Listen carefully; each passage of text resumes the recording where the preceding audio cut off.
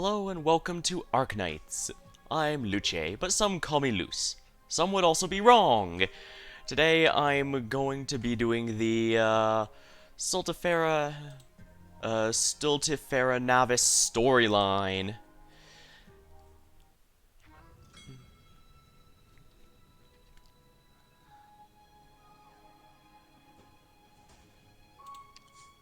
Oh. Oh, I see. That's the okay. Oh, that's the intro. That's all right. Let's check out here with a shop. Oh yeah, the freebie for this event is actually a 6-star.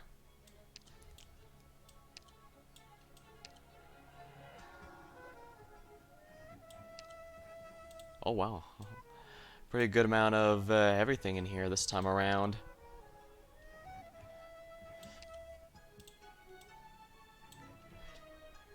Well, enough of that. We're going to be going straight in.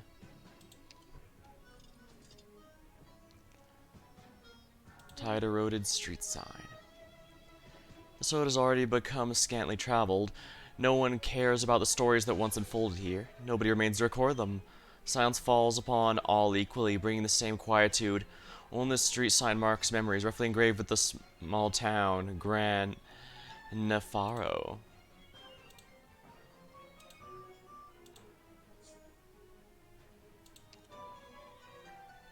The old well.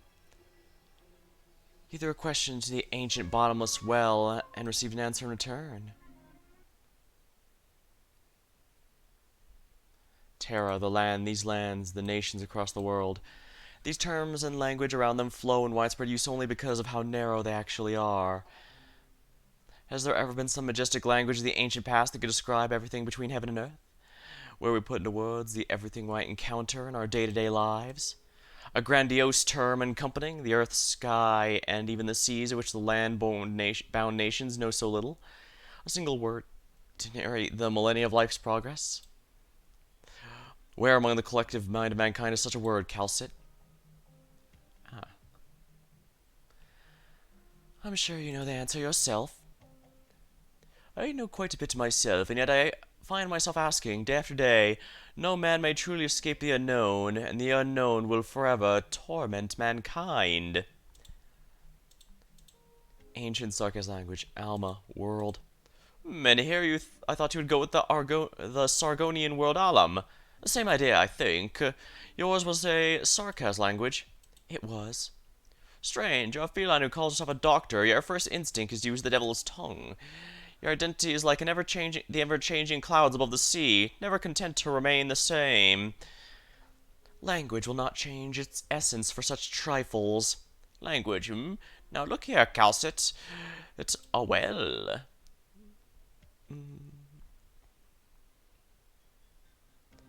Do you know how to draw water from it? Do you know how the Iberians used these blue cornstones to build their houses? If the Iberian nobility hadn't let the pride go to their heads, the ocean would have surely made the nation an impenetrable fortress. The well is deep, and we're very close to the shore. Look, it hasn't dried up yet. There is a false sun inside. We should be on our way, sir. The elderly man does not answer. He simply picks up a rock in silence.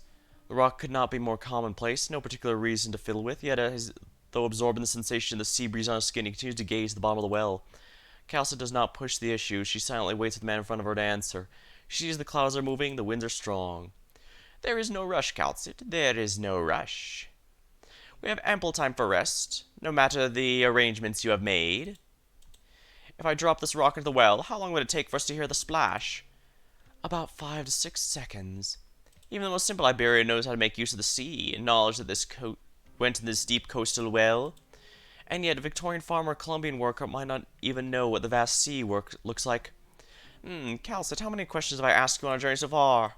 The old man holds his arm out, a rock in his palm. They lets go, sending it stumbling downward. Despite its rapid descent, the two of them lock their eyes on it, yet without adequate sunlight, they soon find themselves unable to follow its fall into the depths. It's been 2, perhaps 3, nothing but silence that shrouds the two of them. Even the wind has come to a halt. How quiet, Calcit thinks to herself. How quiet indeed. Bloop.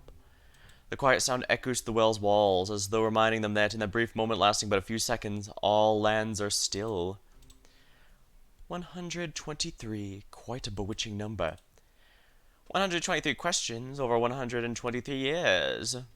The Inquisition boasts not a single inquisitor older than me. Most have died in battle, a few of old age. Even fewer gave in to cowardice during their endless ordeal. It did not end very well for them. I've experienced all there is of Iberia. I've seen its fleeting set sail and heard the Victorian envoys quivering. It was a rude awakening when the profound silence destroyed our nation. My countrymen are still drowning in their hatred for the disaster, confused over the loss of their dream. If I remember right, Iberia is the totally not Spain country. Hello, Pixel. Yeah, if I remember right, Iberia is the not Spain country, but it was also destroyed by the abyssal creatures from the deep. So I only just started, so I haven't even gotten to the gameplay yet.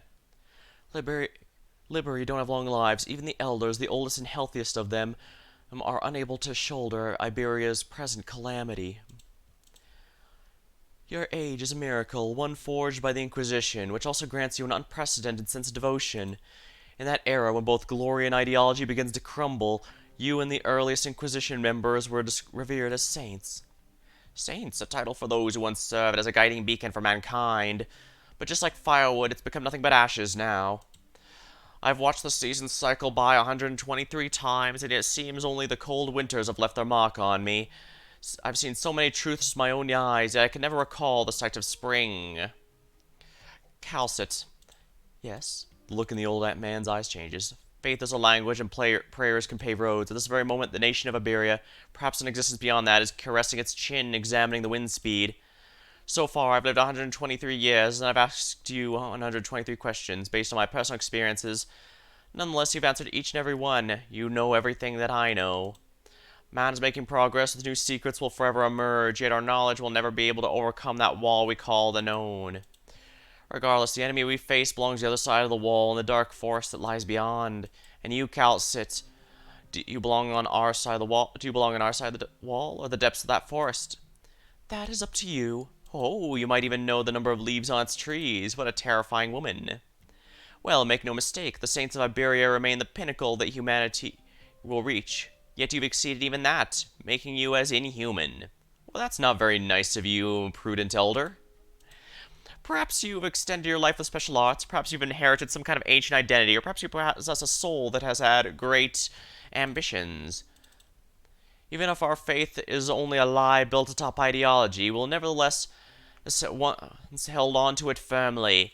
What is truly saddening, though, is that when old age finally bests us all, we'll have not yet managed to solve our problems. While those of us who have bested old age, through magic or other means, will only come to fear endless suffering at the hands of our enemies. When did the Aegir become such an unknown terror to Iberia? How could an unarmed child so easily accept the help of a stranger brandishing a weapon? What if that child were about to drown? Then we would still require proof. Is the Aegir's current situation really as you say? Can the Seaborn, their source, truly be defeated? If you cannot back up these claims, Iberia will not trust you, and I will not trust you. Before I die, you must prove it to all of Iberia. Otherwise, the seawater will quench the flame of civilization. Before the other nations can prepare, they must swarm past Iberia and tear this world apart. Perhaps this too is the refutation of Terran civilization is itself part of their survival of the fittest mindset. Or perhaps there's nothing inherently different between us and them. Oh, you don't, Pixel? I heard it's too much text and all in small parts. I have heard it's very text-heavy, yeah, that's why I'm getting a bit of an early start. This will probably be the only stream I do all day, but it's going to be a... Whoa! That got me by surprise there. I wasn't expecting to look up from chat and see Dan here. Seaside town, huh? Relaxed but gloomy. Quiet but bustling. A lively place, but with danger and mystery around every corner. Flashy indeed. That's certainly a loud outfit. Just the place to get in that creative groove. Oh, he's a painter, that's why. What do you girls say? Frostin' plays the little riff. Aya. The shore's got an unsettling vibe. I can already smell the stuff I'd rather not. I really don't think we should be visiting the waterfront so carelessly. Alti. Does it matter if we can find inspiration? Come on, look how fired up about it Dan is. Riffs depressingly. Sad riffing noises. Time to find our muse. Right, it's a good chance. I can't believe we're actually looking up to that messed up ocean for inspiration now. Yeah, which is exactly what's a fresh new vibe. Took the words out of my mouth. Riffs in agreement. Well, better than groans of increasing discomfort. Well, shall we split up then? I can take our luggage to my hotel on our own. Alright, I'll be checking that stuff out up here. All by yourself? I'm glad someone's worrying. Just don't forget we're playing with fire here. So where's the hotel? That reminds me, how does a small town like this get itself a hotel anyway? Do people even come here? They need to make a living somehow. Right, no living, no music. Riffs.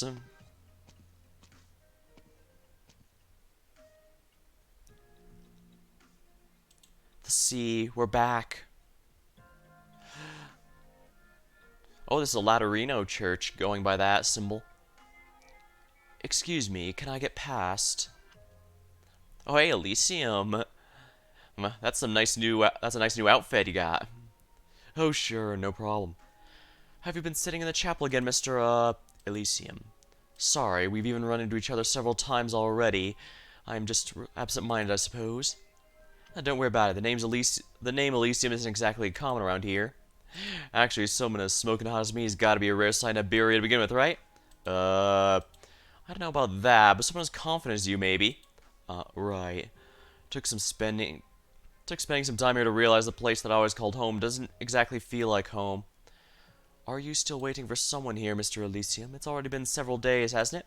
Ha, not like I have a choice. That's just how things are in my line of work. Besides, I'd rather hang out in comfort here than that primeval forest infested with bugs and originium. You're from outside, then? Oh, you can tell, is that because of the vibe I give off? Actually, I guess you could say that. What do you mean? Like the way you dress? Heh, you know your stuff. Grand Faro doesn't exactly see a lot of visitors, and there's not a lot of folks here, so everyone in town knows everyone else. Besides, with how close to the sea we are, not a lot of Liberia are willing to talk to Aegir these days. Especially after the Inquisition starts showing up more often.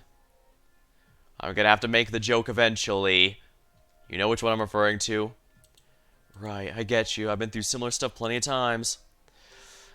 Does this happen to other Iberian cities too, like those prosperous ones I hear about in the rumors? Not just in Iberia, kid. The way I see it, it's pretty much the same no matter where you go. Life's tough everywhere. But I gotta say, some of the Aegirs I've met are a real handful. Well, just thinking about them gives me a headache. Wish I could beam all my common sense right into their brains. So you kind of wish you had the empathy powers. The empathy powers that the angels have, the Sancta have. Which makes you pretty easy to get along with by comparison. Okay, now that's a face asking who'd ever want the common sense of a guy like me. No, it's not. No, it's not. Okay, kind of. Yes, it is, actually. Sure, I may look like an unemployed bum lazing here 24/7, but I've actually come a long way and been through way too much. So you're an explorer, then? What's life like for Aegir and other places? Aegir and other places. Haha. Not too bad, not too bad.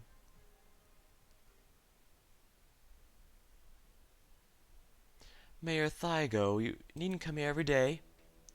I've been hearing some bad news lately. I'm worried about you guys, Amaya. Bad rumors? You mean of the cultists? But we're not just close to the sea, we're close to the Inquisition too, in the very heart of Iberia. So we can actually expect them here. So how could there possibly be cultists?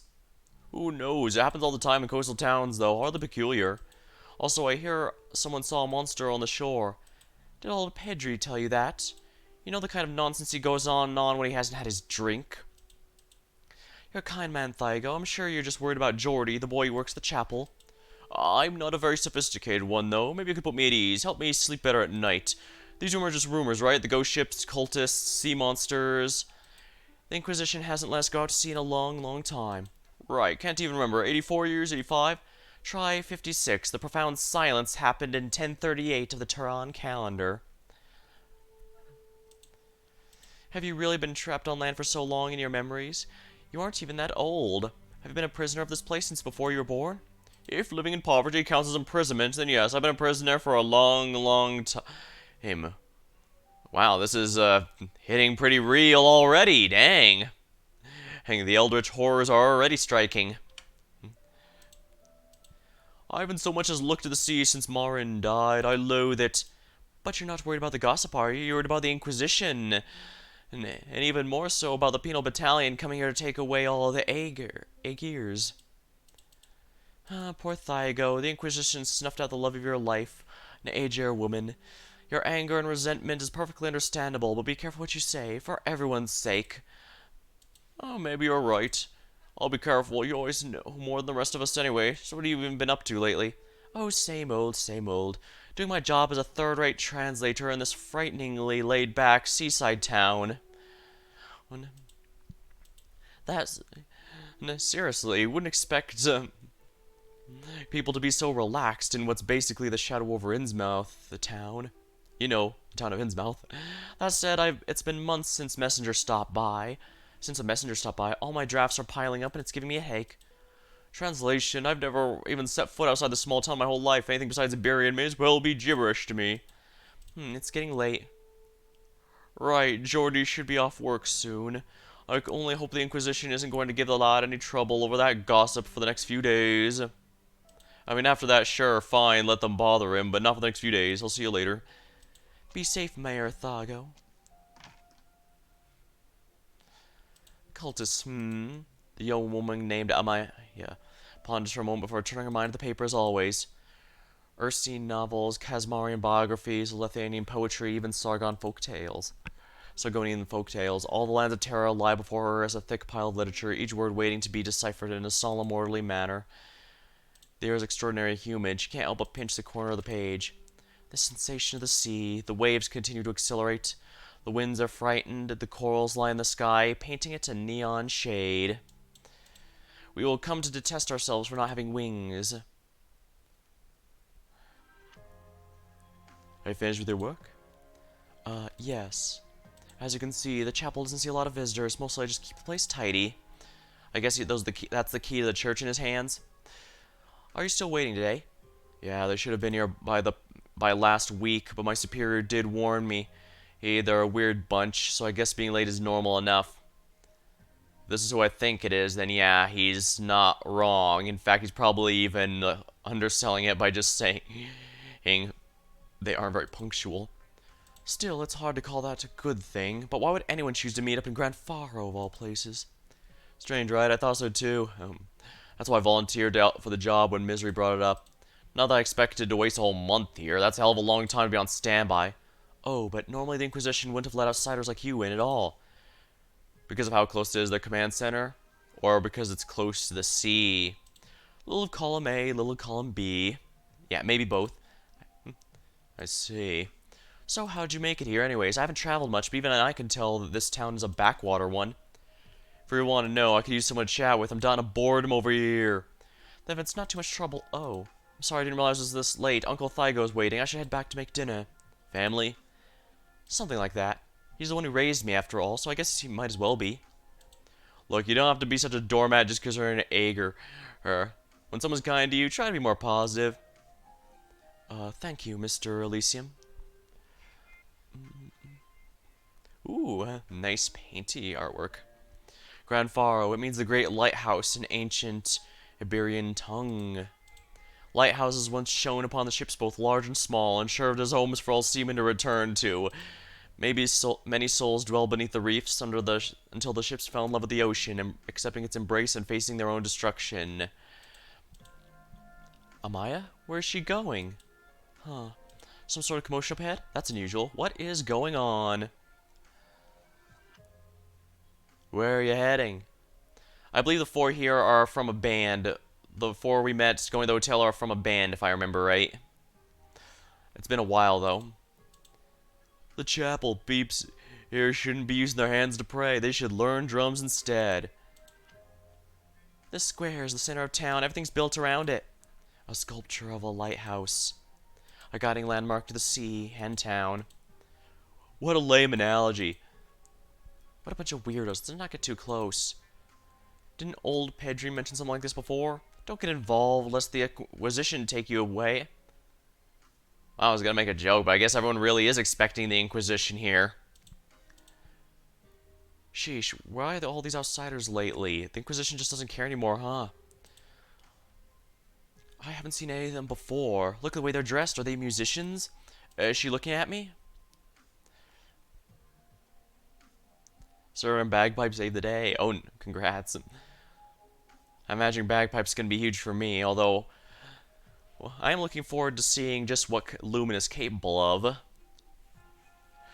I skimmed through the shop, and his tokens were in there, so even if I wasn't already aware, it seems we're going to be getting someone interesting, very interesting. After all, it's not often we get a welfare 6-star. And if Gladi is any indication, I've got high hopes, because I finally was able to Elite 2 her, and oh boy, has she not disappointed at all. Wow.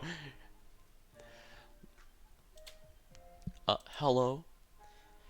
In the past, I wouldn't have batted an eye at seeing an Aegir near the coast, but such a rare sight these days. Do you know what's going on here? What? Oh, you wouldn't. You're aren't a child of sea. You're landborn. Not that much of a surprise. Sheesh. I over here. Coming. Alright, you, is something the matter? Do you know what the sculpture's of? Do the locals know? Yes, it's a lighthouse. Apparently they needed a lot of people to work on it way back when, and many of the workers' families ended up simply staying here. Well, I guess if you get reliable work, it's easier to just stick around. Like yours? Yes, actually, I still keep some relics from that era back home, like blueprints and pictures. Yep, lighthouses, Iberian lighthouses. In a country on the land. That's kind of funny. Anyway, the scent doesn't seem too strong to be coming from you. Alright, you better be extra careful. I've never seen those people. Are those instruments? Maybe they're the ones Mr. Elysium's been waiting for. Jordy. Oh, Uncle Thygo. I'm sorry, I should have been back sooner. Oh, don't you get involved with them. I didn't see ears or tails, and no feathers. They could be Aegirs. Jordy, my boy, you know I don't have anything against Aegir, but remember what everyone's been saying lately. Don't get too involved with the outsiders. If you see an Aegir near the sea, and there's no one from the Inquisition or Penal Battalion around, there gotta be trouble. I don't think they're bad people, but the Inquisition might not see things that way, so I'm sorry. I just don't want them to take you away. Please be a good boy and listen. I get it. You don't have to apologize. Oh, poor Jordy. Sounds like he had a rough time lately. Very useful against stuns. In this event, he's probably worse than Mole or Honeyberry. Yeah, I'm gonna be honest. I've gotten the sense that a Wandering Medic is pretty much mandatory because the past several events, including the last contingent contract, we're all spamming it. We're all spamming elemental damage, I mean. Now, granted, he's probably still really good among therapists, but therapists are a bit of a different niche. They're status cure, while the Wandering Medics, therapist medics are status cure, while Wandering Medics are preventative medicine, so two different roles. Oh, I get it. You don't have to apologize. I get it. Poor Jordy. Got a skin? Oh, nice. I purchased the skins for Aurora, Airscarp, and Gnosis. So, I'm pretty low on gold rocks now, so unfortunately I can't buy the level 70 pack like I was hoping, but I think that'll be fine, I guess. So I got the skins I wanted. I just need to, although that does remind me, I need to get Aurora's module now that it's here. The levels 2 and 3 aren't particularly amazing, but even just the base is good though, because it means Aurora can now regenerate her SP even if she's not currently blocking anyone, which is good because normally she can't gain SP unless she's specifically blocking something. So it's definitely a worthwhile upgrade. I'm surprised they gave modules to an archetype with only 2 people in it, since Aurora and Eunectus are the only duelist defenders right now, but I'm certainly not going to say no, especially since I've actually had a lot of fun with Aurora lately. Although granted, the fact she was able to freeze the Chapter 10 boss was kind of a huge boon in her favor. She can also survive the cannons, but only if she was at full HP. I guess I should level her a bit more at some point, especially if we're getting more true damage cannons. I didn't expect you to agree so quickly. I know of the events in Alvenito, and with the three Abyssal Hunters, Irene always writes the most detailed reports, after all. If I remember right, this event is a direct continuation of the story from Undertides, which ended with Calcit being taken by the Inquisition in order to protect the other Rhodes Island operators from being taken by them. Pretty dangerous, given those taken by the Inquisition are supposedly not seen again. But, well, it's Calcit. If anyone can figure out a plan, it's her. And above all, I know that if you meant Iberia harm, you had other, much simpler options. The Abyssal Hunters, suppose they are strong and swift as the report suggests. The three of them are still controllable by the Inquisition. We retain the authorities sentenced to death. The only reason they're still allowed to walk Iberian lands is thanks to my curiosity towards your so-called truth. I can't help but wonder if Iberia's current predicament is a result of its pride, then. Ooh, wow. Yeah, like I said, you don't have to worry about Calcit. She is absolutely in control of the situation, and even when it seems like she isn't.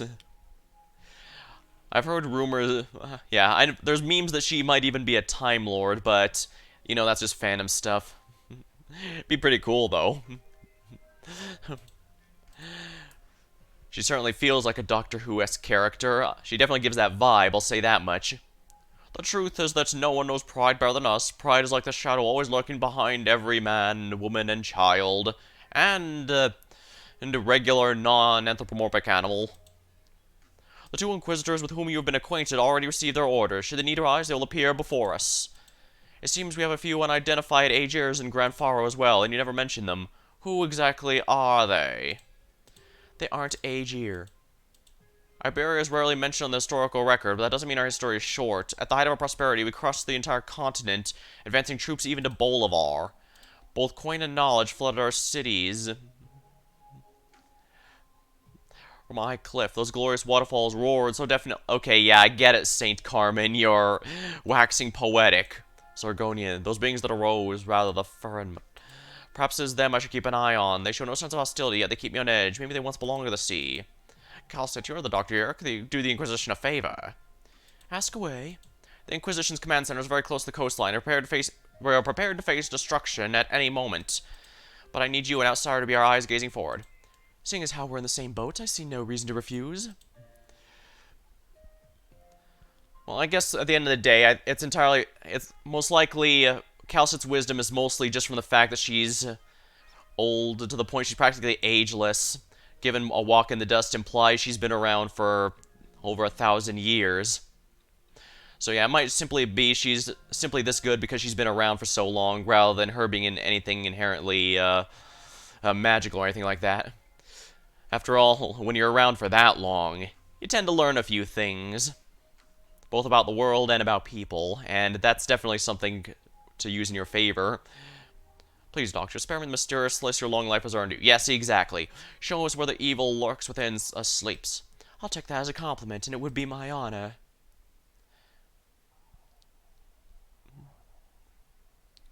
Ooh. Claudia.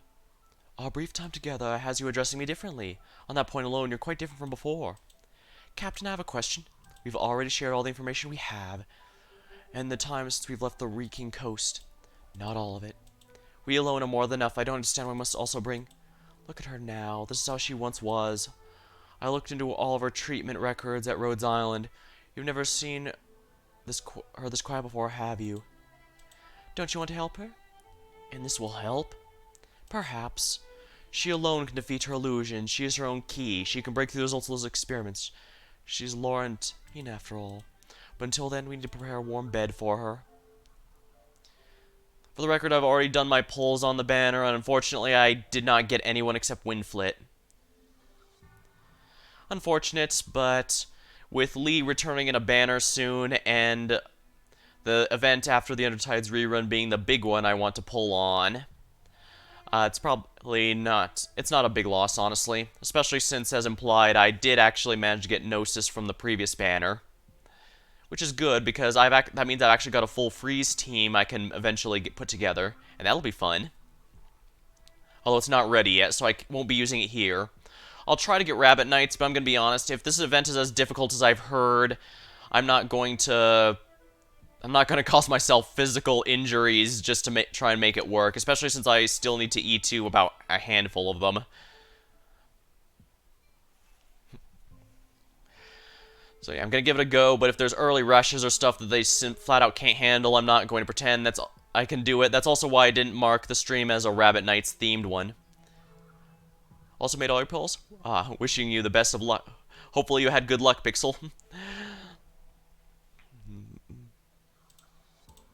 It was only for a short while, but she woke up, even so I stared at her like that. Don't be so sentimental. We aren't her. If she doesn't mind the way she is, we have no right to meddle in it. You trust Dr. Calcit more than I thought you would. Maybe. She willingly stayed in Iberia and created this opportunity for us. I was surprised. I have to thank her. Yeah, Calcit going with the Inquisition was basically... wow, 55 without a 6-star. But many 5-stars. Well, if it makes you feel any better, during Lee and Ling's banner, I went in there specifically for Lee, but it was about 255 pulls, no Lee. Which is very frustrating, which I know I've mentioned before, but it's very frustrating even to this day. I mean, technically my luck on that banner wasn't bad per se, because I did get Ling, but I didn't want Ling, I wanted Fishman. No, I like the merchant archetype. Even to this day, I still use Jay a good amount, so an even better one would be nice.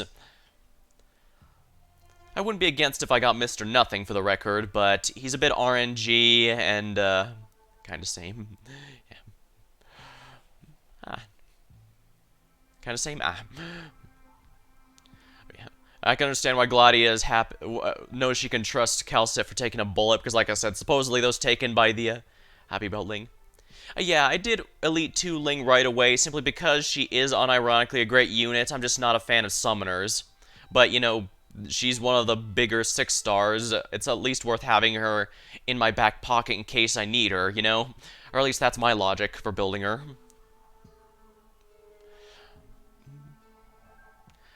But yeah, I've got some new 6-star projects to work on now that I've got Gnosis, and I actually ended up getting Kyobi from a top operator tag. So she's definitely going to be up there too.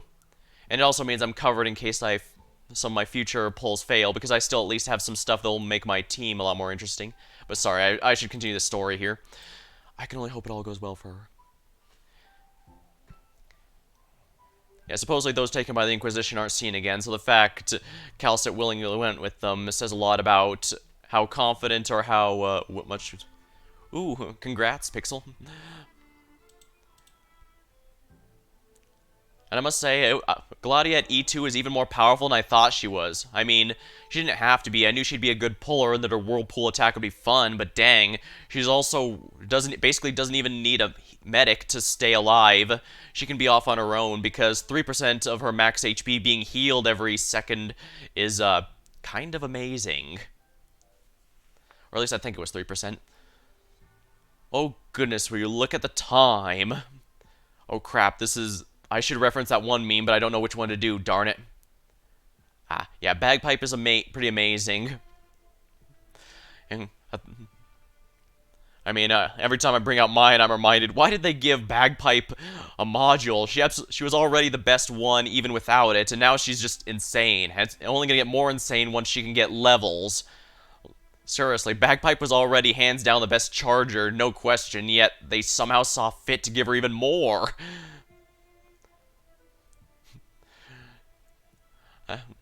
I get they want to do all the subclasses at a time for each one, except for certain situations where they apply one, but I think nobody would have blamed them if Bagpipe was omitted for the charger modules. She would have still been the best even with it, because for a number of reasons, but dang. Nice potential, also feel wasted I pull on the Chen Bagpipe banner. Well, if it helps any, Bagpipe is one of the few operators where you really do want as many potentials as possible. She really needs them. Or rather, she really wants them. Don't get me wrong, she works just fine at base. It's just a Charger Vanguard and every single one of her potentials are huge. Yeah, I guess I should have known you'd already know. Though I guess it's worth saying on stream just in case anyone watching doesn't have her or doesn't know how good she is.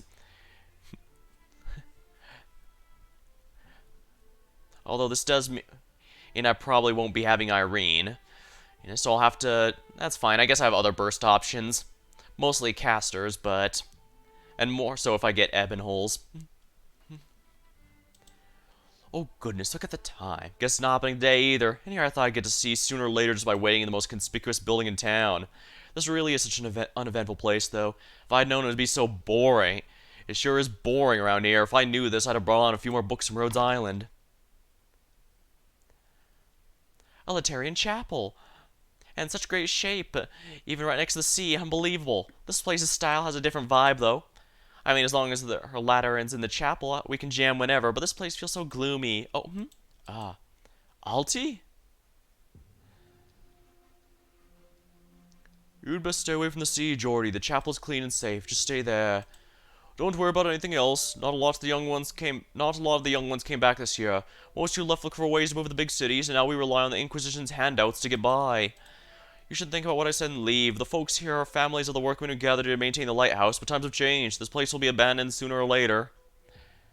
Yeah, given the seaborne enemies have been basically taken over the coast here, it's very difficult to get ships in and out, so that explains why I guess that explains why that hotel... There was probably a bustling city back when trade was occurring regularly, but now the seaborne make that impossible. It's definitely a dying town. Unfortunately, I know more than a few towns that have gone down this route simply because they lost their the main reason for people to go there like that. Not because of Lovecraftian horrors attacking them, thankfully, but stuff ruining their economy. I'm listening, Uncle. It's just, where can an Aegir go? Amma told me there are places outside, other parts of Iberia, where they aren't so harsh. Oh, but I'll need to make a home for myself eventually. I need resources, connections. I can't make a decision that easily. Yeah, I get where Jordy's coming from. It takes a lot to uproot and move to an entirely new place. Unless you already know where you want to go and have a way to get there. Even then, you still need a way to get there. And a way to guarantee a place.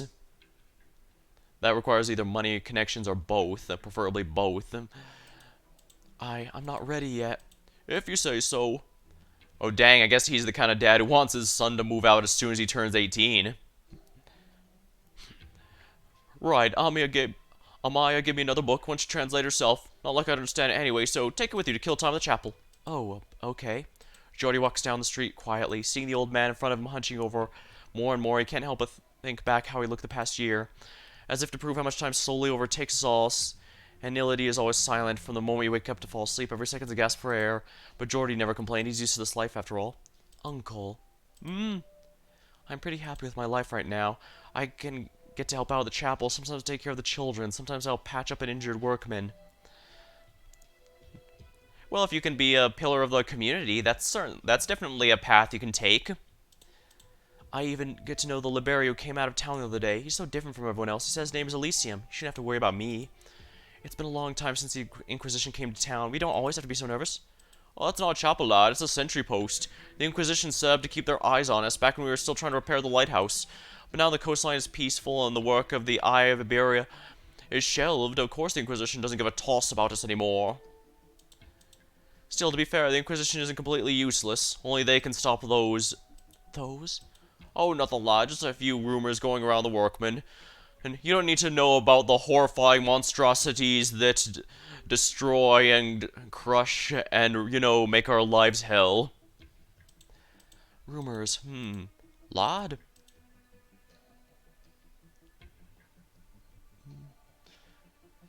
Here. What exactly is that? Shall I let Uncle Thygo know?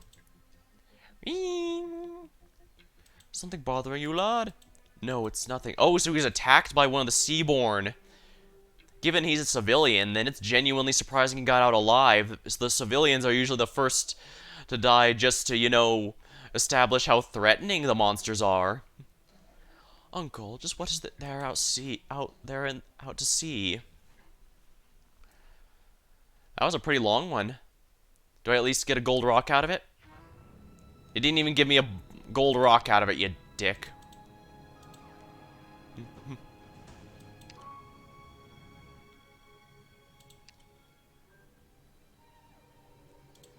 Backpack. Inquisition.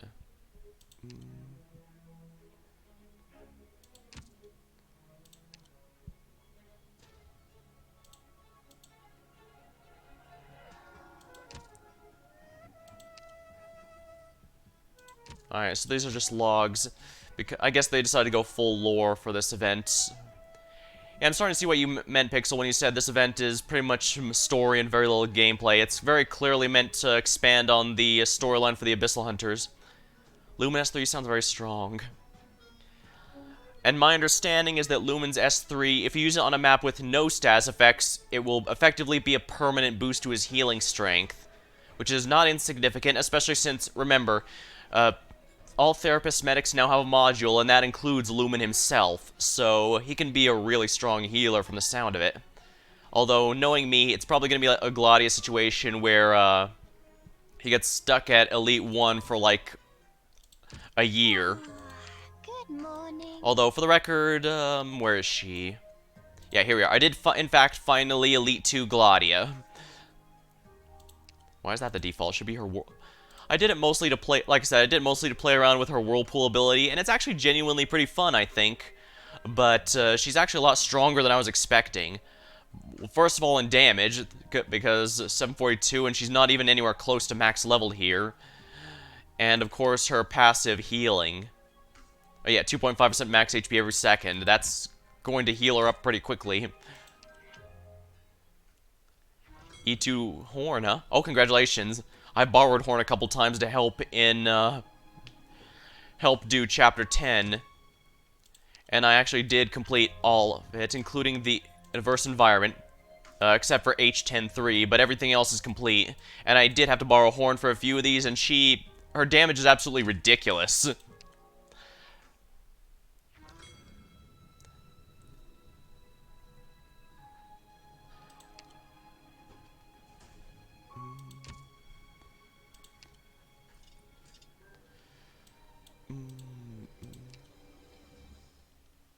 A man who has clearly consumed excessive amounts of cheap alcohol over a long period of time is muttering ambiguously, lamenting his lack of worthwhile life. Upon hearing the foreigners are visiting, he finally lifts his eyelids, revealing cloudy pupils. Alive until sunset? A rock and roll band? Pah, the man snorts. Let them rock and roll their way back to where they belong. We all know this is just another of the Inquisition's cheap tricks, and they're not welcome. The man picked up a bottle and walked out of the tavern, his trailing voice. They've already ruined this place. What used to be our... Oh my. Sniper's got the Gladia treatment.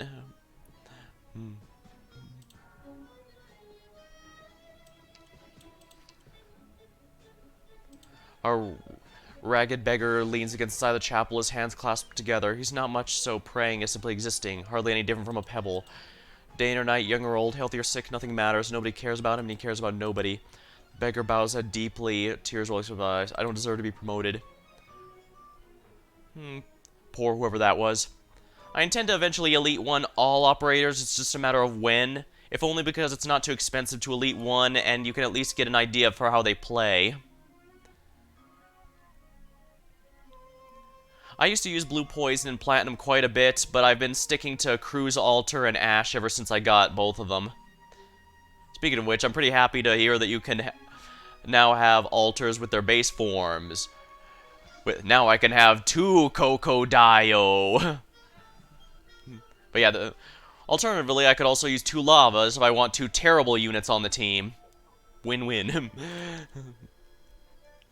Ah, finally a battle.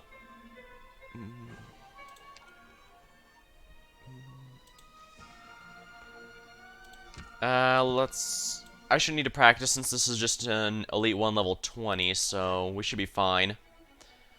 We'll see if we'll see if Arknights do, but if I run into any resistance, I won't bother. All our max E1.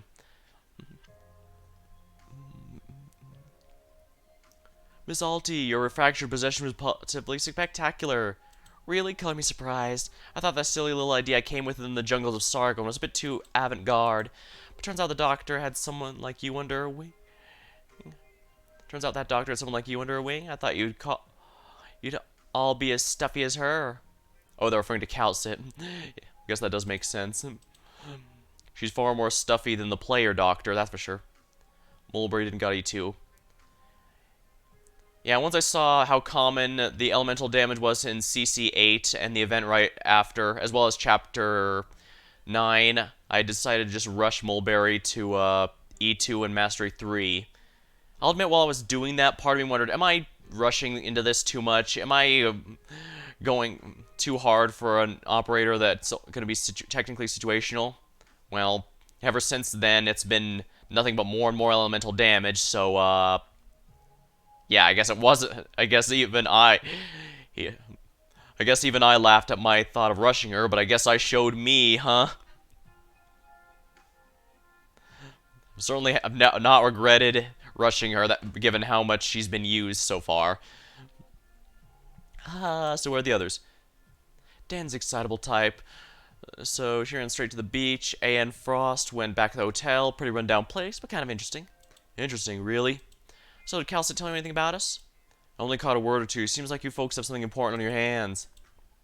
I was blown away when I heard the world-famous AUS had personal ties with Dr. Calcit. To be honest, I could say the same, but still I'm glad to have fans even out here. Gives the trip some much-needed spice. Heh. Finally getting to meet you makes that whole excruciating month all worth it, though. Ah, if it's not too much trouble, though, could you please sign...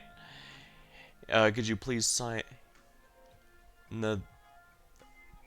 Sorry, I lost my train of thought. Could you please sign this poster, too?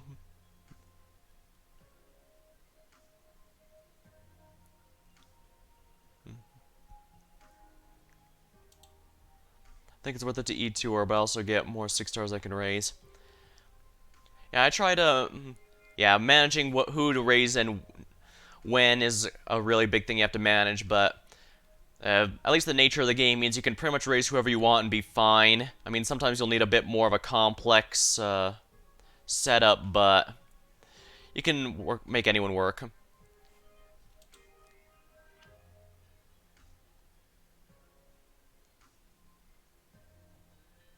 Please tell me either the pre-roll ads are disabled properly.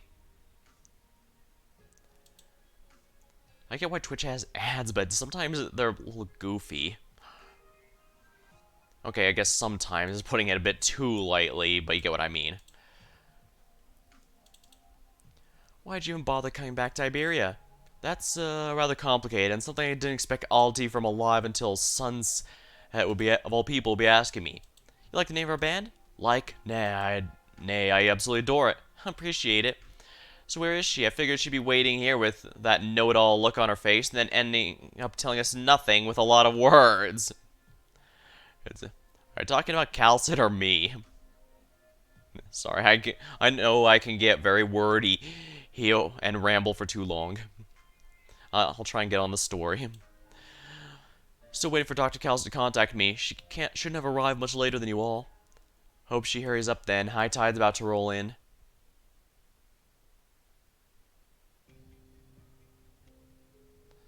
Outsiders, all outsiders. What happened all of a sudden? Did the Inquisition really loosen its grip that much? Yes, all outsiders. They're special. They carry this into the ocean. Aegir's? Possibly, possibly not. Our brothers and sisters are all afraid. We must make haste. Scarcely has the Inquisition been so negligent. It's too suspicious. Even if the laxity of these waters is a trick, we must continue our relentless pursuit. For the sake of our brothers and sisters, for the sake of restoring the Herald's connection to land, we must first secure the Eye of Iberia and destroy it. I do not wish to indiscriminately slaughter the innocent. You are all my family. Once. Go, and have more people join us. We'll now have the option of choosing a profoundly vast road greater than what Iberia promises, greater than this entire land. Those people, are they outsiders? Why our brothers have become... Oh, the outsiders, why our brothers have become so restless? It's highly likely, but I can't say for sure. We are all weak and frail. Our brothers are weak and frail. We cannot act rashly. The Inquisition will exterminate us. Yeah, on an individual... Okay, so these are all seaborn, then. The good news is an individual seaborn is not especially threatening, but that's a thing. They don't attack alone. We must be careful, or there'll be too much blood spill in the soil, and she does not like blood. Neither us nor our brothers and sisters need die in vain. Who's there?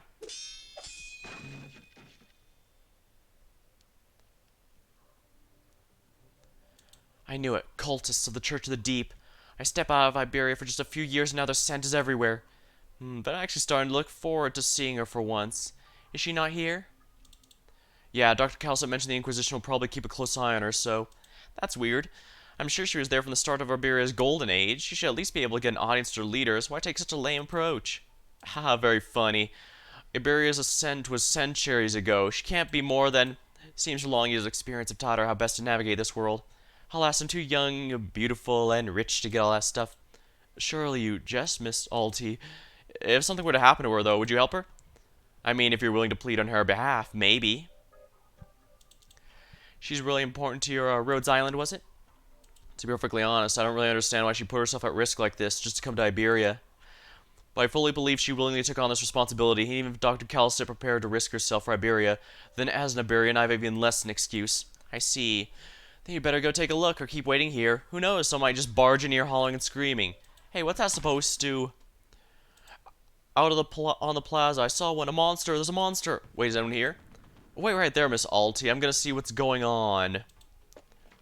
Clearly a flag bearer is the best one to bring in a fight. What a terrible odor. But Dan was right. The petals of the sea of consciousness fall in a waterfall, flowing in reverse.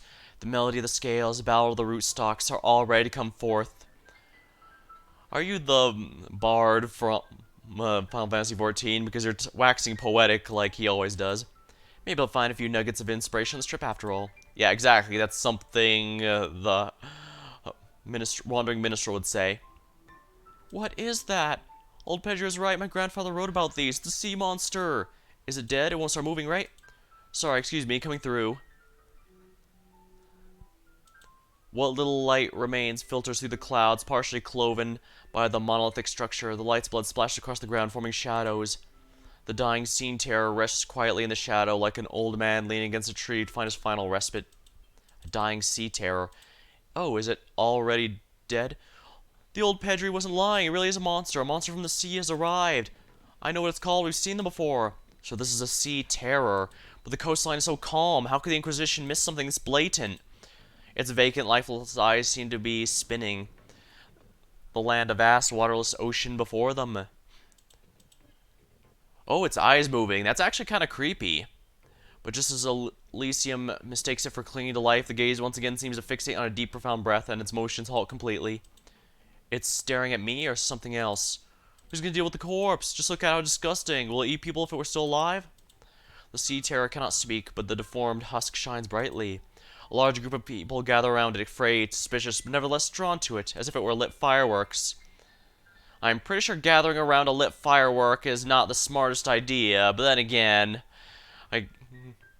Fireworks indeed. Its death is just like fireworks. No gashes, signs of wounds from a hand cannon. Death did not choose it, rather it chose death. No, now I'm just rambling myself. Dang, guess Calcid's rubbing off on me. If this is one of those sea terrors from the report, then the Church of the Deep must be already be closer than we thought. Ms. Amaya, come take a look at this thing. Now, calm down.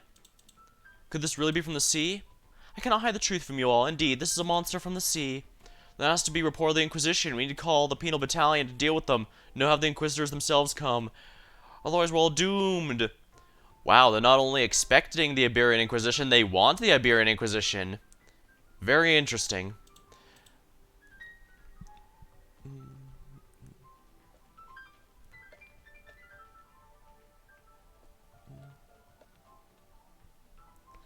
It seems everyone is running towards the chapel. What's going on? Hey, somebody tell me what's happened. Someone found the corpse of a monster on the plaza. A monster? The thing old Pedri was talking about? That's right, everyone's clamoring to pick up a messenger to go fetch the Inquisition. You know what it looks like? I heard it had fangs a meter long and 8 pairs of Hey, where are you going, Thygo? Head back and wait for me, Jordy. Don't step foot outside no matter what. Oh, but... Well, okay, I got it. You got it. We better not get mixed up in this chaos. Who knows what kind of vile diseases the monsters might be carrying. A monster? It clearly has just one eye and some coral. It's not that threatening. On its own. What in the world is going on? Who's there? Wait. Damn you, accursed. He actually went and slaughtered one of our kin. Oh, my wound. You're... Jordy. You know me. Who are you? You don't need to know, nor do you know me, but I know you, if only because you are an Ager. You're hurt. Yes, and will you bandage me up? Aren't you the chapel's caregiver? I can help you, but you have to tell me how this happened. Very well. Take a seat. Right over here. Just bear with it. Stop moving. Luckily, you don't have any broken bones or ruptured organs. If this is a laceration, there's even sawdust stuck beneath the skin. How did this happen? An Aegir killed my kin. I was involved but managed to escape. Murder in a small town like this. You have to bring this up with Uncle Thygo right away. Mayor Thygo can't control the Aegir. How ironic. Only the Inquisition can punish him now. But he killed someone in your family. We're always being hunted out of ignorance, fear, anger, the latter lingering from a disaster. Thank you, I already feel much better. Wait, are you Mr. One? Oh, I thought it looked like an elderly one.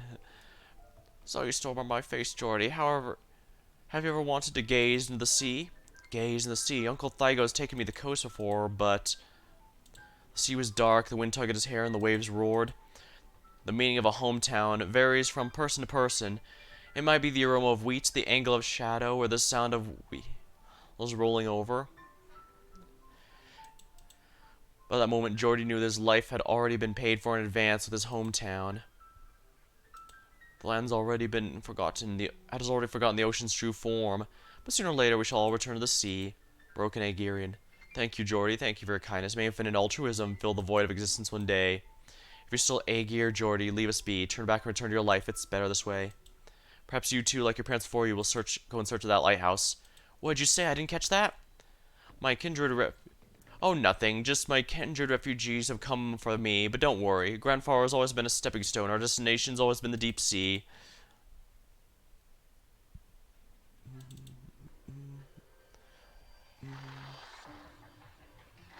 Soft, slithering sound. Oh, Jordy, Jordy, Aegir. We shall meet again.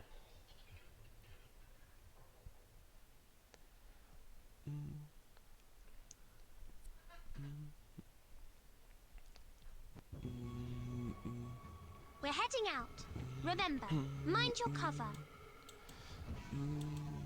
Shh. Don't make any more noise.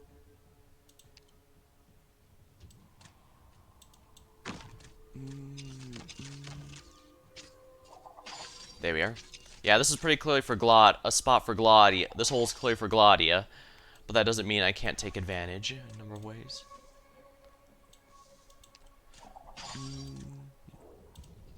Ready to heal.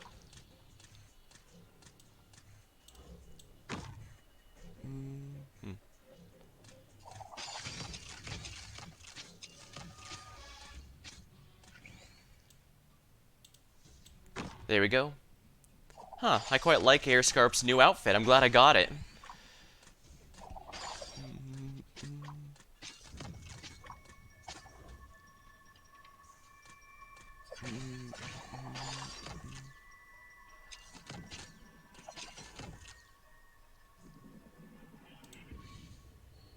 Let's use this skill just so we can see the animation. Ooh. Yeah, that looks really nice. Yeah, I'm quite liking this new skin for Airscarp here.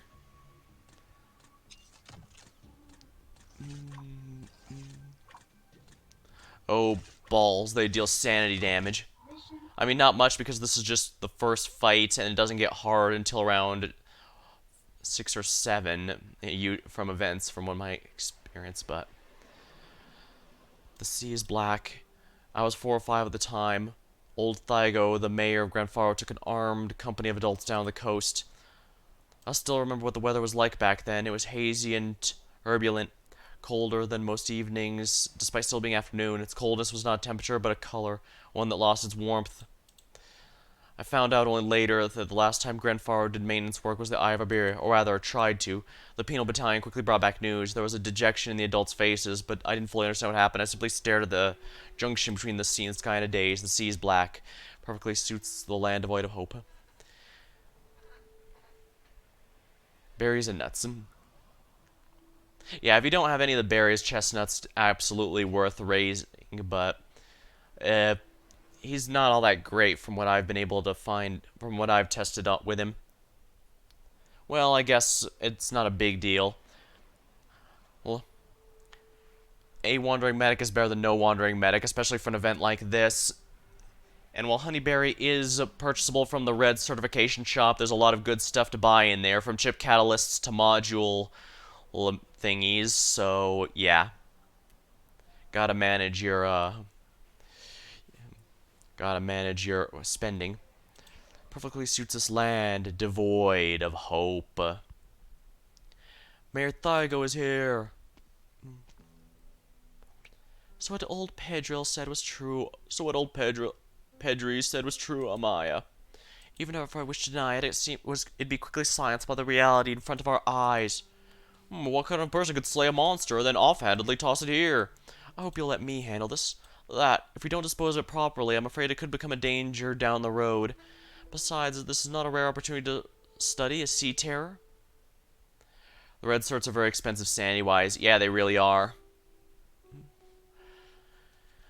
It wasn't too bad before the modules were added, since chip catalyst's brain works well. Don't worry, I can be the same way. Very well, but I'll be coming with you. None of us know exactly what this thing is yet, and we certainly can't rule out the possibility its blood might attract more. No objections here. With me, lads. Move aside so I can wrap up this body. Well, it's not as heavy as it looks. Where to, Amaya? Follow me. Don't just stand there gaping. Hurry on home now, people. Are we really not going to report this to the Inquisition? What if we do if more show up? Oh, there's no need to get them involved. Oh, but I said we don't need them. Interesting, he's getting quite pissed. Thygo. This town doesn't need the penal battalion interfering quite yet. We'll handle things in our own way. If the Inquisition sent its people here and saw this thing, you'd never see another peaceful day. Do you truly not understand that?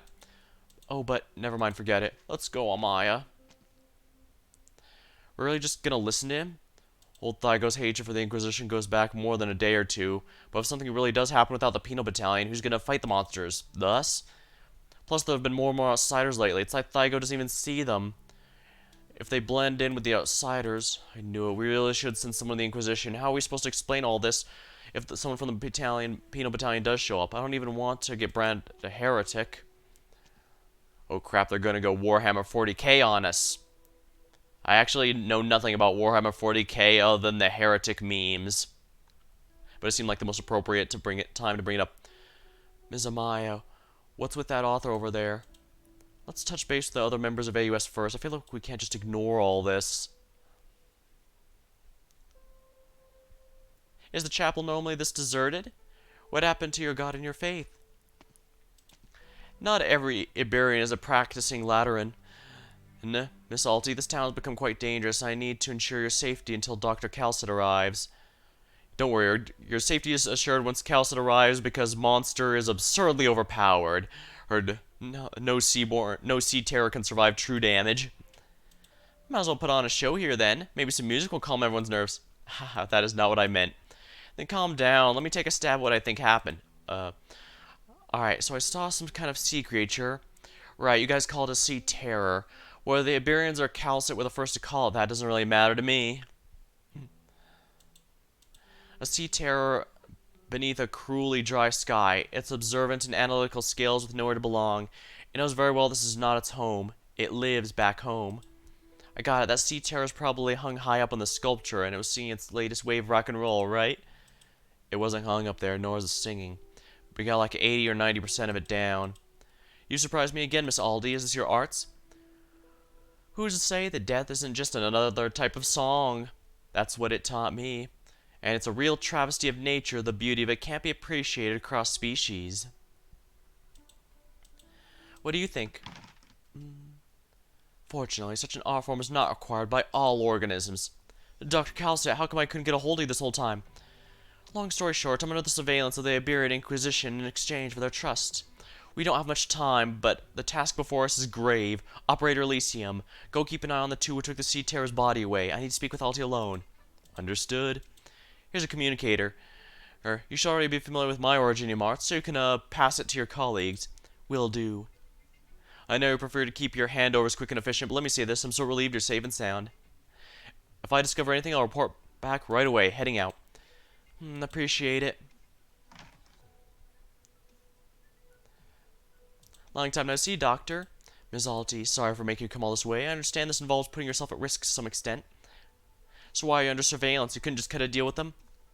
Time is short, and Iberia's paranoia masquerading as piety prevents me from meeting with the Inquisitor's upper echelons.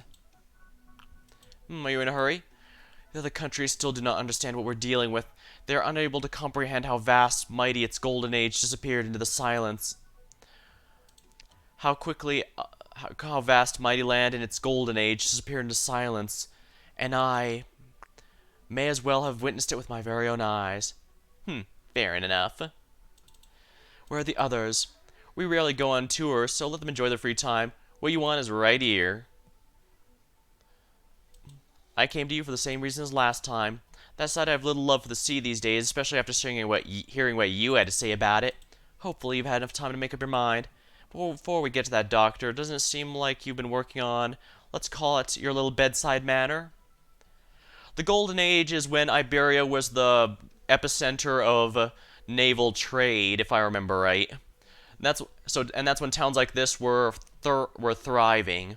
But since the Seaborn have caused devastation to most of it, and they can't safely dock ships anymore, it's basically a husk of its previous self. It can't. A nation that's pretty much isolated without trade is not going to be lasting too long. Especially not when they're being attacked by sea terrors in certain places regularly. But I'm no expert. I'm no lore expert on this game. That's just the cliff notes from what I remember. So you probably want to look up the wiki or something if you want proper info. I can only give the most bare basic of understanding. So what I'm basically saying is don't take my word as gospel. You absolutely will want to double check it. Like an X-ray... like an X-ray machine with voice greeting? Whoops, put my foot in my mouth again. You should already be used to that, though, right? How quaint indeed. I didn't think anything could possibly change the way you dealt with people, or should I say your personality. There's always something. Alright, maybe I'd rather not pry in your personal affairs. Pry into your personal affairs. He's still here. It's not just him, there's more. The scent of the sea. Since when are there so many Aegir in this little town?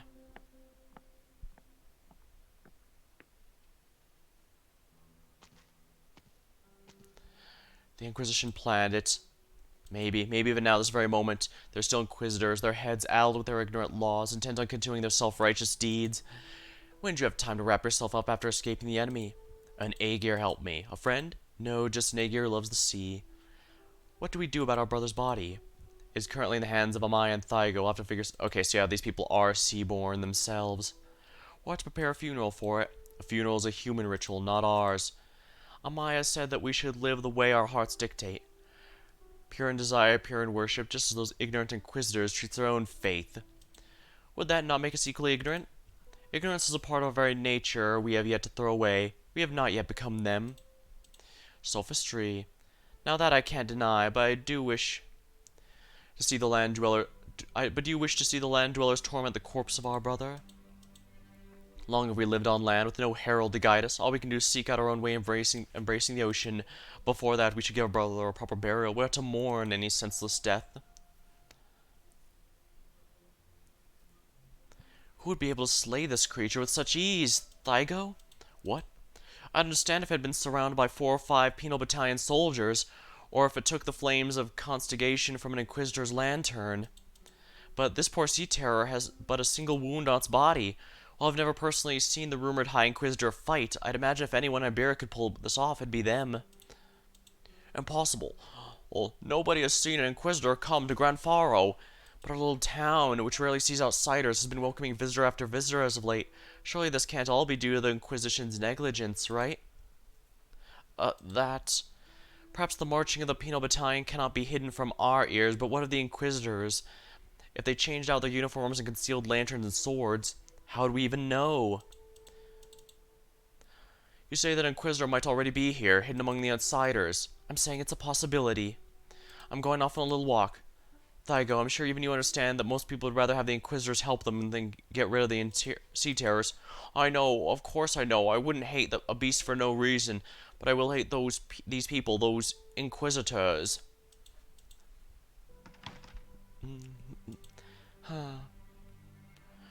She gently caresses the sea terror's corpse. A fate left to it by death was not such a terrible one. By human standards, it certainly appeared deformed and terrifying, but what about from other perspectives? How would the court of nature, life itself, judge this perfect creature? Yeah, something's up with Amaya here. Alone in an empty pub, she decides to stop pondering the question, or at least the pub appears empty. She and Thygo believe it is. But in reality, it's not, is it? But the shadows begin to writhe. Something steps out from within, a simple outline beneath the dim light's glow. As a person, an Aegir. What's this you're doing? Bizarre hunter. Aegirian, it has nothing to do with you.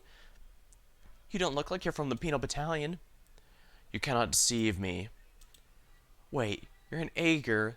That makes you even less likely to be an Inquisitor.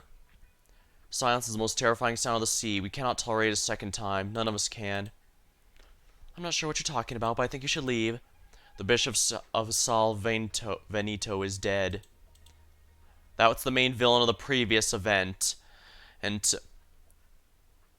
yeah, I actually really like Horn's English voice. It's just the right level of British to fit her character. I do appreciate they've been putting a lot of effort into making the English dubs better and better as the characters get added. And plus, they've apparently been adding Italian dubs recently as well. And that's really nice. Usually when it comes to European languages, they just put a couple in there. Or since there's like 5 main languages there. More if you want to go into the nitty gritty, but adding additional ones is quite appreciated. Oh, the attack sound's not the voice stuff. Yeah, her cannons her arm cannon does have a very satisfying sound to it. Sound effects in a game is one of those things you definitely have a hard time truly appreciating until it's done wrong, so I try to appreciate it whenever there. W's bombs have a pretty satisfying explosion to them as well, for example. I'm not as patient as you might believe. I never thought I'd see a living abyssal hunter with my own eyes. Interesting, so that's an abyssal hunter we haven't met yet. Inquisitors? No, impossible. How could Inquisitor be here? Mr. Thygo, just now Mr. Thygo? Oh, get out of this place as soon as possible. You and the rest of your lot.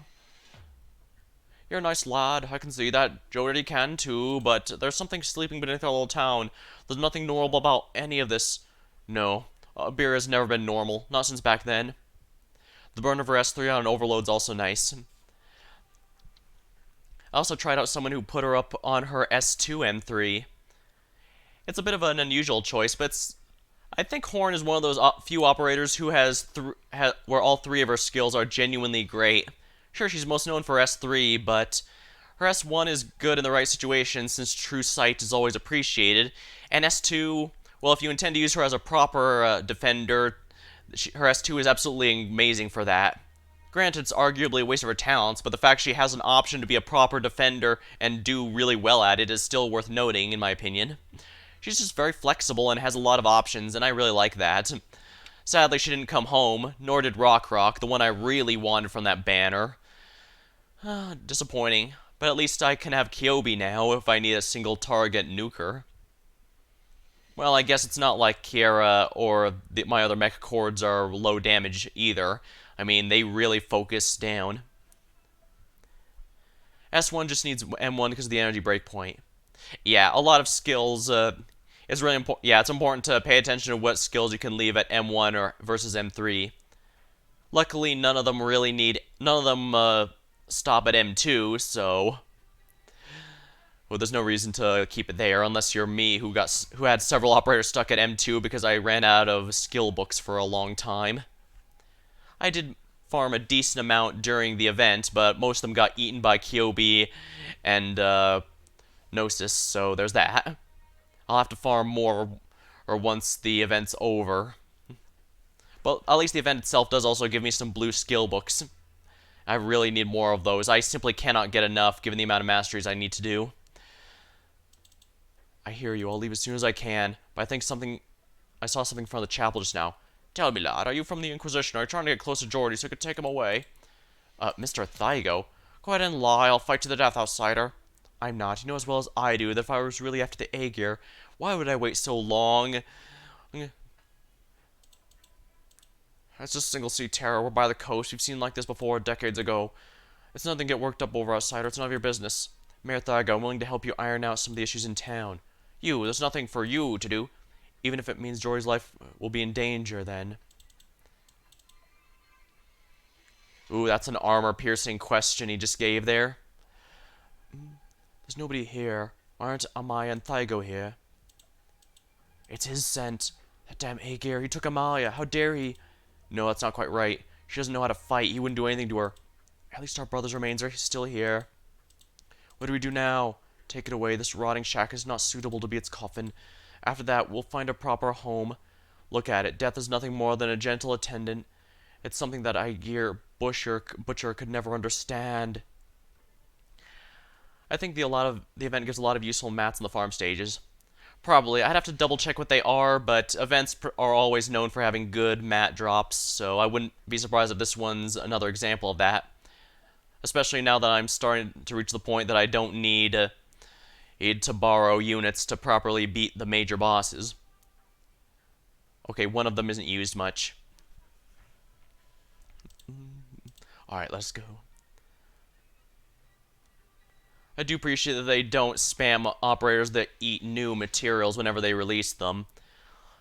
I mean, some do, but it's usually not a massive amount like what Fate Grand Order likes to do. Whenever they release a new chapter, you can expect pretty much every new server they release for a while is going to use them specifically to give it value, more value. So in other words, we're what? Insurance? To my understanding, none of you have any desire to return to the ocean and fight those monsters. You were born of the sea and are very powerful, but even if you regain your original forms, you will never be able to rid yourselves of those creatures. Oh, it's that dangerous, then. More than you can imagine. To be honest, though, we never cared too much about that. We just do what we want. Most people inhabiting this great land probably think the same thing, right? If the Seaborn can understand language and music, then I'm sure you'll find an audience, even if disaster were to befall Terra. In fact, they're more complete creatures than humans. They have greater resistance to all sorts of things. Give them a few hundred years, and maybe they'll even adapt to Originium. I'm aware. Answer me this, Doctor. Us, the Aegir, Sea Terrors, Seaborn, all of our pitiable kin lurking in the depths of the ocean. How are any of us different from your eyes? You were born much later. There are many things you don't yet understand. When Frost awoke from a deep rock formation, her first thought was to get away from all those aliens and monsters. There's nobody to communicate with in the sea, and everyone on land eventually hides their original forms and disappears. Fortunately, music can open a crack in the loneliness. If the situation is resolved, I'll have plenty of time to discuss the past. I also hope that none of you actually get involved with either Iberia's or the Aegir's plans. Why not? I thought you were eager for us to lend a helping hand. It's been too long since I've been in such touch with the Aegir. The tides are crying out, and lack of information hampers my predictions. We do not yet know the true origins of this calamity, nor are we able to infer any possibilities. Worst case scenario, even you won't have any way to... It seems we have uninvited guests. Huh? They already have the nerve to show themselves openly in town? Someone's knocking at the door. Without a word, Calcit turns her eyes to the chapel doors. The thick wooden slabs have endured unfathomable amount of turmoil over the years. Each mark chronicle the past. She knows there's something outside. There is something outside them. What it is she cannot imagine. However, the Church of the Deep's followers would already... What she cannot imagine, however, the Church of the Deep's followers will already dare to be so brazen. We beat the Church of the Deep during undertides, but it seems that's only made them more emboldened. Or perhaps... Outsiders, a grotesque stench belonging to those strange Aegir. The two cultists step in the chapel. This Laterian edifice, once wrapped in the cloth of faith, now drapes the two faceless figures. In their arms, they hold their brother, Sea Terror, perhaps just being stripped of all other names, now nothing more than expired life form. Look what they're holding in their arms. A Sea Terror. They don't intend to fight. The cultist carrying his brother's body passes by Calcit without turning his head, as if he does not even see the two standing in his path. It's as if he'd come all this way to the doors of the chapel, step into the depths of martyrdom. My brother, oh brother, hear me out. It is our incompetence that led your untimely fate. It's our cowardice that prevented you from returning to the sea. Forgive me, I can yet hear your voice. The people of this world all believe death to be a terminus, but we understand, once our individual forms are transcended, even death itself is powerless. He leaves his brother's remains upon the ground, draws a deep breath. He falls to his knees eyes feel sorrow. Until we return to the ocean, I shall be your coffin. I will take you back to the depths. Come, my brother, may you slumber eternally. We shall become one. The whole ingestion of protein's act of feeding. I did not intend to consume his brother. He was simply forced to use a more primordial method of bringing the two together. Oh my. Hope they're a fan of seafood then. Chimera. What is he doing? Assimilation, the simplest method of forcefully penetrating his own torso with the sea terror's body. Should we stop him? It looks gross and lacking in aesthetics. Someone will, but not us.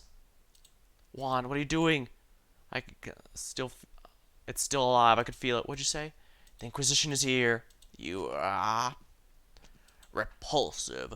Though this chapel may be deserted, it's still a sacred place to the Iberian Inquisition, and yet you dare openly blaspheme our laws and creeds. Someone from the Inquisition actually snuck in, but what happened to that Ager? Juan, you curse you, damn Iberian, kill him. Ah! The sea terror of the grim lake crescent whirling in the twilight, carrying the scent of rotting flesh. The traitor nearly usurps the throne of his new home. I'm screeching gleefully. To think you'd target such a small, inconspicuous town after Saul Viento. Even now, the Inquisition underestimates the scope of the Church of the Deep's influence. Indeed, your taint is persuasive. Well, the Inquisitor, You're even weaker than any Church of the Deep remnants I've seen. Why do you insist on staying in this unremarkable town? Answer me. Actually, speaking of Fate Grand Order, it's funny that both that game and this one have events themed around Lovecraftian sea monsters going on right now. At the time of stream, anyways.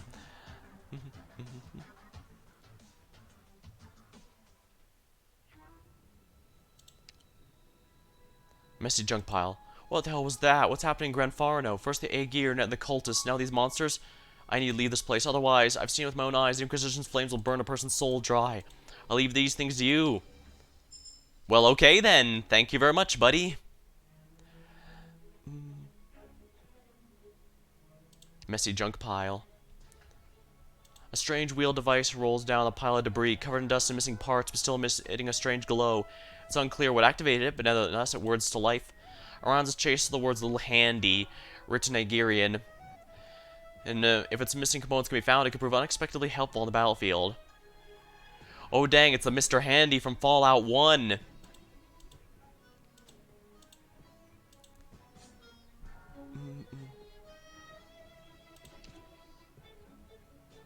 Cultists have infiltrated the town, the rituals are blocking the way. Cultists have infiltrated the town. Oh, growing monsters of drifts in the shadow, it's impossible to pass through. The devout gather around the chapel, trembling as they close their eyes. They turn and press their foreheads against the cold wall of the chapel's weather-worn stone, becoming the last pillar of support. Fire, light, he's our light, an old man, covers his eyes, convulsing as he screeches. He grew up along the coast, he longed for the freedom to see the ocean.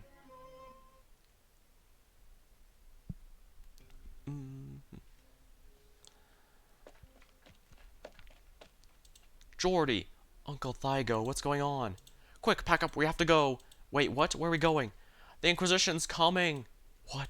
The cultists, those monsters from the sea! Are we leaving the town for good? We? No, just you. When the Inquisition finds out the cultists here, the Aegir will be the first target. I don't care what happens to the cultists or even the rest of us. We've lived here too long. We don't know how to live anywhere else. But you're different. You've always wanted to see the world. You're young and talented. Oh, but this is so sudden. It's an opportunity for change, lad. Your last chance. Be brave. If you somehow survive the interrogation, all's waiting for you here is a life spent in fear of the ocean and sea terrors. If you leave, though, your fate will finally be in your own hands, not stuck in that little chapel. The place is too small for you. You shouldn't just... Oh, but it's so sudden. There's no time to hesitate, lad. You must stay strong, like your parents and their parents before them. Did my parents really give their lives to Iberia? We don't have time for this. Come, we must pack. It's been so long since traveling. We've had a traveling trader. All your clothes are old. You can buy new ones easily out there. All the more reason to leave, don't you think? Oh, but why would the Inquisition be looking for Aegir? Couldn't the cultists just be Liberi or feline? Aegir come from the sea, same as the monsters and disasters. Wait, have you seen them? No, I mean, Uncle, you knew what they were here? Yes, we all knew something into the rumors. Juan was one of them. He went to an empty warehouse to hide from the streets. He was hurt. He had no hostility. Right, because you're Aegir. I know they've gone mad, but they're not normal. But why? Are you sheltering them? None of that matters. You'll be leaving soon, but I don't want to. And like I said, it's a lot to just uproot yourself and go off somewhere, especially with no specific place you want to go. I mean, if Jordy had a place specifically he wanted to live for whatever reason, and that this might be a feasible option, but what? I was born here in Grand Faro. If I run away just to hide from the Inquisition, I don't know. Do you have any idea what you're saying? No Aegir has ever made it back in one piece after the Inquisition gets them. If you're lucky, you might return missing a few body parts or your sanity. Most simply disappear, though. Some say they're imprisoned, others they've been executed. No one's come back, no one. They'll burn everything to the ground in their mercy, quote-unquote mercy, before the monsters and cultists even get the chance. Nothing cleanses like fire. Uncle Thygo, calm down. The angry old man sees in Jordy's shadow of himself arriving in this land all those years ago, hoping to construct a new garden in the ruins. Oh, so that's why he's so desperate. He doesn't want He doesn't want Jordy to suffer the same fate that he did all those years back. Decades have passed, and those who were once young are no longer so. Yet what have they built in Grand Faro? What's become in Iberia? The efforts have done nothing to change the tidings of fate, and the home that they put so much of their passion now stands on the precipice of collapse. A vast helplessness engulfs him, like the dark clouds of the sea. No one's ever come back.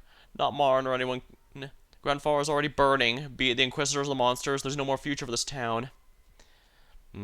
Yeah, they briefly mentioned it in Undertides, but yeah, most who go with the Inquisition are never seen again. That's why it was such a big deal that Calcit went with them at the end of the story. And also a big deal that she's alive and well just fine here. Uncle Thygo, I'll never be able to face your parents if anything happens to you, Jordy. I know Can I go see the ocean, please?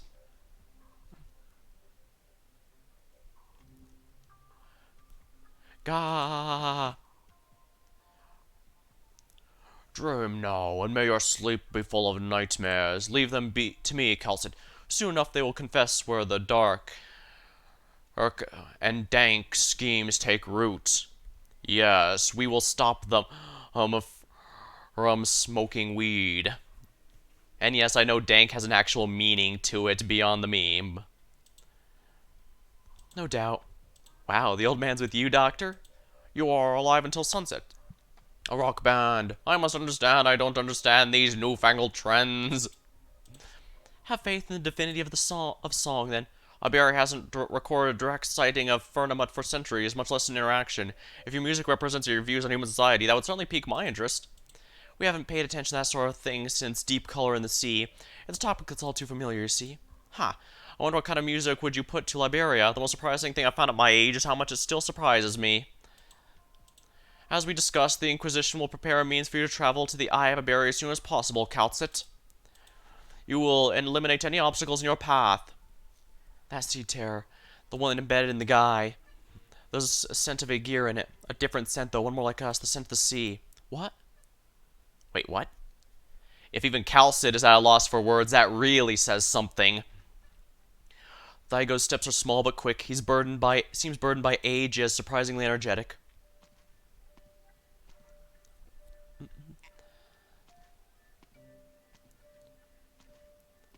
It was all Jordy could do to keep the pace. He said he wanted to see the ocean. He did not know why he said that. Even now he does not know whether it is he wants to see it or Thygo.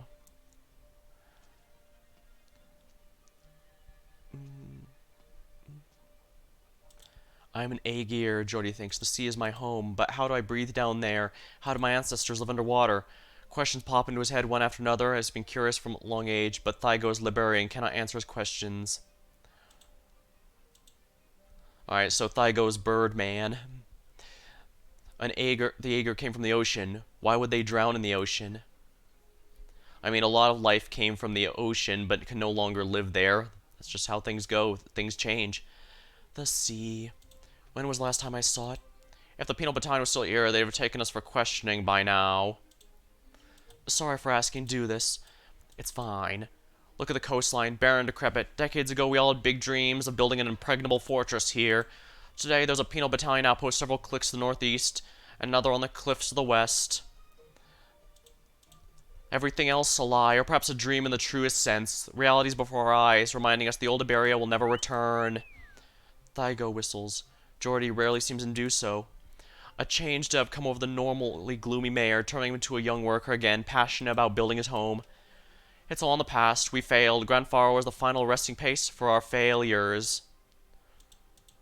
You mentioned your parents, didn't you, lad? I did. I don't remember much of the ocean. Everyone talks about Ager and the islanders, but none of it feels real. I was born on land. Aye, your parents, or more accurately your grandparents, came from a place called Ager, a great country deep beneath the ocean. That's where you were from, lad. Ager. Years ago, we had a dream for Grand Faro. Wasn't the dream we had for Grand Faro wasn't the lifeless town you see today. Would have been a fortress, one that laughs at any siege. We would have built defenses on the coast, protected our country from calamity, heralded her revival, rebuilt from home, all with our own two hands. We really did think so. Jory does not interrupt. Thygo grows increasingly excited, a light returning to his dull and cloudy eyes. Every hair on his body stands on end, presumably his feathers, too, since, he's bird. He changes posture, the sea breeze brushes his brow, and he looks grander somehow. The last step of our grand design, spanning half a century, was to return the Eye of Iberia and relight the lighthouse. The lighthouse. A relic of the Golden Age, spared from the destruction by the profound silence. Not even calamity could break us. We marched forward, our hearts filled with hope. Marin wore that blue hat of hers. She said we'd become heroes, their names would live on. Your grandparents, your parents, 2 generations of Grand Faro gave everything they had for this blueprint. The greatness should have been immortalized forever, but now there's nothing left. You see that ship? There used to be a great many at port. The penal battalion should have taken it, but they've all but forgotten about it. All that's left is some junk, a town in the middle of nowhere, more troubles than I can count, people stuck in the dead end. And that ship. Yes, that ship. My parents and grandparents I've never met. Were they proud of their duty? This isn't the first time you've asked that. You've asked it when you first learned to talk, when you started working at the chapel. You asked it many times, pointing at the dust-covered notebooks and schematics at home. I remember. Yes, lad, and no matter how many times you ask, my answer is always yes. No matter the outcome, they never lost hope after the great disaster and gave their all to the cause. Your parents even volunteered for a final attempt to reach the eye. Don't blame them for abandoning you. They were carrying what was left of all of our dreams. So many years come and gone. We had to succeed. The last we saw them was when their fleet set sail from here. They were heroes. Marin said we will all become heroes, but now none of us are, except for the dead. I see. So my father and mother. But you know what laid waste to it all? In the midst of despair, we managed to muster the hope that would relight the lighthouse. And what came of it? The Inquisition. They arrested the Ager. They were the Church of the Deep spies among us. We were fighting for Iberia, but the Inquisition took everything. Our pride, our dignity, our dreams. Do you understand now? Leave this hopeless town. Leave Iberia and go as far away as you can. Another country, to a better place. There's nothing left here in Grand Faro. Yeah, he doesn't want... Yeah, basically he doesn't want Geordie to fall down the same path he did. From the sound of it, it seems like even Thygo feels that he's basically a dead man walking with nothing left. So he doesn't want others to have that same... The sea. That's the wrong way. Are we just gonna leave our instruments in that damp room? No, I can smell the waves. The sea is just ahead. What do waves smell like? Like cotton. Using olfactory vocabulary to express visual elements. But you're right, the sea's up ahead.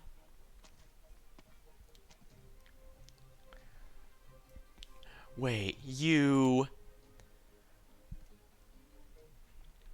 An Ager, and of a different breed of ones that grew up on land. You must be a strange sort of Ager. What'd they call you, right? Oh, right. Abyssal hunters. Gladia frowns. She rarely expresses her emotions in such complex ways. It came from her instincts as an abyssal hunter, as a consul, as an Ager technician, and as a soldier. You are AUS. You know them. Yes, by chance. Why so mysterious? Well, whatever. Our name is known even among the Ager.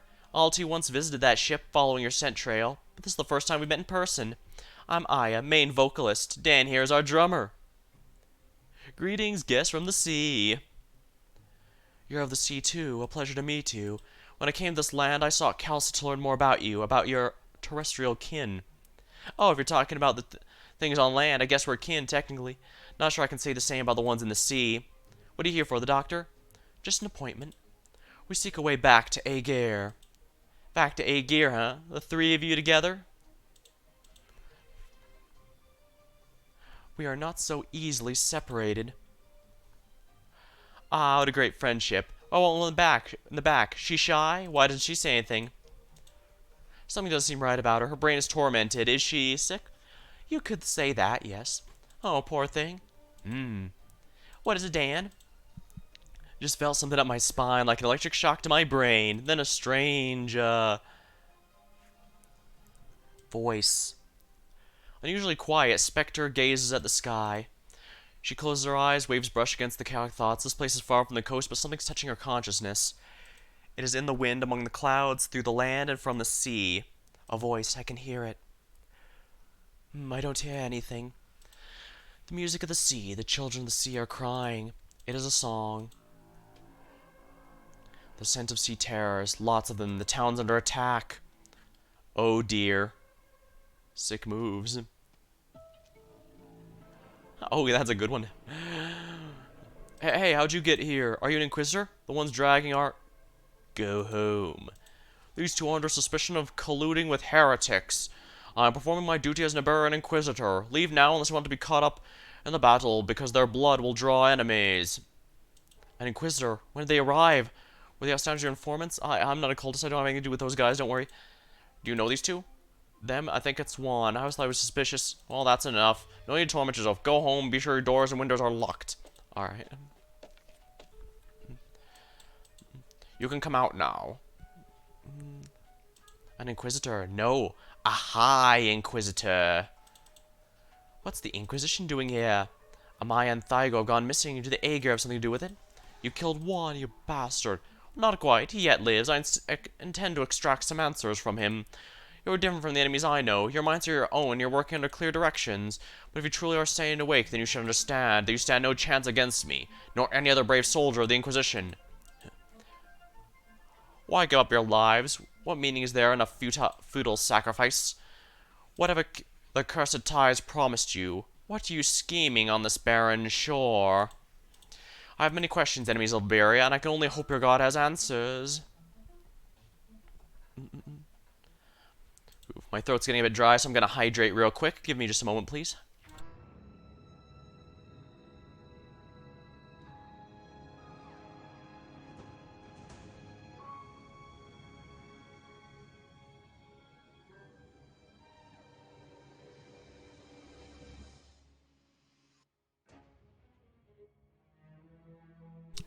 Got some just simple lemonade for today, but very refreshing.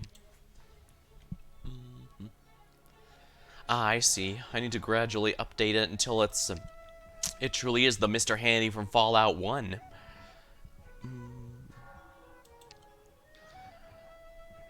Ah, finally, another battle. We're gonna stick to Rabbit Knights for a little longer, I think. I imagine around 4 or 5 it's gonna force me to change it, though.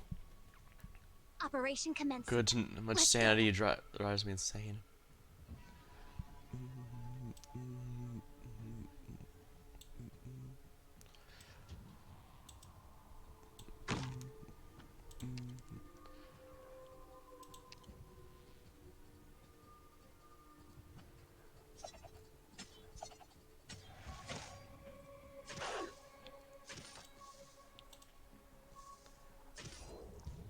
Ready to heal. Nether Sea Predator. Cannot be blocked while on Nether Sea Brand. Gains physical and arts dodge. Oh, lovely! Dodge is not a massively frustrating mechanic.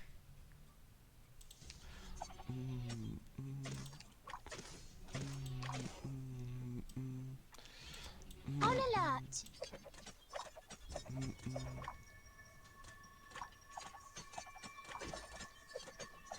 Go ahead. I'm all ready and set. My sword is cloaked. Yeah, boosting everyone's attack should be pretty good. Stand still. Oh, lovely. Look at all those misses. Well, I'm glad Cruz has a lot of good, yeah. Yeah, Cruz Alter is definitely my favorite sniper, although the fact that it's Cruz does help a lot. If dodge wouldn't be such an RNG mechanic. Yeah, I know. Bluntly, I'd prefer a damage reduction mechanic, because at least that is something that, at least with damage reduction, I can strategize ways around it. Go ahead. But with RNG, either use true damage, which is typically hard to get access to, but for good reason, or you have to just hope it lands, which is ridiculous.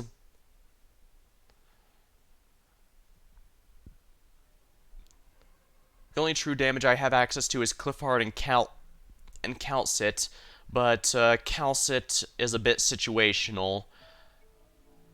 You're not gonna help? You aren't rising from your seat either. I'm not needed.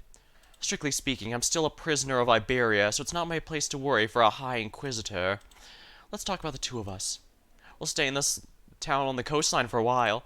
We know how to follow stage directions. If you and your abyssal hunters fail, we'll take the Iberians and pull back to an appropriate position, assuming the old man outside listens to us anyway. You willing to help the people on land? Frost is young, about the same age as Dan, and Aya may be a bit older. There's still a little left for us to love, except maybe music.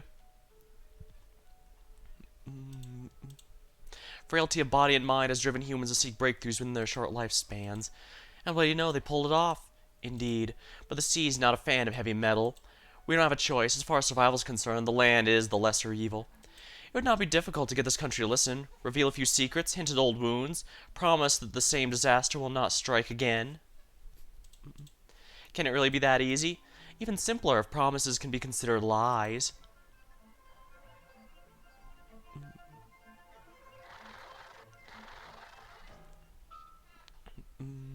Monsters, monsters, where's the Inquisition? Anyone help? Grrr. As ever, Calcit picks the worst meeting locations. What is going on here? Thank you. Are you an Aegir from the outside? Two. I refer to AUS, the Aegir. So you're here to fight them? You took out the monsters in the blink of an eye. Your attitude to Aegir seems different in this town. There used to be a lot of them around here until about 20 years ago. Did the Inquisition send you? Should we ask for their help? None of my concern. And unless you intend to get hurt, I recommend hiding until this is all over. Alright.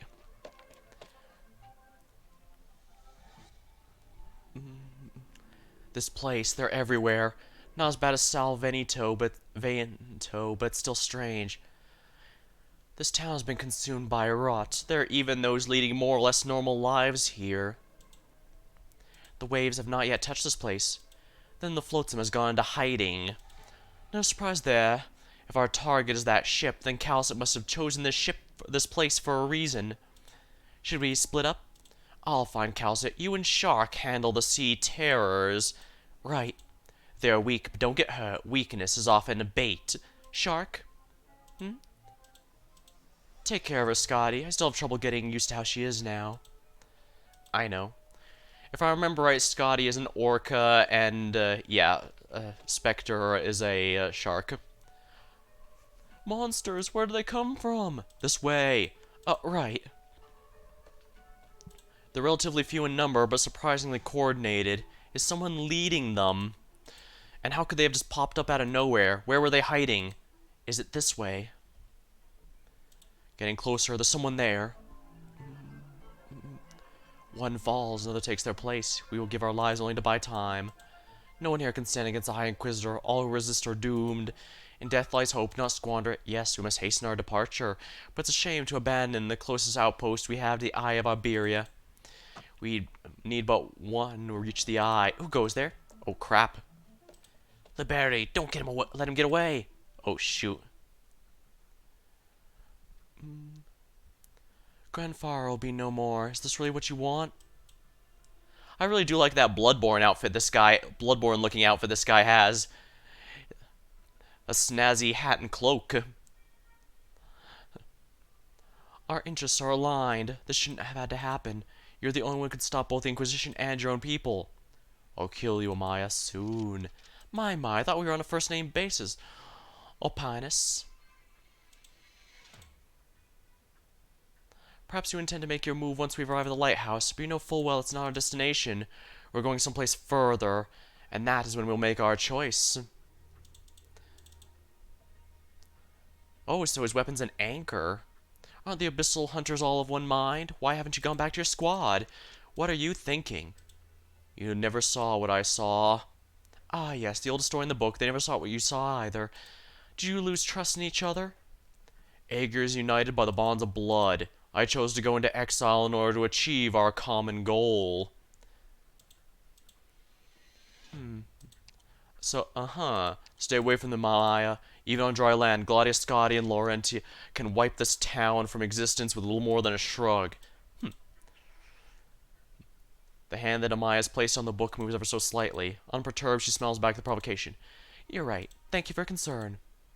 I need that ship. I must reach it before Gladia. They cannot return to Aegir knowing nothing of what's going on.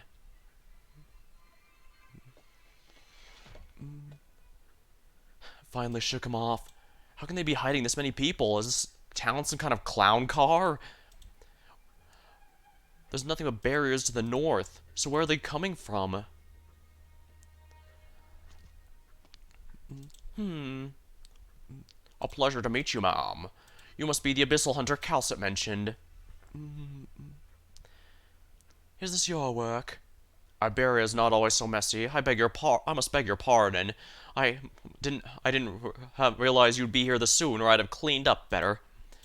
Gladia is quiet for a moment. In her long years on dry land, she has seen how weak and backwards the terrestrial states are, but also the strength of the Inquisitors at Salviento. Calcet's words echo in her mind. She thinks there's a way to live alongside those above water.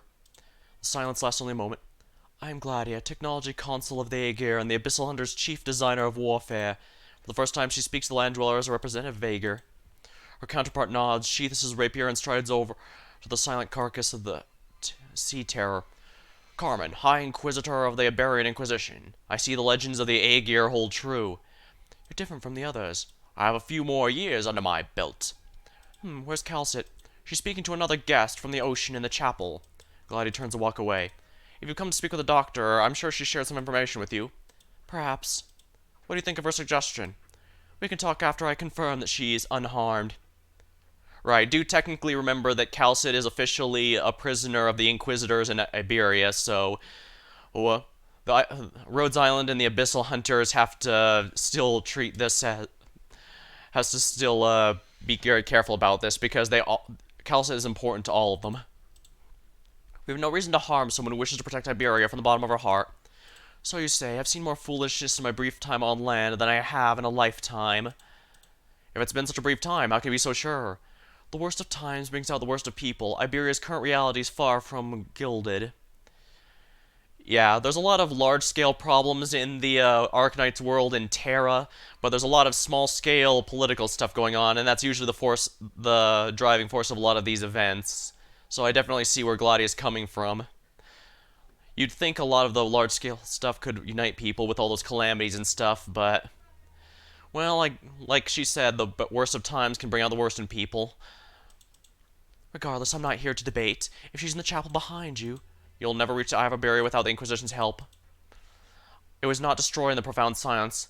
If the Stultifera remains afloat, the Eye of Iberia is the only way to find it in the vastness of the ocean. What Iberia can offer, I can achieve on my own with only slightly more effort. Honestly, after seeing Gladia's impressive E2 performance, I absolutely believe her. She is way better than I expected her to be. And I already thought she was hands down the best puller, which she is, by the way. I suppose I have something to look forward to then in Gladia. I'm kind of liking this Saint Carmen guy. Hopefully he can be summonable. Hopefully we can pull him eventually. How many left? 4 or 5, maybe. Some have departed to seek sanctuary elsewhere. Very well, burn these documents. We don't have time. Grandfather once called this place home. You're still bound by such distractions? No, no more. Burn them all. Funny creatures of the sea resort to fire, but it does make sense. The Inquisition must not find them. We embrace this knowledge and promote harmony through enlightenment. The Inquisition, in their ignorance and selfishness, calls it heresy. Let us go. We shall find a way to reestablish contact. We too will embrace the ocean. Someday. Are they gone? Is this one of their hideouts? And here I thought it was just a struggling restaurant. It's only 2 blocks from the chapel, for crying out loud. They're burning their papers? I'll have to put the fire out. Flames are too strong. I'll just save what I can. Youch, that's hot. Dang, we're gonna get a roasted bird in a few minutes. Phew, are these blueprints some sort of equipment? A stamp of approval has been buried to ash. Historical records on ocean currents. What are they planning? Ryogon, Royal Shipwright? What's this, a drawing of a statue in the square? Put that down on Libery. Burn it as it should. You. Elysium's always been as confident in his ability to talk his way out of a situation. In this case, however, he does not get a chance to, barely avoiding the touch of cold steel. Yeah, this is why you don't send a flag bearer to do a pioneer's job. Hey, don't you know it's rude to strike without warning? Dr. Calcit, their goal.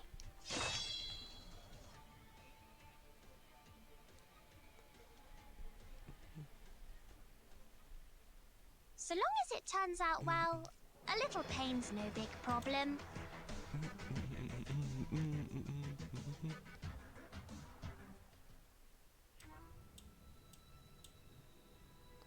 This is just talk, it looks like. An old man's vigilant eyes peer out from beneath the curtains. He's experienced this decades ago and is no stranger to it. The hopes of rebuilding are being crushed underfoot, and the instigator is someone they believed in. The friends of Garda's brothers have disappeared in the shadows, and their plans, into which countless hours have poured, have been put in hiatus, and the imposing man with a lantern says the cult has infiltrated you. The old man gazed in the photo, hanging upside down over his bed. The once dazzling sunset has faded, and thus the dream was shattered, between monsters and humans, which is truly more terrifying. A rustling sound comes from the shop. Is it the struggling of a victim? The sea terror is curled up in the corner, with an elderly woman sitting across from it. A stack of diagrams lies scattered between the old woman and the sea terror. Though half her face is concealed by a hood, she's undoubtedly staring at the creature. Many years ago, she had dedicated all her talents to Iberia's greatest expedition, but the intrepidity ended in terrifying silence. After a struggling hardship and disillusionment, she gave herself to a greater cause, transcending country or geography. She ought to find the perfect other side that all living things across. What's more, with the cult, she's able to continue research on monsoons and hydrology that has captivated her so. Now the Inquisition's arrived, the products of her blood, sweat, and tears must be burned. Her theories never see the light of day. She chooses to dedicate to a cycle of great evolution to sea terror. They roam right in front of her, but do no more than roam. Fortunately, she is patient.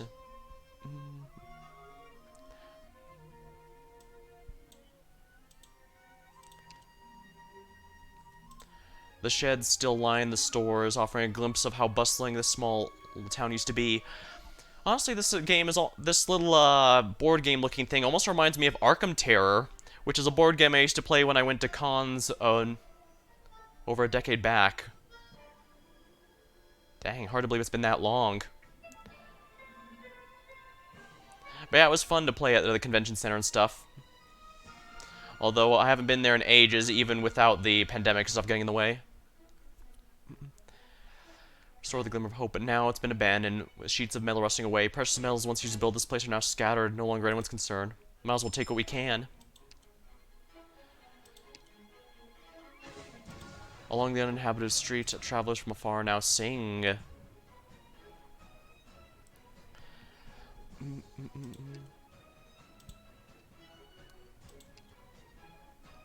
Oh, hey, looks like we're finally gonna meet an old buddy. Whoops. Irene. Yes, maestro, I mean, sir. You seem distracted. I'm fine. Grandfather is a tiny town, so small that most maps probably won't even bother to list it. But this is a request from the Lord Carmen himself, and involves Dr. Calcit and those Aegir.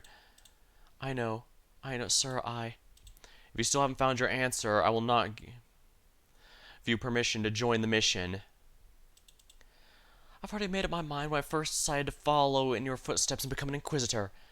Yes, before you even knew the question. An answer is worthless if it can't explain what you see and hear. Don't die a worthless death, Irene. You know what we're fighting against, and you must find your own answer. Yes, sir.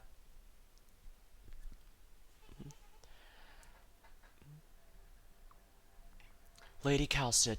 Gladia's tone does not change, but her footsteps reflect her mood. A blink of the eye, and she's by Calcit's side. Good work, Gladia. The Inquisition didn't do anything to you, did they? The fact that Iberia has not yet sunk in the sea is proof that they still retain a shred of humility and vigilance. You found a way, as promised.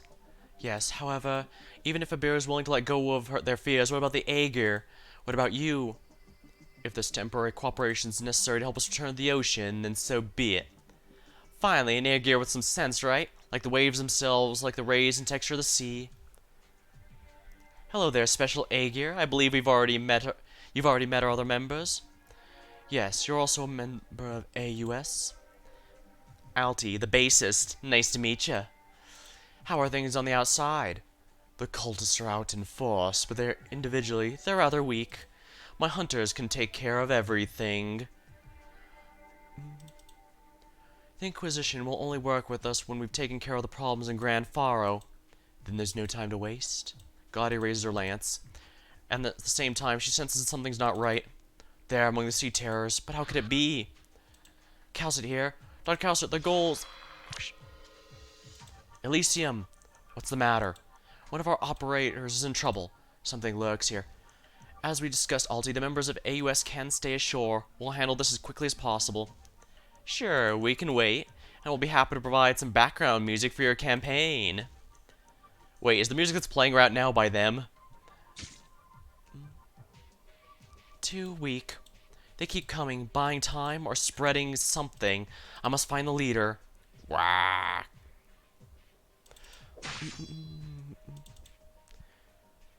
Spectre. Scotty, long time no see. Something the matter? Are you alright? I'm fine, just a little tired. We're fighting, right? The scent of the ocean reminds me of home. But home might... Grrr. The sea, the scent of the sea grows stronger. Are we home, Scotty? Is this the way? It will be, Spectre. Laurentina, I promise. Tell me then, what is it before my eyes? What? The figure strides down the street, humming a little tune. The streets are a mess in the aftermath of the panicking townsfolk, but it hardly bothers Frost as she plucks the ear and imagines music. Slithering sounds. The sea terrors keep away from her. No, they ignore her. Is she playing an instrument? Doesn't it sound nice? I don't know. Then ask. Wait. Huh. Did I shake him?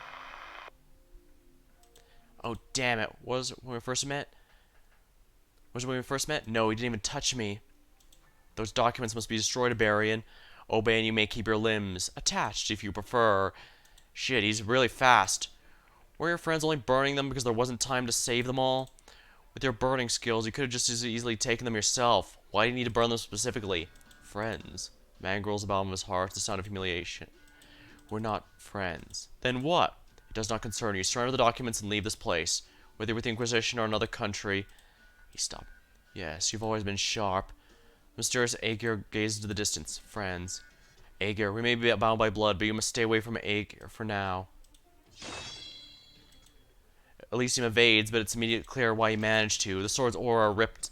The charred papers are shreds, sending the splintered truth drifting the wind. Ah, crap.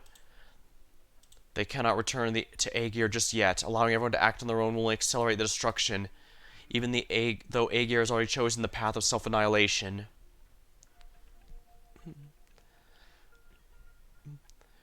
No more sea terrors approach. Unsurprising numbers for the coast. Now where were you hiding? You, not the lantern. Answer me. What did you intend for Gran Faro? The lantern, get it off me. Answer.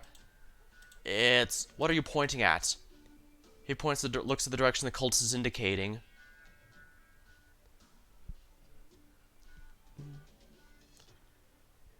A statue stands in the middle of the square. Ah, Gran Faro, the Grand Lighthouse. You seeking the lighthouse of Gran Faro. Stop it, The nobles once called those great monuments the Eye of Iberia. Dozens of them once stood on Iberia's coastline. Even had the Witch King's Tower in Lithuania not been toppled, it would still have been dwarfed by these guardians of the sea. They are the single greatest mark that human civilization has ever left on this land. The sea, the Eye of Iberia, the miracle destroyed the sacrilege. Take the lantern away. Ah. The profound silence destroyed most of the lighthouses and disabled the rest. What are you plotting? I see, so you knew. You knew that one remained operational, that the goal of Grandfather Project was to protect what's left of the Eye of Iberia. That's why you're lurking here, awaiting your chance. I never expected there to be traitors in the very heart of the Inquisition. Where are they?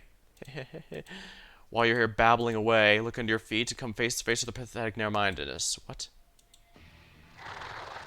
Unsettling slither sounds. The sea turtles are glowing? What is this luminescence? Get away from it!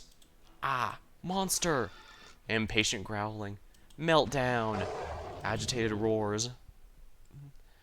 You know it's a big deal when she uses the skill 3. Hello. Peaceful riff.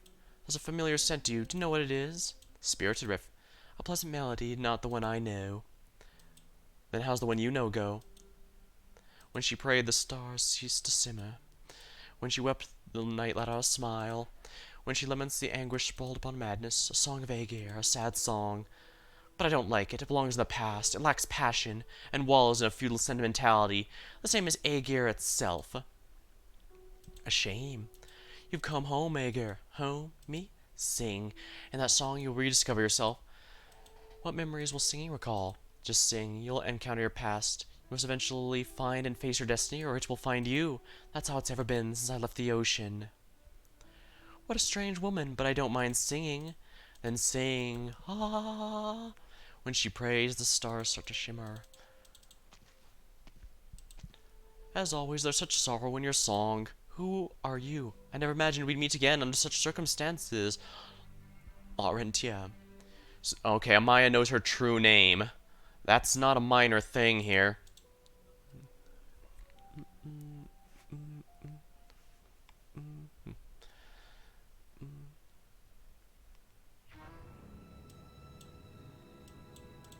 The warped mailbox. With a strange device crammed into it, the words Wilderness Survival Mode are printed on the side in Nigerian, seemingly slotting into Little Handy. Who put it there, and what message are they trying to send? And to whom? Doctor, here's your newly obtained module. You can expect it in the Little Handy. Wilderness Survival. Active modules can assist us in combating the Seaborn. Carry on exploring, get your hands on even more.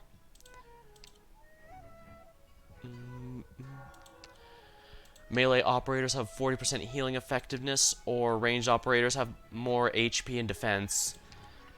Let's set it to melee operators for now because my range ones haven't been threatened yet.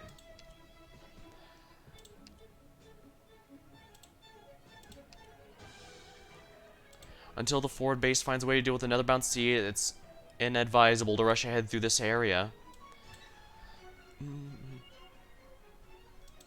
We've been going through quite a bit of story, so let me do something real quick. What does Good morning. What does Aurora's module require again? Main theme 3.8. Alright, hope you don't mind if we do that real quick. I'll go back to the event immediately, don't worry. But we've been going a while without combat, so let's have some of that. I believe Stinging Shock is 3.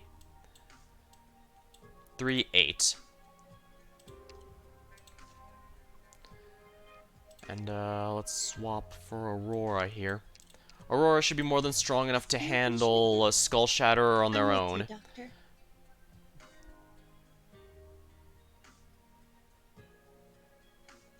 I hope you don't mind a quick detour to get Aurora's specific quest for Aurora's module.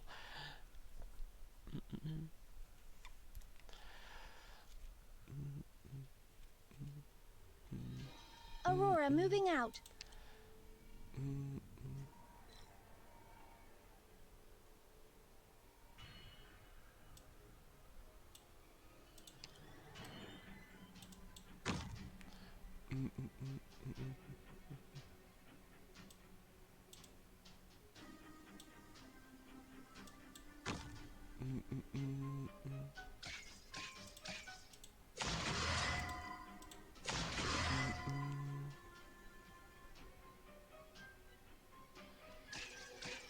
Oops.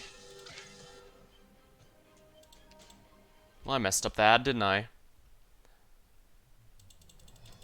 Alright, so note to self, go with the vanguards first. You'd think I'd remember that, since, you know, that's what I usually do, but I guess I was a bit too eager to get Aurora out when I didn't need to.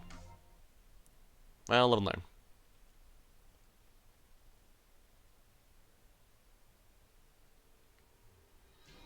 Aurora moving out.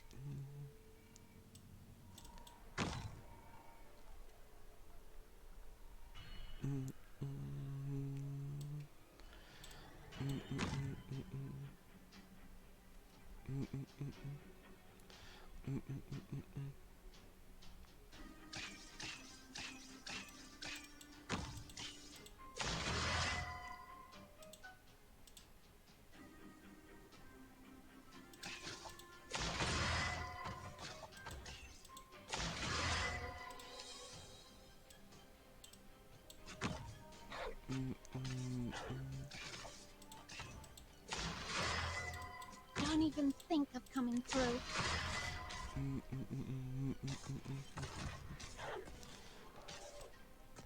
Let's get some more AoE healing here, just to be safe.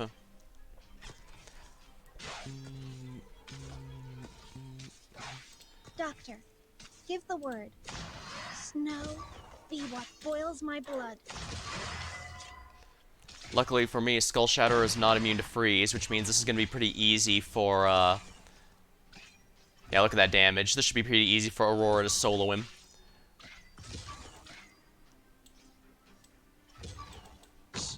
Don't make any more noise. Might as well use Gladia for range attacks.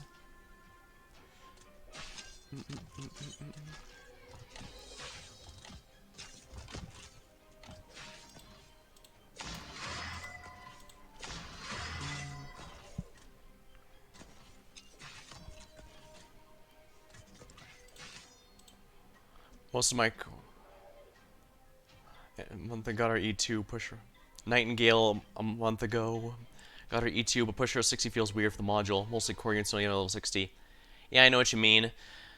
I only really brought a Oct to 90 because he's a personal favorite, along with Haze and Cruz Alter here. Saga I got to 90 because I use her in virtually every map. I'm a bigger fan of Pioneers since they're Vanguards who can actually fight, unlike the Flag Bearers who... They generate DP but cannot fight. Awaiting orders. Snow be what freezes their blood. Oh, is it my turn? Where do you think you're going?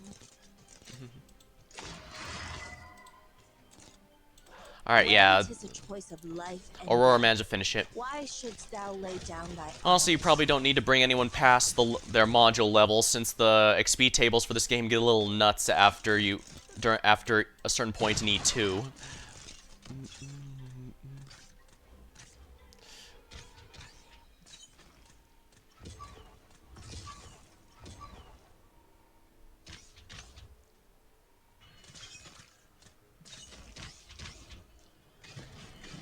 Yeah, this is gonna be pretty easy.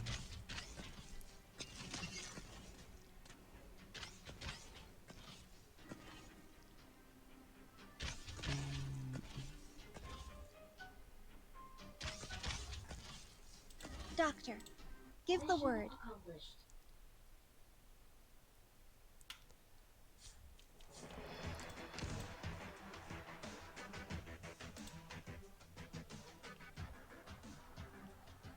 Might as well save that as the new auto if I need to farm that for any reason. Good morning. I doubt I'll need to, but... Yeah, generally, at this point, I'm trying to just get everyone to module level and not worry about the other stuff. Yeah, Ling, Bagpipe, I had to get them all to 70 W, all of them needed their modules. Aya got to 60 by complete accident. Don't ask how, but Siege was also by accident. I meant to level Saga because I use her all the time, but when after finishing leveling up, I came out and found out, wait a minute, this isn't Saga, this is Siege. Well, I guess it's not a big deal. As I said, I prefer Pioneers over Vanguards, over Flag Vanguards, since I prefer them being able to actually fight. Alright, now let's see how the module's doing here. Oh. Wow, I didn't realize she already completed both of those in one go. Alright, you know what? Let's unlock it real quick. I just need the souped up, Alright, where's the big, big sugars?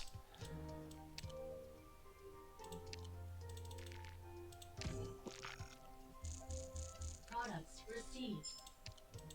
And I should probably put someone here, so let's do that. 很奇妙的地方呢， I don't know why she 有很 wasn't 多没 there, 见过 but... 的东西。 Products received. Resources received. And there we are. Now let's unlock this module. Good morning. And here we are, Shield Photography Module. There we go. And now Aurora gains SP slowly when not blocking enemies instead of not gaining any period. Sadly, the next levels just passively increased her HP regen, which on the surface is good, but for all those materials for the 2 extra levels just gives her 1% more of max HP healing, which that's not very much, honestly. But yeah, look at those stats. She's a pretty good stat stick, that's for sure. Alright, and sorry for the diversion, but now we're going to head back to the event. It was probably worth doing that anyways, though, because I'm probably going to end up using her once this gets too difficult for me to reliably do Rabbit Knights. Details. Here, there, too. Oh, dang, do I get a free Kiora, or is that just a, Oh, it's a... You can also inspect and adjust the modules, a little handy here. Okay, good to know. Okay, so yeah, this is a scripted one to show off the gimmick of the event. Sounds good to me. Oh dear, what's that? I don't like the looks of that tile in the middle there.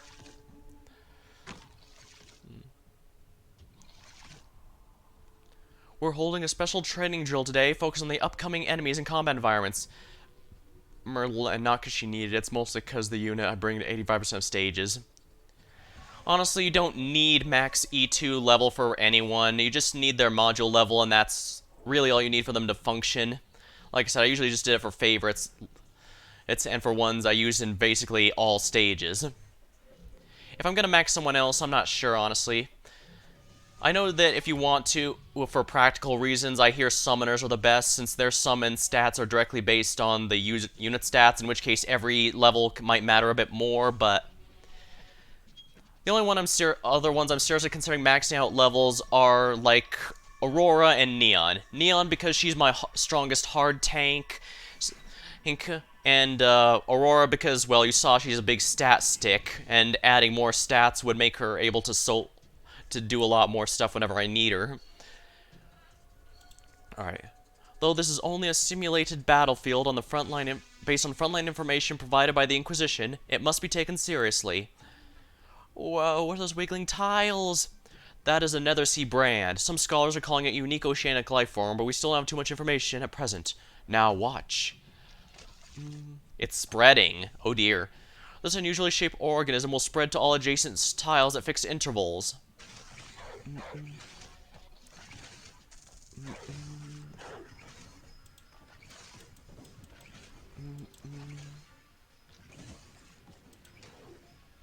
Shoot, it spread under the enemy's feet. Be careful, some enemies can deal increased... Oh, crap. 14% is because of the trust farm, 1% is needed combat units. 4 tiles, not A, by the way.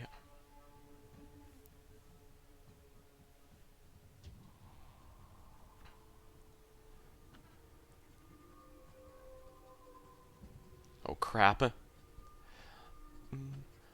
So basically, this is just going to make my life hell in terms of stunning everyone.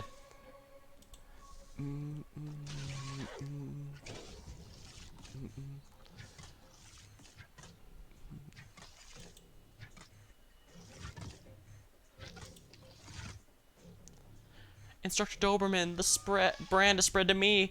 I can hear a slippery slip noise. Take care. The Nethersea brand will deal arts damage and nervous impalement to any operator deployed on its tiles. Can I retreat, please? It feels like my shoes are gonna melt and I can't stand up. Deploying operators on Nethersea brand is the only way to prevent its further spread. Any tiles without operators deployed will allow the brand to freely spread. I'll send a medic to back you up. Hang in there, Kiora. There's another gap in the right side. Quick, block the Nethersea brand from spreading the main battlefield. The rest is up to you now.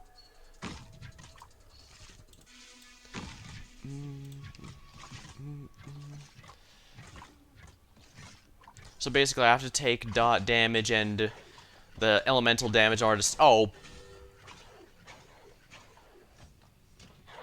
Oh crap, did I fail this again? I can't be getting the beep there. It's just damage with a wandering medic. True, but Arknights doesn't have a wandering medic. Though, like I said, I'm not very good at it, so I'm probably going to end up just abandoning that eventually.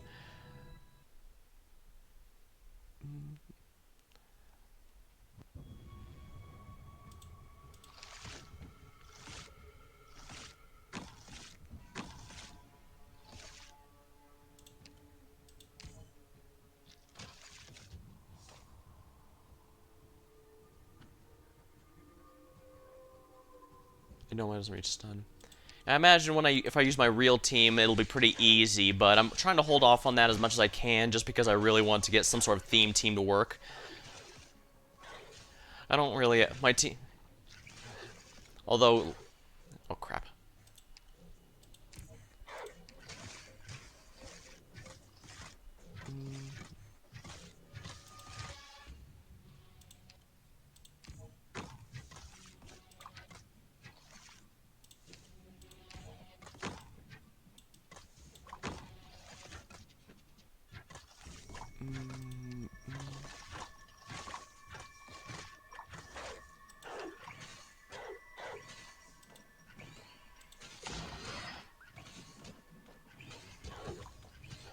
There we go.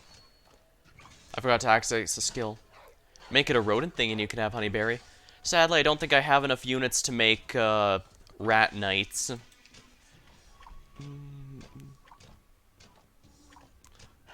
But yeah, I think she counts as a ferret. Mission accomplished.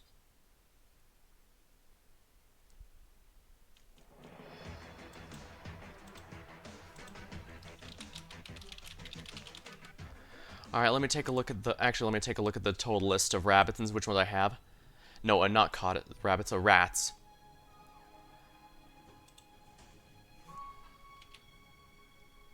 The Zalak are the rats. Right. Let's see here. Click, I have her. Ashlock, I do not have. Dorothy is coming soon. Flametail, I do not have. Gravel, I have. Scavenger, Shaw, Honeybear, I have. That's only 5 units that I have. And that's actually a big problem because Ashlock and Flametail are actually quite good units on their own merits. So if I wanted to do a Arknights team, I definitely want them.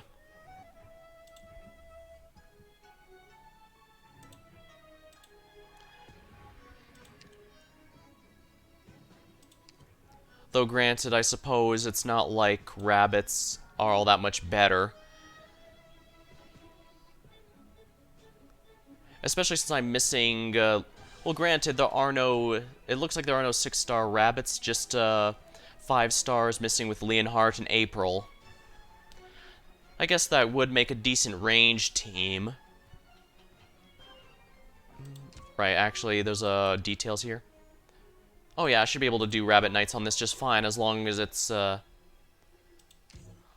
really lucky Ansel is a medic. Oh crap, that's right. All right. All medicine has been prepared. Don't make any more noise. Alright, I should be able to do this a little. Go ahead, Red. You're going.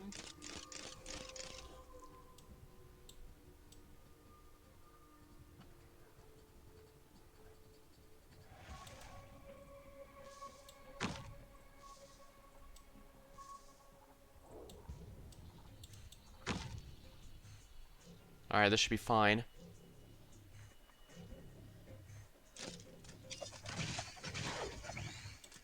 Please hold on. Can you bring crews squared? We don't have the update that allows units to be deployed. That allows a unit to be deployed with our altar. If I bring, I can show you directly after this. Well, after the story portion of this.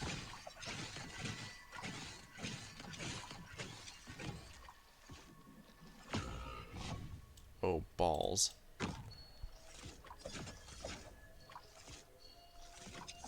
Holy crap, this is doing a lot, that's doing a lot of damage. This source. With what do I answer your failure of justice?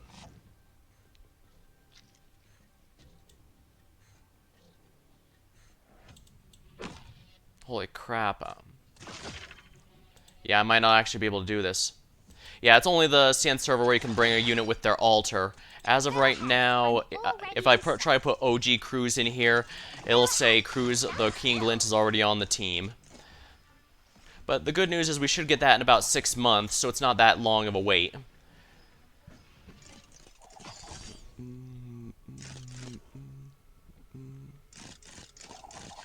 Mission accomplished. Yeah, you can see Cruz altar kind of carried there. Wow, I genuinely didn't think that would work.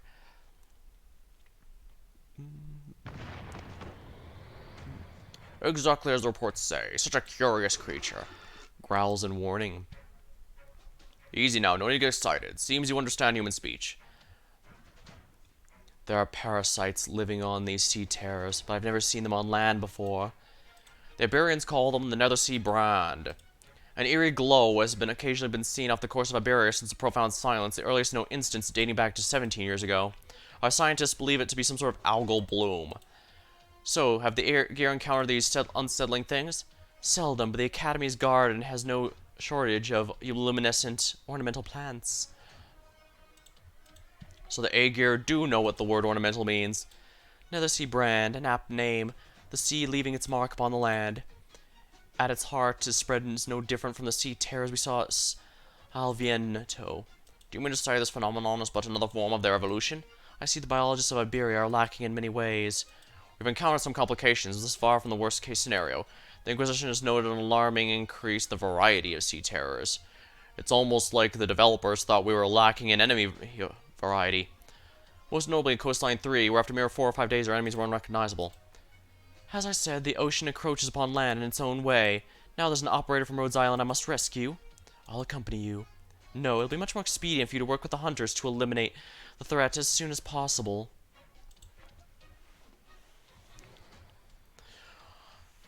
I'd should assumed Iberia would treat her with more caution. Indeed, she should be, but for now we have a clearer enemy to deal with. What will you do, Council of Iberia? Continue to bicker over your country's pride? 10 minutes, I'll take care of everything and meet up with my hunters. Then we can talk about how to reach the lighthouse. I'll remain here, then. Law has been absent from this chapel for far too long, but thankfully someone's been polishing it. It will be the only light in this war. The Iberian Inquisition is here, even if it is I alone. Hi, what's going on? Thygo, where were you? The Church of the Deep's cult disappeared out of nowhere. The town's covered in monsters. Oh, and what? Did they attack the town? Where's Amaya? Did the monsters hurt you? They didn't harm anyone. They're just fighting an Inquisitor. No one told me the Inquisition, I swear. They showed up not long after we found the carcass in the square. It might have been their work in the first place, now that I think about it. What's going on, Uncle? Oh, good afternoon. You look, mortified. Jordy, come with me. Uncle? Quiet. Thygo, it wasn't us. We couldn't have conquered the Inquisition in such a short time, no matter how fast we were. I know, we need to protect Jordy and explain things. Maybe someone went to them earlier, a week ago, a month, who knows. Rumors of cultists have been spreading for a while now. It wasn't me or my husband. Could it be Juan? Maybe the Inquisitors found him. You knew Juan was a member? When'd you find out? Jordy, go. Alright. Thygo. Oh, he's gone. Never mind him. What about the town? I don't know. The Inquisitors and outsiders are fighting the monsters. There's nothing we can do about it. The Inquisitor will be coming for us once he's done. Surely not. Wait, what are you thinking? Best case scenario would be both sides taking each other out. What? You can't possibly be serious. Think about it. Have we really lost that many people as sea terrorists compared to how much damage the Inquisition's done over the years? Oh, but when they come for you, can you prove you're not a cultist? What are we supposed to do then? If the Inquisitor can really kill that many sea terrors, the only way to avoid suspicion would be to hand over someone even more suspicious. For example, an Aegir linked to the Church of the Deep.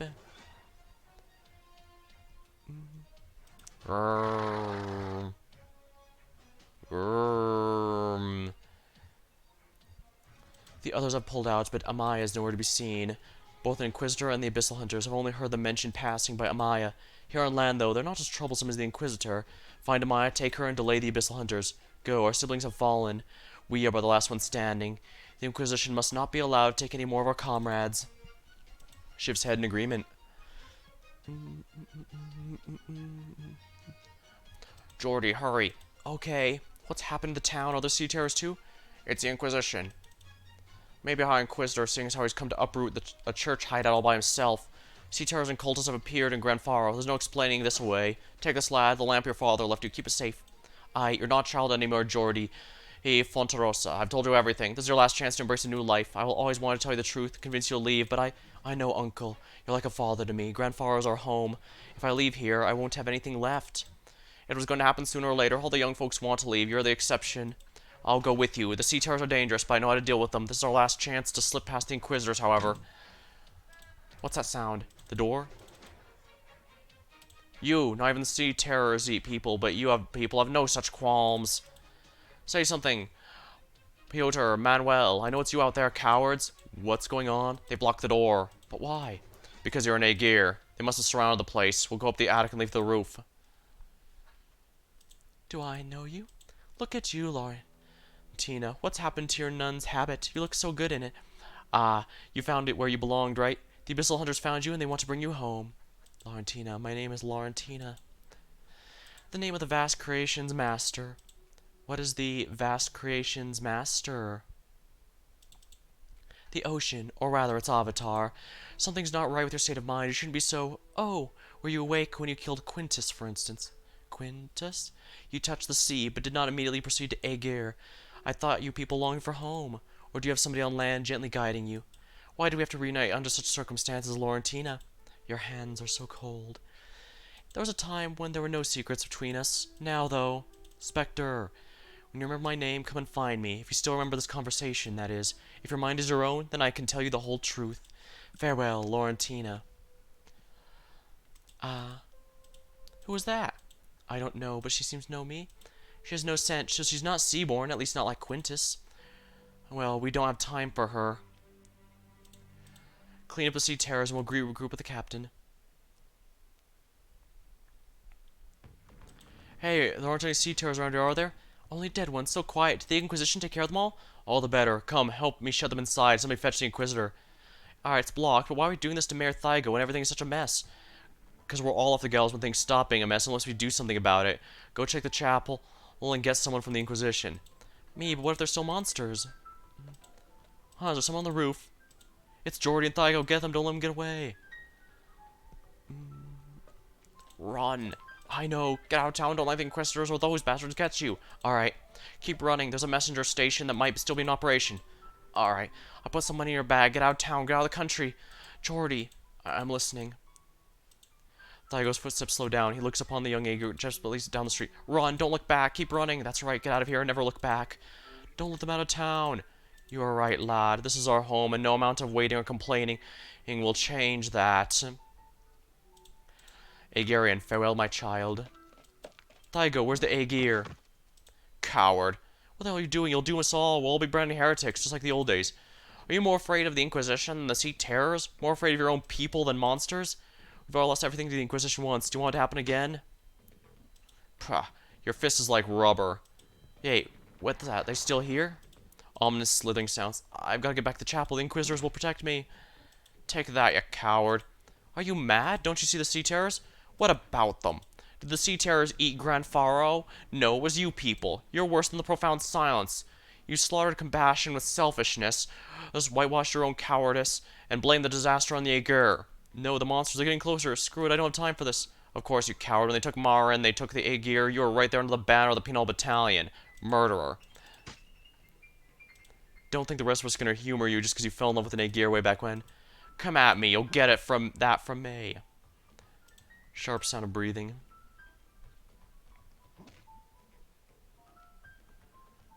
The two men become increasingly bloody as they pummel each other while sea terrors rush by, ignoring them entirely. They look decidedly out of place. The fact the Sea Terrors are flat out ignoring them is a very interesting thing in and of itself. Thygo, Uncle Thygo! Uncle, why? I have to go back. Stop right there, Aegir. Yes? The last Aegir of Grandfaro, the last descendant of Briogan. What? The Sea Terrors would kill you and the Inquisition would imprison you. Come with me, I need you. Are you one of them? The ones commanding the monsters? No, I seek a lost legend, one that caught the attention of even the Academy. Yet his most important legacy is neither a lighthouse nor a ship, but his descendant. You might be the final clue I'm seeking. I don't know what you're talking about. That man Thygo is not your father. Who are your parents? Your grandparents? My parents.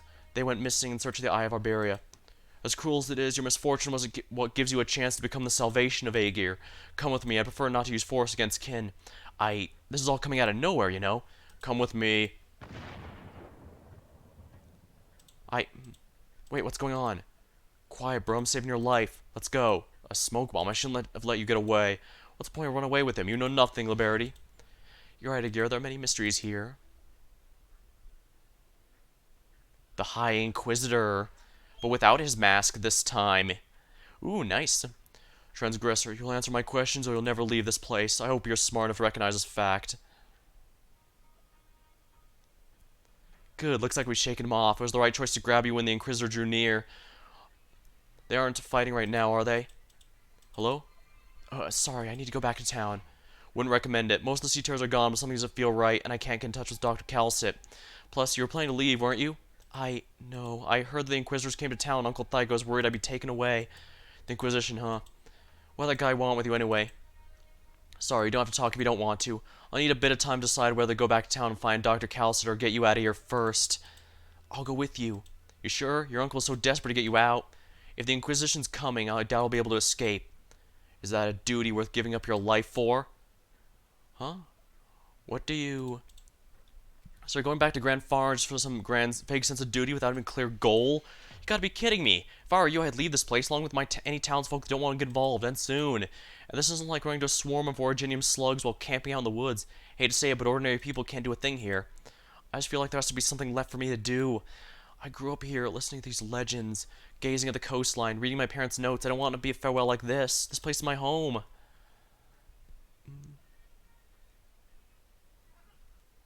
So long as it turns out well, a little pain's no big problem.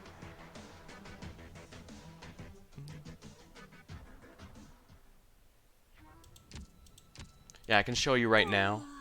Good morning. Yeah, as you can see, it won't let me add a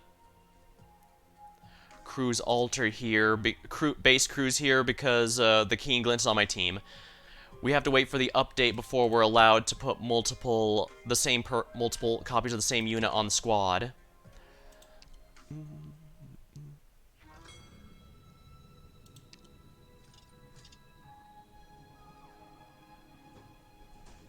Abandoned factory.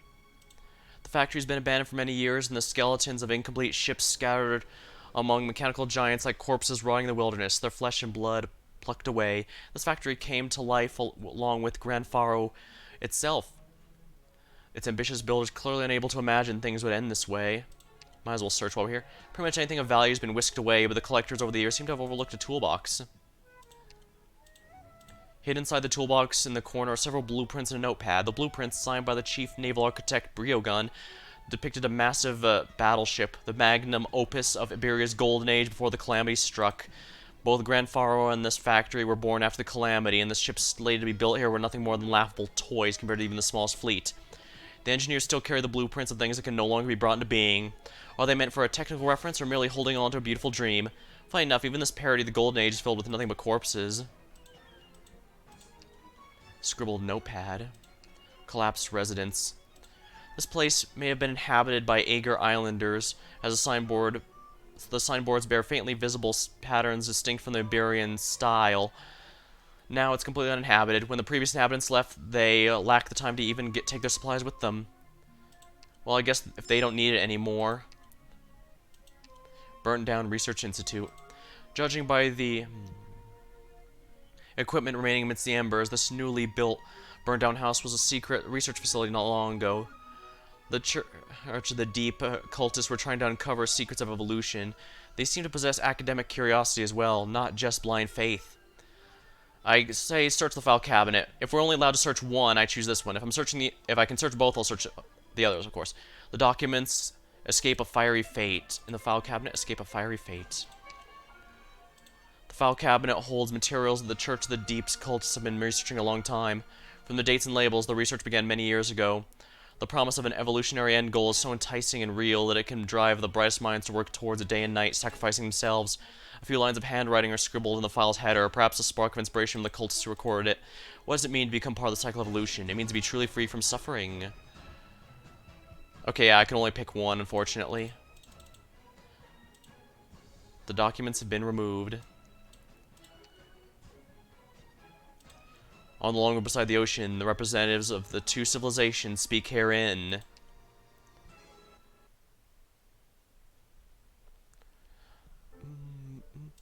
I arrived in this new land from my maritime home. There's no end to ghastly shock here, not even a break. The tragic weave. The clouds are far from as fine as told in legend. Both the land and sky were wrath-bitten and hurting. Cities comparable to Aegir are all but prey to the catastrophe. Moreover, the people of this dry land are plagued by an inscrutable sickness. I had learned of Oreopathy, of Originium, from many an academy record. Seeing it firsthand, though, the truth of how it's become an integral part of the land, its roots deep and stubborn, made it witheringly apparent. Nevertheless, they still tenaciously live, pursue both technology and truth through their unique means, and seek to leave the mark of their continued existence. Though I am lambasted a traitor, I do not regret my decision to come ashore. The seaborne swarm is expanding. Within a decade, Aegir will find itself besieged with no quarter, but someday I'll complete my travels and return to Iberia. I will leave this memoir behind for the Aegir to seek and decipher. I have no faith in nobility. I'm certain those Aegir termed islanders today will find Iberia withdrawing its respect for them soon enough, whatever the reasons may be. The golden dreadnought, the eye of culture, the jurisprudence of evolution, the steel of life, the ocean and land must form a united front to withstand the billowing waves. It was never my intent to serve as a pioneer. All I am is one step ahead of fate. From a copy of the Notes of Briogan, famed Iberian architect and chief shipwright, written in a cryptic Aegirian.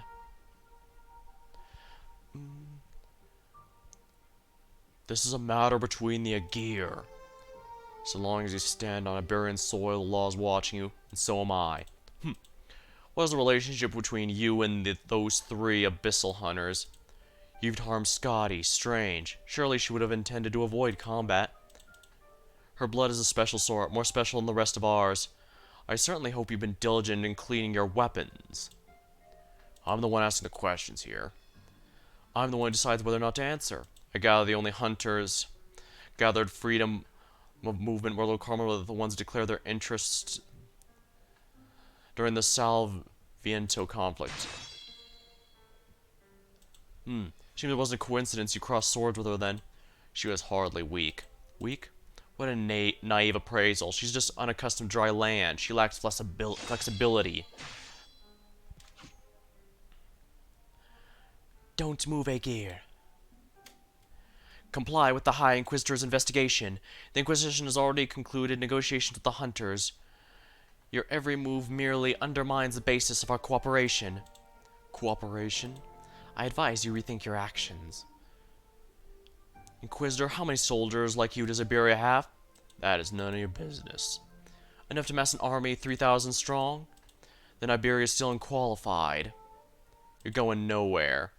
Sharp chafing sounds. What? Where'd they come from? High Inquisitor, are you alright? I'm fine. The Aegir. It was my fault, sir. He could easily have used that chance to take an arm off me, and he chose to flee. It seems we can't afford to give chase just yet.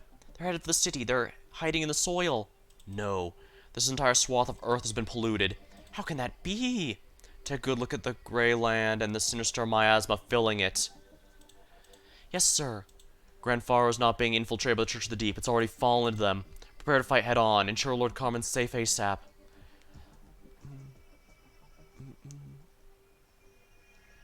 This fluorescent nether-sea brand. It's akin to their own city. It beggars belief. They are born from it. They proliferate and migrate through it. Ominous, slithering sounds. Not all lives thirst for independence. It's no wonder these filthy things were able to hide in this town. But who brought them ashore?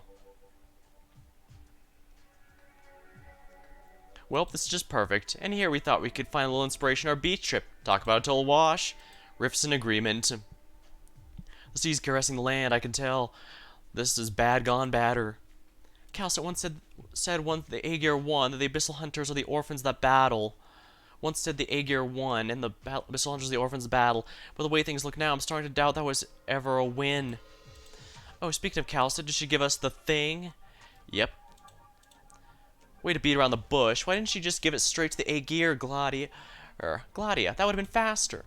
Rift's in doubt. She wanted to use the key to draw us into this, and from that view, she definitely succeeded. Or maybe she was originally planning to make us retrieve or help out with something, and then she changed her mind. Hasn't she always been like 300 steps ahead? What could possibly force her to change her mind? I'm just saying it's possible. She knows a lot of things, but more than that, she's cautious. If not, how many times would she have died by now? What are you dancing around for, Dan? This chapel would work great for a concert.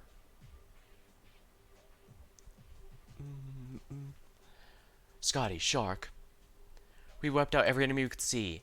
Formless wisps of waves are spreading here as the tide on sandy shores. An inauspicious omen. We should not be here. It seems cleaning up some trash wasn't enough to bring her back to her senses. What should we do? Once this area is spotless, we borrow the Iberians' assistance in finding that ship. There are things we don't recognize on their bodies. Perhaps a part of the Sea Terrors themselves.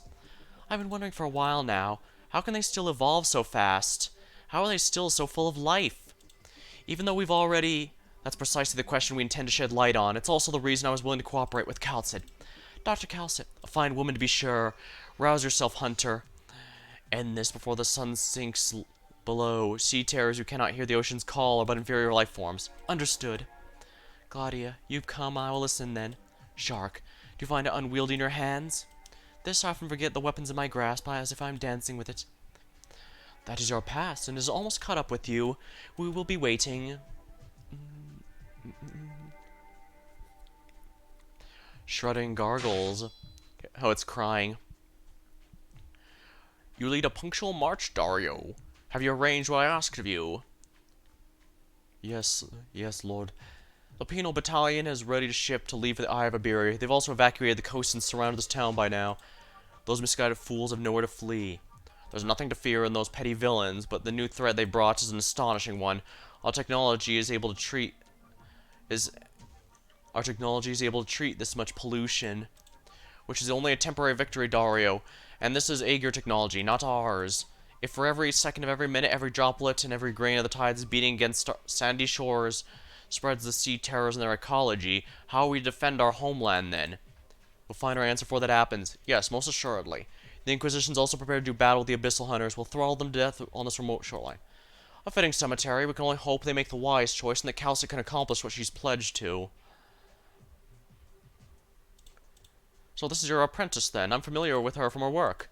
Yes, Inquisitor Irene, reporting in Lord Carmen. They say that when Dario found you in the ruins, a thick tome of classics had lodged itself in the beams of the roof, a miraculous equilibrium that saved your life. Yes, sir.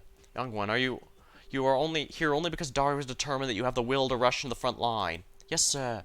There's an immaturity to you, but you're eager to prove yourself. Your body is filled with vigor and tenacity. But your duties in Grand Faro will be no easier than in Salviento. From here on, you'll be only plunging ever deeper in the heart of evil. Are you prepared? For Iberia's ordinance integrity, I shall raise my sword and my lantern, and put on my robe and wizard hat. To me, this motto is more than just a rallying cry.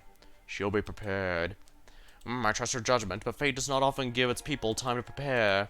Dr. Calcet and I have matters to attend to still, and the mission of guiding the Abyssal Hunters back to the Eye of Iberia is now yours. Eye of Iberia, High Inquisitor, what exactly is our task? Establish a camp, safeguard the route, and ensure that our maintenance teams can safely reach the lighthouse. The last piece of the Eye of Iberia is 50 nautical miles out from the nearest coast to Grand Faro. Assuming, of course, that it's still where the maps indicate. 50 nautical miles. Once our fleet could gaze far across the surface of the tranquil sea, but since the profound silence, the ocean has become a boiling poison, melting all who touch it.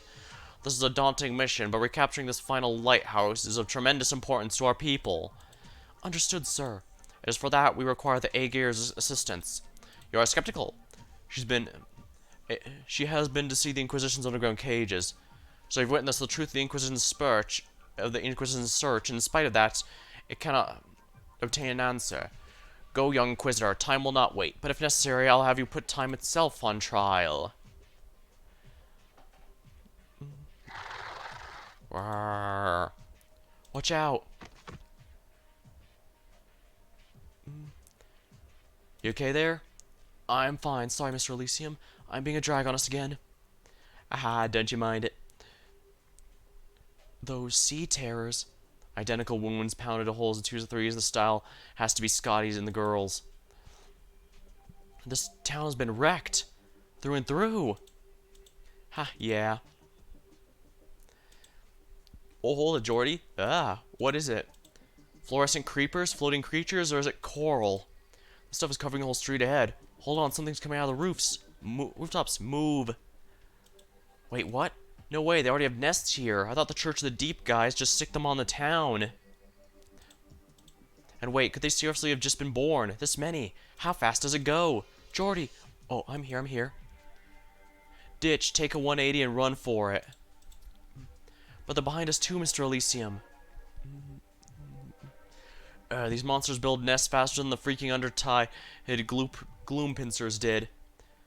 Well, then it's do or die. Hey, Jorda, find anything you gotta weaponize. Will an umbrella do? Yeah, sure, looks like we're in for some rain. Hold on to that thing like you mean it. Pronouns, slithering sounds. Get ready.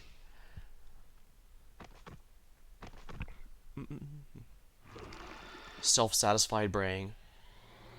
Burn it all, together with the buildings. Delighted hisses. I'm not sure it's good that Monster enjoys destruction that much.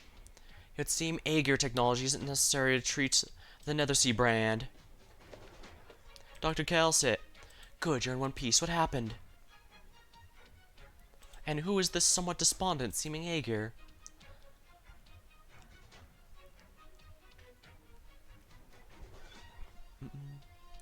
Outstanding strength hunters. Spare us your remarks. Let us hasten to the topic at hand. Calcite has recently suffered quite the ordeal on your behalf. The age she has given us will be forever carved in my memory, while what you've done I will likewise never forget. But this present situation is by her agreement, a small coastal town, a simple meeting. Then in honor of our efforts, may we set aside our grievances and begin the discussion. What you seek is Ryogon's legacy. You wish to find the Stultifera Navis, the ship of fools. Wasn't that flagship of the fleet wiped out in the profound silence? But how many years has it been? What most piques my curiosity is how a foreigner can be so sure that it remains afloat. Then, from the Iberian point of view, do you believe it has sunk or not? In all likelihood, it isn't. However, it has not once returned to port. A ship unsunk for over 60 years, yet never returning to dry land's harbor. Can you people determine its position? We could once, but not now. In other words, Gladia looks at the statue behind them. She has no recollection of such things. Perhaps they already died silent deaths before she even came ashore. The Eye of Iberia. Those wonders were once the cornerstone of the magnificent project, but most of the lighthouses that form the Eye perished in profound silence. Only one remains. It does not belong to you. It belongs to Aegir. Railgun was indeed an Aegir, and he came from the ocean, but his devotion was selfless. He made an ample contribution to Iberia's sea explorations. After the disaster, you let your citizens pour their rage upon the Aegir, upon him. Indulging such folly paints you in untrustworthy light. Yet are the Aegir able to swear no implication in the profound silence. Walls will be the death of us all. If you two are so determined to continue this conversation, both Iberia and Aegir are as good as destroyed. Civilizations do not die. They are merely endlessly replaced. But the next time it happens, humanity will have no hand in it. Pots for lumen are expensive. Yeah. If I remember right, Gladius were also pretty expensive, so I guess it's just the fact they're 6 stars. Still, given how powerful Gladia is and how powerful Lumen appears to be from what I've read about him, I can see why it's worth the price. Not to mention, once it reruns like Undertides is about to, anyone who already has Lumen will gain a massive boost to their gold certs. It's like, what, 70 for the if you get all copies again? That is not an insignificant amount of gold certs.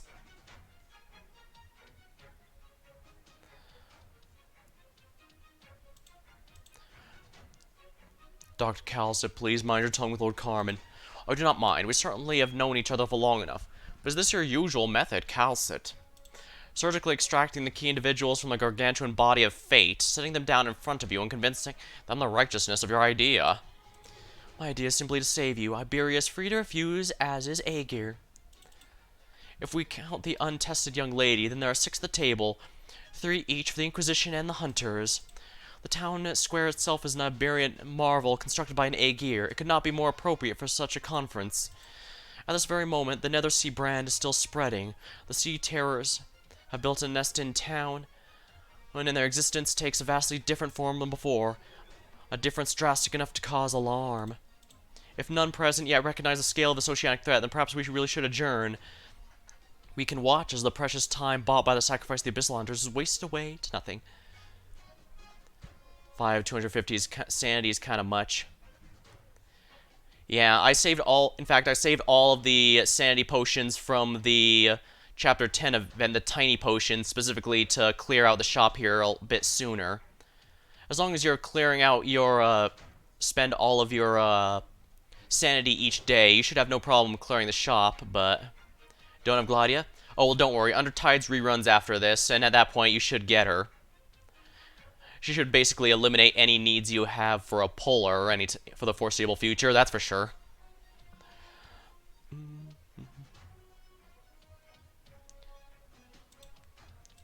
Was our victory meaningful? Of course, without it, then after the profound silence, Iberia would not have even have a deathbed to struggle upon. As for you, Lord Carmen, I hope you can put aside your prejudices against the Aegir. I'm so very old now, Dr. Calcit. Let's get to the point, shall we? Yeah, she's waxing poetic a good bit.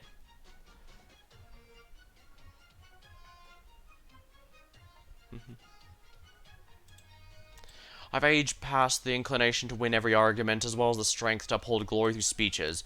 There is no greater glory than survival, and no one sees the solution clearer than I. You may rescind your words. The Inquisition is willing to fully cooperate with the Abyssal Hunters in finding the lost Dreadnought.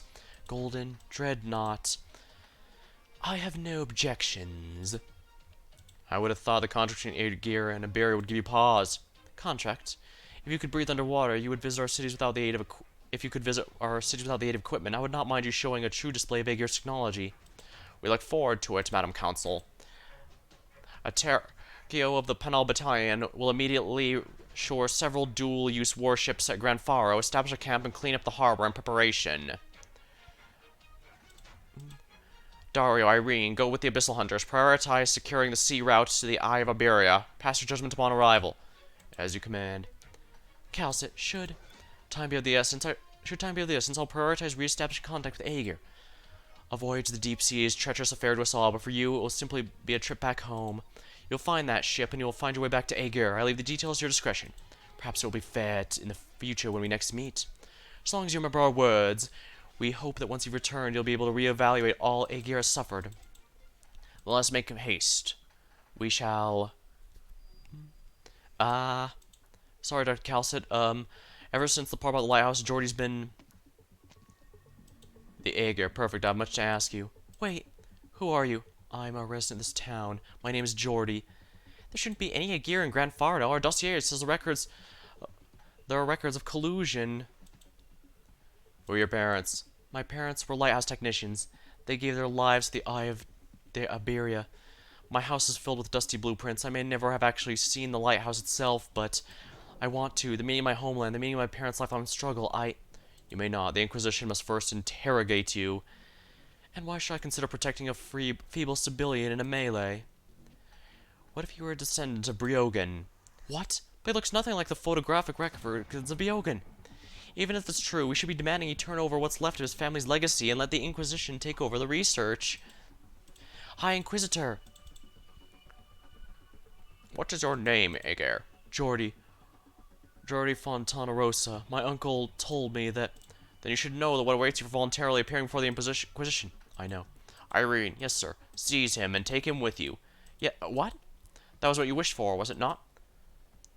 Thank you, Lord. Nevertheless, my greatest hope is to seek true, enduring cooperation between Aegir and Iberia. Even the longest journey starts with a single step. Then we don't have a moment to lose. We will let the eye of Iberia gaze upon the desolate sea once again.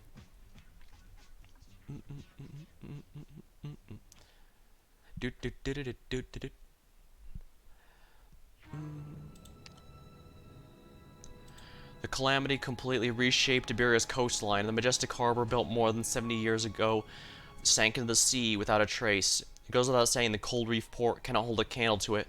Though small, it still reserves a few berths for massive ships. In reality, the ships would never return to port, prepared to board. A few of the small vessels, prepared beforehand by the penal battalion, are moored in the port. When they set sail to sea for the first time, they'll face completely unknown winds and waves. After the plan to build Grand Faro was put on hold, Cold Reef Port was almost never used. A few voyages in the port's records were mostly small-scale search missions carried out by the Inquisition and Penal Battalion. No one ever returns from those expeditions. Today, the long-since lonely port will finally see off another ship from its embrace. Its crew will set out to the Eye of Iberia that is still looking over the ocean. The Penal Battalion prepped the boat in advance, the old dock worker carrying work he was familiar with, loading the vessel with supplies for the voyagers. The boat slowly left port, disappearing in the people's sight. The dock worker thought to himself he might never get the chance to send off another ship in his remaining years. The warehouse holds supplies designated for the next voyage. The only problem, nobody knows when that be, or if it's any problem. Complete.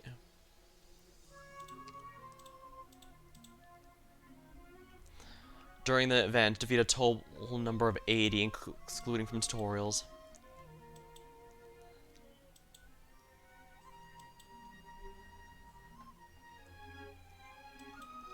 Eye of Iberia. Nobody knows why this lighthouse survived the disaster, but perhaps it's because no matter how terrifying the wind and waves may be, nothing can stop people from gazing towards the sea. Iberia's eyes will never close, only be temporarily clouded over. Sketch added to inventory. The landing point. It shuts its eyes, its sweet dreams undisturbed. Okay, so basically what I'm getting is this is the equivalent of the quest completions. Interesting, interesting. I'm almost done with Grand Faro. Oh, I see. So basically they're split into several parts.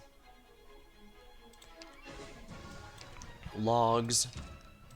Title records.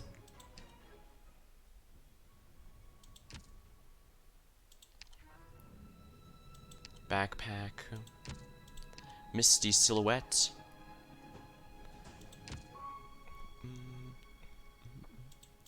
Alright, so yeah, instead of having a regular quest list, it looks like it's spread throughout this board game looking area. Not bad, especially since this is clearly an event heavily geared towards lore and stuff. I need a drink real quick, so I'm gonna hydrate. Give me just a moment, please.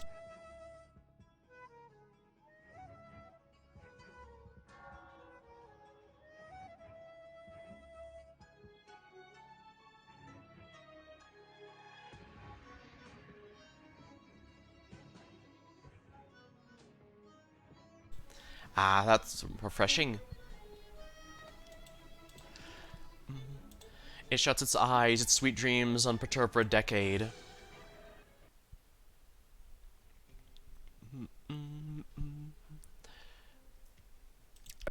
What is this floor? What is happening? Is it the Sea Terrors? Thygo, Amaya? What's going on? What's going on? Didn't you say the Church of the Deep cultists wouldn't show up? They made a complete mess of the place. Thygo, I've come to say goodbye. What? It's about time for me too, and the opportunity's hard to come by now, that's all it is. I don't understand. Thygo, the Inquisitors are here, a whole 3 of them. Jordy's in their hands. Gah, don't, Thygo. Jordy came back his own will, and what can you do against 3 Inquisitors? Does he know what it means to be found by the Inquisition? You've told him so many times, I'd be shocked if he didn't. But that's how people are. Reason might tell us to take every advantage and avoid the opposite. People are so complicated, you can't judge them so easily. I wouldn't call Jordy a fool for his choice. I mean, I probably should, but I won't. Now's not the time to argue over morality. This is his nature we're talking about. Character, not morality, Mayor Thygo. There's a certain beauty in human nature. Even time can't deny that. Seriously, what are you getting at? You're just waxing poetic now, even more than usual. Do you hate the Inquisition? Well, yes.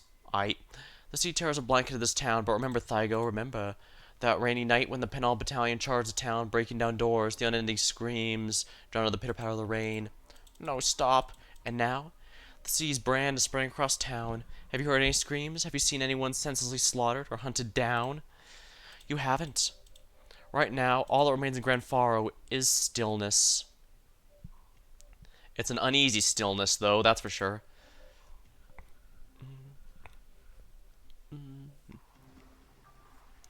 I never knew the ocean was so vast. The sea breeze blows past. Geordie cannot believe what's before his eyes. He always thought the sea's horizon was the sky's end. Not until witnessing this boundless expanse of waves for himself did Geordie, the Aegir, have a sudden question. Why has humanity never desired to explore this? How could we ever determine our position out here? It's not as if the moons are signal beacons or the stars could be read like a map. Why can't we read the stars like a map? Ask a professional astronomer and find out. If the Aegir really is under this water, how big is it? Bigger than even Iberia? There's a handful of genuine Aegir over here. Why don't you ask them? They seem like they have their own worries, though. They're also solemn. Shark, what are you listening to? The wind. There's an offering of kin mingled in the sea breeze. It puts me much at ease. She gets more like this the closer we are to the sea. Even in Salviento, she was so... Do you know why? I could guess, but only disturb your judgment. We have a battle before us. Do you ever attempt to return to the sea after you narrowly escaped shore? Of course, I failed. There was no end to them. They surrounded me. I ran out of strength before I could even swim far. I tried so many times. But you're still alive. We are all well aware of the changes in our bodies, Scotty, you included. Shark may have suffered some injury, but none of my hunters are so fragile, and she is the same as us. Spectre, once a victim of the Church of the Deep. Originium, absent in the ocean, has affected her in a whole host of ways. Why bring along such an uncertain element? We are going home. It does not concern you. Oh, but circumstances in Aegir can hardly be better than in Iberia. Raise your lantern, Inquisitor. Let's prepare to greet our first enemies. Wait, but this wasn't a fighting node. Oh, they've come. One final question. Are there really only 3 Abyssal Hunters? If there were others, I would have long since found them. What compels you to ask? Ominous slithering sounds. Is the ship's course true? Undoubtedly. Then the sea terrors are becoming more explicitly hostile as we approach the Eye of Iberia. Perhaps it's already in their nest. Fighting them aboard the ship would waste too much precious time. Scotty, Shark, defend the vessel. Keep an eye out for the primitive signal navigation facilities while you're at it. I'll enter the sea. I'll go with you. You're stronger in the sea, but so are they. And we cannot bleed down there. The risk is too high. Yeah, they did just mention Scotty's blood is especially unique. What's wrong? Are the monsters attacking again? No, I can't see any. We don't know what's happening under the water, but... That muffled blooming. What's going on down there? Is she fighting below? No. She's just moving. She's faster than water.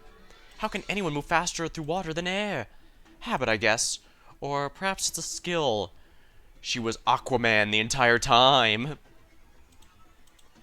The sea terrors are following her. She's opened up a passage for us. Irene, take the Briogan's descendant and continue to steer. Bring up to speed before the enemy surrounds us.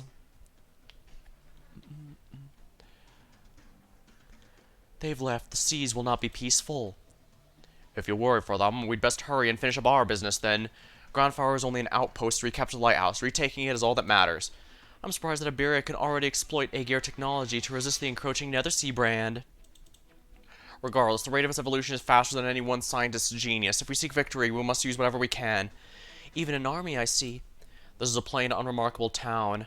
Perhaps there are more strategic locations waiting for the Inquisition to recapture them one by one. More favorable battlefields, grander walls of fortifications, but sometimes it's fine to start with what's at hand. However many billions are willing to fight to the death against waves, that's how many soldiers we can field. Let us begin the cleanup.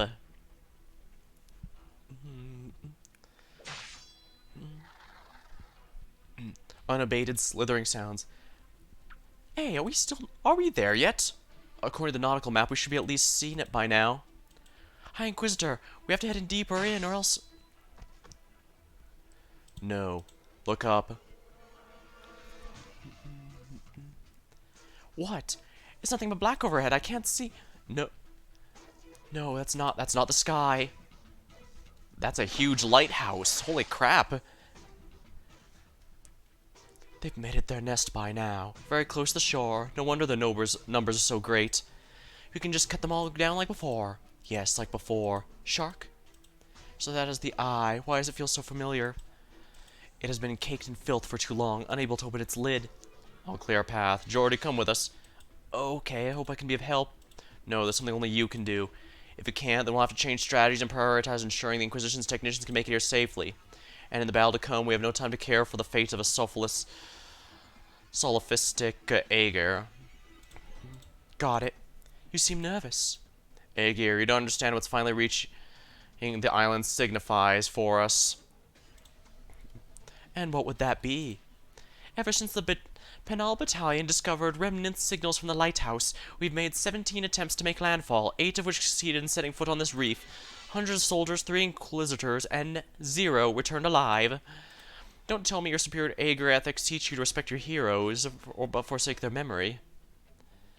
Teach you.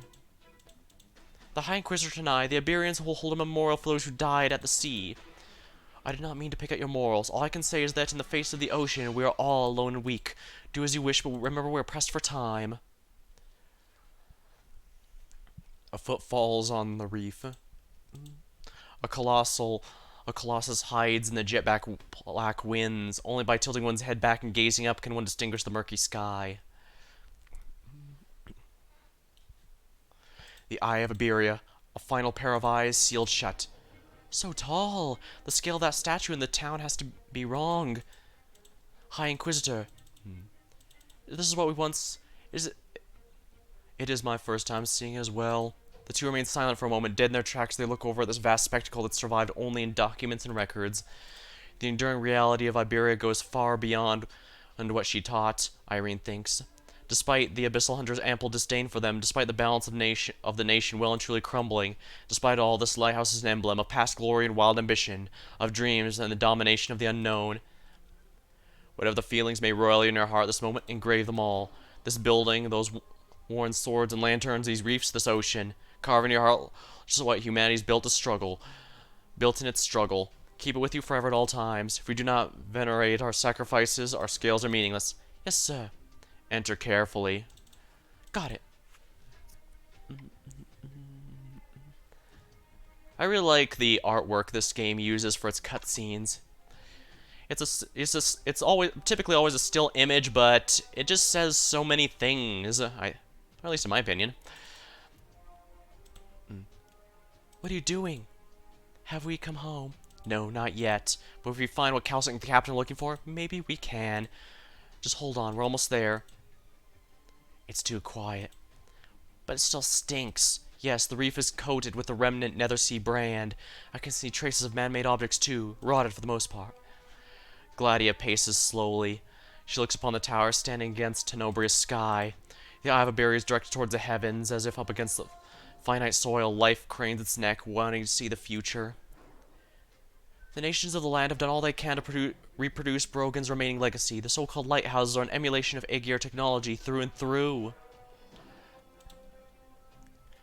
What can this lighthouse be awaiting, sat in this void and empty sea? Does it watch the ocean or land, I wonder?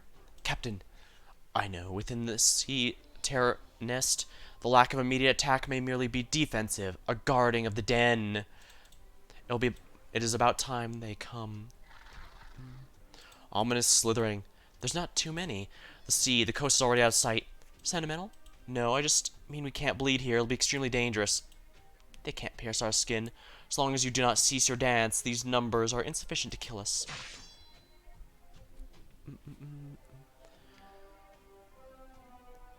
The lighthouse, it really is just like the statue in town. Which means those blueprints at home really were for my mother and father, for the Eye of Iberia. My parents were once in this very place. Jordy looks back towards the shore. Each and every day, his mind went back to the view of the overcast shore, a lifeless, gray, hopeless crowd. But look at this lifehouse, he thinks. Uncle Thygo's right, they were all heroes. They were meant to be legends. The Abyssal Hunters should be regrouping not far from here. They'll be joining this battle too. Don't forget what you experienced in Salviento. Their blood is highly unusual, and Calcet Harley told us everything. Understood, so they can't be trusted.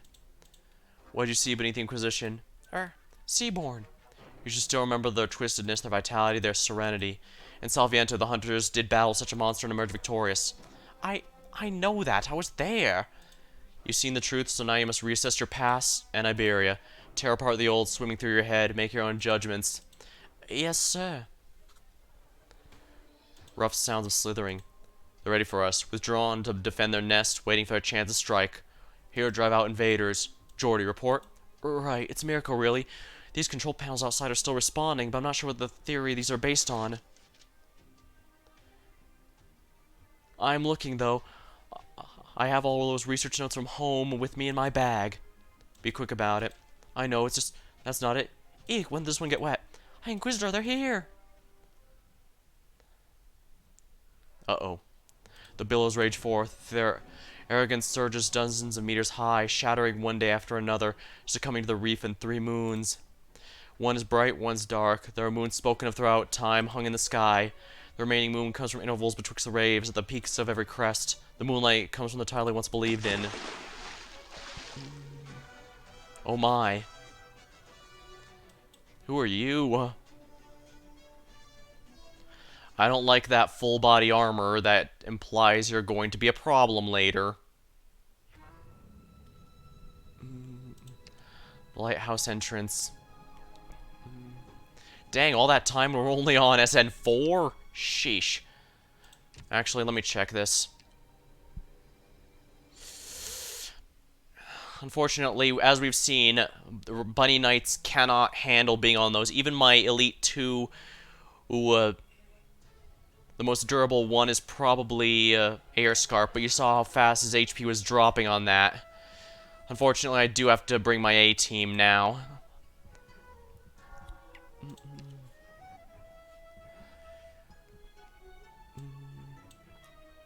Let's see here. Where's Honeyberry is level 50, right? Because I brought it a module level in case wandering medics ever get one. Mission's over. Why don't we all celebrate together?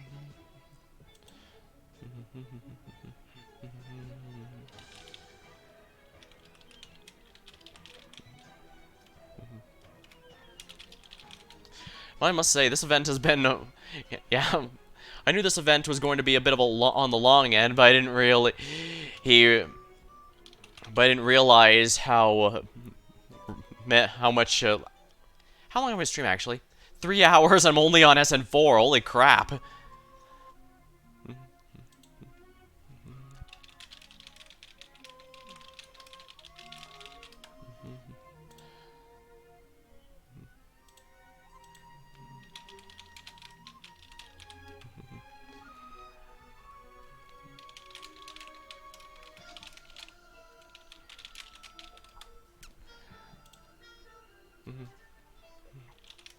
Let me think here. Is there anyone else I want to change here? I might want to bring more... Do I want to keep Aurora? Might not be too bad, but... obviously Gladia is worth taking, but... It looks like I only have to... Okay, so I do have to protect 2 areas, so I need at least 2... Yeah, so I do need to bring at least 2 tanks. I should probably eat you Saria eventually, especially since she gets a really strong module, but she's been working just fine at E1.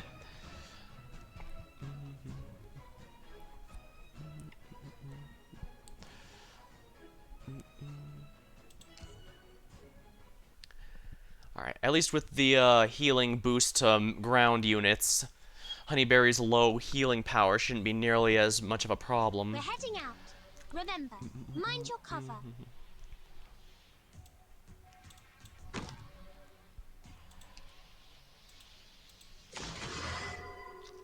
What's this? Hand of the Saint. Fire the Hand of the Saint to deploy direction, stunning, dealing damage to all enemies it collides with. Interesting. When 'tis a choice of life and death, why shouldst thou lay down thy arms?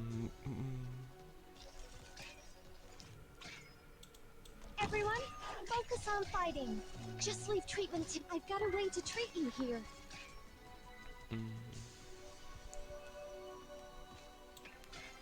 I should be able to do this, actually.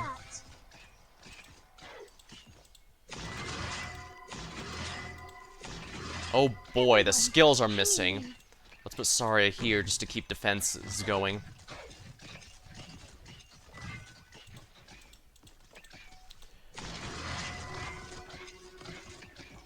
No matter what trouble we're in, I'll face it together with all of you. I can probably replace her with Thorns now. Actually, I should have had him face down. No big deal, I guess. Now, here I should probably put Gladia. I've got a way to treat you here. Gladia should be fine since these enemies are all Seaborn and thus gets her the full might of her passive.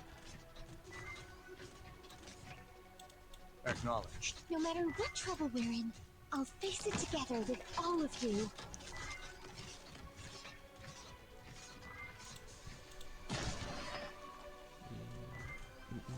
Oh, is it my turn? Here I am. I've got a way to treat you here. Lucky for me, Thorns can even heal himself to make this a lot more tolerable.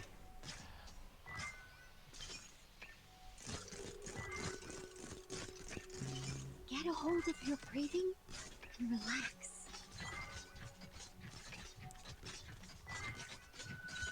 Made up your mind? Cool.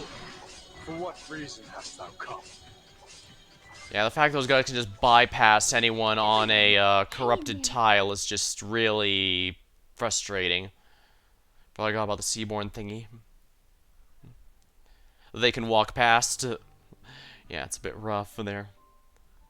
Maria. It's a morning already. The operator's equipment was a lot more seriously damaged than we anticipated. Still, the fact they managed to save so many people from the catastrophe is a testament to how amazing they are. I've got to chin up as well. Hey Maria, I'm here to pick up an order from the engineering department. Oh, Granny, just a moment. Where'd I put that? Sorry, I haven't tidied up this place in a few days. It's a bit of a dump. I'm sure it looks more like a proper Casmerian workshop the last time I stopped by. Oh, what's this? Novel? The Last Night? What's it doing here? Did it get stuck beneath the blueprints I was flipping through the drawers yesterday? I was wondering where it had gone. The Last Night. Used to be my favorite book. My sister gave it to me as a gift when I was little. A night novel from Casimiro's, huh? Mind lending it to me? Sure thing. So that's where the book on the arts unit theory ended up. Sorry, Granny, this might take a while. I can bring it over if you'd like. I mean, the Abyssal Hunters all get their bonuses on all these stages. Honestly, they're going to be getting their bonuses for a little while, because after this is the Undertides rerun, where it's all active. After that is Contingency Contract 9, which is going to be, there. I honestly don't have too many Abyssal Hunters raised myself. I think Glady is the only one right now. And since I didn't get Spectre Altar, that's not going to be changing anytime soon. But Gladia is strong enough that I think it's worth it, because her passive applies to herself as well, as you saw from her really good health regeneration. So, yeah, even if it's just Gladia, it's probably worth bringing her around. But yeah, like I said, there's going to be a good amount of Seaborn for the foreseeable future, because we have this event, we have the Undertides rerun, Contingency Contract 9, and I think the upcoming Annihilation is also going to be one. I believe it's SN themed. But I don't remember off the top of my head. I'd have to check. There might not even be an SN themed Annihilation. I'm just hoping there is one.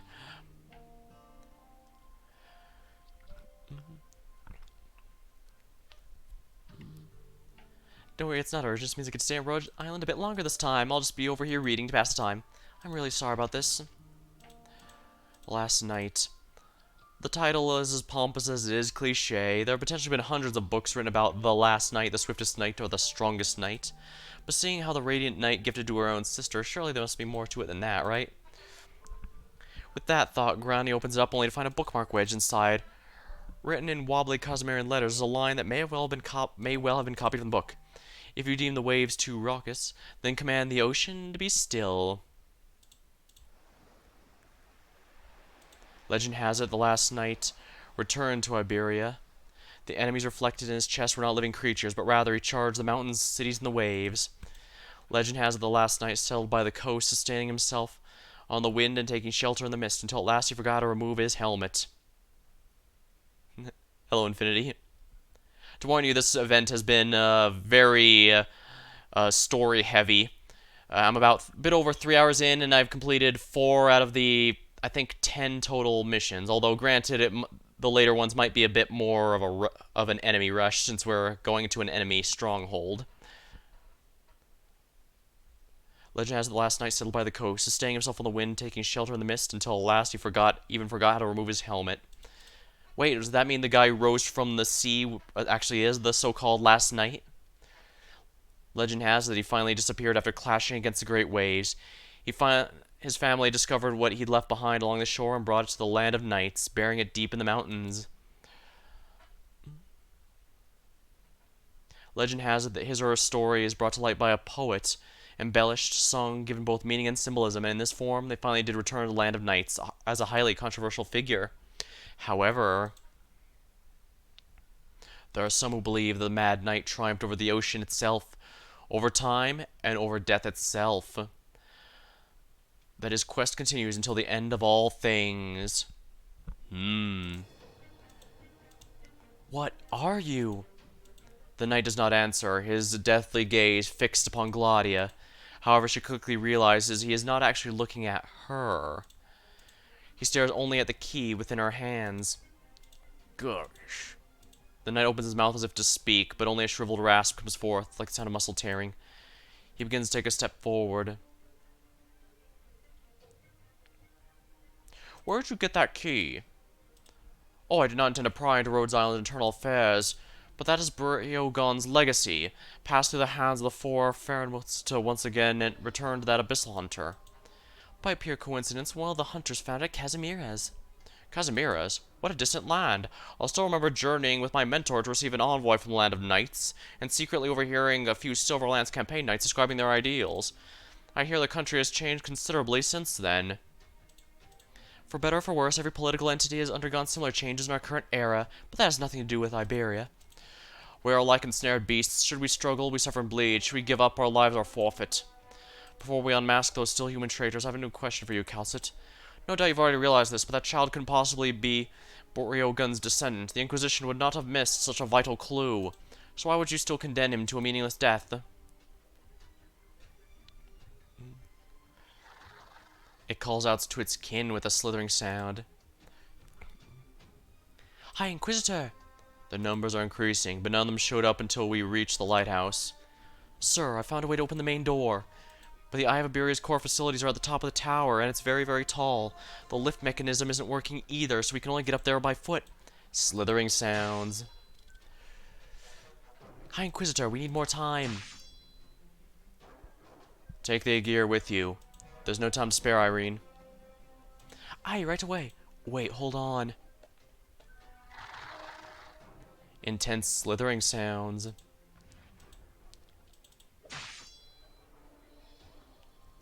Oh, are they here? No, the lantern's flames are flickering. Something has stepped into my art's domain. Cowering, slithering sounds. They're scared. Strange. These things have never shown sign of fear before. Confusion? But what could be the cause? I mean, I'd like to say it's us, but I'm pretty sure it's not us. The High Inquisitor raises his lantern high, and the sea terror retreats in the shadows by the reef. He looks around once more. He notices the reef is littered with corroded and broken weapons, soaked in the fresh blood of monsters. Arms belonging to the Inquisition. As his mentor Carmen said, it's not as if the Inquisition never considered reclaiming the sole remaining lighthouse. Being unaffected by the profound silence, it's been quite well preserved. Even so, the Inquisition never made a serious attempt to retrieve its own eye following the silence. This place used to be a spectacular overlook, a breathtaking, unobscured view of the city. It had been manned by Iberians day in, day out. Cautious slithering. But you've taken as a feeding ground, built a nest for your spawn without permission. Huh. Emotions, long-lost emotions. From soldier to inquisitor, and finally one who sees the truth. He's been tempered, long lost and forged anew countless times. Thus Dari became one of the few highest inquisitors of Iberia. Only a single word separates an inquisitor from a high inquisitor, but that single word is the difference between heaven and earth. He used to regard himself as resolute as steel. Before Iberia's enemies, his lantern would flicker, his saber would glimmer, and every line of his scriptures would be put into practice. But now he feels a strong type of emotion welling up within him. one not solely a product of law and justice that is preached. After acknowledging his rationality, Dario accepts the fact that he is truly experiencing grief and anger. His head cannon takes aim at the sea terror. Hand cannon takes aim at the sea terror, yet his eyes direct towards the sea.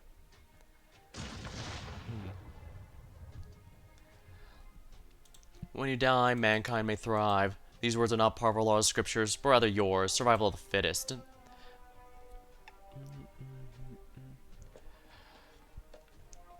Right here. It's just the records say. The lighthouse relies on a power source located at its base, and the core column is divided into several areas. The console on the floor controls... Controls what?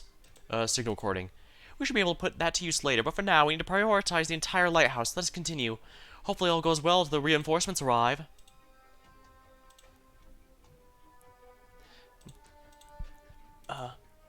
What's wrong, Don Irene?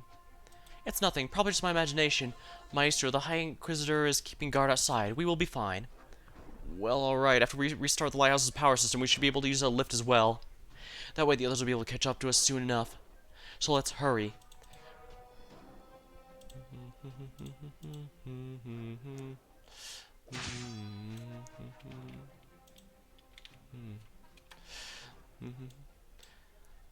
There's something odd about him, some kind of lingering scent. Oh, I guess the night really is smelly. You were right, Infinity. But what is it? The scent of another land. Nothing you'd be interested in. He's without a doubt a seaborn, but he's not the same as Quintus. How is it possible for so many land creatures to become seaborn, though? They shouldn't have frequent enough contact with the ocean. With no way to communicate, we can do nothing but let his body lose all function. He's about to attack. The night suddenly seems to vanish in place. Before all, the sense of an abyssal hunter catching him is hardly a challenge at all. With the speed, he opts not to attack, but instead leaps through the air and bounds towards the lighthouse with a ferocious roar. Oh dear. Whoa, what was that? Don't panic, keep climbing. Complete our mission, rekindle the lighthouse. Right. These vibrations, are the walls coming under attack? How's that even possible? We're already dozens of meters above the ground. The sea terrors have some kind of cannon. Or maybe some massive creature. But other than the tremor just now, I haven't noticed anything else. Maestro. The last night. The knight lifts his head and looks up. The lighthouse did not budge an inch. He shakes his twisted weapon disapprovingly. The long spear, once the creation of a master craftsman, is now inundated with the scent of the depths. He does not see the one standing in his way. The knight bends his knees again, trying to try once more. What are you doing? You contemptuously provoke Iberia, trespass over unrestricted areas, and damage a precious heritage site. Just look at yourself. Do you even have a single shred of human-born dignity left in you? Dignity. Seems your vocal cords still work at least. Unintelligible sounds. See. Doesn't need. Crush the waves, trample the sun, end the pain. Things should not remain the same. The great tree takes root this land. Your stance, your grey armor, and the spear. You're from Casimirez. I am knight. I am the knight. Slithering steel, ocean's waves. Lifting the lantern won't do anything. There's no sign of any other ships coming. The fluorescent Nethersea brand ignored him. He may as well be the source of the sea terror's panic. Then is he actually a seaborn disguised as a human? You seek to destroy the Eye of Iberia? The Inquisition will not allow it. Ah, soil. Now. Good evening, Mr. Knight. Where are the other two? The others, they're currently having a little chat with Mr. Knight's friends. So fight broke not far away. Seems like a clash of civilizations and... It has nothing to do with me, though, so I came over here. You're different from how you were back in Salviento. And also from how you were... when we met in Granfaro. It's like you're always changing. The seawater is sobering. Even the slightest breath of air brought in by the ocean breeze. Although I do want to return the sea's embrace, but Scotty stopped me. My little Scotty, she's so scared. But of what? With what's going on now, I need Gladys' explanation all the more. Igerian. Master Knight, good sir, return to sweet slumber deep in the abyss. We are not enemies. The knight ignores Laurentia and murmurs as if singing. For the emu just dealt him a heavy blow, the knight only tilts his head slightly before snapping his attention back to the towering lighthouse. Alas, how tragic. Language can no longer reach your ears, just as clouds cover your eyes. Even in your madness, does your will still drive you forward like clockwork, compelling your body to advance?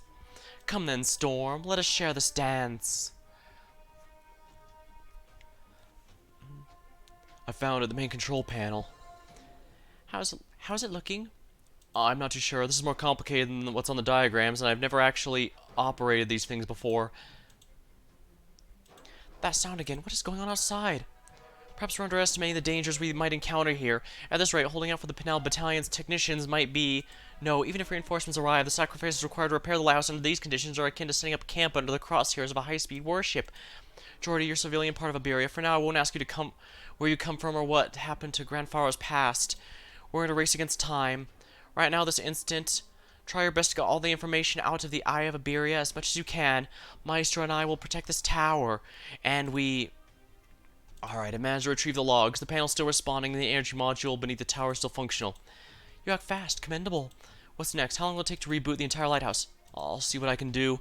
Even though I know the people out there are fighting against those sea monsters, I still have to say this. As long as this panel's still responding, it should be hard to restart it. I've read about this in the notes my parents left behind, but this will be my first time actually operating it, so it's a bit of a gamble, just to warn you. Either way, it all takes time. We should probably... Ick. Guard this place, right? Don't look down, keep moving forward.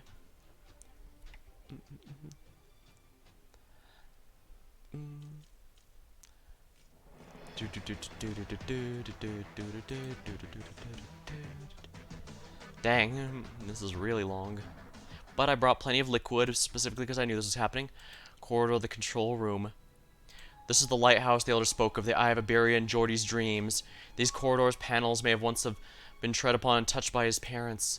Geordie tries to feel the aura of familiarity. Countless times he has sketched his parents' likeness from his imagination, in the way they would shuttle between lighthouses.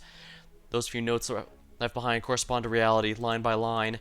Perhaps their bones are still interred somewhere in this lighthouse. The thought makes Geordie shudder. Now he stands in the same place, his hand covering the control panel. Where then will fate take him? He decides not to think about these things. He must accomplish his duties, irrespective of his identity, worth, or beliefs. Geordie stands here for the sake of unrealistic dreams, though he may be anxious and uncertain. One thing he is not is lost. Oh, he's joining now. Obtained medal. Nobody. So, you're the doctor. Pleased to meet you. My code name is Lumen, and I will now be serving as a Rhodes Island operator. Even if I can only bring you a thin filament of light, I will give all my strength. Excellent. Finally got the freebie operator. Lighthouse Caretaker's Lodge. The small cottage still holds on the signs of life. When the calamity struck without warning, the guards stationed here were never heard from again, but now, more than 6 years later, there's still a guard staring out the window of the sea. His body long since decayed and his eye sockets hollow, but duty is never less duty. Let's hope he kept a diary then. This diary records the years the lighthouse keepers spent here. One day the silent waves swept through everything and they found themselves trapped here in the middle of the ocean. At first there was fear of panic, then there was an attempt to escape. Finally, they accepted their fate. Even when dignity, civilization, all the humans were meant to rely on were cast aside, it's not all that difficult to survive. Whether one falls in their duties, they become nutrients for another to continue the vigil. The text on the last page is smudged over with water, now barely legible. All that we do, even sin and blasphemy, is not for the sake of our ultimate victory. It is for the hope that our defeat can be slightly delayed.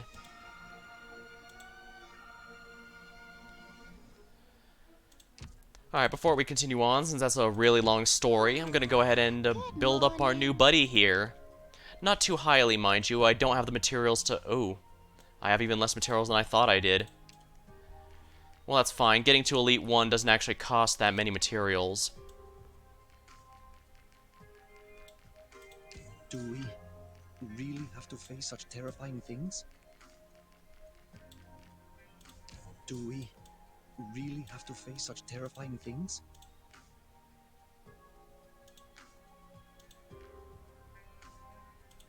Do we really have to face such terrifying things? Elite 1. Pretty easy, so let's do that. No, I can't accept this. I've just been doing my job. Nothing worthy of a promotion. please, you don't need to look so dejected.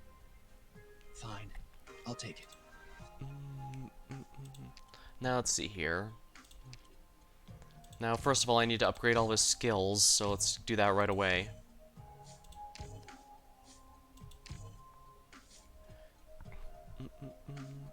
There we are. Let's see here. Downpour Grace. In Drizzle Privation. Target and nearby allies receive healing. Restore equal 200% to 2 allies within range. Charge effect. Remove negative statuses. Alright, charged effect means that can continue recovering SP after reaching max. When it reaches double max, someone enters a charged state which gains additional skills. So basically, if I just hold off on using a skill for longer, it'll be fine.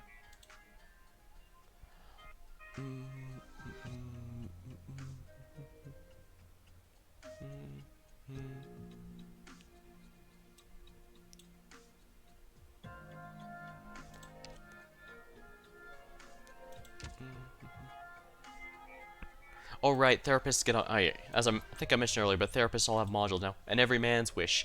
Healing targets gain status resistance. If the target's above a certain amount, they gain additional status resistance on top of that.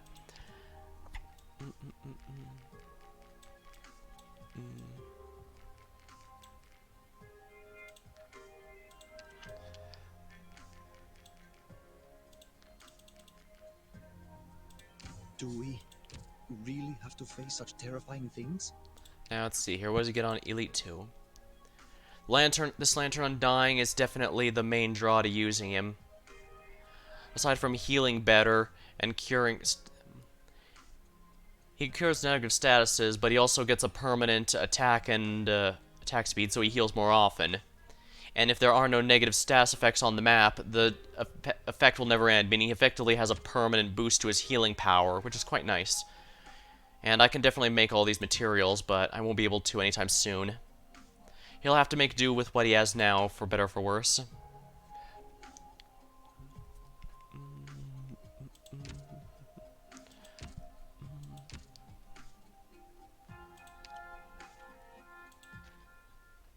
Oh, not this one. Here. Now let's see here. 50% more trust. Basically, anyone new gains boosted trust. So... Now, I could buy a Lumen token, but I think I'd rather get some more experience.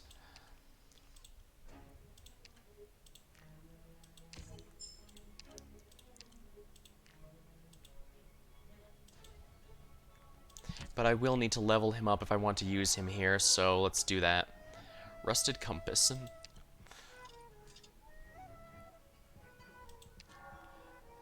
The small cottage holds on a sign of life. Oh, is there another one here?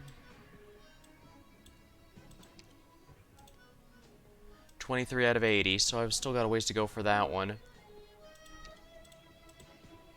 Rummage through the drawers. A small communication terminal. The knob adjusts frequency, shiny, worn, shiny, smooth. The few pieces of weathered jerky of unclear origin. Alright, so I was able to see both those. Nice. Lighthouse control room. A new fight. I can probably swap Shining with Lumen, but if I'm gonna do that, I need to level him, so let's do precisely that. Don't worry, Doctor. I'll catch up to the others.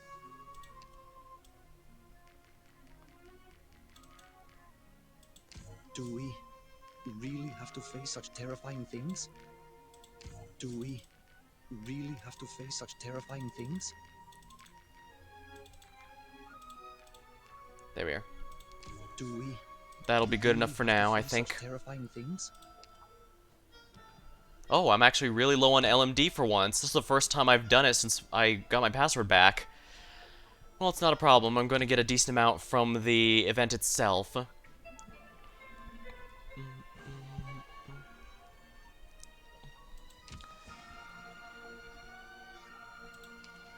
Components. Alright, looks like Mr. Handy is perfectly fine here, so... Now, what does this map look like again? Details. Alright, so they're going around and around. This should be easy to take advantage of, especially since there's a pit. And I imagine that pit is specifically there so that Gladia can pull them into it. Can't wait any longer. If what Calcid says is true, then none of us can really afford to wait around. Even while we walk this land, we're still part of the sea. Those corrupted descendants are in the process of changing the environment. And in time, none of us will be spared. All we're doing now is sitting, waiting for the end to come. We're not the only ones sitting around, though, and everyone's reasons are different. Think about it more broadly. Who knows? Maybe these lands aren't suited for our survival. Rifts in agreement. Not harmonious enough. There's something I want to try. Time to mix it up, all for the tunes. Rifts in agreement. What exactly do you have in mind? Well, not exactly accomplishing much over here. Just treat it as a little pre-concert workout. Don't swim too far out, Frost. A workout, huh? What about the rest of you? I think I'll pass. Too lazy. I can feel the inspiration on its way. It's close, just a little bit more. Alright, riffs enthusiastically. I'll be off then.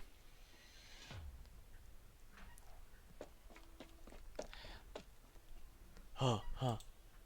No, what did that woman and the Inquisitor do? How could they so easily erase the gift of the sea? Aegir, it must have been the Aegir. What the Aegir left behind, those strange machines. They must have be destroyed. Makes a slithering sound as it clings to the cultist calves.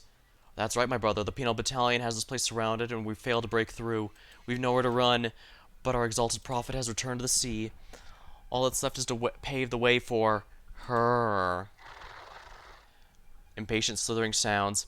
If they seek to hold back the tide, then let them dash against the rocks. My life is but one brick in the lengthy road.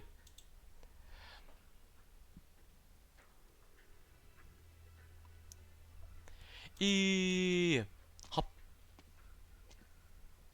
Don't panic, it's just me. Why haven't you taken refuge yet? Mayor Thygo was drunk and out cold as a gloom pincer, so I didn't hear anything. By the time I woke up, everything had gone to shit, and those disgusting things were all over the place. What happened here? Is the Inquisition sent anyone? What's going to happen? The Great Ocean is not guilty of any crime, but the Inquisition does not agree, so they control the so-called law and condemned us as sinners. Soon enough, the sea terrors will turn to the ocean, but I cannot allow the Inquisitors to condemn Grenfaro to a death like that. What are you talking about? Have you gone mad? Mad? I'm not the one who's gone mad. I simply need to know, what can we do before the Inquisition destroys the town and rounds us up all to stand trial? An Inquisitor has already arrived. I saw clearly when hiding in that little alley. I've never seen one that old before, and they gave me the chills, man. What are you gonna do then, Thygo? Go up to them and try and reason? We'll have to choose sides again, right? When the Aegir were taken away, most people looked on just like that. They had a chance to stand up for them, and nobody stood forward. Thygo, you... Now we have another chance. Either watch the Inquisition put everyone in Grenfaro to trial. Have you lost your marbles? Inquisitor, they can handle us all without raising... hand. Take me to them. What are you talking about? Drop the act. How long do you think I've lived in this town? Alright, follow me if your goal is really to take revenge on the Inquisitors. Just what are you up to, Mayor Thygo? Oh dear. Almost there. This is already taking too long. I'm sorry. It's not your fault. It's mine for not having enough patience. Dona Inquisitor. Dona Inquisitor. If you're worried about the others, you can go help them. I think I can handle things up here. The High Inquisitor gave me the order to protect you. As you've seen, those monsters are everywhere. I cannot leave you alone. But I don't want to be holding you back from joining the battle.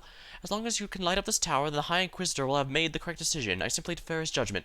I understand. Did your knowledge of the Eye of Iberia come from your parents? Yes, or more precisely, it's the sum of all the Grenfaro's past. They gathered all the best lighthouse engineers in Iberia, or at least that's what my uncle told me. The territory used to be demarcated by the Inquisition until it was abandoned after a string of incidents involving Aegir and the Church of the Deep. I'm not trying to rip open old wounds, but I've been thinking. Before I left, I read the dossier about the sentence handed down at the time. Never mind. Do you hate the Inquisition? To be honest, if there's anything that always hangs over the heads of people's back home, hanging over the heads of people back home, other than, you know, the ubiquitous dark clouds, it would definitely be the word Inquisition. The town once glimmered, giving us confidence to rebuild our lives. The workers and engineers gave everything they had to fight the disaster, but the Inquisition took everything from us before it even struck. And do you still believe that today? I mean, it's a place I grew up in. Everything I've seen or heard has only reinforced that lesson. I'm sorry, ma'am. You are simply stating your lived experiences, citizen. It is your actions that will prove your loyalty to Iberia. Still, I'm astonished you had the guts to say all that in front of an actual Inquisitor. I never would have dared, not until I came here. But then I saw the eye. For the longest time, it's only ever appeared in my dreams. Nothing more than a sculpture sitting on the plaza. Everyone in Grand Faro who came before me passed this all down. Our duty, what we must do. It's all surging through me right now. Ma'am, do you see something glimmering in the base of the lighthouse? Something blue, sparkling stars? That's the Nethersea brand. Do you really think you can fight me, Master Knight? You only care about the lighthouse. Why? Why do you cling to it so? Monstrous waves, swallowing sky, even the stink of wheat consumed by silence, all things great and small return to nothingness. Oh, so he's Buddhist. Agitated, slithering sounds. He can speak, but he not command his kin. The sea terrors are in disarray. Let's put an end to this. Grasping roar. Rasping roar. What a surprise, Mr. Knight. You're not moving like you were before. Those are human movements. A charging wind-up unique to Karanta Knights. What exactly are ya? The Knight continues to ignore his two opponents. His focus is solely on the third. Even with his attack, the towering lighthouse does not shake. Even if the profound silence fail to destroy the eye, what chance does the lone knight have? It bewilders him. It pushes him to try even harder. Rasping burner, clouds, hills, pillars of ash, arrayed across a hotbed of decay. Tides unending. We're probably gonna have to fight him in this next battle, so we'll see. You're injured, and the sea terrors are drawn to you. So it appears. Got a little scratched up by accident. Step aside, you're no longer fit to fight. Daria's eyes quickly dart across the abyssal hunter in front of him. His movements paused unnaturally a few times during the previous class. He heard reports about her. She was involved in the Salviento experiments. But the woman who stands before him is completely different from the one who emerged from that fierce battle. Who was she, and who is she now? They've hardly touched you, yet you seem barely able to stand. Maybe an illness you contracted in Salviento. The scent of the sea is rather intoxicating, that is all. Knight, comrade, why must you gag on air, endure heat? You'll never taste the fruits of civilization. The ground is shaking. Energy long lost floods in the pipelines into a broken body of the Eye of Iberia, prying open its eyelids. It has awakened. The entire island whispers and groans of its first light. Slowly it shakes off its winter, as if waking from centuries of hibernation. The cycle of all existence does not belong to the sea. The knight lifts his head, gazing up from the shadow beneath the great lighthouse. He is perplexed. That is not the monstrous waves. Where are they? Without drawing a single breath, as naturally as a shadow slants in the direction of light, Spectre brings down her weapon. But the humanoid seaborn in front of her avoids it, the logic-defying explosive force. In the midair, the knight looks far in the distance. He is listening for the coming of new waves, and he will break them. He will break the waves' legs. Isharmala. Rakinante. Oh crap. Rokinante braying. Unintelligible sounds. Chase. Oh dear. This is not looking good. Turns out Mr. Knight's afraid of the light. Don't pursue him. He's not the only seaborn out there. Only duties defend the lighthouse. He's only lost interest in the lighthouse. I don't care about the motivations of monsters. Are you saying I'm monster? You? You're undergoing a transformation. I don't know whether this is something that happens to every abyssal hunter, but if necessary, the reef will be the last bit of land you'll ever step on. You still call this land when we're clearly surrounded by ocean. Disasters change coastlines, not national boundaries. Every last centimeter of land swallowed by the profound silence is still subject to laws of Iberia. Law is a virtuous word, yet not all creatures recognize this virtue. Well, at least we don't have to fight him this time. Ready your blade. So much rocks. Seems that way, yeah. Just a little more slithering sounds. Hurry up then. If this drags out any longer, the lighthouse will be swallowed up by the nether sea brand. Ran into a little bit of a hitch. One of the auxiliary structures might have been damaged, but that would take too much time to investigate.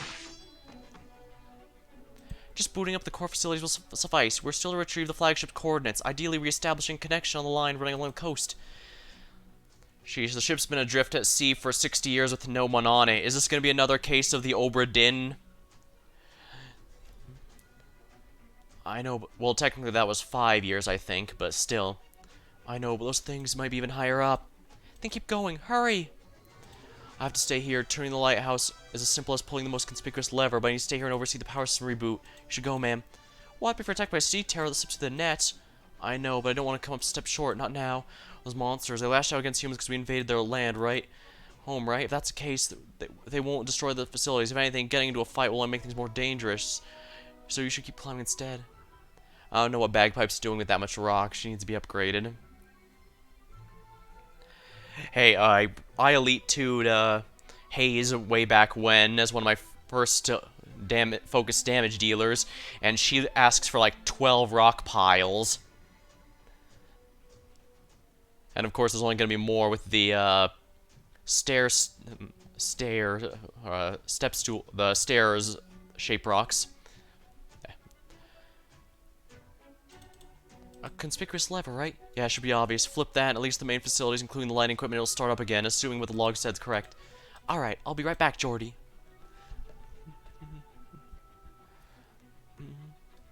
This console. Well, this is it. Nothing on the outside is visible from within the tower. Could the Stultifera really not have sunk? How are they supposed to find that great dreadnought? Is it too late for the penal battalion to come to their aid, or the cultists of Grand Faro hiding even more secrets? Just pulling the lever in her hand, all those questions would be answered. Irene should have been conflicted. She had accepted too much, learned much of the sea, and seen it with her eyes. Now's the time. I hope you're ready, Irene. Dazzling light penetrates the ocean and pierces everything. The light will lead the way. The light can dispel darkness. It worked! Jordy, did you see that? We did it! Slithering sounds rubbing against the wall. Oh, merde. I didn't think you still had it in you to appreciate the sculpture. The Eye of Iberia, offspring of the marriage between Aegir and Iberian technology. On land, each nomadic city can only seamlessly communicate within its own walls. Between cities, however, it's like crossing a moat. E2, T4 rocks with 4 times needs. Oh, dang. Worst part is I think her module requires a few, too. So, hope you like rocks.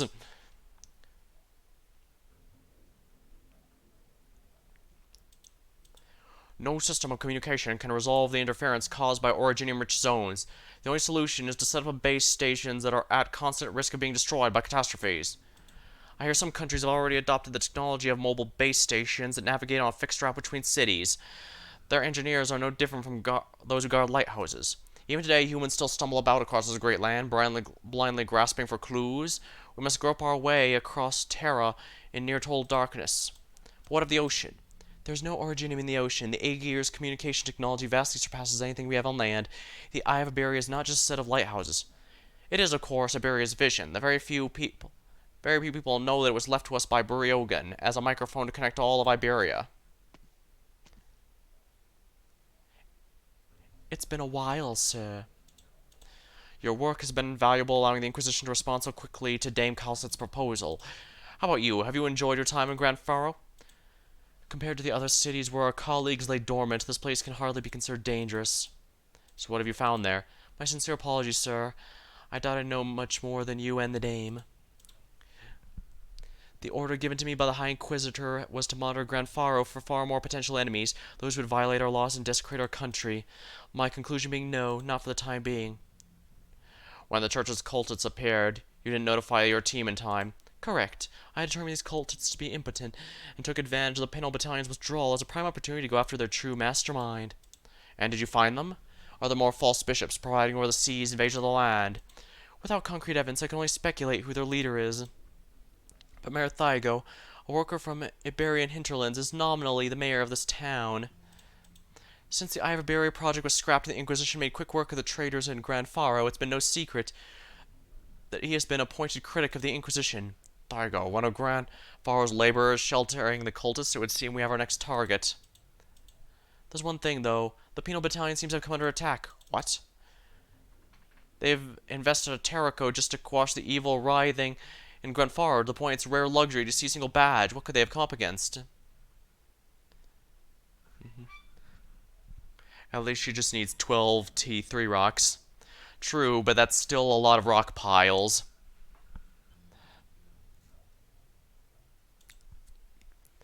The Netherseed brand has seeped to the ground of the surface, drawing a circle roughly 50 kilometers from Grand Faro, and it's a perfect circle, almost as if it was drawn with a compass. It's not the town that's surrounded, though, it's us. Oh, so it's like Full Metal Alchemist when they had that giant,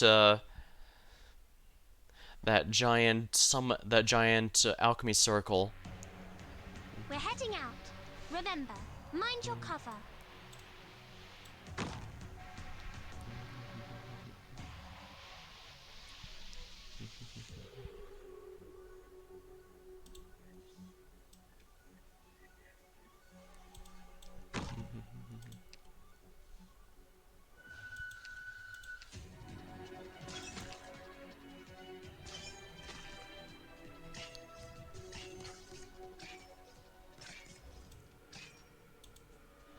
Everyone, focus on fighting.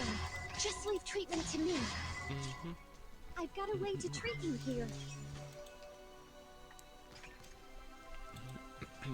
Alright, most of them should be coming this way, so crews should be able to handle this just fine.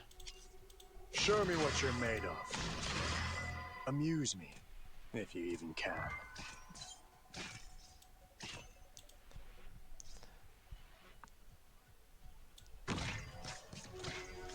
No matter what trouble we're in, I'll face it together with all of you. Oh dear, those enemies leave, we need calcit. Let's just get this done not with. calcit. We need, neon to knife, block that A then. life. I've got a way to treat you here. Wide range medic. Lumen here should be good. Muster up the courage. Alright, here we are. No matter what trouble we're in, 520 I'll face it rocks. together with all of you. Aw, I can't pull enemies into there with Gladia like I was hoping I could. How disappointing.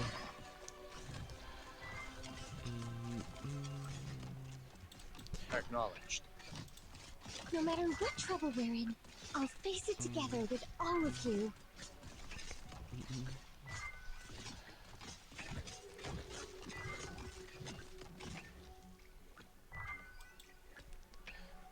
I've got a way to treat you here. Yeah, it's spreading way too much.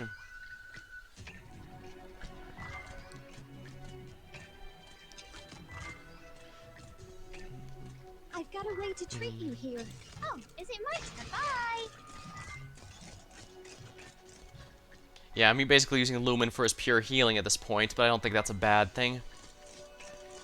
No matter what trouble we're in, I'll face it together with His pure all healing's of pretty good, especially if and when I get him his module. Easy, not even a risk of leaks. We're almost at our destination. Why, you never would have reached the Stultifera in one piece without me. The children of the sea would have ripped you apart, crushed you, and bound your limbs as they dragged you off to their nests. You're not like Quintus. What might could you be talking about? My skin? This sack of flesh? None of that matters. What are you trying to accomplish? And what are you trying to accomplish, Hunter? Your kind already loathe your enemies while simultaneously doubting the purity of your own blood, but still you pretend to be calm. What are you trying to get out of me? I mean, think about the number of how many 1-7 farms that is. Yeah, I know. Silence, a wise choice. Aegir are not a sociable lot, it is known, but it seems there are exceptions. Or are you just a bit of unpopular grump? I can answer your question. Quintus wouldn't, nor will other humans, but the Seaborn will. Like heralds, we come to understand things. We are not limited the way humans think. I don't need your riddles. Before coming here, I was in the midst of translating a literary classic from Ursus. It was about race and nations, about history. I was putting it into Iberian and Victorian. Take a look, Mr. Hunter. Ulpenus's gaze follows the woman's hand, his eyes subconsciously drawn towards the ocean. A pitch-black sea, dense with dark clouds, oppressive, and yet a vague outline of the starry sky is visible. Even the Aegir rarely look out across the water's surface. Different races, different countries, the land is fractured in every sense, and its conflicts never-ending. But when you look over the boundless sea, do you see anything representing those divides?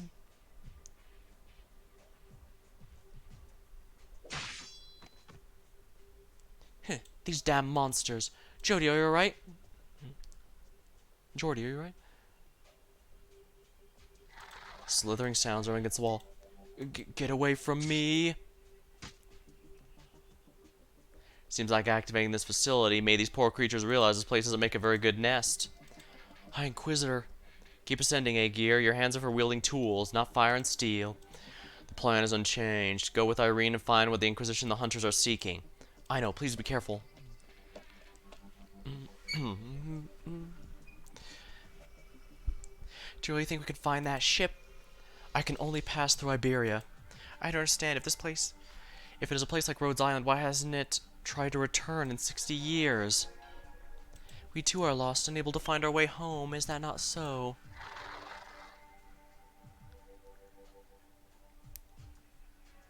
Sounds of stirring, slapping the water. The children are increasing in number. Are you alright? Me? Why do you ask? You didn't speak a single word on the day to Iberia. Have you always seen me as a chatterbox, Scotty?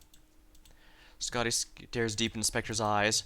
When she finally found Laurentia on land, her eyes were clouded over. Then she saw it in a fragment of Laurentia as she once was. But it was short-lived. After returning to Rhodes Island, she seemed to have fallen back into the abyss.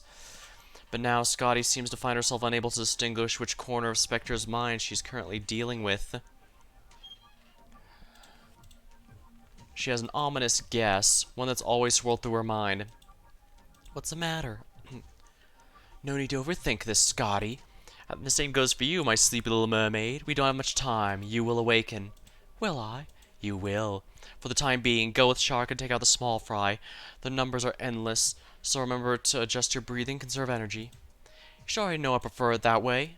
Must we be in such a hurry to perform again? The storm is not yet ready. But seems our dance partners won't be kept waiting.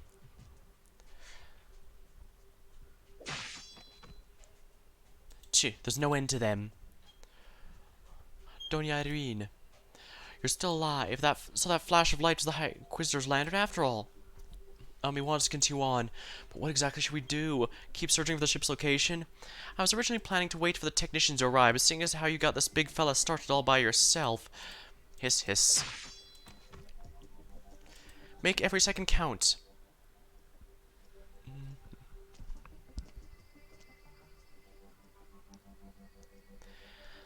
Thiago, so you're finally seeing clearly. Why haven't you fled? The penal battalion and that Inquisitor have been lying to ambush ambush the town.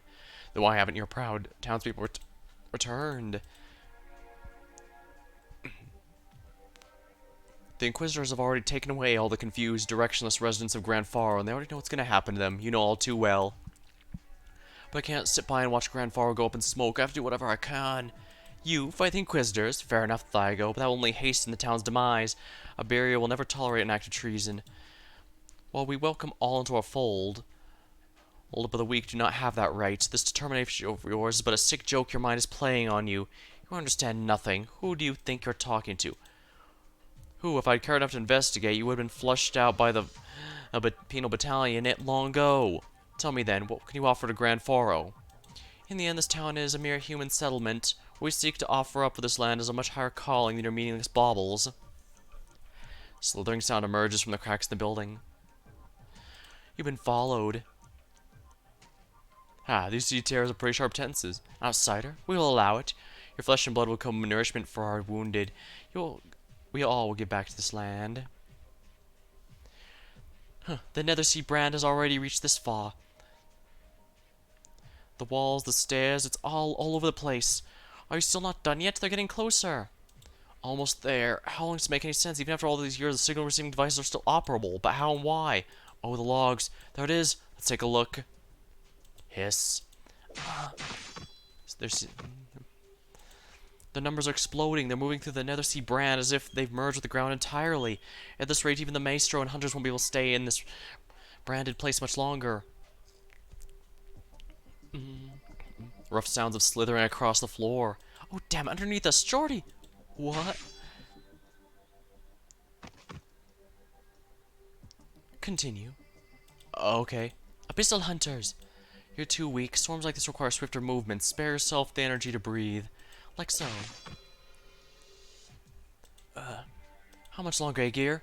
There's no records of the logs how to operate these terminal controls, so I have to keep searching. There's data here. I don't know what it means, but it keeps popping up. It keeps popping up. Even if it's from the Inquisition's last attempt, that should have been years ago. I'm not sure. I assume the data loss was caused by power outage, but if my hypothesis is right, there's a ship here that's been sending signals to this lighthouse for decades. What? How far away is it? I know I'm looking. Where are the navigation records? What is it? It's very close, actually. How can it be so close? Ah, what happened? I'm afraid the underground portion of the tower has been swallowed up by the Nether Sea brand. We need to make our decision now. Decision? What decision? If we have the means to locate the ship, then we will go. No, we should eliminate the sea terrors, then ensure the Pinel Battalion's reinforcements can arrive safely. Impossible. You'll merely wear yourselves out before the stronger prey can even join the hunt. Or do you mean to say that Iberia has hundreds upon thousands of people willing to hold the line in their dying breath, like the High Inquisitor below us? Well, no, but opportunity waits for no one. Gladia is a very no-nonsense individual. But I guess after how long-winded Calcid is, she makes a good contrast, that's for sure. Have you confirmed the coordinates? I can determine the approximate range, but I don't know why it's spinning around or if it means. If it's being kept afloat by current ocean currents, see the square surrounded by seaborne, that's what the ship looks like now. But that ship is the only vessel we have. You can have it, we don't need it. No, go with them. Hi, Inquisitor, what'd you just say? The Eye of Iberia has been activated. There should still be some working safeguards in place. Lord Carmen will arrive to purge the evil remaining along the shores. We don't have time to waste on these endless hordes. Then I'll stay with you, sir. No, you ought to accompany them. You should go see the ocean. What saved your life? What let the rescuers find you? It wasn't me. It was the scriptures you held in your hand. Make the right choice. Do not bring shame to Iberia. Understood, High Inquisitor. I'll become Iberia's eyes. Return the Stultifera to our country's embrace. Then go. I look forward to seeing the moment you pass down the correct verdict. Yes, High Inquisitor. You should leave too. Go with them. Sir, I don't want to. I want to stay here. It's too dangerous.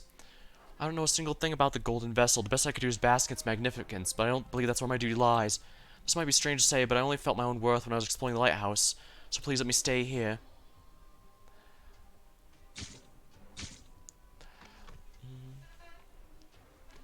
Exactly 100 down, but nothing's changed.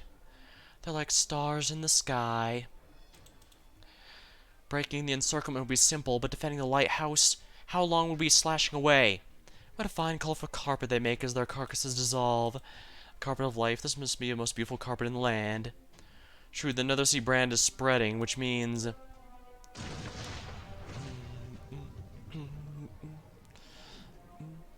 Your weapons cannot burn through them, but mine can. That's only a temporary solution. Cauterizing the tips of the seagrass won't stop it from growing. It's good enough. Grab your people and get out of here. Steer the ship out of it, or you won't be able to get your bearings. You do realize what that means. You don't need to tell me, Aegir. Very well. Do your best to survive, High Inquisitor. Shark, Scotty. That's the ship. Yes. After so long spent waiting on land, we're finally able to return to Aegir. Gladia's words slow to a halt. Her hand caresses her neck on her well-concealed skin as a patch rough to the touch. The ship is right in front of our eyes. No, don't be hasty, Gladia.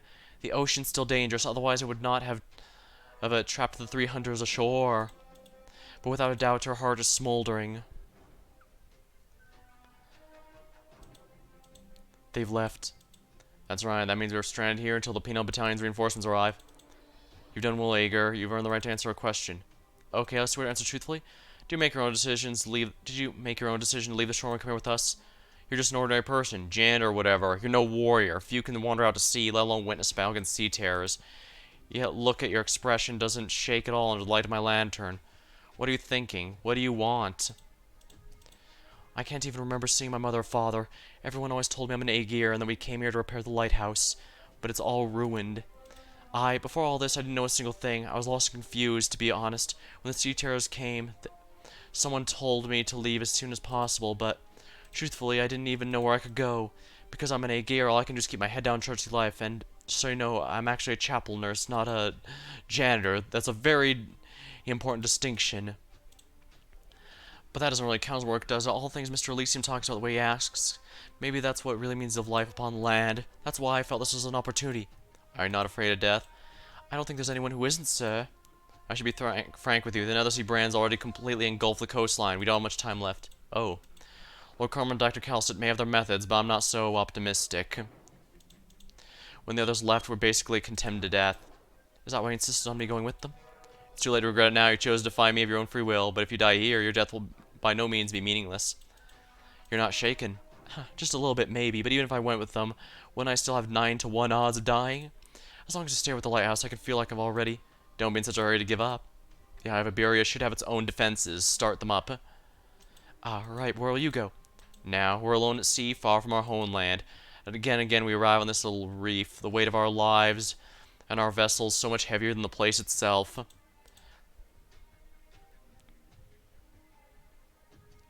Hiss. Swarms of the slithering sounds. Between the ocean and Iberia, there's no such thing as justice or evil. Only sword and lantern. Only me.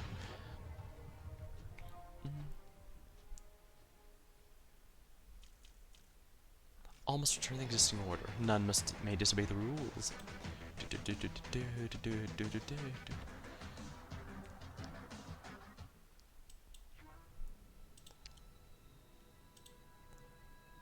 Still 23 out of 80, huh? There'll be more later on, I suppose. Worn out cabinet. Open the cabinet's doors, and a complex-looking device can be found inside. A thin line of Aegirian text reads, Housekeeping Assistant Module. It seems to fit into one of the little handy. It appears to have been carefully stashed here at some point, but where did it come from? I have to obtain a total of 500 rusted compasses to unlock this. In a half-opened safe, if it sits an outdated nautical chart, once used by an old Iberian fleet to conquer the seas, the crystallization of their explorations through the mist. Unfortunately, it's now nothing more than a scrap of paper. A few other miscellaneous items also sit at the bottom of the safe with nobody left to use them. The ship's wake.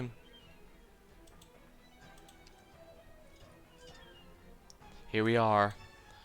The titular Stultifera Navis.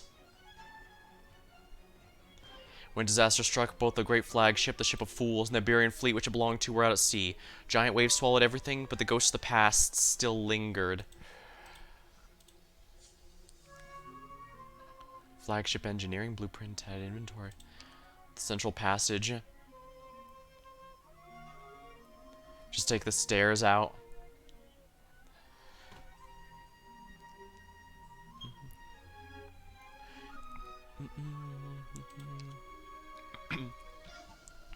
Within the broken mirror, Spectre finally sees her completed self. Bounces a hand to the saint that deployed directions, stunning and dealing damage to enemies it collides with.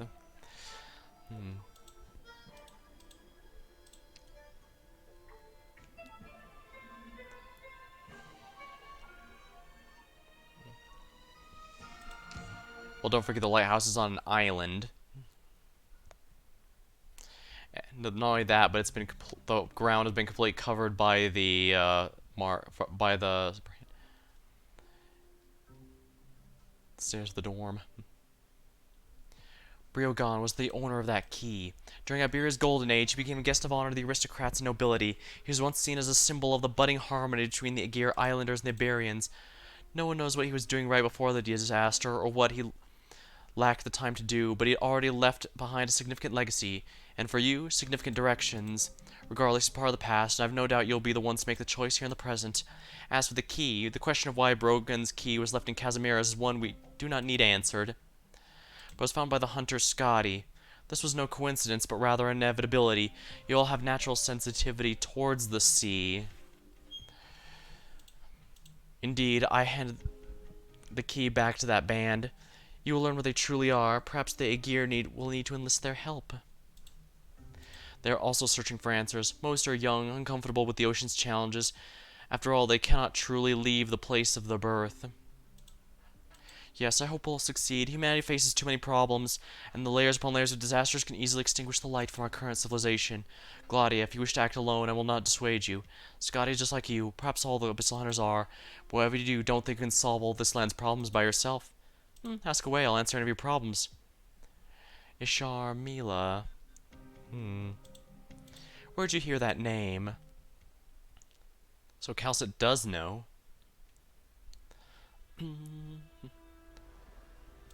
We're almost there. But the ocean is too vast. Even slight inaccuracies in the coordinates can lead to huge errors.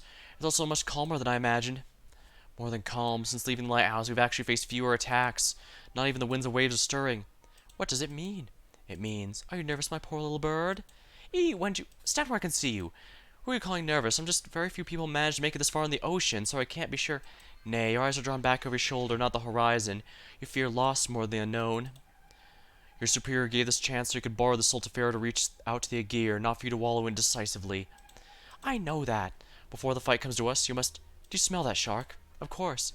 Keeps this cozy little boat slightly to the right, and soon we'll be able to see the bigger boat.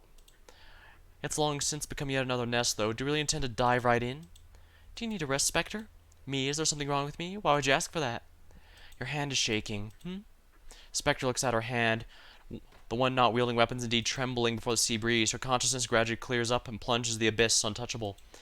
Is this anxiety or excitement? But why? Gladia reaches out and gently holds Spectre's hand, with Scotty following suit. The three Abyssal Hunters share a moment of silence. Welcome home, hunters.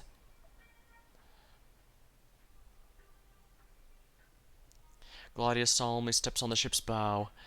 The sea breeze carves a path through the night, carrying upon the familiar scent. The quiet vessel sleeps soundly atop the ocean. It's a vessel of the sea breeze, a guest of an era. Idealism was ubiquitous in that era, and it reflected the people's spirit of exploration as well as their arrogance. Scotty and Gladia stare wordlessly at the ship. That is a very impressive ship. And in an instant, they are inundated with flood of thoughts, but in the end, they are inevitably dragged to the past. Their youth, their home, the rhythmic swaying of the ship. Only Spectre can use to grip tightly in the weapon of her hand, the sea breeze picking up slightly. This breeze will carry the hunters home.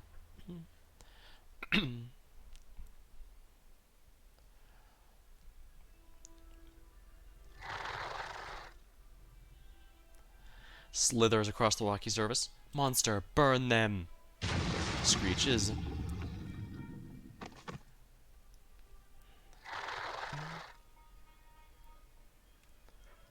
Lord Carmen, we can't afford to stay here any longer. The team of hunters is in danger. The Penal Battalion is being held back. It seems even I underestimated the extent of the Church of the Deep's taint. We should have cleared a temporary forward base at Grand Faro to continue the pursuit. We didn't have a choice.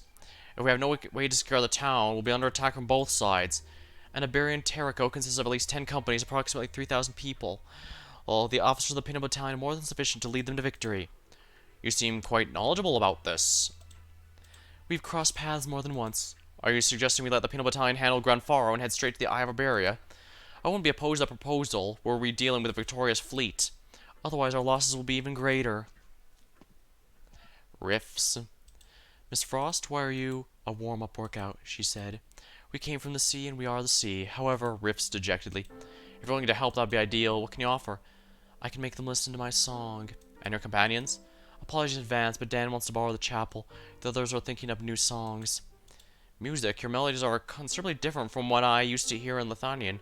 Are you sure they'll be interested in this sort of thing? Riffs tersely. The meaning of life is music. I just want to clear up the venue before the show starts. Frost slowly pulls out a guitar. Carmen cannot help but be surprised. He can tell the organism in front of him is truly genuinely thinking of music. Her words contain no superfluous intentions. It's by no means a metaphor. Using the word as such, Frost's attention will quickly wander. She can only think about music. Only this form of art, capable of stimulating her soul, can hold her attention. Flinching, slithering. riffs experimentally. Lurking sea circles around her, observing, examining, judging. They dare not wantonly approach her. They smell a familiar scent. They realize the Kataris in front of them is a hollow vessel. Her distant connection resonates.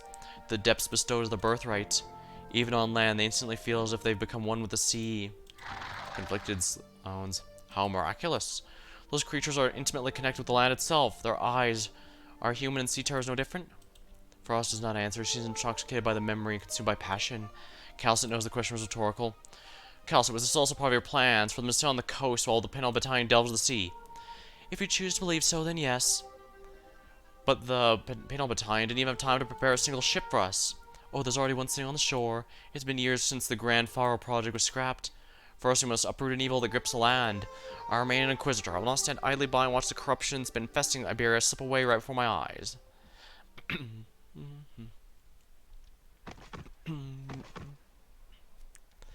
Whoa. Are you alright? Let go of me. Don't go around picking me up. Oh, my fragile little bird. How will you climb up this tall deck if I don't carry you? That's not what I... Forget it. Spectre is most definitely flirting here.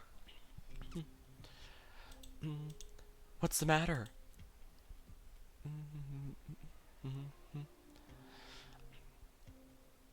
Inquisitor Irene simply stares blankly at the scenery in front of her. The dim sliver of light in front of the pitch-black sea, in front of the ship's mast. Time seems to have stood still for the past 60 years. So this is the Stultifera Navis, the ship of fools. The flagship that housed both scholars and soldiers, floating palace of a fallen dynasty. It's quite different from how it's described in the books. I thought it'd be taller. Let us go. Wait. What are you even searching for on a ship this big? Brogan was an Aegir. This key must be hiding some sort of clue the Aegir wanted to leave behind. A key? What's it mean to open? That's what I'm here to find out. Even knowing its size, the sea's been lost for 60 years. How do you plan to... Perhaps you young Iberians haven't had much exposure to these transport vessels. If with Brogan's help, this thing was shoddily built. Why, you... Were the seas calm on our way here? I'm sure you know the answer. Then my next question is, why didn't the ship sink? You don't mean... Footsteps, heavy, vicious. A shadow appears, no other living being there. No, Irene immediately reprimands herself for having such a thought. Gladia's question was also in her mind. Along the shore, along the water, she's already seen so many of these. The moment she sees the enemy, a young, talented Inquisitor, Irene's first instinct is to hold her breath. By the time she remembers how to breathe, Gladia had already stepped forward. Screeching howl.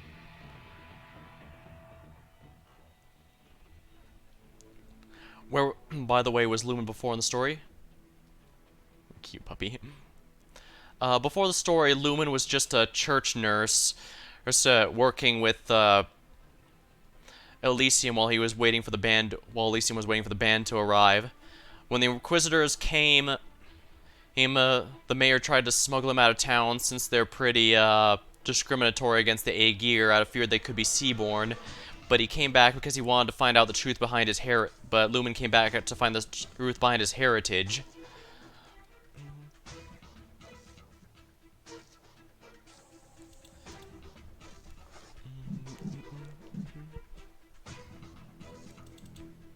Interesting, you managed to dodge it. It's fast. Not for long. Don't even think about it. Wait, what? It hid inside the cabin. Should we chase it? Yes, that's where it went. But why would it hide inside? We're out in the middle of the ocean. What do we do? It's not alone. There's more than one seaborne across the ship, and even more sea terrors. We should split up. I'll go after it. I'll head down. Down how? Do you know the layout of the ship? We don't, but that's nothing a sharp blade can't solve. Excuse me, this is the most important legacy the Iberian sages we're talking about here. And where will you go, little bird? I have an obligation to supervise you, so I will go with you. That's just the stuff from this event. I genuinely don't remember if Lumen is in a previous event, like how Heidi was in A Walk in the Dust before she showed up in Chapter 10. But I do not remember him, as far as I remember. So, as far as I'm aware, Lumen is introduced for this event. But he might have appeared earlier and I just forgot. I can't rule that out. I'm actually quite glad that A Walk in the Dust reran right before Chapter 10, because otherwise I genuinely probably would have forgotten Heidi was in the story before becoming playable as well. Still, I do appreciate when they make NPC characters playable later on. It's always nice. There's so many mysteries shrouding the Stultifera. It's been preserved this well, yet why did it never try to return to Iberia in the last 60 years? As an Inquisitor, I must find the truth. Shall we hold hands, then? What's the meaning of this? You're a fruit of elegance and grace, but your hard work and natural talents are worthless before the enemies you face. I fear we'll lose you with but a momentary lapse of focus. You look down on others too much, Aegir. Keep her safe, then. Will do. Shark. Do you remember something? The sea breeze told me. I spoke of a sculpture. It's weeping, waiting for me. Will I be able to find this on the ship? Of course, but make it quick. I'll be waiting for you. The sculpture? Well, let's say our greeting to the deceased while searching for its whereabouts, Scotty. I'm glad you remember my name.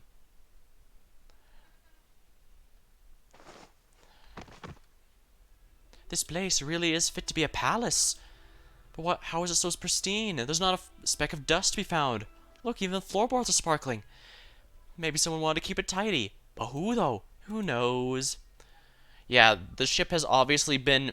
It was hinted at earlier when they pointed out the ship should have sunk if it was truly without anyone running it for 60 years.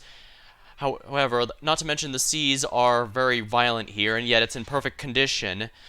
And now that we're here, we just have further confirmation. Someone has been taking care of the ship. You said we were going to pursue the monster. How do you plan on doing that? Its scent doesn't lie. Though this place is full of putrid smells, there must be more. Laborious slithering. Sea terrors. As expected, they turned this place into a nest.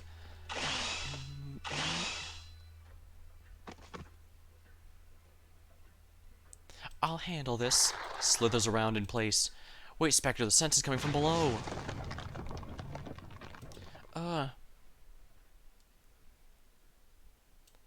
Sharmala. Isharmala.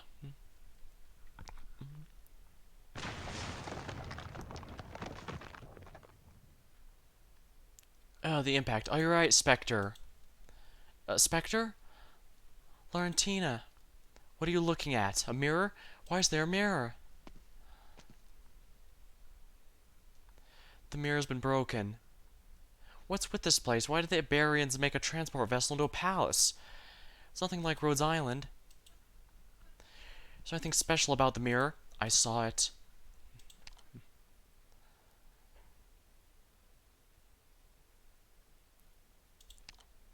At first, there was a speck of light from the surface of the shattered mirror, but it quickly gave way to a dark shadow beneath its eye. The Seaborn had long been waiting here, sitting alone in its golden hall. Ishtar, Latuna, Laurentina. Oh, so it's saying Laurentina's name. It's young. No, we can't judge the strength by their size. Another Seaborn without a doubt. Sea Terrors too. They're going... Spectre. Spectre ignores her words as she blankly stares in the mirror and the Seaborn behind it. You remember me. A janitor. So the Seaborn nods slightly, looks at Spectre and Scotty with confusion, thinking, why are they different from how they were in the past? What's happened to them? How can it free them from the shackles of flesh and blood? Spectre! Don't think about it. Oh, I'm not. My last big sanity is used. Good luck, Pixel. Her tone had changed. Scotty looks at Spectre with astonishment. She'd never been able to get a definite answer from Gladia or Calcet regarding the moment of clarity Spectre displayed in Salviento. Laurentina, you... Laurentina, yes. Look, here on the scroll hanging from my weapon, back when I wrote my name down and hung it there, so I could still remember where I was born. Ah, lucid dream, really? It's been too long. Spectre. We can reminisce later, whether in Salvantor or this familiar yet unfamiliar vessel. I really hope the next time I'm awakened it's by Aegir's resplendent domes instead of you ugly monsters. Hey, thanks for sitting back and letting me finish. Wait, you weren't seriously going to call us your kin, were you? Gross. Come on, why don't you take a little nap, too? Sink into the quagmire of consciousness. Relinquish the gift of life. Screeches. SN6. Most events have around 8 missions, but I think this one's a little longer, so... No one on the battlefield. The Nethersea Brander. When falling below half HP, provides the brand that travels over and gains increased defense and block requirement.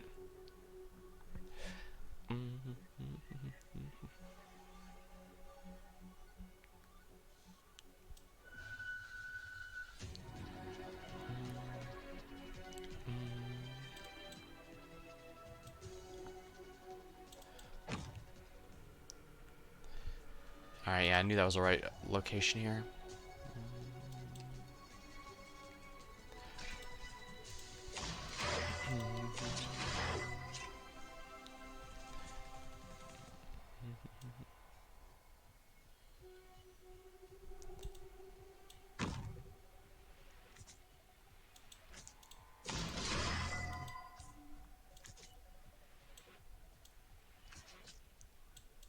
When 'tis a choice of life and death, why shouldst thou lay down thy arms?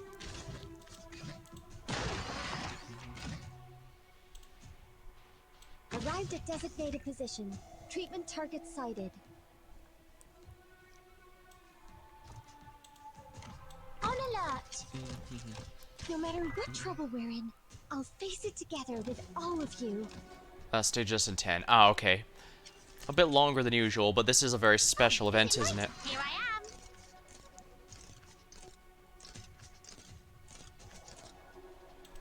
am. Everyone, hang in there.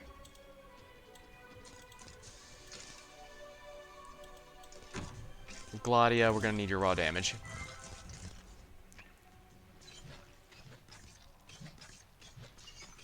I've got a way to treat you here. Oh dang, there's more of them. I was not expecting that. That might be a little bit of a problem.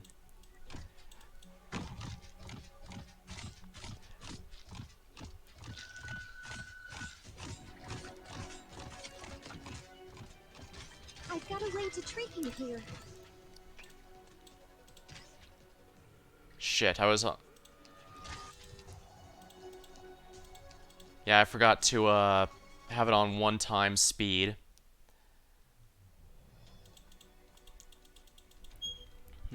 3-week event, huh? Well, at least the story isn't time-gated. The reason I'm doing this game and not Fate Grand Order's, events is because with that game, you typically have the story and the free quest both behind time gates. So you could have, like, mission 4 behind the first day, mission 5 unlocks day 2. Time. So you can't complete the story or the farming until it's all done, while here you can at least do the story.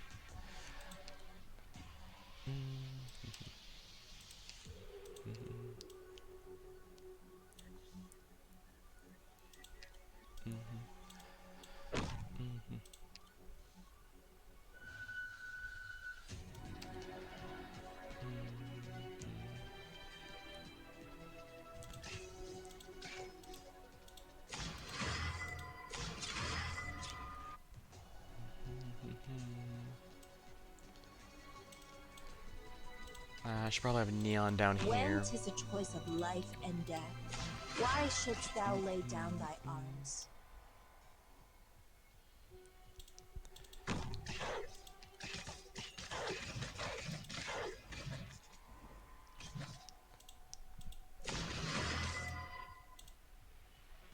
Arrived at designated position. Treatment target sighted. I've got a way to treat you here.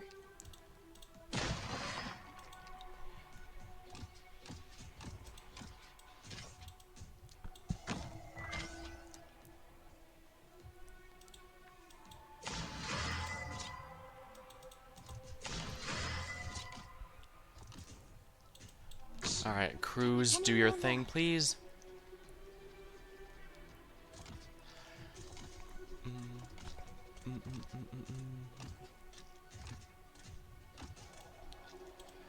Very well. Alright, we'll put him here. Get a hold of your breathing and relax. Oh, is it right? Here I am.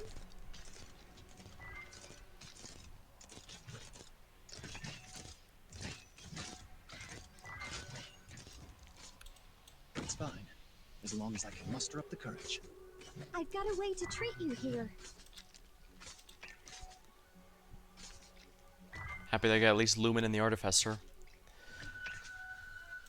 Winflet, unfortunately, hasn't really impressed me that much, so I'm not worrying too much about it. No matter what trouble we're in, I'll face it together with all of you.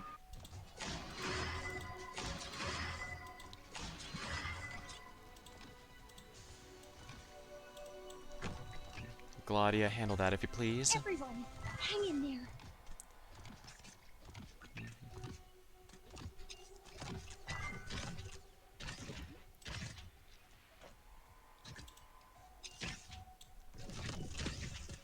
No matter what trouble we're in, I'll face That it together Roomba's with all of you. okay, I guess.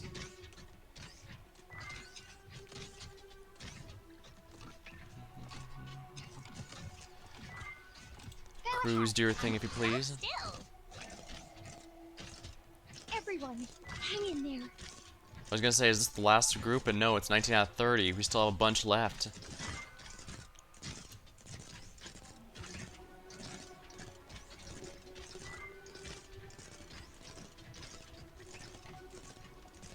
Everyone, hang in there. I really don't like all the high dodge these enemies have. That's pretty much the entire reason it's lasting as long as it is. Mission accomplished.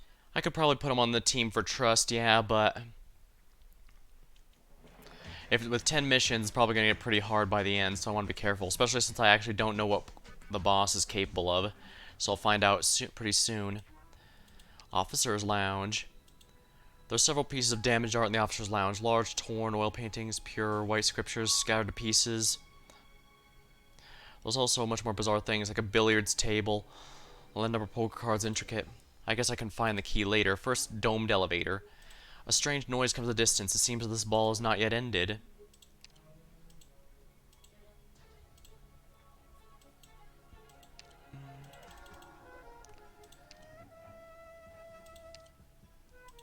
Let's get back to Grand Faro here, see if any of these new chests can be opened. Getting close to this one.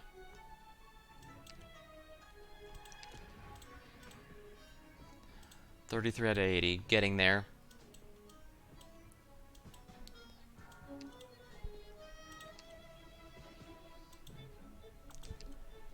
Guess it'll be a while before I can get these, but look at all these areas I can now explore.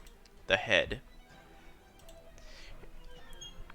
Inside the bathroom, everything looks good as new, and the drops of water dribble from the spigot. The only usual thing is that all the mirrors have been shattered, now only able to reflect broken images. There's still unused supplies in the storage bucket under the sink. Ooh, sounds good to me. I could bear one. Clear the best team possible, and then look what you can replace. Probably a good idea, yeah. Right now I'm just trying to clear it at all, since as we saw, there's some limits for some teams like Arknights here. Also, I could probably replace Silver Ash in my current team, but I kind of want him just in case I need to hella drop him and then clear out a group, especially with how many of these you've seen. Crew quarters. A strange noise comes from the room, as if something's persistently tapping against the wall, regular and hollow. Unsurprisingly, it's a sea terror. It stumbles to a halt and wanders around. If a sea terror also possessed the mental state of confusion, then the one before you is without a doubt confused. It seems to have been battling a wall for some time now, on the side of its thorny body and chitinous from its collisions. If it has no way to leave, it'll ultimately give up, turning itself to nutrients for its kin. Its body's been impaled with a string of keys, likely remnants of its last mortal struggle. Its opponent likely broken the blade and reached for whatever sharp objects were available, persisting to the bitter end.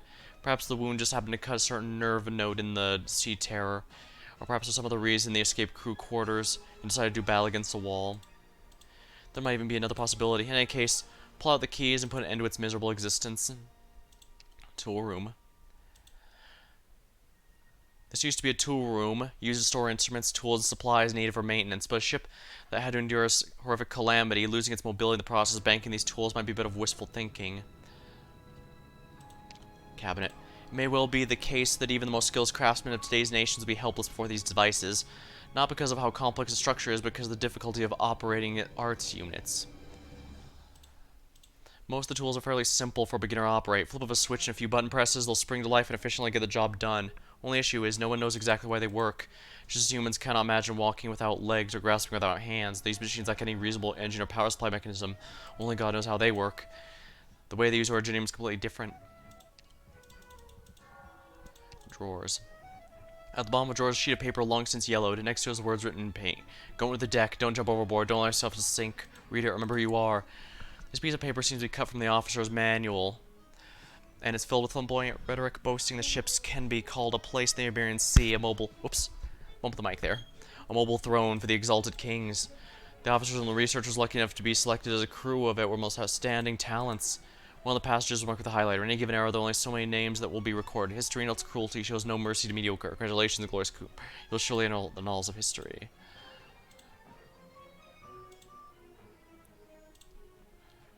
I was just saying the last stage until I understand Animal Boston.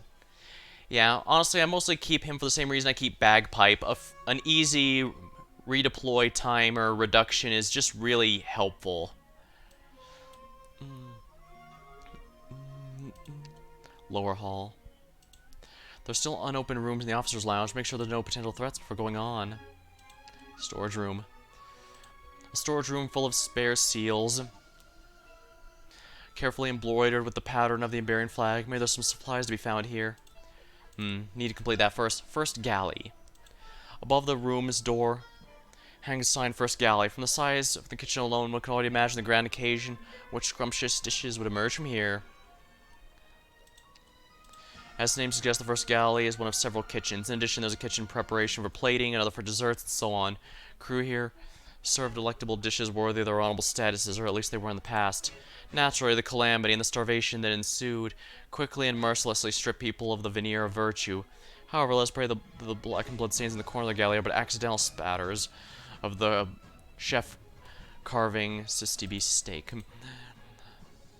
A desolation unit installed in the kitchen seems to have been out of use for many years. Even the hardest of races cannot survive by drinking seawater. The ultimate fate was to die of dehydration in the middle of the ocean. Ironic. An ironic way to go, that's for sure. Search the lounge. For whatever reason, the traces of the passing years can be seen in this note. It has never been moved, replaced, or dusted. Always remaining in its original position, faithfully conveying the message by the one who pinned it, day after year. Don't touch them. These are my treasures. Will pay if anything goes missing. Try to control yourself next time you get in a fight. There aren't many things left in the ship to prove where they came from. After the passage of a great many moons, the original witnesses have long disappeared. These manuscripts remain elegant and dignified.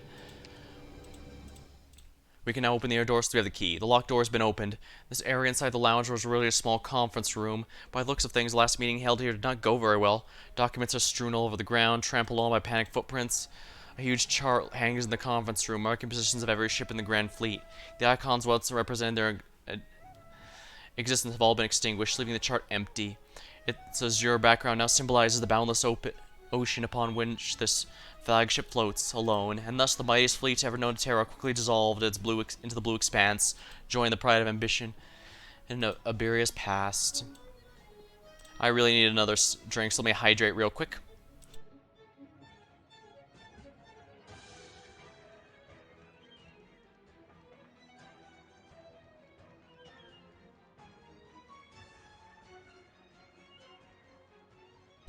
Dang, this is really taking a lot out of me. But it's certainly been an interesting story, that's for sure. Ballroom. This ballroom's entertained all sorts of guests. Why not head to the First Galley, see if there's any delicacies yet to be served.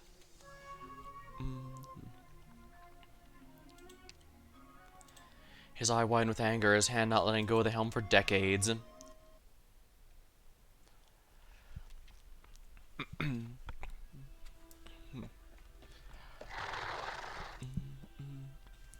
The further in we go, the more sea terrors there are. It's getting dangerous. Maestro, how do I become like them? Rawr. Seaborn. The same one on the deck. The hunter's attacks didn't do any damage. How will it come at me? With its limbs, its fangs?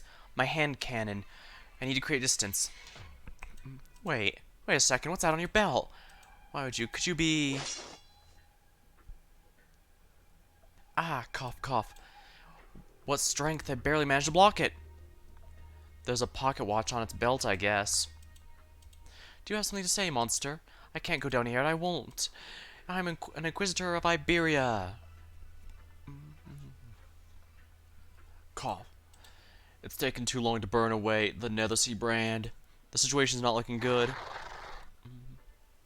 Numerous slithering sounds. I can see what's going on down there from here. How many hours have passed? How much longer can he hang on? No, don't think about it, Jordy. Focus. The Inquisition, hurry.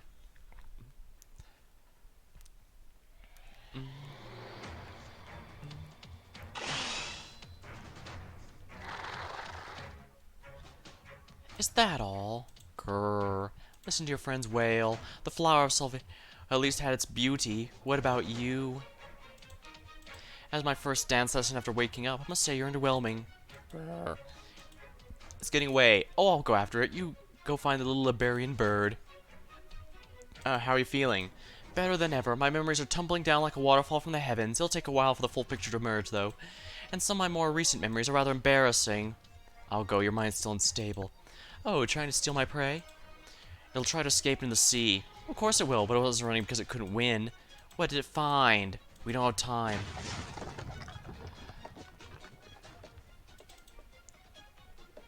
Cough, cough. I'll never get used to hand cannons. Hey, where are you? Huh? The Abyssal Hunters? Hello, Irene. I see you brought us more prey. You just call me Irene? Have you regained your memories? Not entirely, but I'm in a great mood right now. This is not the time. That's one from the deck. It's fast enough to dodge the captain's lunge. I really must tip my hat to you, Irene, for chasing it all the way up here without taking a scratch. I can't take credit for it. It's hardly even tacked. Look, it's still not even now. I see. I thought it wouldn't be able to resist if we chatted like this and it showed an opening. Your friend just left, you know. It's not too late to go after them. Or are you a pacifist too?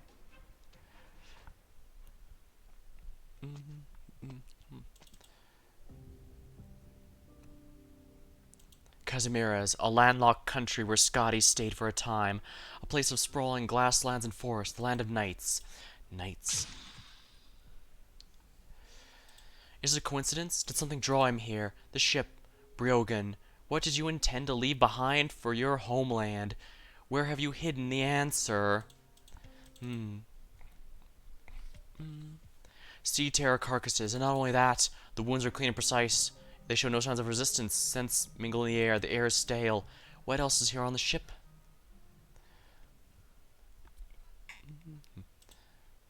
Your belt and pocket watch are undoubtedly human in origin, and even in the Iberian style.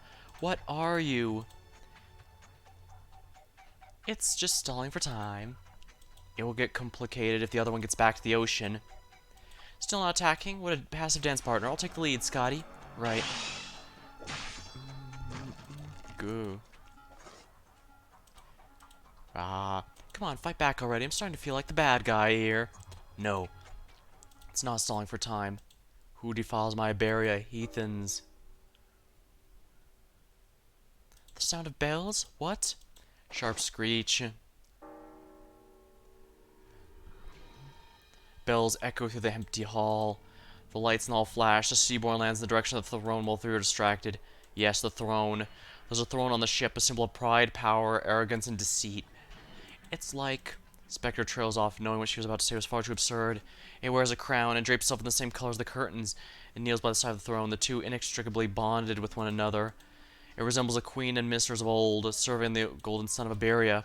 A silhouette emerges from behind the throne. Irene raises her lantern above her head, illuminating the shadowy figure.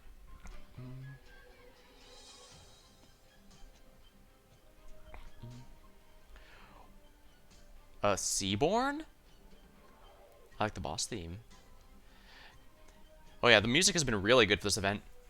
I only put it a little lower so that it wouldn't drown me out.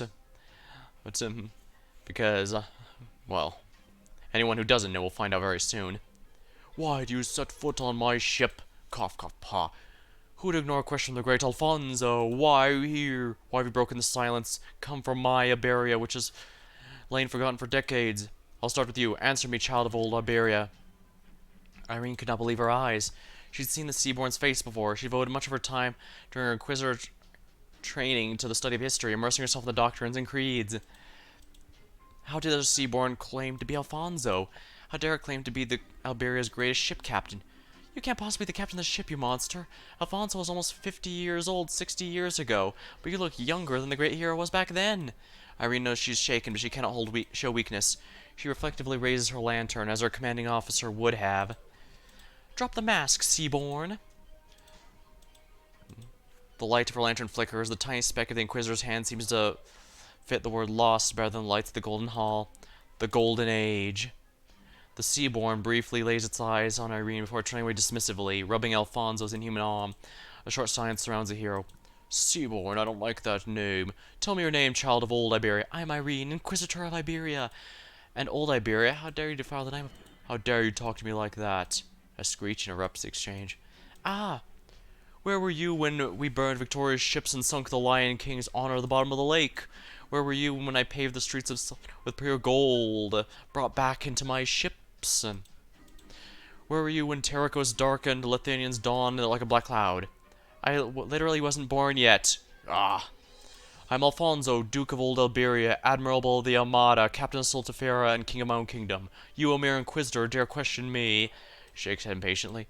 So the church's fools have crossed the ocean to find me. What'd you expect, a pound on the back? Go back, no matter how many how you got here. The Stultifera Navis does not welcome you. Grace Garcia, my chief mate, need not be so bothered by them. They'll pay the sea 1,000-fold for the blood they made you spill. Ah, nods. Mocking the Inquisition is a serious crime in Iberia. You do not understand why I just said leave. There's not a single living soul on the ship, child of Iberia. We sacrificed so much to... I'm here to ask for... not here to ask for your permission. Such impertinence. This is why I never liked the church. A crime against a church too helpless to stand against a feeble royal house. If you're really from old Iberia, tell me, who's the incumbent pope? Carmen? You know St. Carmen's name? Saint, a saint, haha. What are you laughing at?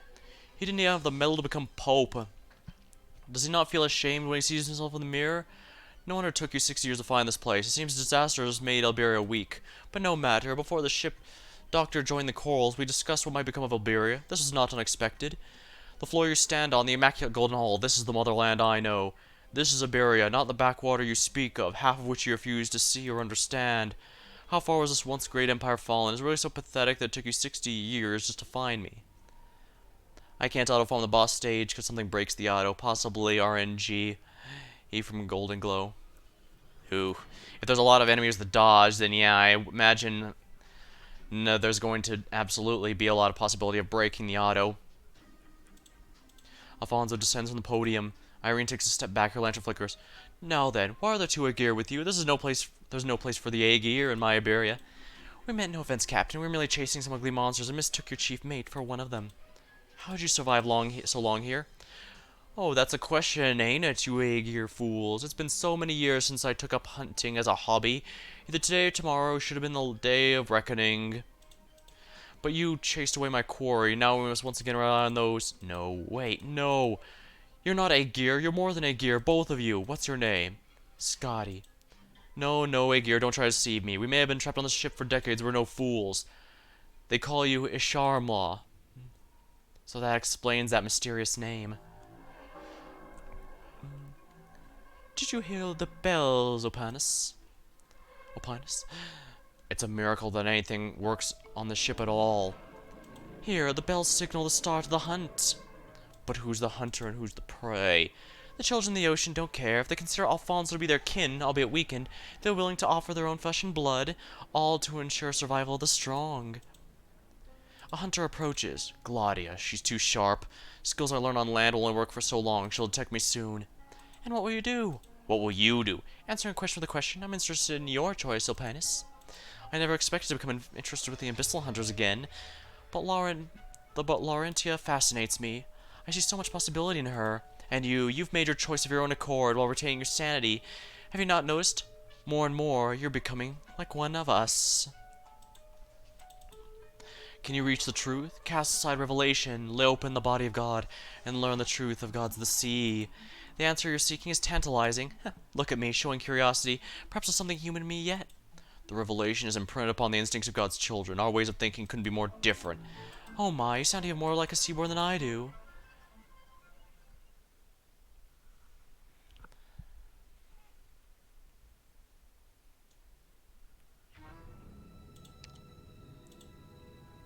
The freezer's no longer frozen shut. Mist scatters in every direction when the freezer's doors are opened. It's been this entire time. Dozens of E-Terra carcasses are lined up neatly. There are many different kinds. Some are no longer complete, wounds smooth and most caused by a clean cut. A few other skeletons of various shapes and sizes have been hung in a way that could be described as disconcerting. But that's simply a collection of different evolutionary trajectories. From the differing rates of discoloration of the bones, their ages vary as well, possibly spanning decades. By the looks of it, this ship has also welcomed some non-speaking guests.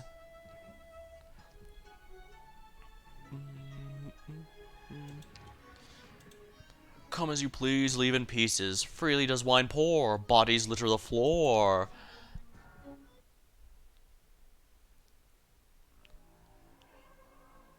Ah, you've returned. Thank you for your contribution. I know how painful it must be for someone like you to go against your own faith. But Providence lies just ahead. This is no means a false promise, but true redemption. I thank you. Lord Carmen is far beyond our comprehension. There's no point in trying to deceive him. He will discover the truth before long. You should also thank Thygo. Our lie has condemned him to death at the hands of the Inquisition. I have never seen the Herald of the Sea, but rumor has it the Herald will not refuse the requests of its kin. Because the choices of kin surely benefit the entire kind, and thoughts of kin must also be shared by kind. We'll have to learn from this, as this is also part of the cycle. Then we'll let Thygo worry about himself, but I still have doubts. They're unnecessary.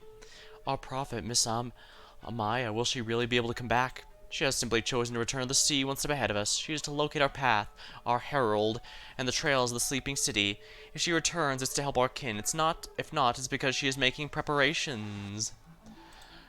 We needn't worry too much about her. I just know she wishes to avoid the scrutiny of the Inquisition, regardless of where she might be. This person, the Siberian, why did we abduct him? His patrons, seems to be some kind of agreement with his patroness seems to have made some kind of agreement with Carmen, so he's an enemy. I really should choose another way of describing my relationship with the Doctor. You've been investigating us, have you not? I've devoted quite a bit of time explaining our ideals to you, and we would prefer her to not have to hurt you. Have you thought things through? I think I've heard everything I need to know about your hypocrisy. Hypocrisy? Oh, you still speak of morality. The morality of the human realm. I couldn't care less what these terrors of Seaborn really are. All I see are a bunch of outlaws inventing a reason to vent their frustrations with Iberia and the Inquisition. While I haven't lived here a particularly long time, I am an Iberian. And I've been to a lot of places and seen a lot of different things. People like you who think they're special are actually a dime a dozen. If the gods you talk about are real, and all that nonsense about being the pinnacle of evolution, or the bleeding edge of life and all that, then surely those gods must look down upon people like you, right? How dare you? No, he's right. That's why the Herald no longer speaks with us. This is why only Amaya can hear the voice of the ocean. Only she can guide us. So there really was something off about Amaya. I should have caught on sooner. That said, how's it looking? Whatever those things of yours are, that Nethersea brand, they aren't able to get to the center of town at all.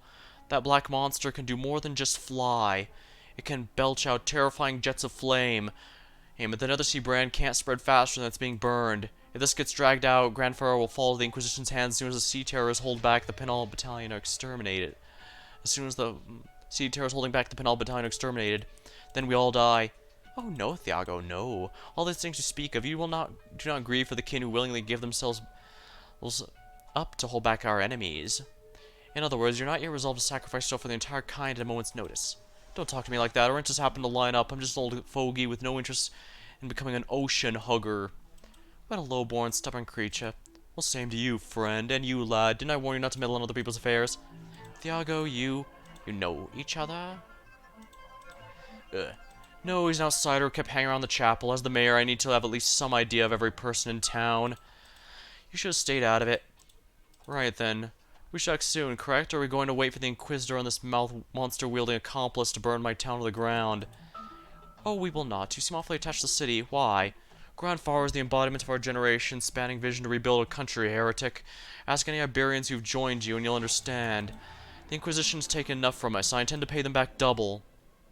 Alright, so he doesn't join the Seaborn. He just wants revenge against the Inquisition more than anything else. I'm Scotty, not Sharmla. You pronounce it differently, but what does it mean? Scotty knows, but dares not answer. Gladia told her that she's alright, and she's willing to believe her. But that's only an escape. She knows very well what the name means. It means a thunderous roar within the abyss, flesh and bone rubbing against the rock walls, until only the will remains, surging beyond the ocean. It means that after a harrowing battle, something was left in our body. Something. My blood and your blood are identical. You smell my scent exactly as we smell yours. You find us, kill us, we don't understand, we kill you too. We feed the ocean, our bodies provide for the ocean. Ishlarmla, we possess the same home. Inquisitor, how dare you join forces with them? What? Get off my ship this instant, or else you'll join them in my hunt as with a quarry. Easy there, Mr. Captain. Now tell me, how did you come to learn of this name? I'll tell you exactly how. We ate the flesh of these things and our bodies began to change. I personally executed 3 of the survivors until only we remained. Now it's my turn to ask you. Their blood also flows in your veins. I can smell it. You're more special than the others. What are you? Look at my hand. Scotty looks down. One of the captain's arms has taken the form of a seaborn. Its newly formed webbing clearly visible, a tentacle-like extensions ever squirming. He seems to be making an effort to restrain it, but by the looks of it, whatever's inside the arm is also interfering with his body. It thirsts for my mind. It tells me to liberate you, talk with you, to listen to your thoughts. Get off my ship before I kill the lot of you. Only by killing you can I maintain my sanity as a human. Begone. We've paid an immense price just to be here. If you truly are that Iberian hero, you should join us. Think carefully, little Inquisitor. I've been in a bitter struggle for my life on this ship longer than my whole land has been at war. What could you possibly understand? A single year of confinement can break a person's will. Do you have any idea how many years we've spent here floating with the waves? 7 or 8 years ago, I personally executed the last crew member and threw him into the sea. He died as a human. He was the last to. We were Iberia's best soldiers, warriors, human scientists, stalwarts in our faith. The most common way to die above this ship was, from taking your own lives. You can't imagine what I've been through. The left side of my body snatched away even my dreams. I no longer need sleep. That itself is a form of torture. And during this prolonged torture, I have naught to do but hunt these monsters, large and small, and while away the remaining hours polishing my own ship. Leave me and my chief mate be. Return to where you came from. I don't belong to you nor the sea. I belong only to my Iberia, to the Stultifera Navis.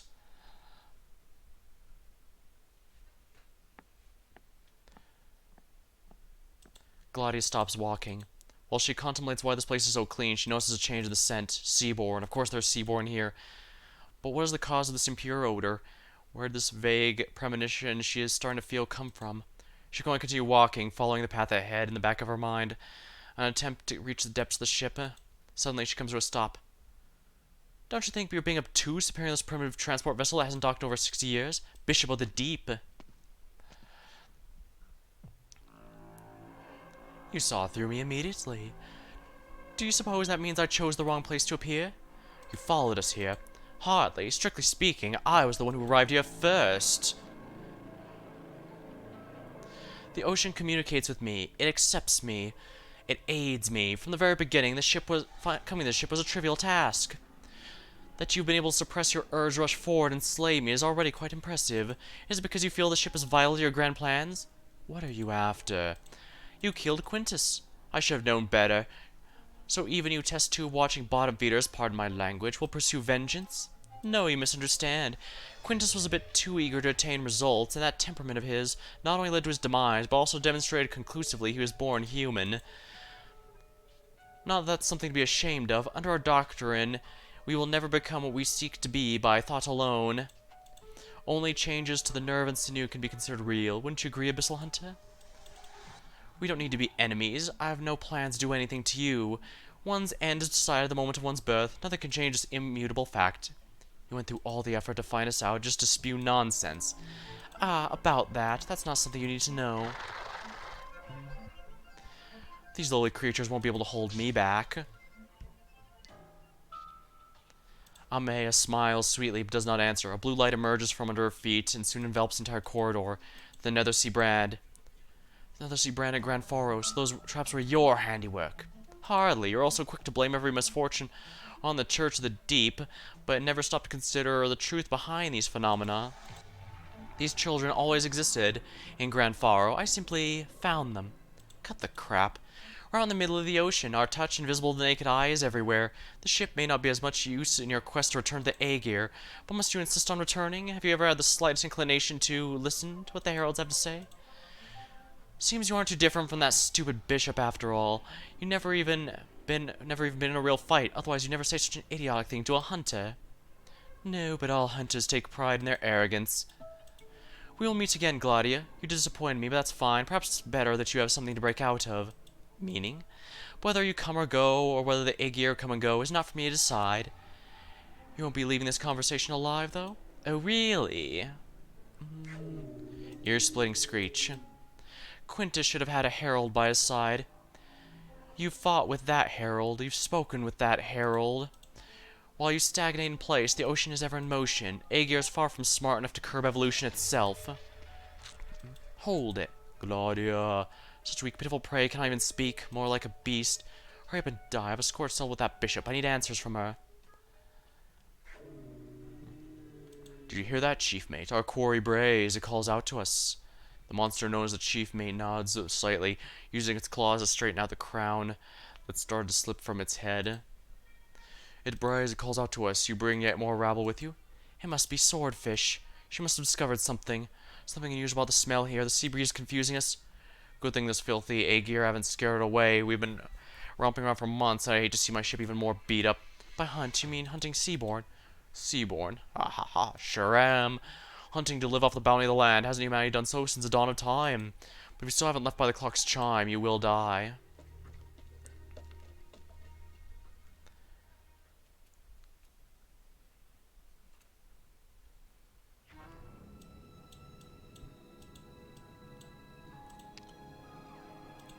The huge dome elevator in the middle of the ship connects the various levels of the great battleship. While riding it, one may witness Siberia's breathtaking scenery depicted across walls. Standing here is like standing in the center of the very world. Training area. It's packed with sea terrors, seemingly startled awake by the sounds of hunting bells. This place, once used for human training, is now their hatchery. In darkness, sets of eyes shine among the eldritch glow. Sound of crawling and slithering in the air. The hospitality practically palatable. Draw your blade. This is a battle for survival. In the end, a sea terror is nothing more than a sea terror, and the battle soon reaches its conclusion. They slink back to the darkness to recuperate, awaiting their next opportunity. That's the nature of the hunt. You're the hunter or the prey. A large sea terror died under the watch of its kin.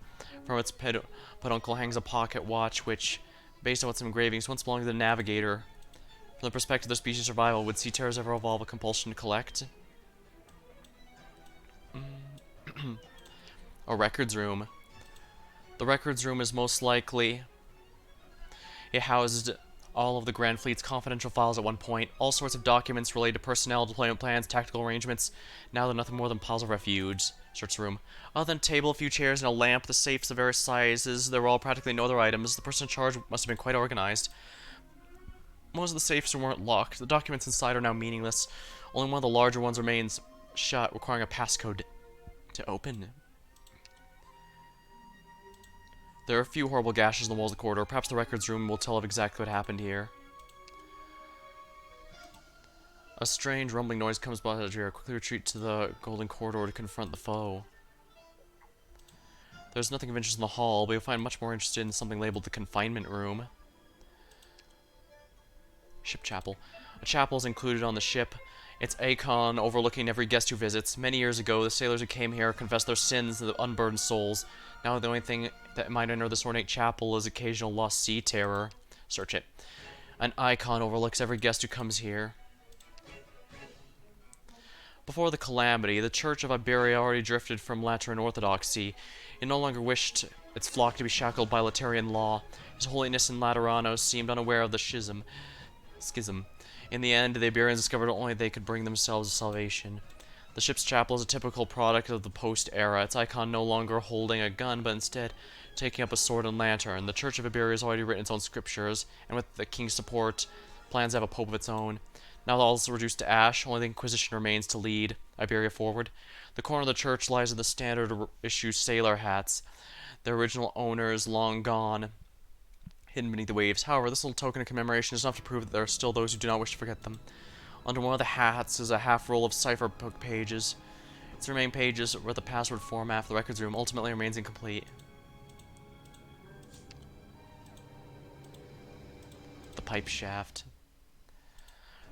There's an area inside the pipe shaft that's a complete mess. Seems like some brutal fighting here, based on the sword marks up behind. Both sides must have been human. Let's search it. This place is dark and messy. In a lightless corner lies a skeleton. No. Upon closer inspection, they realize there's actually two skeletons entangled together. One of them seems so warped and twisted it resembles bones that bind by a certain species of sea terror. One long sword pierced through what must have been once been its chest, while a second sword remains in the grasp. By the looks of it, they had been the ones to drive the first sword through the bodies. Why would their deaths be like this? What was their relationship? What were they thinking before they died? Perhaps nobody will ever know. Around the skeletons, a half-roll of cipher book pages is sitting in the corner. The remaining pages are filled with the various ciphers, one of which matches the password format seen. Unfortunately, it remains incomplete. We have two halves now. The heavy safe door slides open, revealing nothing but a copy of the ship's personnel file, but reading you catch a glimpse of everything the Stultifera has suffered since the calamity. When the silence struck, a massive fleet collided with the terrible waves almost head-on, suffering heavy casualties. When the waves subsided, the Stultifera spent a while trying to find any other ships and survivors, but with little luck, as its own propulsion system had been damaged. Then the monsters appeared. Within half a month of calamity, the crew had been reduced by more than half. Every inch of the deck stained with blood. A year later, the ship's supplies ran low, and the remaining crew began their long struggle. The following records are horrific, appalling words: betrayal, madness, chewing, transformation. 20 years after the calamity, only 16 people remained alive and sane on the ship.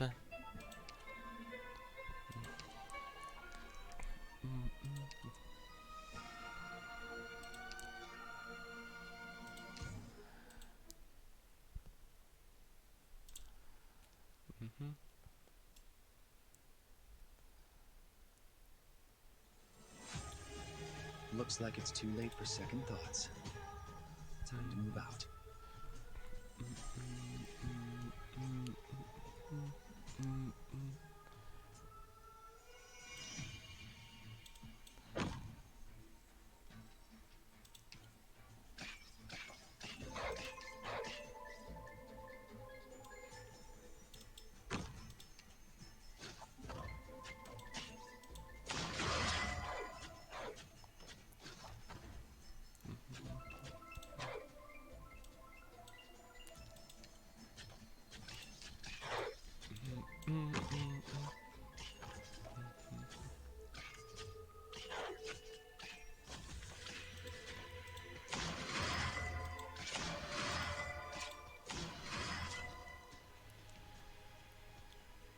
Crap, let's get Lumen out here immediately. That's fine, as long as I can muster up the courage.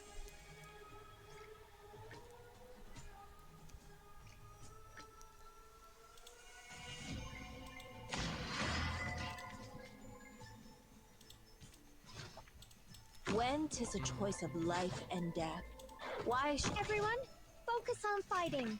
Just leave treatment to me. At your disposal.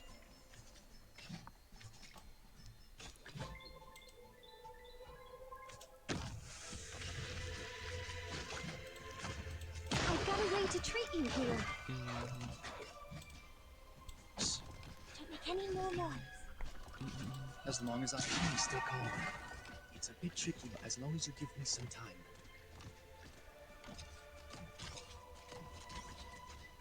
Get a hold of your breathing.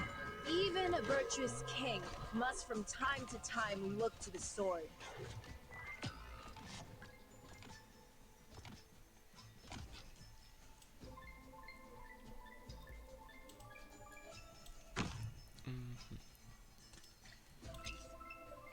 Acknowledged. Oh, is it my turn? Here I am. Get a hold of your breathing and relax.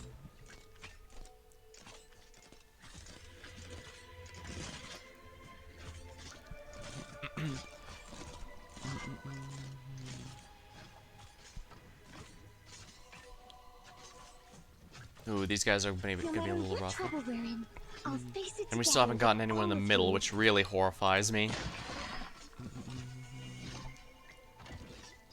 At your disposal. Don't worry. I'm here with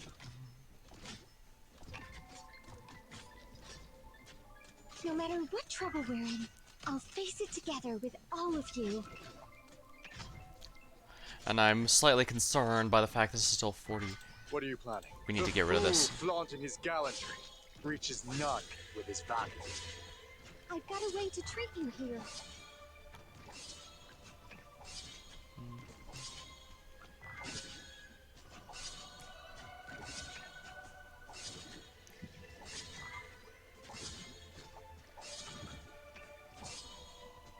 I've got a way to Is he treat you here. Is it dodging Silver Ash? Do I have to jump down? I've got a real penchant for that.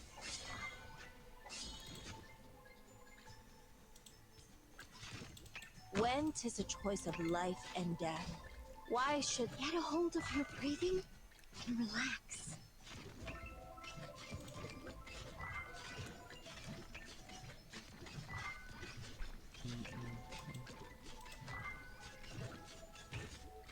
No matter what trouble we're in, I'll face it together with... My body burns at over 1,400 degrees.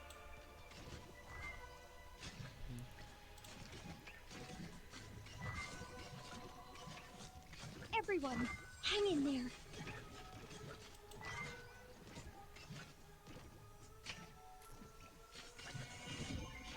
Go ahead. I'm all ready and set. What are you planning? I guess I might as well use Silver Ash's skill again. Breathing and relax.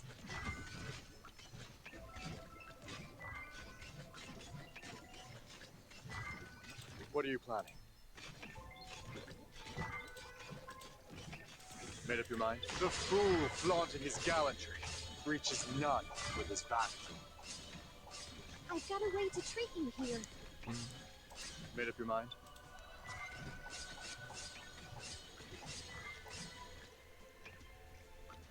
Alright, next set.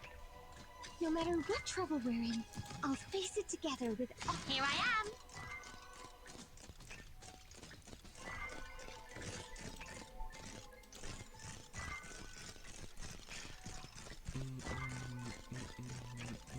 Get a hold of your breathing and relax.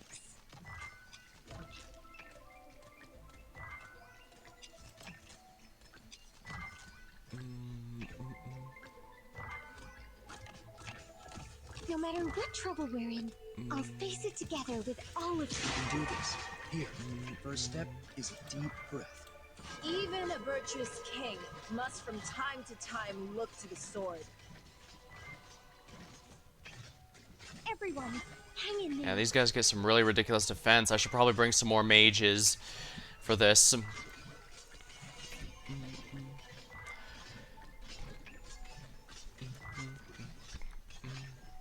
Everyone, hang in there. What are you planning? The fool flaunting his gallantry. And for the record, my Silver Ash is M3 on that skill, so it's not like before where it was only 1. Everyone, hang in there. Go ahead. I'm all ready and set.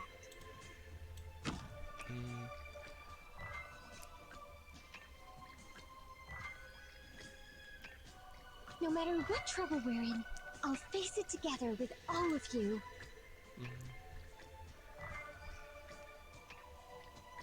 It's sure taking its time, which concerns me. Is this a boss or mini-boss? I've got a way to treat you here. I guess it is, but Gladia wrecked it.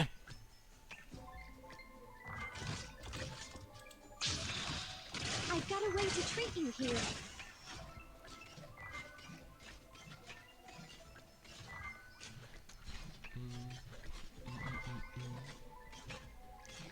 Wow, this is really taking its sweet time. No matter what trouble we're in, I'll face it together with all of you.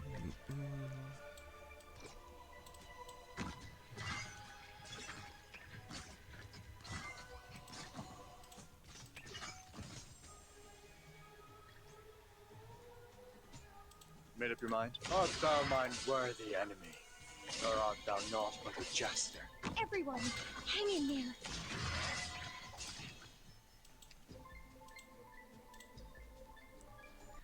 Alright, this is actually really tricky.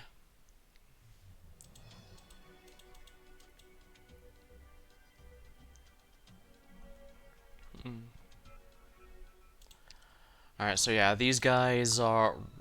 We need magic to take these guys out. Gladia's fine, I wasn't even using Ox, so let's bring someone else here. Actually, since there's multiple lanes here, would it be possible for me to use Ifrit? Looks like it, yeah, but problem is there's only so many.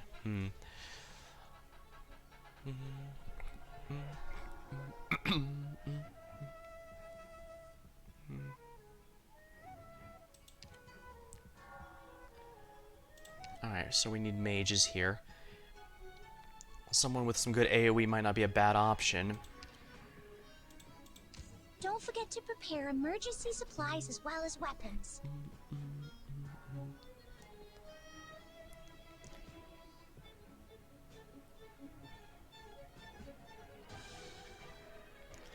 Yeah, and as nice as Cruise is, we definitely need more magic here. I don't have that many options.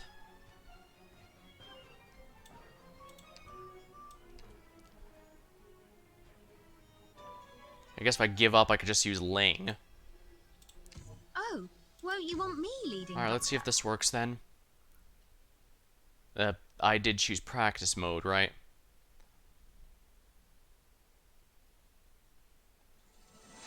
No, I did not. It's time. We should be departing any moment now.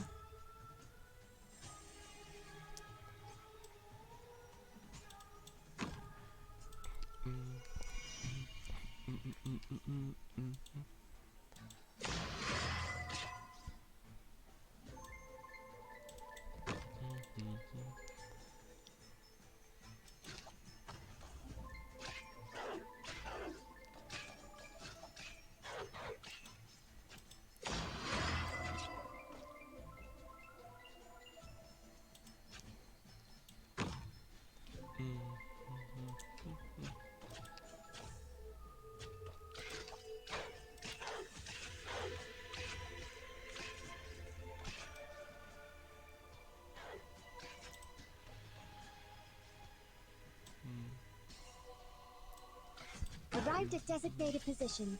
Treatment target sighted.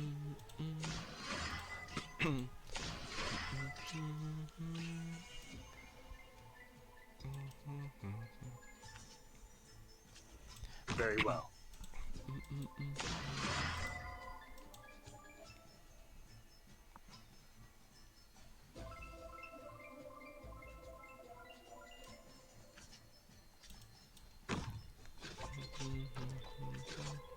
Get a hold of your breathing and relax.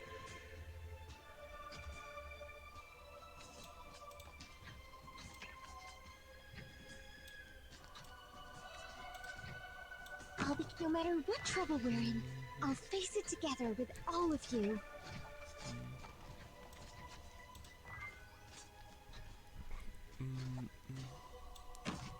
Probably should have changed the skill, but oh well. No matter what trouble we're in, I'll face it together with all of you.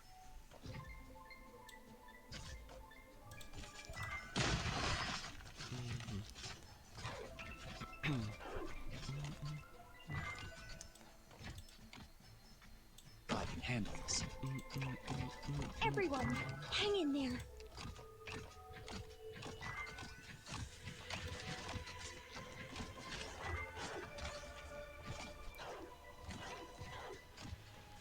Everyone, hang in there.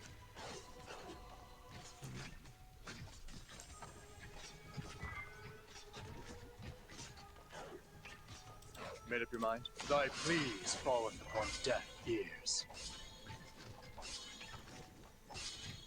Okay, yeah, these guys are absolutely weak to magic. I'll face it together with all of you.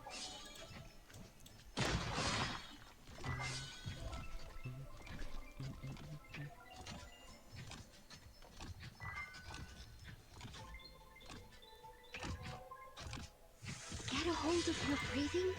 How's that?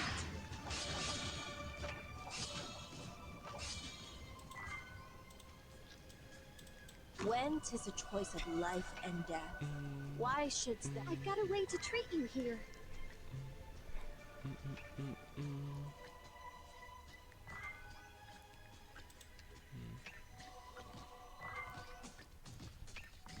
Everyone, hang in there.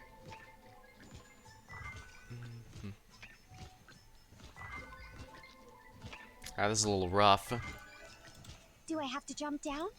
I've got a real no matter I guess I what could have had her trouble we're in, place I'll face Honeyberry it to together with the all of tile to you. upper right and face downward.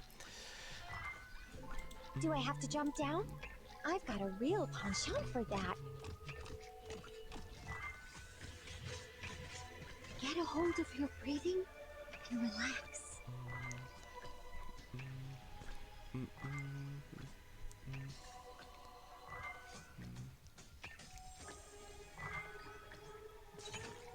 Everyone, hang in there.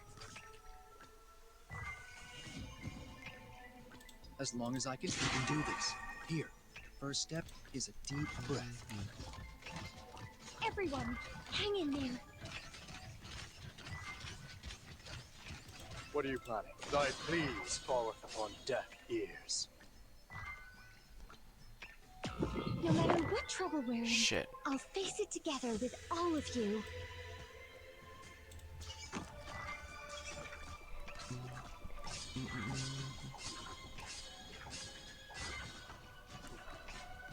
Everyone, hang in there. Please give your orders may be a little hot.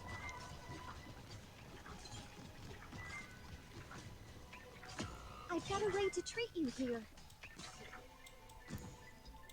Don't you fret. No matter the environment, I Shit. can see them just Damn it. Interesting. I didn't leak anything, and that instantly mission failed me. That means whatever that enemy is, it counts as 3.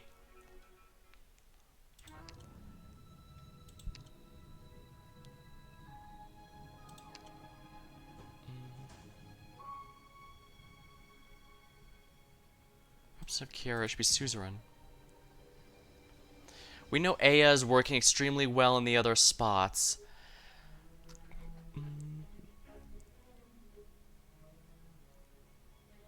As nice as Siege is, maybe I should replace her with something else? Maybe Amiya?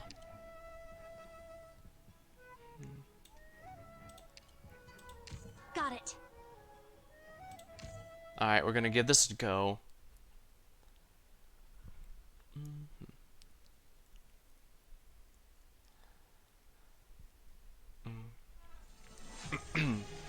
Looks like it's too late for second thoughts. Time to move out.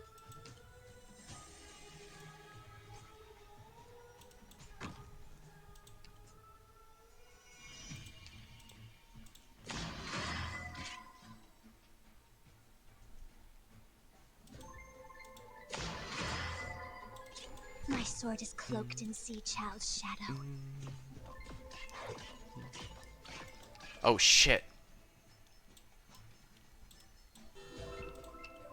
Right, Amiya only has 1 block. Retreat at once, while there's still time.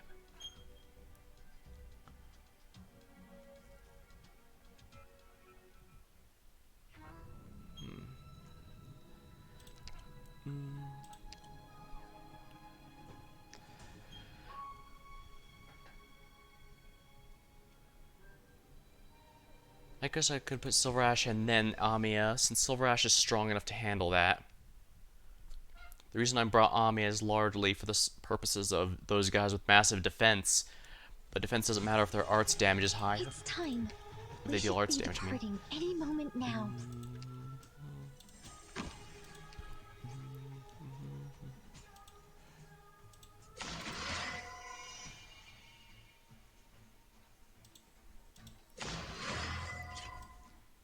Acknowledged.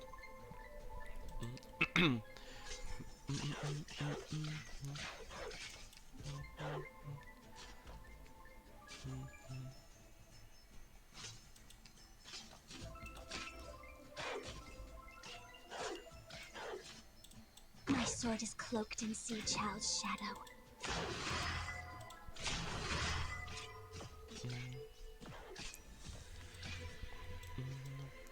All the best.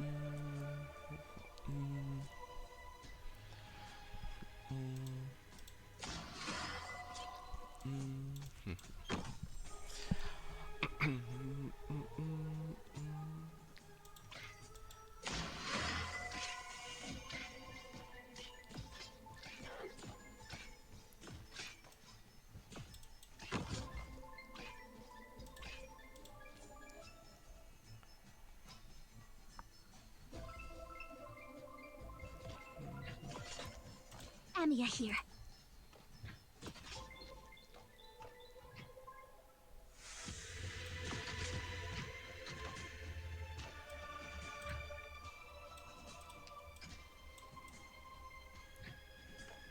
It's fine, as long as I can muster up the courage. Shit. I just don't have the DP apparently. Doctor, please evacuate. If I can hold the line and buy you a future, then I...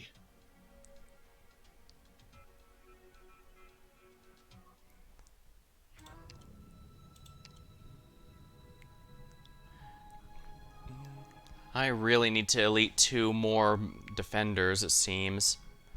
Then again, 3 defenders won't be much help here. I can also bring us stronger healers, but the problem is the stronger healers can't cure the status effect, and that's kind of a big deal since, you know, the stun is the entire reason this is a pain in the ass. First of all, it might help if I put the skill 3 for Gladia here.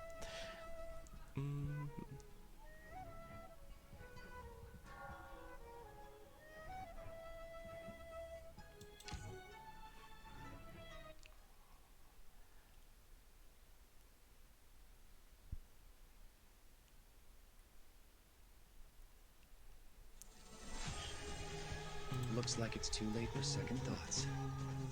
Time to move out.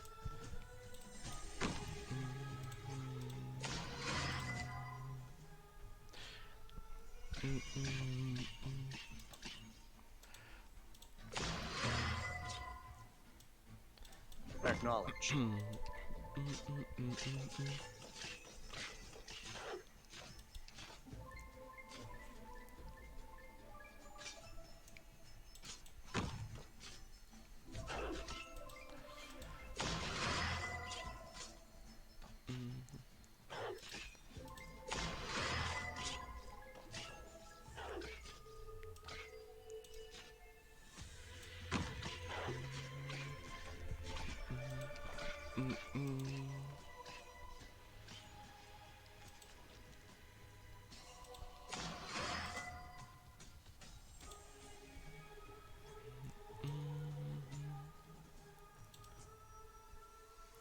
Arrived at designated position.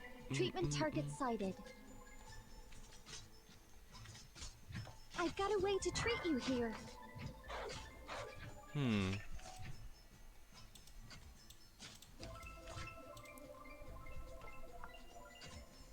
It's fine, as long as I can muster up the courage.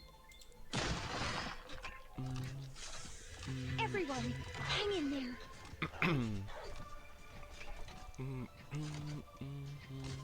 What are you planning?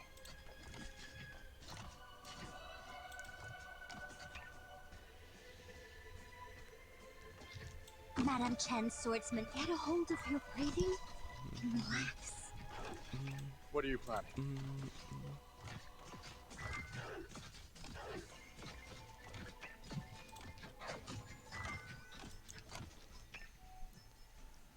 I've got a way to treat you here.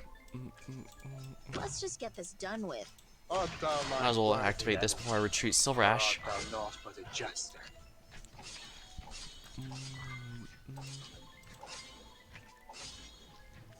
I've got a way to treat you here.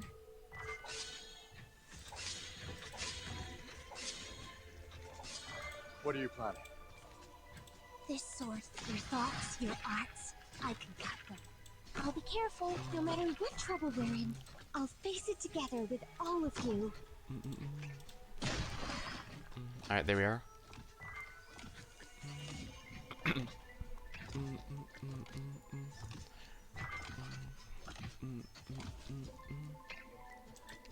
I've got a way to treat you here.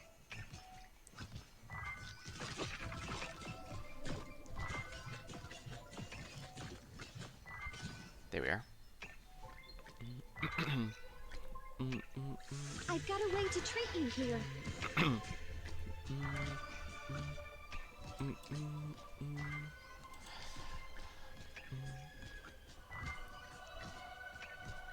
Get a hold of your breathing and relax. Alright, we're gonna see if this works. Here's hoping. Get a hold of your breathing and relax.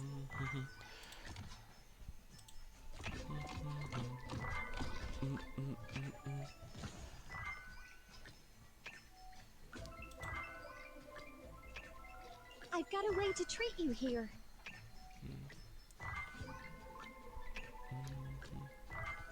Oh, hey, this looks really good.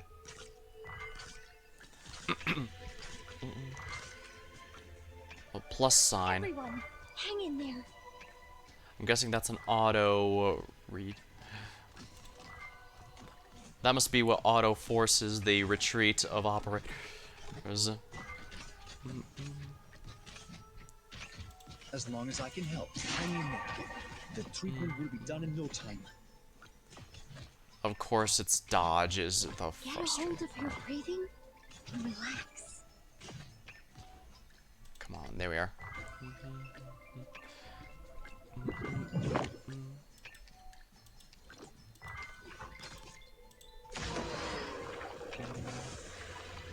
Get a hold of your breathing and relax. This sword do not make me angry. This may be a little hot.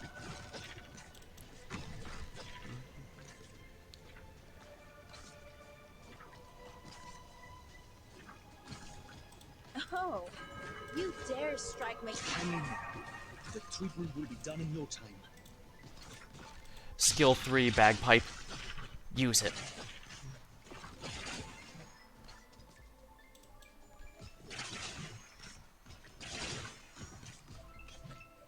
This sword thirsts for revenge. I won't permit it. At your disposal.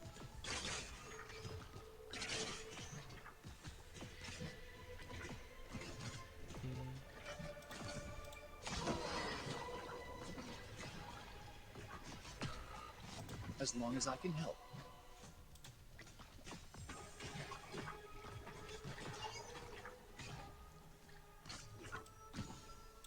Everyone, focus on fighting. Just leave treatment to me. Damn it. Okay, so yeah, only magic is going to matter against that thing. happened? This shouldn't have.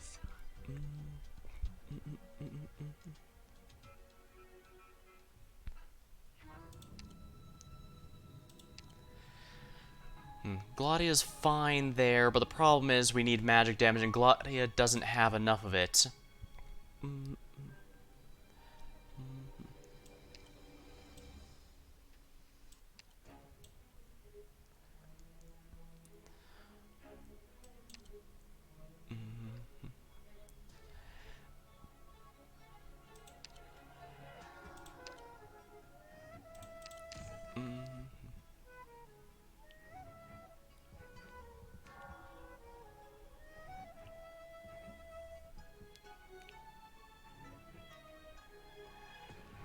I guess there is one way to bypass all of this BS, and I mean all of it.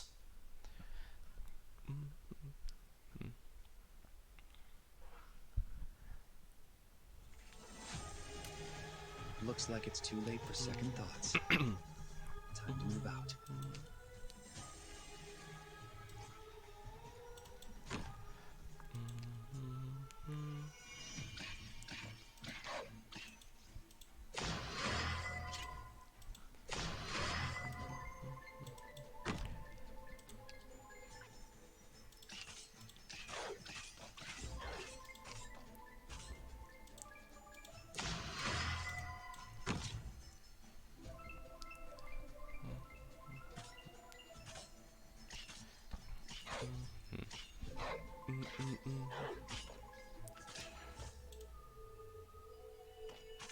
Everyone, focus on fighting. Just leave treatment to me.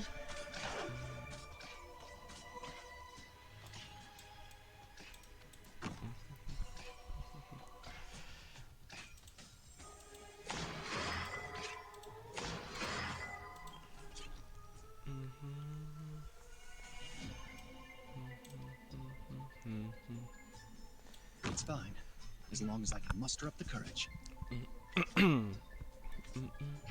Everyone, hang in there. When 'tis a choice of life and death, why shouldst thou lay down thy arms? Get a hold of your breathing and relax.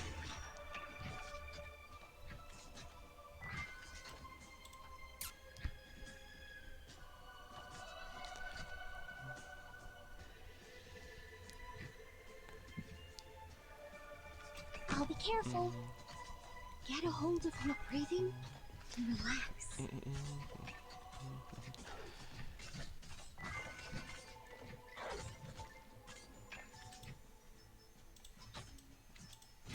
I've got a way to treat you here.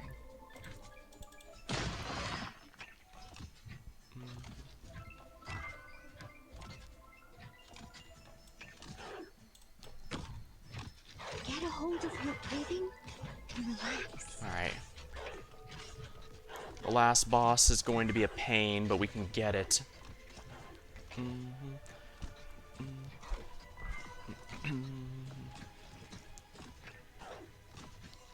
I've got a way to treat you here. Anya here, drop your weapon. How's that?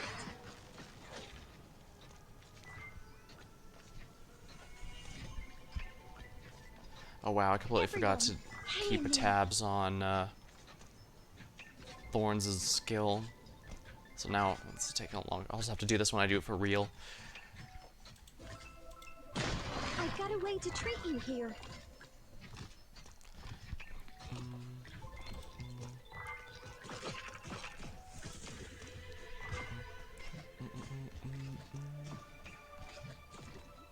Get a hold of your breathing and relax.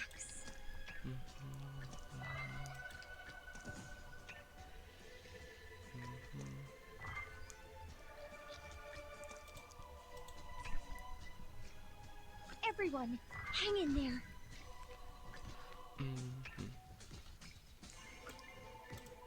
Very well.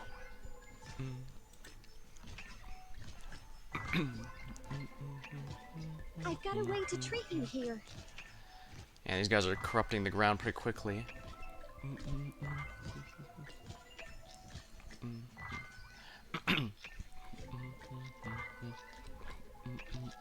No matter what trouble we're in, I'll face it together with all of you. I mean, the treatment will be done in no time.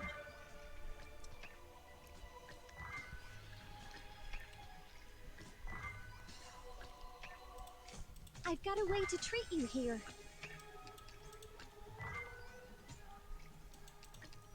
Made up your mind? Art thou mine worthy enemy, or art thou not but a jester? No matter what trouble we're in, I'll face it together with all of you.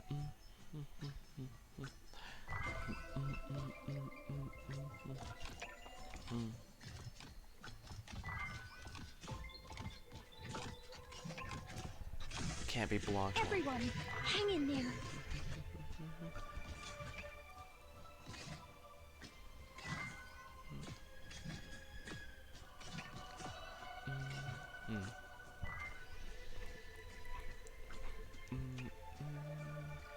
I've got a way to treat you here. Oh wow. Do I have to jump down? I've got a real penchant for that. Crap.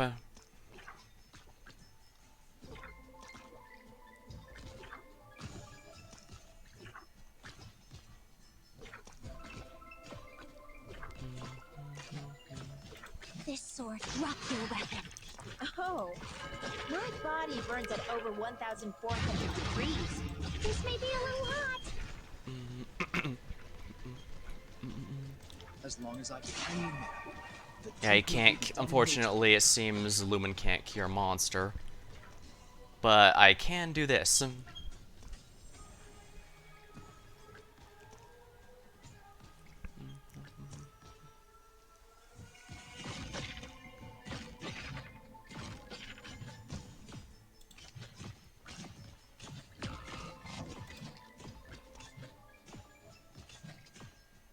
As long as I can help. Mission accomplished. Okay, that's good. We now know how to win. We did it, Doctor. Even though this was a small victory, the day will come when these small rays of light will grow numerous enough to dispel the darkness. Excellent.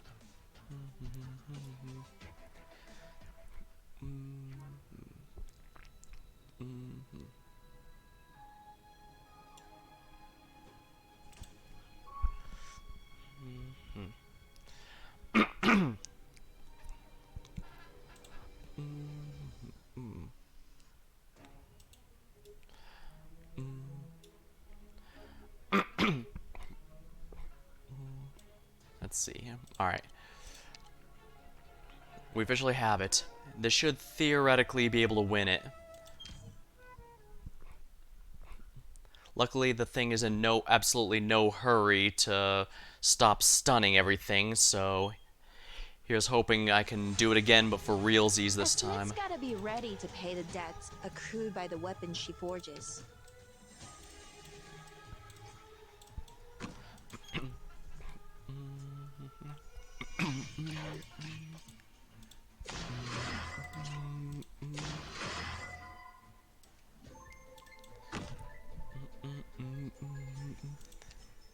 At least a charger should get some good... yeah.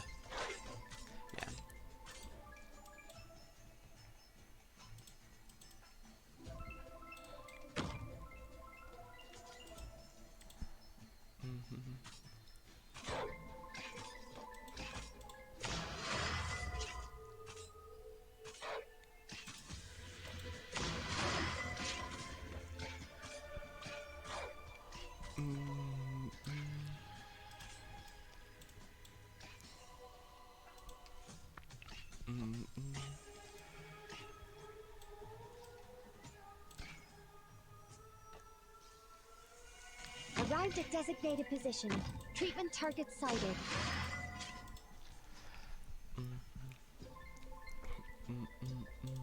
When 'tis a choice of life and death, why shouldst thou lay There we down are. thy arms? No matter what trouble we're in, I'll face it together with all of you. Alright, Lumen can cure the stun, and Honeyberry can prevent the stun from happening at all, and Calcit will handle the boss at the end. At your disposal. Oh, not Lumen's skill, Get a hold Thorns' of is. your breathing and relax.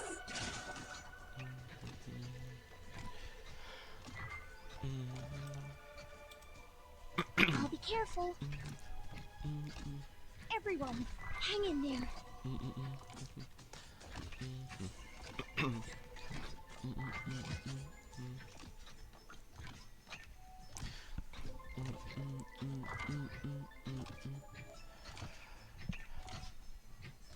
I've got a way to treat you here.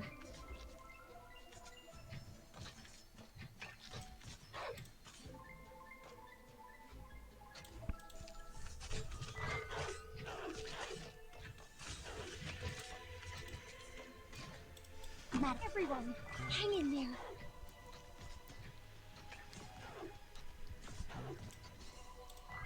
Acknowledged. No matter what trouble we're in, I'll face it. This may be a little hot. I have no idea how that didn't go in the blue box, but whatever, I guess. No matter what trouble we're in, I'll face it together. Yeah, with that should have gone in the all blue of you. box, but if it's not, I'm not complaining. This sword, your thoughts, your arts, I can cut them.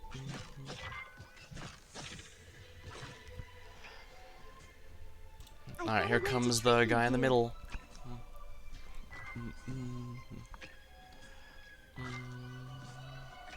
Here we go.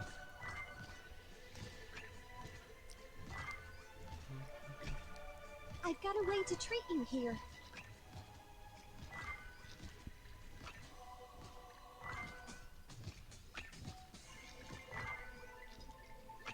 Aya is really good, but I can't wait until I can get Kyobi Everyone, up to speed. hang in there.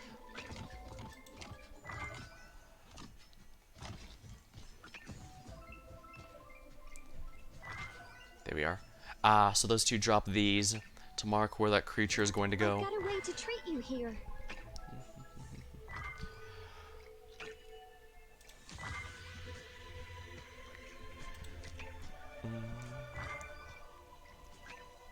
Everyone, hang in there. Yeah, this one's supposed to, the boss here is supposed to be easy.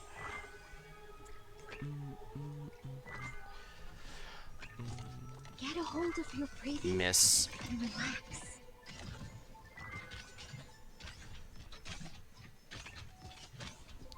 At least even if Thorns misses some of his attacks, his dot will prevent the enemy from avoiding too much damage. Get a hold of your breathing and relax. Yeah, the fact that Neon's not going to be stunned is a pretty big deal. What are you planning? Everyone, hang in there. Do I have to jump down? I've got a real penchant for that. Please give your orders, Professor.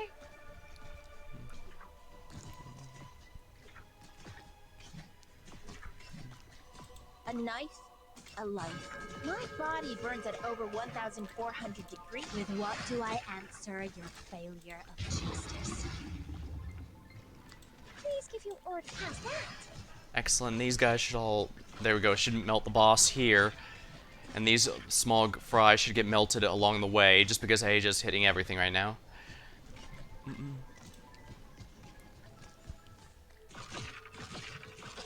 And there we are. Excellent. Yeah, never underestimate Calcit there. Dang.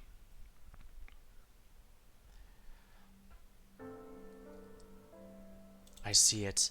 I see Alfonso heading to the Great Hall every day. He's named it Iberia. He's moved the mirror from his bedroom to the hall and spends day after day examining himself ever since the head chef and young Jamie were executed. Oh my. He and I are the only ones left.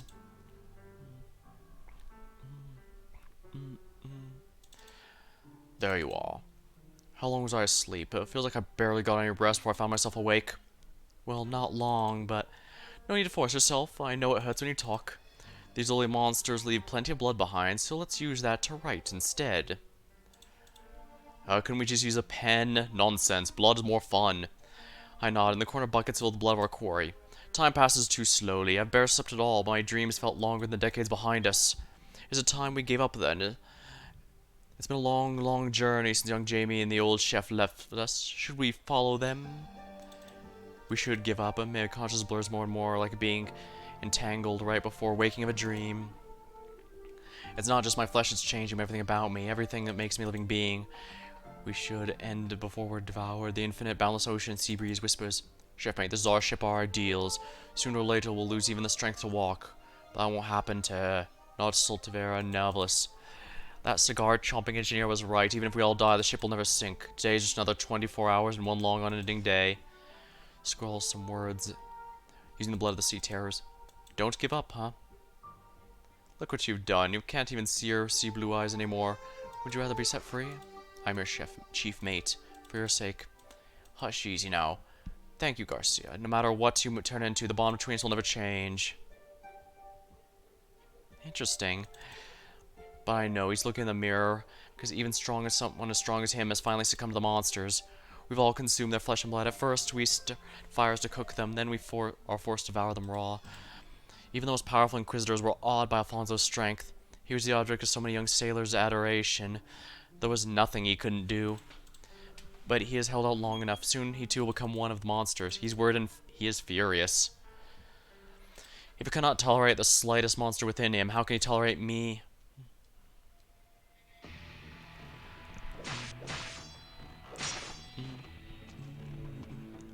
Trash, you're worth even less than the weed that washed ashore in Salviento. That woman was merely creating a smokescreen. The ocean boasts no changes to speak of. Clara, I want to see, are you free? Friends are here. They are trapped and need help. Should be returned to our kin's embrace. Many friends have died here, but parents will not let them die. I must save them. Even if you can speak the ugly mug of yours, that's no surprise to anyone. Return to the great sea. No need to fight. We'll go together. I've already grown tired of your prattling. Time to end you. Gladia, will you prey on me? If you feed on me, will that make you stronger, more full of life? Will it help the scales from your neck grow and spread and return you to your proper form? Abyssal hunters are bound by blood. The Seaborn contorts its relatively slender form. It is biting off parts of its own body. I sever this flesh, consume it. If you need more, I give you everything. She stares blankly at the fleshy mass. She's shaken. But not because of the Seaborn or its behavior. The moment of distraction convinces Seaborn that Gladia has accepted its proposal. We will meet again soon. It leaves and Gladia does not pursue it. Because she smells the scent of Shark and Scotty, the Seaborn will not escape. She turns around and heads towards where another smell is coming from. The smell of the sea and blood. Hunters aboard the ship? I didn't notice until I got close. Impossible. Well, what do we do now? Never expected there'd be people alive here. I thought we'd get the ship back just by killing sea terrors. The captain made it sound so simple. What are you looking at, Spectre? The mirror. You know, Scotty, even as we speak, when I look at myself, I start to remember so many things I'd forgotten. A darkened dome, 100-meter tall sculpture, Aquamin-coated opera hall, the waterfall pouring crystals of ice. What is this place, Scotty? Your home. My home. I remember now. Writhing flesh climbing all over the statue. It collapses with a thunderous thud. I remember those things, but never experienced them. I don't know. I only know it from hearing you talk about where you used to live, which fell to ruin a long time ago, long before I even met you. Maybe you only saw reports later on? Can we save the chatter for some other time? We're planning to chase down 2 Seaborn. Or are we seizing control of the ship while they're not around and sailing it back? If the survivors haven't managed 60 years, I doubt we could figure it out ourselves. Just be patient. Squad leader will figure something out. Spectre, what's wrong? A little dizzy. Just remember what they did to me. Wait. I saw her just now in Grand Faro. She was willing to talk to me, full of hypocrisy, blowing hot and cold, and she's here. What do you mean, more survivors? No, an enemy. One who can cross the sea and board this vessel. Which is more than enough to identify them. Let's split up. Where will you go? I am on Barian Inquisitor. My duty is to ensure the ship returns to Amberia's hands. I'll go after Alfonso.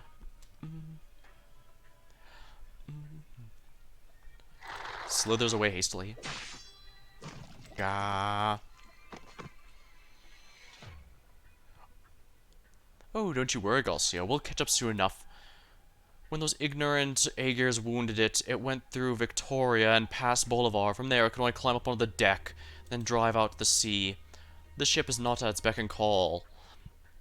Lithenian, when we were young, we visited a country along with some that country along with some others. Do you still remember? The twisted faces were enough to turn stomachs, but they understood respect arts, which is mind-boggling revelation. Today's been a good day. We saw quite a few living people. Hopefully they got out quickly enough. Go to Lithanian, Garcia. Go play the scores you used to love so much.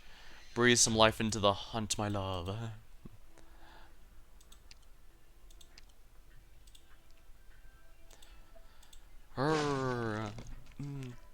You are not scaleless. Do you need food?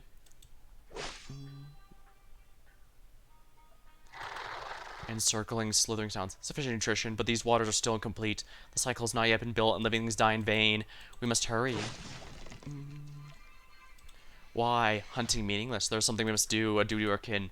How many does that make now? Lost track after 10. When did you monsters learn how to talk? Oh, now I remember you, little one. When we ate your parents, you and your little were nearby watching. Back then, you were the weakest of the lot, pathetic grunt. Alphonse laughs as he pokes the Seaborn's wound, blood running the tip of his blade. We are bound by blood. You hunt and eat us, you become us, just as our parents hunted you, and became hunted by you. If the right conditions can trigger your evolution, then how do we make you more palatable? Your flesh, that is. To hunt is to survive. There's no good or evil in hunt. That's too bad, then.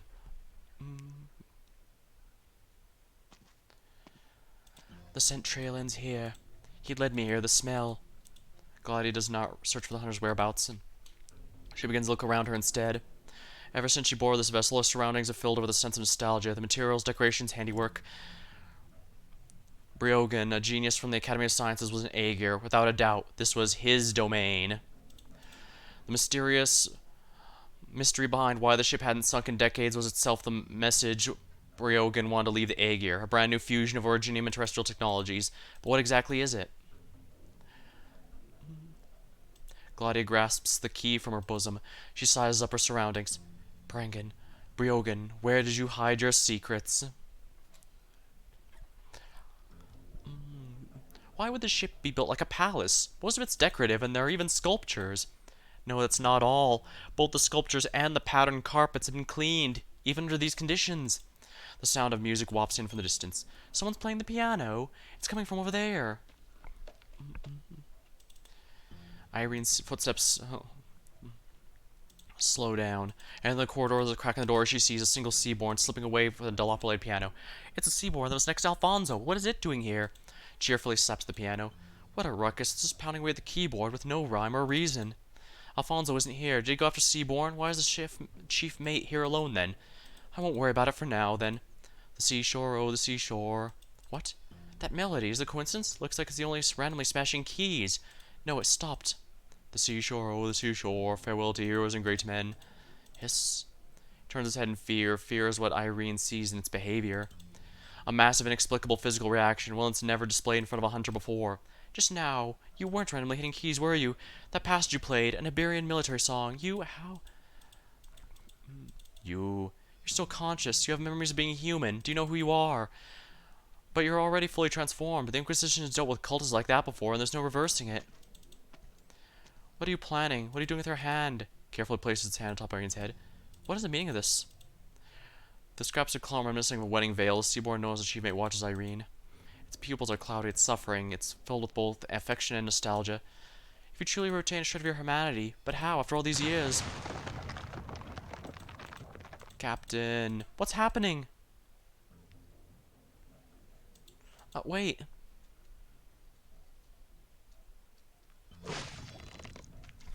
Hunt, feed, but that is not what you are doing. Your goal is constantly changing. Shaking, yes, shaking. You should stop playing your piano, Garcia. You don't need to be touching these. Lightly shakes head. Oh, ha. Then sink your teeth into its body's changing. Finish it now. You are not hungry. Why? Alfonso doesn't answer the Seaborn's question. He simply chomps and hacks it again, like meat on a cutting board. Chops and hacks like meat on a cutting board. The chief mate bites down the Seaborn with a death grip. Its crown falls to the ground in the struggle, but does not care to pick it up. Alfonso cuts off the Seaborn's tentacles, which join the crown on the ground. The chief mate pauses. Ah, Garcia, Garcia, look at your own crown, all the tentacle. Do you understand what you become now? Leave, we'll meet again. Garcia? The chief mate lifts his head. The Seaborn's already vanished without a trace. Quietly picks up its crown and places it on its head before returning to Alfonso's side, as if apologizing. Are you hurt, my good chief mate, or were you distracted by our uninvited guests? He does not answer, does not speak. It does not say that it was biting down the enemy. It felt like it was tearing into its own kin. It does not speak, and after once again realizing what it's become, it begins to feel guilt. You still have room for emotions in your heart. That's proof enough you're still human. Remember young Jamie's last words. I have no remorse, no regrets, no fear. Only when you truly feel nothing, you lose the right to call yourself human. Don't worry, next time will be quick, and as always, it will return. What's wrong?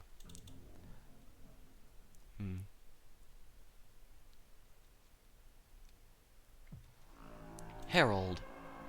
Kin, Scalus. You're badly wounded. A newborn like you should not have been in a hurry aboard the ship. The kin are here in need of help. Indeed, true enough, but you've been hurt. Though they are kin, they do not welcome you. They have not accepted their identity yet. They are lost and confused. Accept identity? You do not need to understand. These waters are still incomplete. Perhaps you will need to further perfect yourself before you can lead our entire kind. Need time and nutrition. And I've come to give you both. That blasphemous sea captain slaughtered sea terrors for food, but used every means available to hinder the transformation.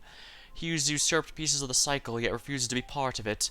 The flesh and blood of those offspring rightfully belong to you. Those nutrients are meant to be yours. The ship delayed the birth of a brand new ecosystem. Please do not abandon me, Harold. In due time, all of Terra will become one and the same in the nest. I do not abandon kin. Need time, but much more. We'll be back. We'll meet again.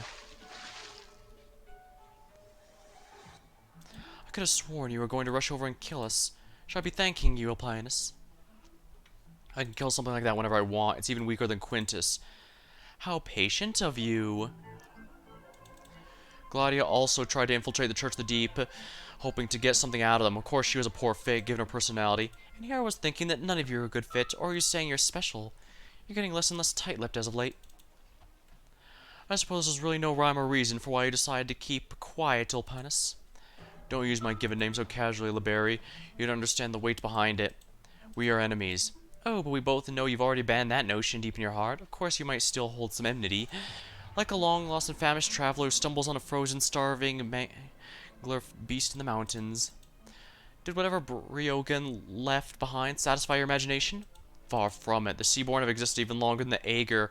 For their history to be turned upside down, there must be something from it. If you care about the word of God, so be it. The Seaborn are not gods, nor are they forefathers. I have seen how your gods die, their screams coursing through the currents, their flesh and blood smeared across the abyssal ravines. As the clan hovered overhead, I plunged in the unknown depths of the Aegir's territory. I've seen it with my own eyes, enough to shatter all the beliefs I've held. Afterwards, I'll rebuild it. Aegir will be lifted up once more.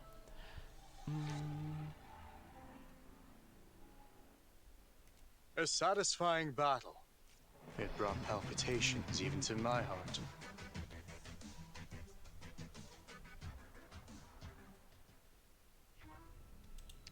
Maintenance access. In the maintenance access corridor, a special device can be found leaning on the wall, all marked with Aegir letters. Incremental motion firmware. It seems to fit one of the little slots.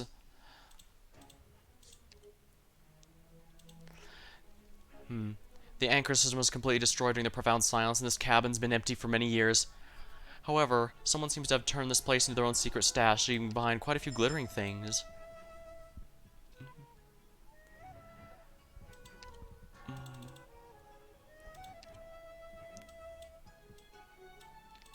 Oh yeah, I've completed some of the quests over here I should really turn in.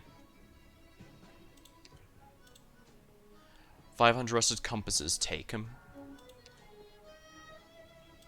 New component available. Hand of the Saint can remove brand patrol. Can bounce between walls, repeatedly stunning. Purification sounds like it's a lot more useful, if we're honest. So let's do that.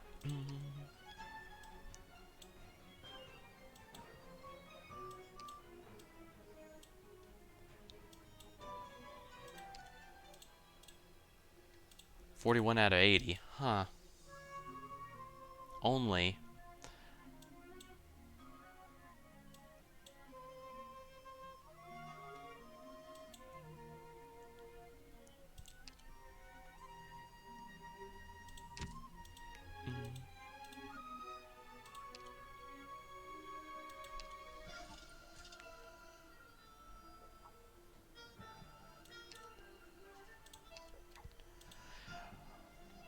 A room enclosed by iron fencing. From the text on the sign, this used to be solitary confinement, but now it will clearly never perform that function again. The cell has been breached from the inside, and the fence torn apart, and broken iron bars strewn across the ground. Search meticulously. Unexpectedly, there's a desk with an unfinished letter atop of it.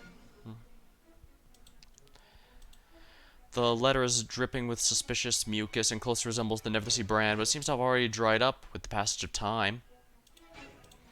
The top half is relatively clean, appearing to be addressed to the writer's family. He repeatedly expressed his longing for them and his guilt for no longer being able to be with them. As the dripping mucus increased, the handwriting is more and more messy. The writer indicated he would soon go home to see children and would bring them lots of presents.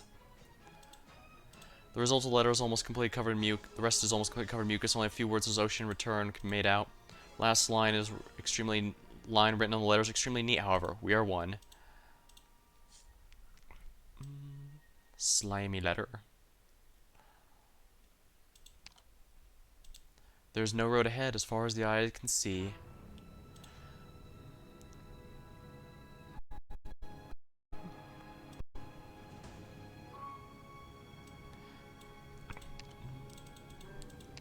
Observe.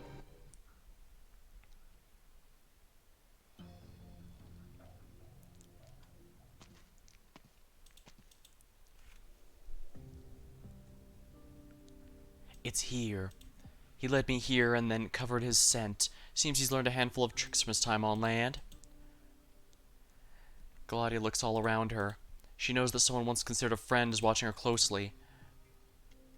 But she does not hesitate, nor does she have the luxury to hesitate. She must retrieve the secrets of the ship as fast as possible and return them to the Aegir. She wishes to return to her home. She wishes to offer it her aid to avoid calamity. She looks at the key in her hands. She swings open the door of the treasury.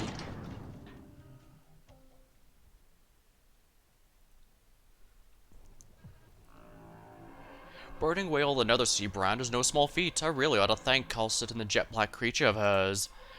The Never-to-See brand was unable to devour this reef. How unfortunate.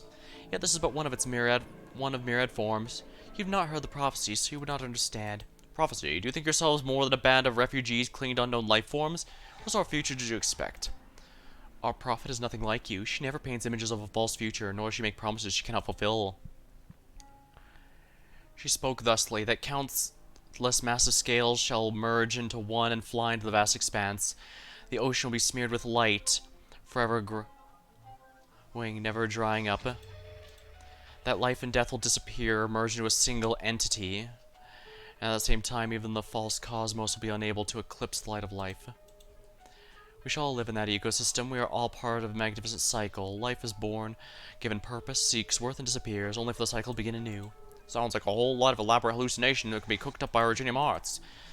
Is pushing a barrier to its current precipice and slaughtering millions of lives also part of your magnificent cycle? What do you even possibly know? Our kind does not consider the death of an individual to be an end. Even when a life ends, it remains part of the cycle. You are angry, restless, and above all, you are only human, heretic. You won't take me alive, Inquisitor. I know all about your heinous Originium Arts. We've all prepared to make the greater sacrifice. Our prophet will remain as out of reach to you as time itself, slipping through your fingertips. High Inquisitor, everyone in Grand Faro has long held a grudge against you people. The Penal Battalion cannot approach this place, and you are not alone. There's nowhere for you to run. Run? Do you think we came here to entertain your sophistry about good and evil?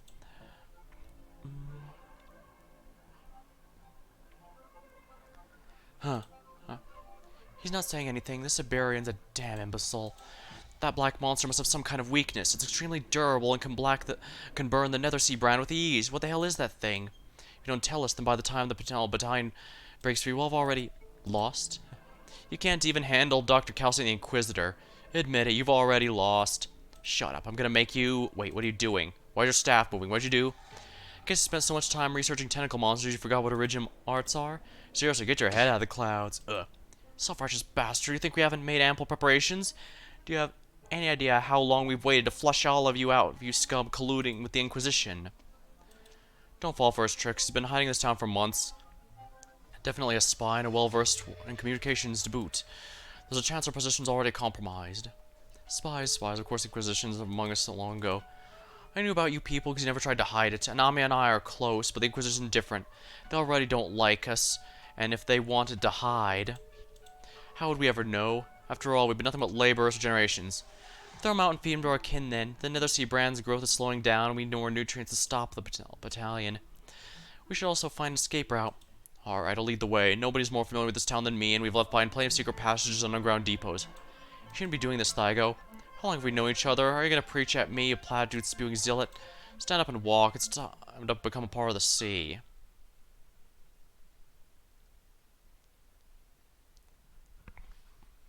I see. A union of Originium and Aegir technology, a sturdier dome, the use of modules from nomadic cities on land, and the scalability of Originium Arts. So this is how the genius of Academy Sciences viewed this land. They managed to accomplish this decades ago. However, it's still not enough.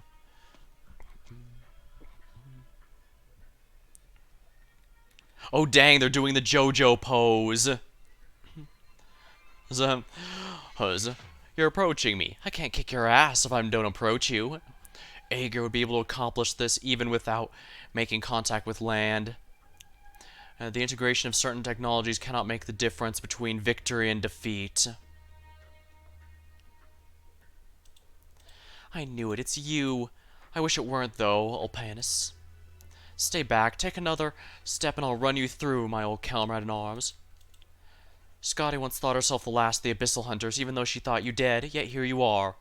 How insightful you are, Consul Gladia. The circumstances don't seem to call for pomp and ceremony, Consul Ulpanus. Feeling a bit nostalgic over titles long disused, are we? We've known each other long enough. You should know very well what it means when a hunter doesn't return.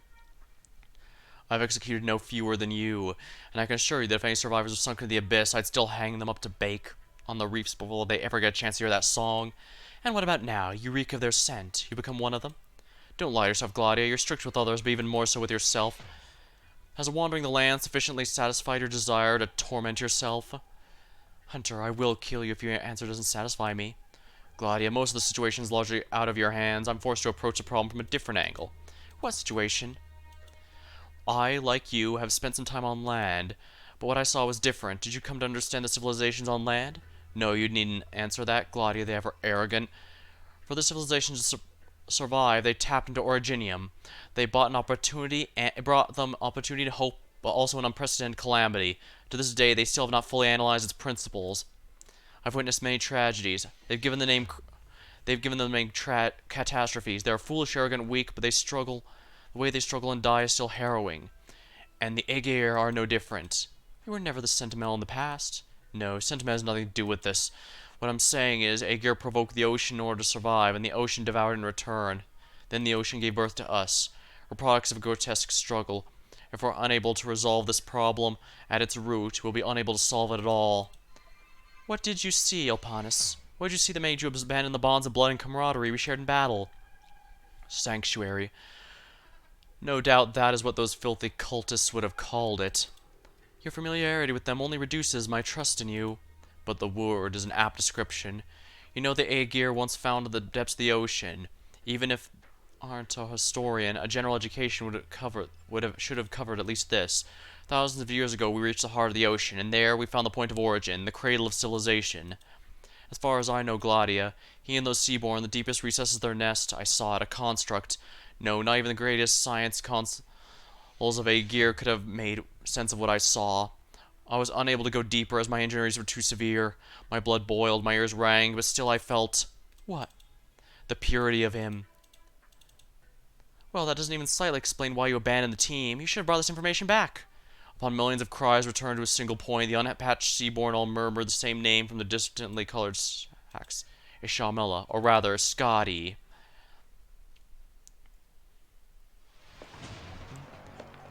Did escape in the sea? No matter, it will return, and we shall continue to wait. Whoever decided that we were its kin. Pathetic. I see it too. The waves break unnaturally like a twister, or a mirage in Ocean City. What a strange sight. Sure was lively today. Haven't had this much commotion since young Jamie and the chief died. Pomegranate flower.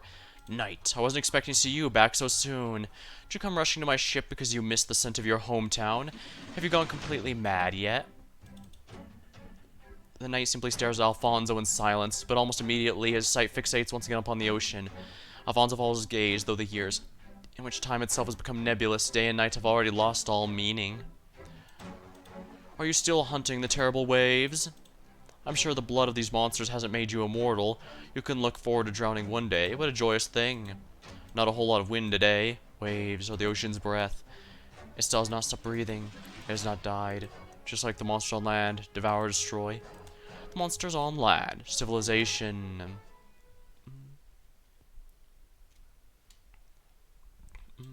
Scotty, I just remembered something. How did we manage to survive? How did you survive, specifically? I can't remember the details. We hacked and slashed again and again without pause until finally What I meant was, if they really wanted us dead back then, would we have been able to survive? Let me put it another way. Aegir doesn't know we're alive either. They have no way of knowing. Was it Swordfish who said she wanted to come to this ship? Yeah, she said the ship would bring us home. This does appear to be Aegir craftsmanship, though the shipwright Briogan, the name doesn't ring a bell. You never did remember the scientists' names, do you? It's such a relief even talking to you like this. Are you back for good, Laurentina? You won't leave us again, will you? Haha, do you have to be so cheesy about it? I've also been with you. Things are just blurry in the middle here. Plus, it's kind of fun playing a part of a well-behaved nun. Oh, but the captain had this outfit specifically made for me by our friends over at Rhodes Island. She already knew my measurements, even. To be honest, you grew a bit taller. Wait, how do you know that? I was only helping out. The captain said she didn't trust the tastes of landwalkers. Tastes? We both know that's the last thing she cares about. Though at least I can appreciate she always makes sure these details are in place. She said you like long dresses, and I always did have that impression, but I rarely do these tailoring activities. These symbols, these are Aegirian letters. We wrote them together. We talk about you, Gladia, me, Aegir, our home. Whose idea was this? Couldn't have been mine, right? We all came up with it together. What about the style? Swordfish picked it. How unlike her. We have to dedicate ourselves to battle. Sure, but I have no reason I can't doll myself up for the hunt, right? Scotty, you know what first thought was when I emerged from my stupor when I remembered who I am? I was able to re-examine myself, see how different I was from that clear but distant memory on the other side of the shore. Though I was dressed in as a good little nun last time, I didn't particularly mind. But now that my trusty companions have chosen my outfit for me, it makes me even happier. Can you understand how I feel? Definitely better than when you woke up in a jar in Salviento. That's for sure. So is that why... That's why we're gonna win over Mr. Captain right now, yes? Leave it to me. No, impossible. When I sank in the trench along with the Titan's corpse, enduring a pressure no ordinary Aegir could bear, I saw something I'd never seen before. Gladia, do you know why the Aegir distanced itself from the land? You know the many... You know the many theorems as to why Originium and catastrophes cannot invade us. Most of them have been proven correct. The oceans, like a petri dish, nurturing and protecting the purity of Aegir. What if the civilization we're so proud of is nothing more than a mold growing upon the back of some giant? You are always exceptionally inquisitive, a quality that allowed you to make contributions in various fields, sowing the seeds of greater breakthroughs, but to slander Aegir, you've changed so much I hardly recognize you. Plus, you should know the boundaries of what's appropriate. Your speculation about Scotty. You levy the cruelest of accusations against your fellow hunter. Seaborn is a broad catch-all name. As you know, their morphology is significantly more complex. You've been concerned Scotty might become an even higher form of them, have you not? First and foremost, I'm concerned that you've chosen the wrong path. First company and fourth company perished along the way, one after another, to create the opportunity for us to break through. And you in the second stayed near the nest's entrance. Seems wrong to even describe it as a nest. We had entered a vast singular entity and we were nothing more than tiny germs. But germs are more than capable of killing a healthy person. And we were successful, or so we let ourselves believe. I simply fell into a deep sleep along with his corpse. Blood, if that luminous substance can even be called that, drenched my whole body and enveloped me. But I simply slumbered with his corpse for a long time. I hid in the crevices of his empty shell, leaning against the remnants of his flesh, till all sounds around me fell silent. What about Scotty? It was she who dealt the final blow. That was not a normal killing, nor was it a hunt. It was a feeding of their kind. Your conjecture is both correct and faulty. Did you assume that all hunters eventually lose control and become seaborn? No, not Scotty. You already understand. Those who've witnessed him and those who sank into the trench and floated back up all understand. You mean to say that if anything goes wrong, we have to kill her? She's your hunter. You still haven't offered an explanation as to your deliberate cover-up and betrayal. And you have me trust your speculation like this. I'm not keen on your habit of staying silent. Maybe I'll have to take away your mobility and drag you back to Aegir. A pity that one of our consuls might finally fall in battle. Could harm morale. Let's see you try. Gladia, can you claim to represent Aegir when you're still so distraught about your own transformation?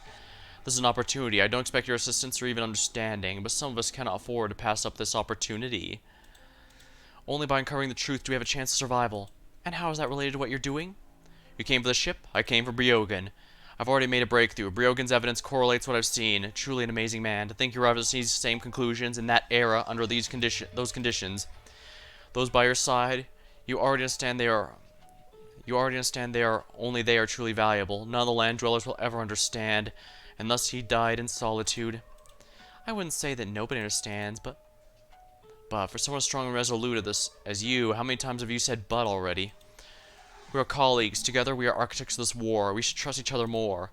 A final word of advice, don't return to Aegir. It's too soon and too dangerous. Too many things haven't been straightened out. Going back now is a waste of effort, and you don't know what has become of it. Remain on land. Should something happen, of course, she is my hunter. I will shoulder the responsibility. Gladia wants to say something else, but when she turns her head, a tremendous racking spreads through every corner of the room. A violent shuddering follows, and the truth-filling table is scattered across the ground, seemingly to sear her vision. Leviathan. Before the cheap diviners were proposed, the Abyssal Hunter plan. Warfare proposed the Abyssal Hunter plan. Before the Abyssal Hunters delved into their nest, Raygun chose a title that the foolish land dwellers were obsessed with this day. He wanted to thoroughly elucidate the nature of calamities. He found the last piece of the puzzle on land. My key, the smell of wheat homeland. My homeland supports me, my family supports me, until I crush the ocean itself. The two hunters look at the brooding night. Gladia clenches the key in her hand. Take a look at this monster. He appears human, but is not. Even the oceans can reject him. Day in, day out, he searches for terrible waves and seeks to quash them. An endless, futile pursuit. Just like us.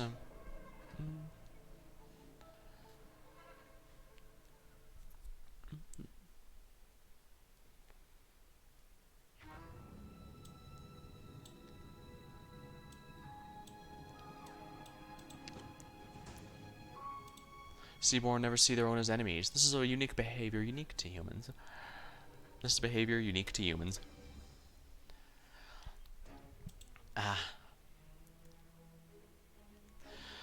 Alright. I need to refresh my drink and take a quick bio break. So I'm going to go set myself to be right back. If you're watching the VOD here or uploaded, you can just skip from the be right back to when I return. Alright, I'll be back shortly.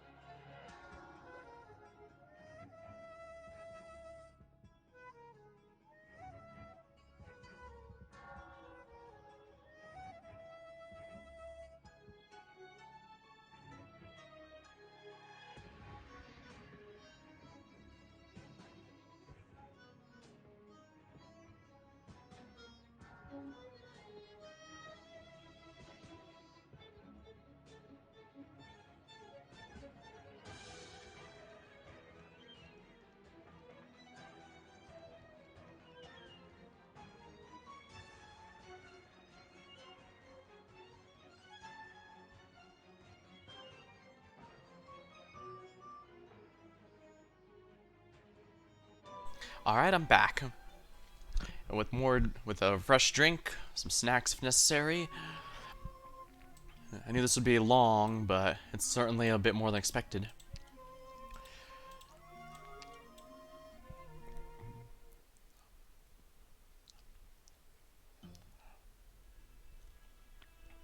Pick up the pace. This Nethersea brand, where exactly is it? Though tiny and varying form, these fluorescent life forms are also an extension of our kin. The prophet once said that there is part of the ocean where these glowing creatures fill the entire sea. When they are whole, they shape the cradle of life for our kin. The Nethersea brand is just fragments of his will from tens of thousands of nautical miles away, washed in like the tide. Even a tiny amount will inevitably consume the land. It will turn land to a new kind of ocean. Dude. So Barrier is the first sacrifice to your plans, and Gran Nefaro is the next. Sacrifice? Surely using the wrong word? No. The Inquisition will take away my town, and this beautiful Nethersea brand will do the same. Either way, it's no longer our home. It loses its history, golden years of explosive growth and vitality. Thygo, surely you don't mean. Jordy's been taken away as well. The ones who escaped will probably have been rounded up by the Penel Battalion by now. You're all murderers. Screeches excitedly. Monster? Why would it show up here? Impossible, it was just on the west side of town. You lied to us, Thygo. And you too? Before becoming an Inquisition spy, I was just the daughter of an ordinary grandfather laborer. Don't underestimate our hatred. All the humiliation we've endured was just to take you all down. Both you lot and the Inquisition are nothing more than enemies trampling all over our home. See for yourselves what real destruction looked like. See what we saw back then. Thygo, get down. Ah! Screeches.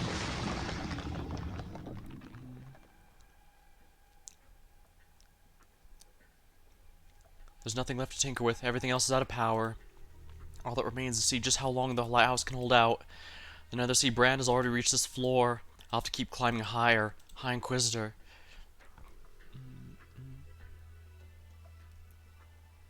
He has his mask back on.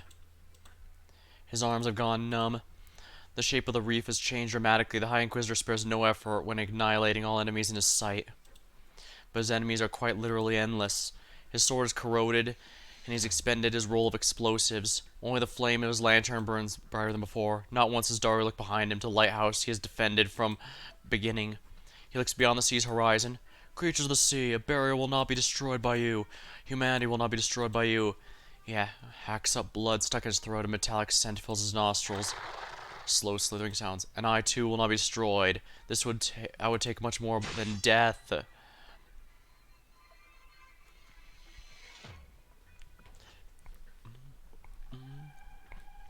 Be patient and wait here, Garcia. Squats behind the captain obediently. It's always boring waiting for a quarry to take the bait. Still remember, the second time we have to hunt these monsters, we still had over 100 survivors back then. When first set sail, the air was filled with cheering and salutes from the cannons. Those sounds still echo in our ears to this day. We bid farewell to the grand shore, carrying the legends of Aegir as we sprinted towards the death. In a few days at sea, yes, only a few days, calamity struck. Ah, why are these stupids rob you of your language?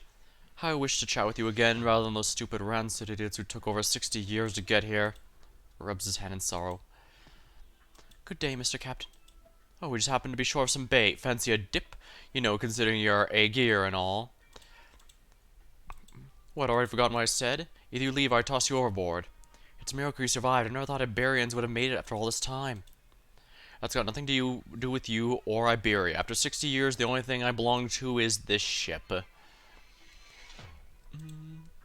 But let me give it a try, Scotty. How goes the hunt? Maybe my extremely cordial attitude has stoked a number of misunderstandings, but I can tell the blood of monsters flows through your brains just like me. We're the same?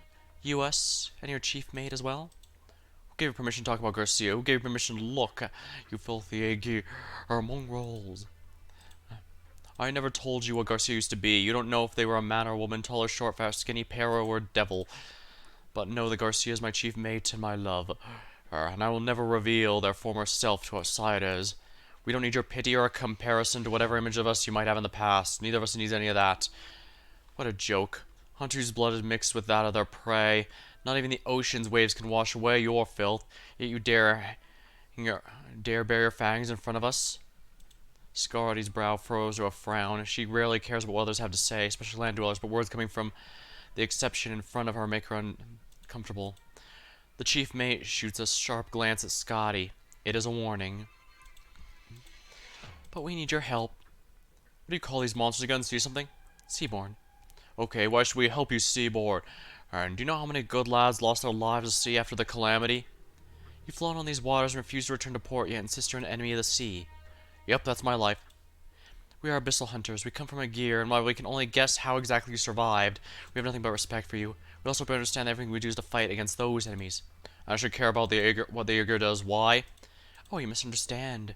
Scotty shoots a glance at Spectre. When she said, let me give it a try, Scotty thought she meant she'd be better at negotiating, but drawing her weapon would be absolutely not part of negotiations. Let me phrase that. It's our job to slaughter them, and I happen to find that process rather enjoyable. Since you're only hunting for food, I can leave you some meat when I'm done. After all, I've never liked dealing with that nauseating stuff. You You think pretty highly of yourselves. Compared to Victorians or Lithuanians, I've seen the way you kill Seaborn. You aren't worth a damn thing. Oh, don't get us wrong. Dealing with these low-level creatures we call sea terrors doesn't even count as combat for the second company. Glady isn't exactly the stingy type either. I'm stronger than you, and that's an indisputable fact. Wah. On my mind, let's not get ahead of ourselves, Mr. Chiefmate, or Miss. Anyways, it's not our turn yet. Layfinger and Garcia and you're dead. Really, since our captain's mission is to retrieve the ship and return to Aegir, or we don't have the luxury of sitting around trying to convince you. This way has always been more straightforward means of communication, the hunter's way. Ha, you've got a death wish. Kin, I have come for you. To hunt and consume is an important matter. You are not all kin, but I know you can still return to our kind. So I ask, what do you do? Oh, piss off.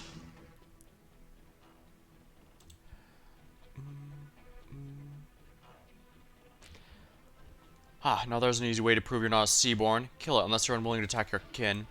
Then I sincerely hope you won't drag me down. I'm worried about you showing enemy to your twisted kin, Aegir. Then you worry over nothing. After all, if I was really on their side, you'd be dead already. Just want to prove I'm not one of them. Are you willing to lend us? Not a chance in hell. The ship belongs to me. That's too bad. Maybe if I help you lose that arm, that'll wake up our humanity. Chief mate, stay back. Don't do anything. Let's see how much of a difference there is between us and these monsters claiming to be human. You two, Scotty, don't snatch my mark. This hunt is mine. I need to let off a little bit of steam. Hunting must be done. Purpose to mold the environment. You're rich in nutrients.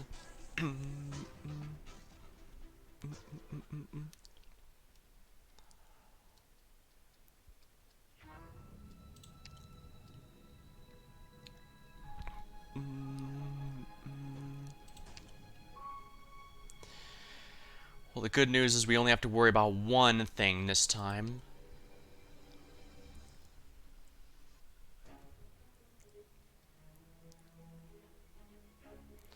I probably don't need calcit anymore.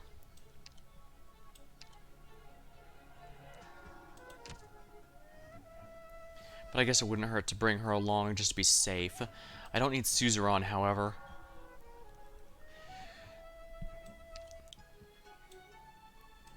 Actually, wait, is there an Ifrit lane here? Kinda, yeah. Theoretically, I should be able to do it. So, let's do it.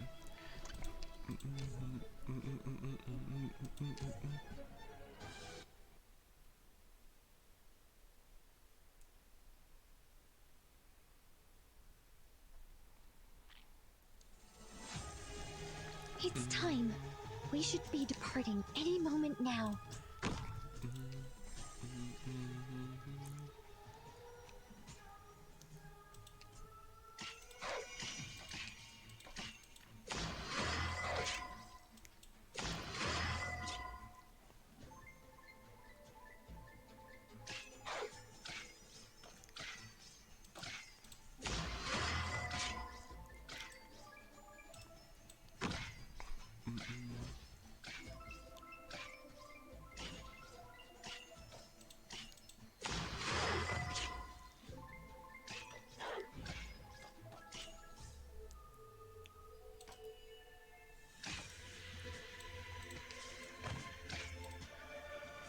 Everyone, focus on fighting.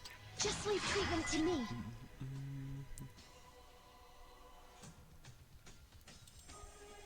Let's just get this done with.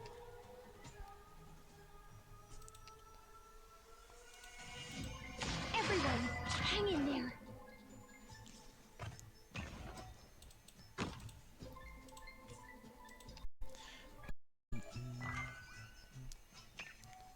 Everyone, hang in there.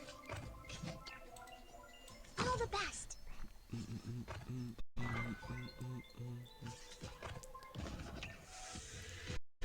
Get a hold of your breathing and relax.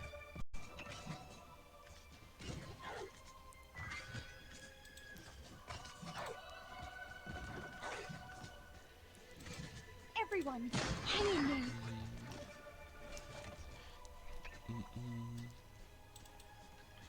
There we are, cleansed. Now I don't have to worry about the spread. Excellent, I'm glad I got that upgrade. Continue inflicts arts and nerves and put enemies around it as a status resistance is immune to slowing effects.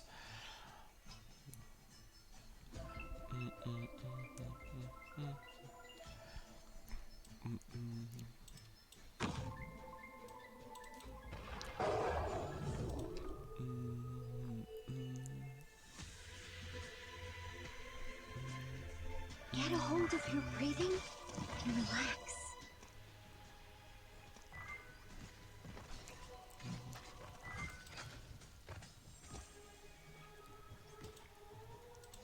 Everyone, hang in there.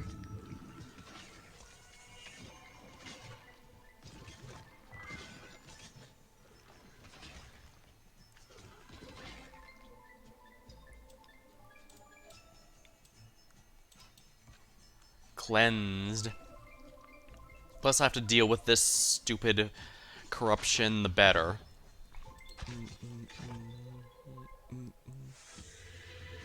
No matter what trouble we're in, I'll face it together with all of you. Professor, this may be a little hot.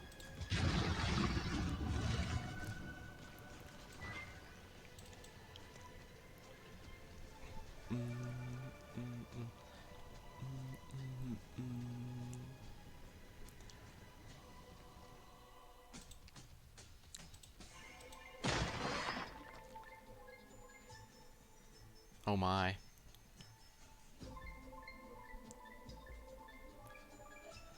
Well, I think we should be fine. Keyword being think. I'm pretty sure whatever this is, I can handle it.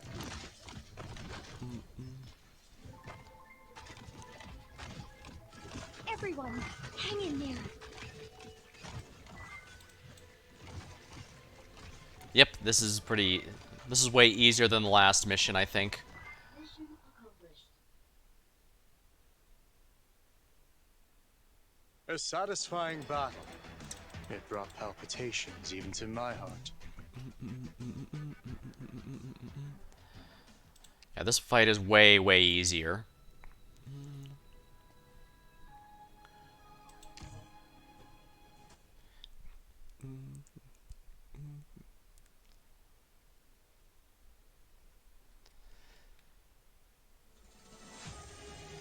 We can take care of ourselves, Professor. You just focus on giving orders.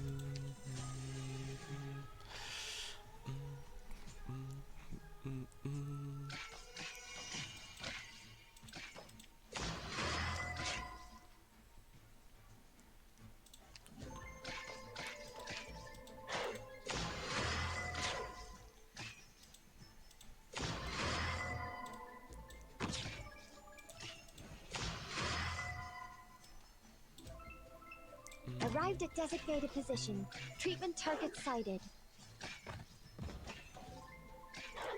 I've got a way to treat you here.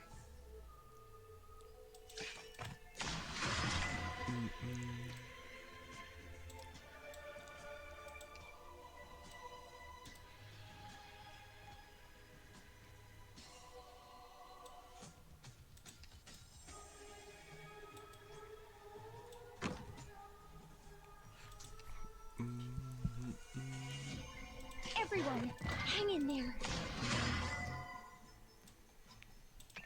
All the best.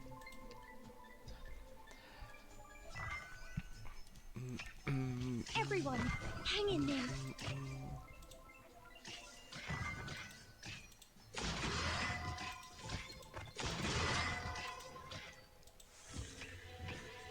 Everyone, hang in there.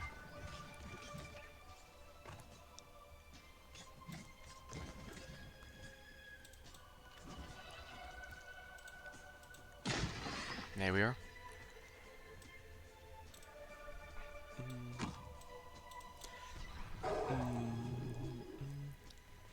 I should leave this last one here just in case I need someone else. Either as emergency blocker or whatever. No matter what trouble we're in, I'll face it together with all of you.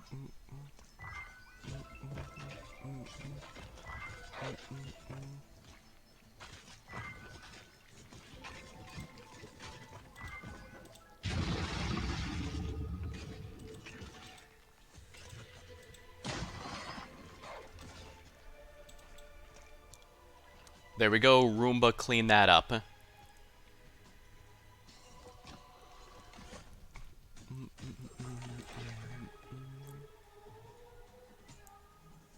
I've got a way to treat you here.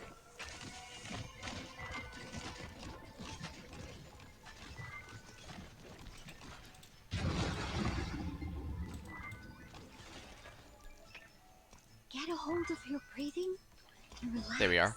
Roomba cleaned up the whole corruption.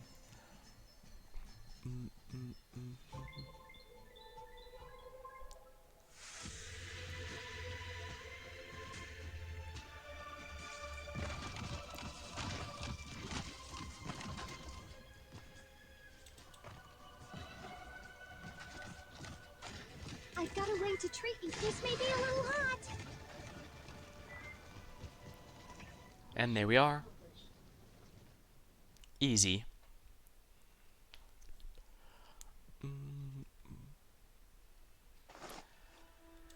What happened? You're awake. I'm begging you, man. At least holler next time something like this happens, alright? Pull another something like that and I won't be able to save you. How's the situation? The woman's monsters. Have you been burned away yet?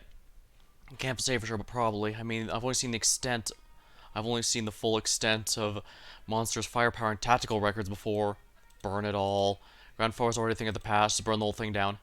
Mr. Thygo. Traitor, and you, Iberian, I've caught your scents. This is where you've been hiding. You came all just the right time. Yes, just the right time. What are you? Already blinded beyond recognition. Serves him right for pleasuring himself with that monster. Serves right, hear me? It serves me right. That it does. For choosing to trust a man blinded by hatred. Forever having delusions. People like you could be saved. Serves me right indeed. But now everything is different. Bones grind and crunch together. Sea terrors? But when? Thygo, don't get too close. Something's wrong with this guy. Iberia must be destroyed. We'll annihilate this country. This land will become the ocean's cradle. The waves will swallow the clouds. The scores of mountains will dissolve without a sound. We shall all become one. Watch out, Thygo. Ugh, cough. He's already transforming into a monster, just like the reports from Salviento. I'll start with you, traitor.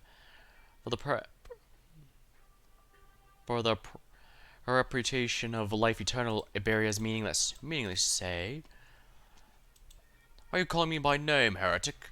High Inquisitor, you made it just in time. Go ahead and pray. We suggest that we'll prove that your god is meaningless as well. You'll watch as Iberia sinks into the abyss. That will never happen. What? My name is Carmenar Alberia. When the Nine Saints gave themselves a false title, they abandoned their own names, and with it, their beliefs. We are immolated by lies. Nobody knows better than us. God never offered salvation to Iberia. We must become our own gods. On behalf of the Inquisition, I hereby read your sentence, heretic. What is this heaviness I feel? My body's accepted by my kin. My life's already received sublimation. So why am I unable to take my eyes off the lantern? Self-preservation? Yes, all Inquisitors are quite powerful, so I am on guard. You may kill me, but you cannot kill our kind. Kill our kind, the sea will die. When the sea dies, the land dies with it. You'll all eventually drown in the rising tide of evolution. You will not live to see the land's future. The era is bloated and discordant, but we are all but livestock trapped in cages. I'll put you in your Inquisition. What? He looks at his body's disbelief, a beautiful cross-section. Since the invasion of Grandfaro, the old Inquisitor who sat at the town's chapel never listed his hand even once. He never wielded his sword or drew his hand cannon. He only used his lantern and his arts, befitting of someone as ancient as him. And yes, ancient. He's very old, a span of time far too great for an ordinary life to endure. Land-crawling livestock, how did you... At least I was able to buy... You've accomplished nothing. Brand new life form, yet unable to take the life of even this old Iberian. What do you have to be proud of? Now look at me, heretic. You, damn you.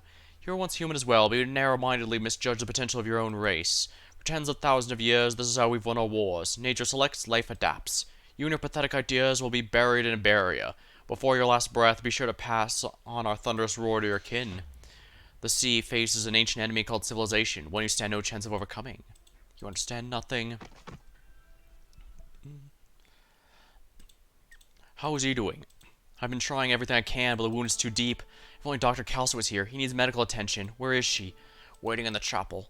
I should make this clear, member of Rhodes Island. His treason is indefensible, and he must answer for his crimes. Knowingly sheltering the Church of the Deep cultists has caused the Inquisition to lose a prime opportunity. It's also placed Dario and countless of our brothers in the penal and grave peril. Old fool. How old are you anyway, 100?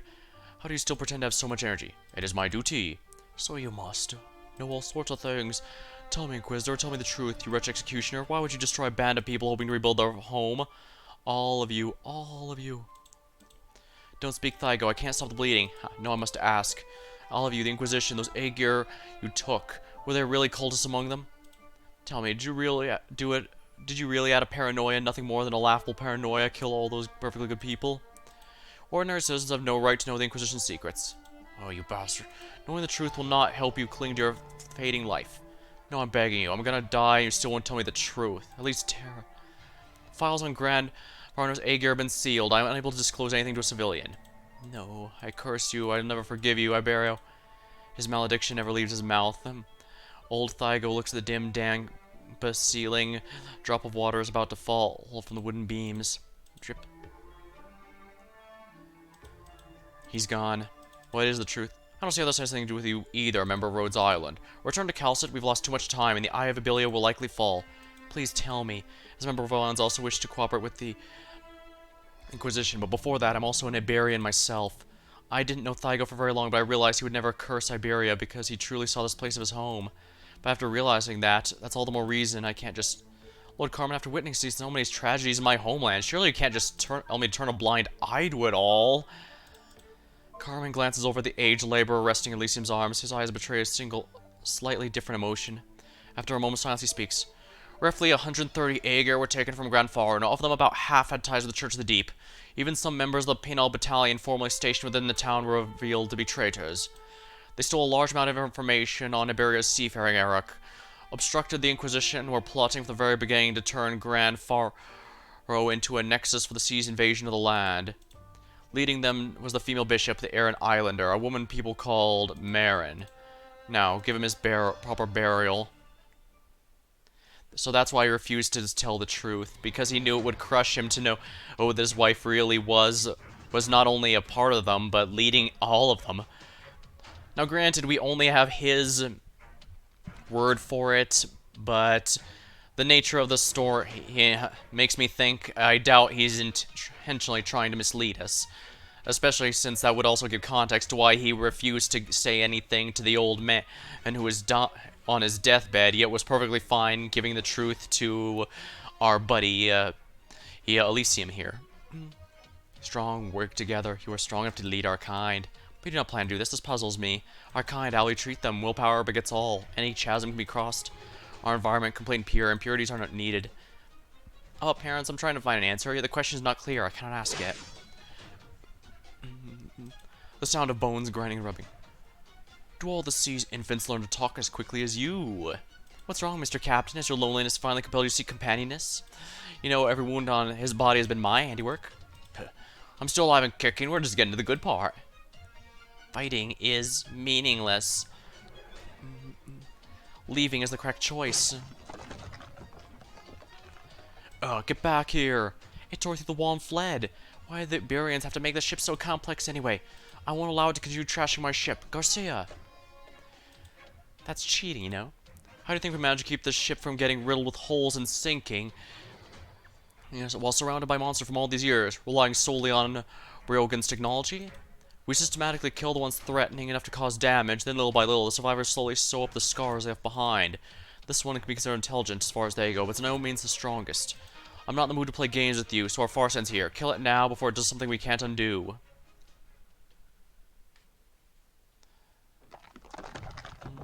The fleeing seaborne easily tears through the ship's walls. It can smell its kin as well as the ocean just outside the strange box. It hurt, it needs healing, it needs nourishment, it needs time. The scaleless kin had brought a chance to breathe, but far from enough time. Many preparations are yet to be completed. What? A seaborne? Seaborne does not speak, because it faces something that's not its kin. Not kin that speaks, not kin without scales. In which case, this small, fragile creature struggling for its eyes, just an ordinary life form, another part of the cycle. It should be consumed. After coming to that conclusion, it almost immediately lashes out at Irene. So fast, its body's different from them before? It's so tough. Man, I can't dodge it in time. Roars. Eldritch noises, stand up and run. You can talk in Iberian. I save you, don't let him know. Don't let Alfonso know I'm still human. Language, you also know it. Efficiency relatively low, not enough information, not enough time. If necessary, I will complete it. Kindred, you have formed your own group, and your offspring consume one another. You are incomplete. Alfonso cannot get here fast. You run. Kindred, no point in nurturing. Flesh and blood, donate to us. Howling. Still attempting to spit out vestiges of human speech, the chief mate is punctured by the Seaborn's fangs. He neither underestimates the enemy nor is distracted by Irene's presence. The Seaborn's motions are clearly evolved. You, Alfonso, hurry, hurry. I can't even pierce its carapace. At this rate... Irene, you know where this is. Yes, it's the Inquisition's underground, where every High Inquisitor has seen the truth. The truth. Consider this thing, Irene. What's the Inquisition fighting for? For Iberia's own purity, for sanctity and law's scriptures. But what if the concept of the truth has been seen by the people as only superficial? What if the law has no reach, and the scriptures fail to prophesize, and the morality that governs all things is not? How will you pass down your judgment then? I will judge based on my own standards, even if it means casting the distinction between good and evil that you've already adhered to. Of course. That's easier said than done, Irene. There's no point in trying to teach from example, as I'm not partial towards the words as you are. Maestro, but... There will come a day when your enemies will force you to cast aside everything you've ever known. Your faith, morals, ethics, everything will be ravaged, desecrated, rendered null and void. When that happens, if you can manage to rebuild your inner faith, whatever that may be, then that will form the foundation which you will defeat those enemies. Before seeing the truth, before experiencing a more cruel history, everything we do is empty with no basis in reality. I won't tell you how you should act going forward, but when the time comes, I want you to remember my words, Irene. You must become Iberia's last line of defense.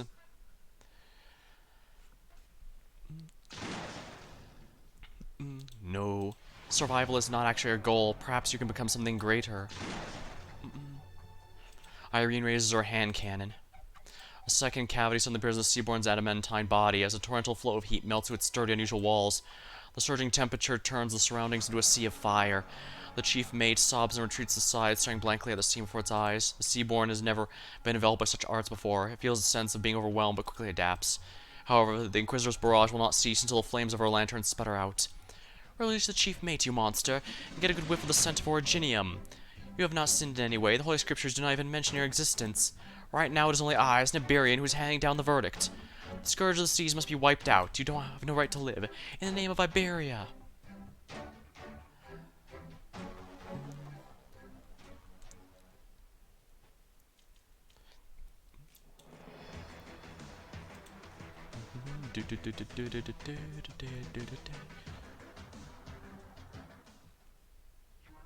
Drafting room. The drafting room was once used to aggregate the results of exploration and draft nautical charts. After the calamity, the entire ocean's currents, prevailing winds, and uncharted lands all underwent tremendous changes, rendering the laws formulated over generations meaningless. Some supplies, however, can still be found here. Sounds good to me.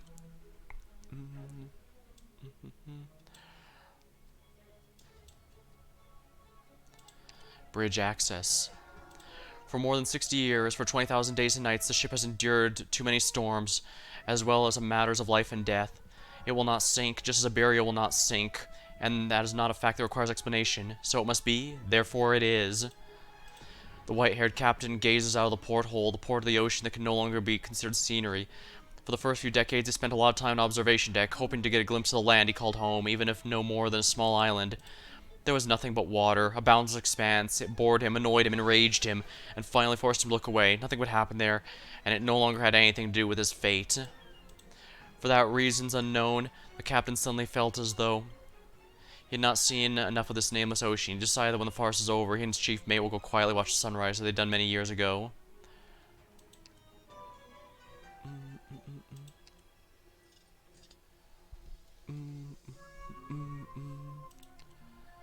The main deck.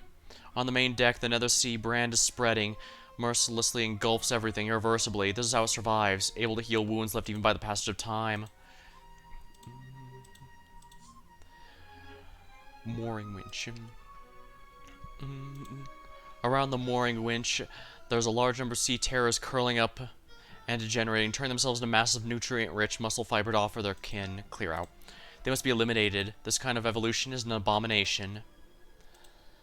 How would sociologists analyze the social constructs of the sea terrors and seaborn? No, the scholars would only be able to throw up their hands in defeat, because human society is built on selfishness, morality, cowardice, and bravery. Our ugliness has built the foundation for these flashes of greatness. However, these creatures' understanding of kinship is beyond our comprehension. Humans extol martyrdom because it symbolizes morality, because it's so rare, but sea-terrors may never see it from such an angle, labeling their choices neither virtue nor vice. They have only one goal. All their actions are in service of the singular goal. They have no castes, no individual interests. They seek only to reach the end point of evolution. That's precisely why humans must fight them to the bitter end.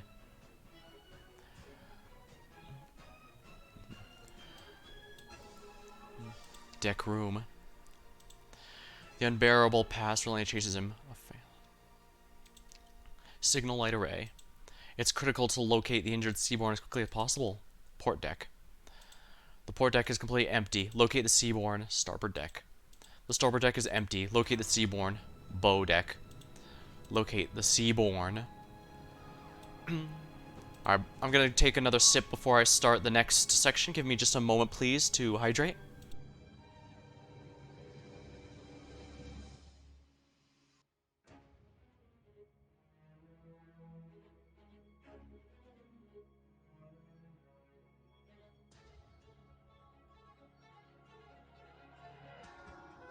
Ah.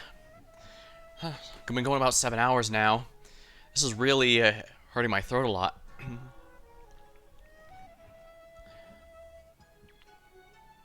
Still, I'm enjoying the story so far, that's for sure. The unbearable past, an unfaceable future solemnly awaits him.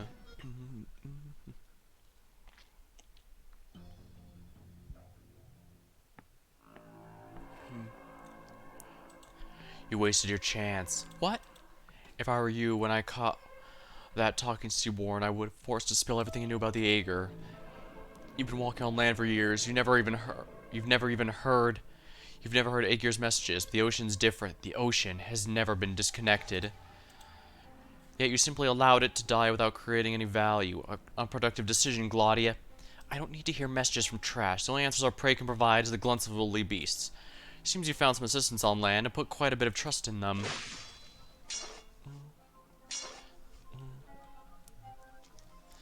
Howls the Cosmos Cemetery. You're showing mercy. Why does he still stand? I'm not. He's just a little sturdier than anticipated. The knight does not fight back. He suddenly freezes in place and throws his head back. He staggers, spins around, looks up. Gladia had planned to seize this moment to put an end to the chase, but right as she's about to, she gets a faint premonition. The Seaborn's scent, it's changed. You're already sensitive enough to know such changes, then. That's right, Gladia. No matter how much you try to console yourself or the others, this is a problem we have to deal with sooner or later ourselves. Garcia! Sobbing Owl. Good. Oh, you're hurt real bad. We'll track it down in no time by following the blood trails. What are these burn marks? What did it do to my ship? The monster can't have left these behind. That's right, it must be the handiwork of our lovely little Iberian bird. Aw, they grow up so fast. It's who's scarier, the Seaborn or her people? Even the Iberian from before her? Impossible. Any of the ship's battle-hardened sailors would have been stronger than her. How could she do something like this? Nibbles on the captain's sleeves. I understand. No matter, regardless of what the Iberian did, we must hurry. Time to put an end to this months-long hunt. You seem to be in pretty good mood, Mr. Captain. Good mood, ha. Who wouldn't be happy to bring an end to such a long hunt? You keep chasing. I'll go a different way. It can't cut through these walls. It won't cut through these walls. It'll try to get close to the sea. Garcia, your wounds are life-threatening. Hang in there and we'll be alright back. The injured chief mate still needs more time to recover. It looks at the captain's face in silence. Joy, a hard-to-distinguish excitement. The vigor it's not felt in a long time. It takes a peaceful nap, focusing its energy on rejuvenating its injured parts, all to help its lover continue the hunt. A brief, light dream, short, trance-like, extremely rare since its body underwent such profound changes. In his dream, it stands upon Iberia's shores, the sky blooms with fireworks and hums the din of whistles. A high-spirit Alfonso stands at its side, asking a question. Garcia, see those kids along the shore? We all are like children, children of the future of Iberia. Our glory, our feats, and our skills all die with us. But children, new lives, ones all of Iberia will come together to nurture, and they will inherit it all. Garcia, who do you think you should take after? How can it still move so fast with those injuries? I can't keep up. And holding back from firing my hand cannon is... The Nether Sea Brand has sped to the ship? But how? It wasn't this bad a little while ago. The fluorescing nether sea brand has devoured the golden Iberian hall. The intricate dome reflects a ghastly blue light, and amidst the glow stands a lone, out-of-place woman. Her two hands are crossed in front of her. She silently and carefully sizes up the throne in front of her. The brand spreads from beneath her feet, sapping the very color of the golden floor. She turns her head. Her eyes hold nothing but compassion and expectation. Good evening, Irene. A Church of the Deep cultist. Did I miss? No, there's no way. Originium Hearts. That's right, Irene. If Dario could see you now, I'm sure he'd be so proud. How do you know our names? Who are you? I'm a translator. You think that lie will do any good? Oh, I never lie, Irene. I've translated a great many works. Perhaps one of the novels full of Gaulish critical realism on your shelves contains my touch. Have you ever even noted the name of the translator? Look at your feet. You're the one who brought the Nethersea brand? That's a somewhat biased statement. I did not bring the brand. Rather, I established a bond with the fluorescent sea. Truly, it's an honor to be part of it. How did you get to the ship? That doesn't matter, Irene. Nor does it matter whether you can defeat the Seaborn, whether I die here, whether the ship will be key to reconnecting with Aegir. None of it matters. And yes, the sacrifice of Dario and the Pinot Battalion, Grandfallow's collapse in the Eye of Iberia, the long, long time that has passed, the vast process of evolutionary transformation, all these are but drops of the sea, water in the sea of life. My respect comes from the fact we are all but part of the cycle. Compared to the whole, we are all insignificant. Wait, you mentioned the High Inquisitor. What happened to him? Alas, poor Irene. I know I have a feeling questions... I know the feeling of having questions and needing answers, but is this really the time when your enemy stands before you? What happened to him? His sacrifice was in vain, Irene. When the sea breeze brought me news of his death, you have my condolences. Impossible, it can't be. Nothing is impossible, Irene. When the oracle descended, all the futures of this land were set in stone. We are bugs crawling amidst the ground. We ought to follow the ordained path. What's wrong with choosing a life without barriers, without separation, without country and form? If you choose to cease resisting, all the better. If not... If none of this really matters, Amaya, then why are you buying time for our wounded little prey? Oh, you've woken up, Laurentina. Not completely, but I can at least remember your name. Hope I'm not coming across as rude. Irene. What did you do to her? Nothing, we're only making small talk. Scotty, continue the chase. Wasn't it your prey? And who was it that let me run into such a nostalgic figure? Alright, be careful. Irene? You're lying. The breath of the sea does not lie. No, like I said, it's impossible. The High Inquisitor's death must have had a purpose. The Inquisition never makes sacrifices in vain. If you don't believe that, cultist, you've become that purpose. I'll just have to become that purpose. So be it. What a resilient child you are. Hunter, let us go. Oh, my dear little Irene, you only just learned to control the power of an Inquisition hand cannon, and this is how you display it. If you continue trying to burn the Nethersea brand in such a crude manner, Captain Alphonse will be furious, no? Well, no matter. You're gonna just let them walk away? Alas, unlike Quintus, I'm not in such a hurry. Why would I want to face 200s at once and cut my life even shorter? There's a difference between a moment and is there a difference between a moment and an instant? There isn't, but seeing you revert to your old temperament sure brings me back, Laurentina. After all, you were in a coma until the very first experiment began. How have you been since you left us? Spectre's lip curls into a subtle smile. It's the most beautiful smile she's shown tonight.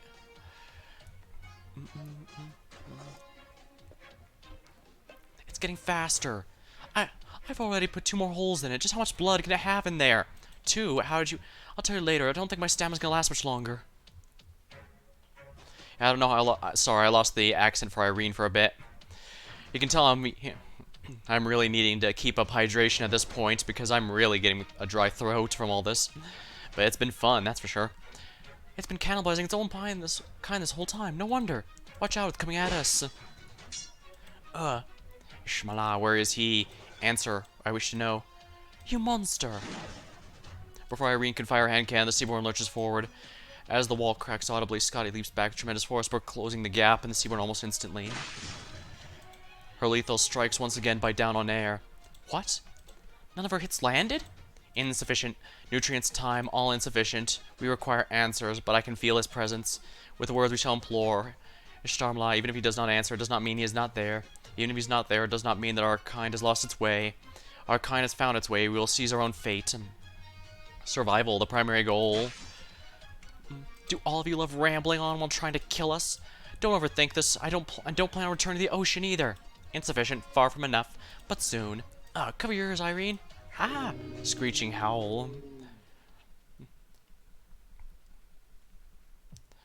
Rasping murmur. Reconante. Braze. The waves are coming. We wait for them. We wait outside with weapons. We tear them. Let us go. Echoing braying. The Seaborn's murmurs can be heard from afar. Gladia frowns slightly. From an ordinary land walker to recklessly make contact with the ocean and wind, eternal madness is certainly conceivable. But what of the other Seaborn that obeyed him? Gladia does not think about it too deeply, because its nauseating premonitions gnawing at her nerves. It makes her neck itch. What is happening up there? The ship has been adrift at sea for more than 60 years. If they wanted to do away with it, or even simply treated it and screw as enemies, the Stultifera Navis would have sunk long ago. So instead, they're assimilating it. They've treated the ship as part of the environment. For whatever reason, they must have allowed it to survive in their waters. But now, the situation's changed. You mean... Not to say a brand. Since when, and how did it spread this quickly? This ship will most certainly sink. Gladia, have you ever considered why Aegir, as talented as Brogan, chose in his final hour to design the key the way he did? It should have unlocked the secrets Aegir have long dreamed of. It's the quintessence of his life work. So why is just anyone's blood enough to activate it? Why would he let it fall into the hands of a frail knight? We did silence that thing, but they probably don't need any gods at all. Only humanity, and their impotence and hypocrisy would fold their hands together and pray to the ocean, finding far too much solace within it. We need to make use of what little time we have, Gladia. You're still thinking about the incident with Thygo. Not quite. Of all the tragedies I've endured, his is hardly worth mentioning. Nothing more than a grain of salt on the beach. But how much sand does this beach require? The ship wasn't brought by the Pinel Battalion. This ship wasn't brought by the Pinel Battalion. Most of the town's vessels are brought under supervision, and the few that aren't were forgotten, stranded along the shore. Then we've saved quite a bit of time thanks to someone's carelessness. I can't help but think of how much more will be forgotten, what else will be stranded. Calce, if the Land of Terror were a ship, what kind of vessel do you think it would be? We're almost the eye of Iberia. That we are.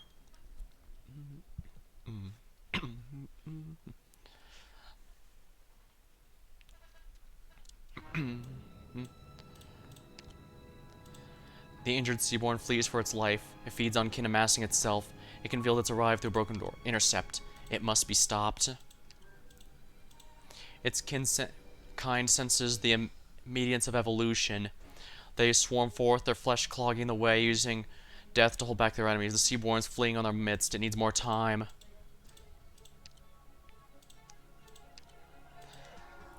Dense swarms of sea terrors fill this place, slowly shifting, squeezing, multiplying. Something is hidden amongst them. An injured Seaborn may very well be here. Clear out. It must be stopped. The lumbering mass crawling amidst the swarm is just another sea terror. It's grown massive. Was this unconscious coincidence or an astute ruse? There's no time to think too deeply about this. An injured Seaborn must be located. A strange sound is coming from a murmur that's not human, like the babbling of a baby. It's the Seaborn's voice put into its lungs farce. Without doubt, the sound is coming from somewhere nearby. Without doubt, the streaks of blood leading into the starboard deck came from the injured Seaborn. Had the starboard deck to continue to track down the Seaborn before it goes too strong. It's once more on the starboard. Still preys on its own skin. It must be stopped. Its kind senses the imminence of evolution. They swarm forth, their flesh clogging the way, using death to hold back their enemies. Seaborns fleeing in their midst. It still needs more time. The injured Seaborn's looking for an escape route. It needs nutrients, needs direction. It can feel this one step away from the answers always sought. It must be stopped. Its kind senses hope for a future.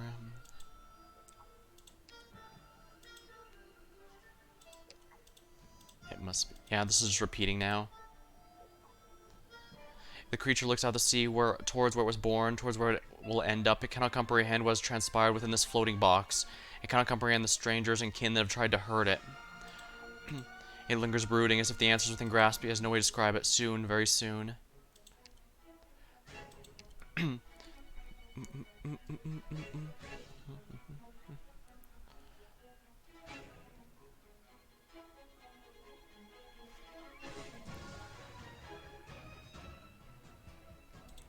Alright, we're gonna have to practice here, yeah. Looks like we're gonna finally fight it. Let's see how well it goes.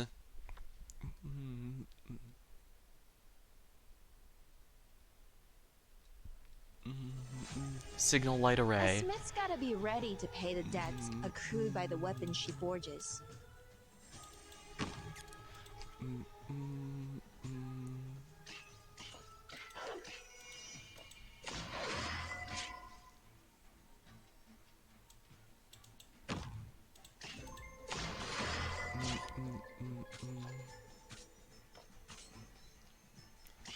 Another sea reef breaker, invisible while located on a brand.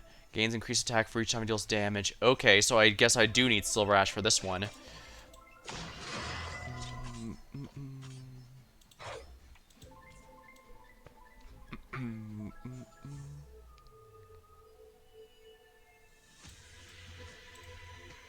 Very well.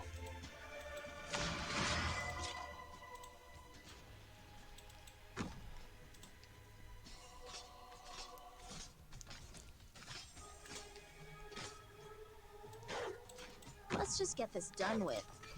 The fool flaunting his gallantry reaches none with his vanity.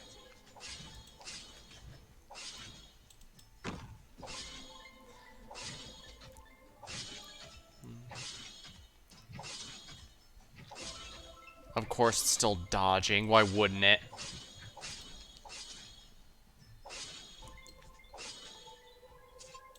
Arrived at designated position. Treatment target sighted. Everyone, hang in there. Alright, we need to be a wall here. I'll be careful.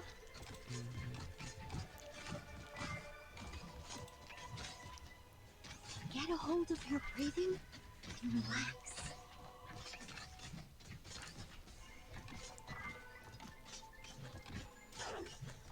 Let's get two medics out here just to be sure no one leaks.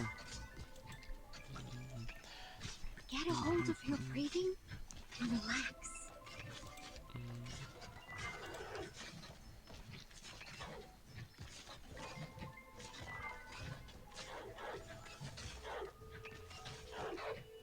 I've got a way to treat you here. Oh, my body burns at over 1,400 degrees. Professor, how's that? I've got a way to treat you here.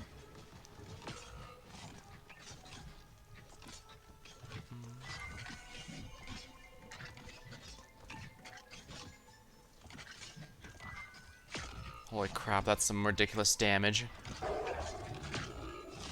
Get a hold of your breathing and relax.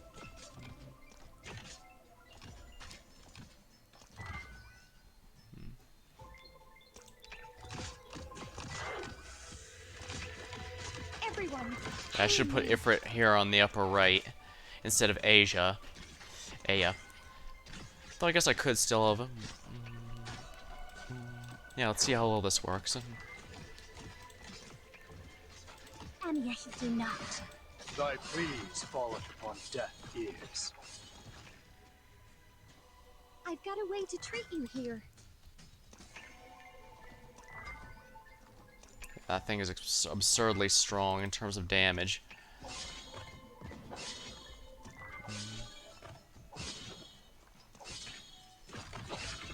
Everyone, hang in Okay, that's there. not as bad as I thought it was gonna be.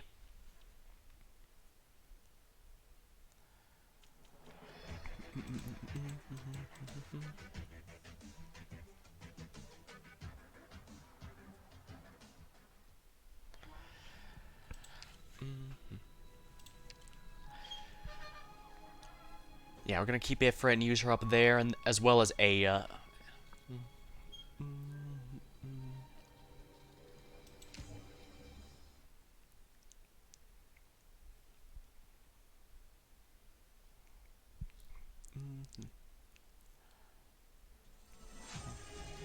We can take care of ourselves, Professor. You just focus on giving orders.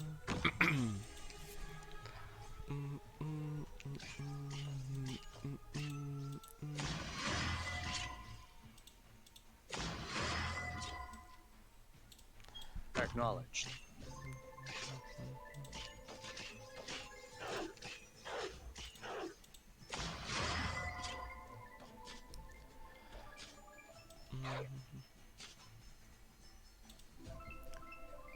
Arrived at designated position.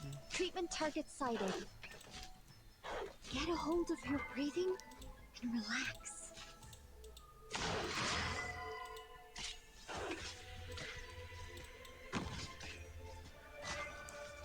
What are you planning? The fool flaunting his gallantry reaches none with his vanity. I've got a way to treat you here. Let's just get this done with.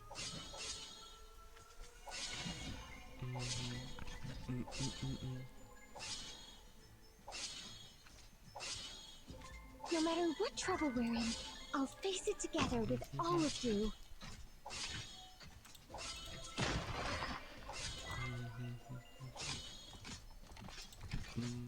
A knight?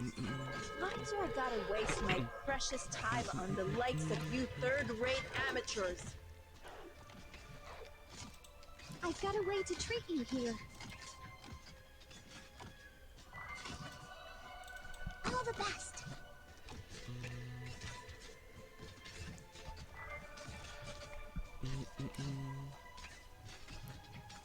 Get a hold of your breathing and relax.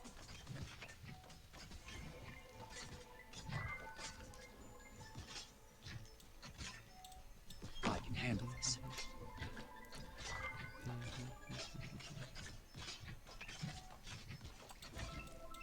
Straws a go. Please give your orders, Professor. Watch out for fires. As long as I can help. I've got a way to treat you here.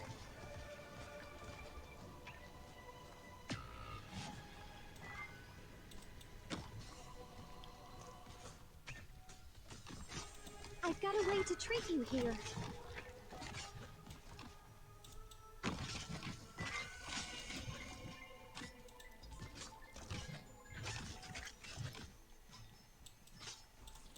I've got a way to treat you here.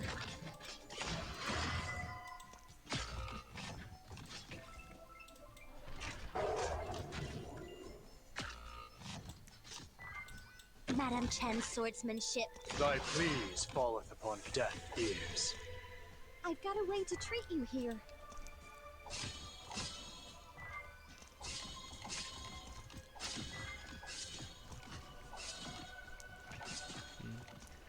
I've got a way to treat you here.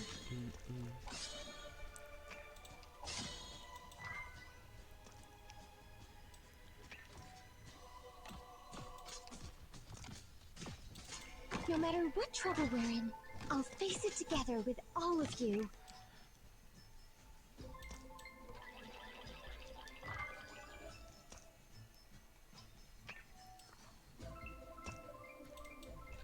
No matter what trouble we're in, I'll face it together with all of you.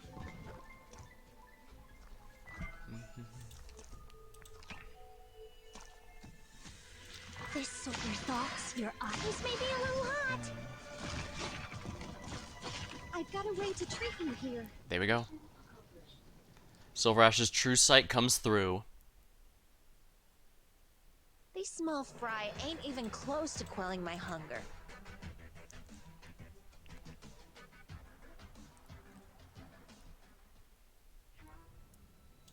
Discarded wooden barrel. Nobody knows what these discarded barrels were once used for. Perhaps over 6 decades ago they were filled with spirits the crew would drink in celebration. Now only a few tattered relics at the bottom of the barrel. Who was the desperate seaman who exchanged these things for the last sip of wine?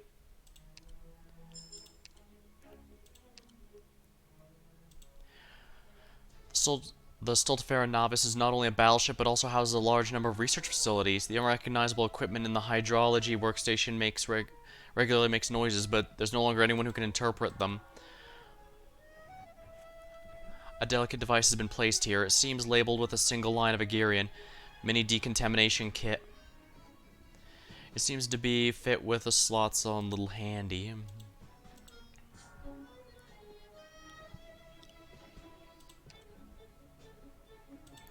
How should one sort out one's thoughts when reuniting mortal enemy after a long absence? Share a dance.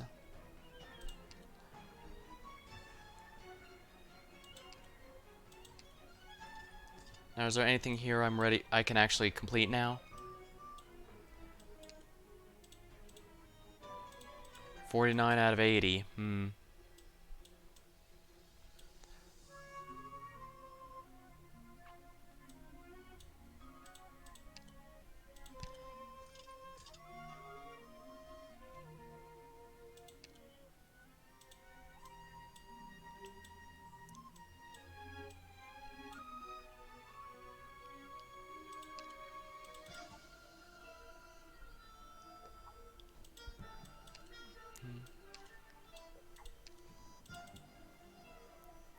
Ooh, I'm actually very close to getting all the rusted compasses for that one, I guess.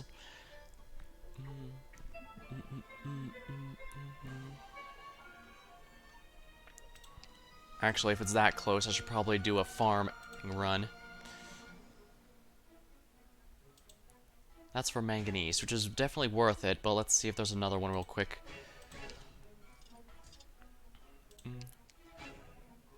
Orion blocks? Let's go with this one then.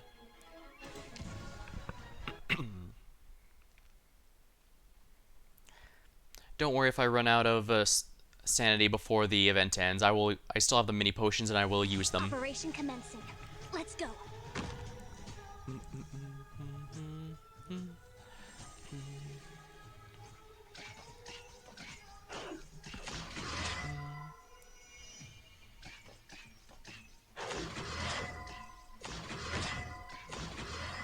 Everyone, focus on fighting. Just leave treatment to get a hold of your breathing and relax.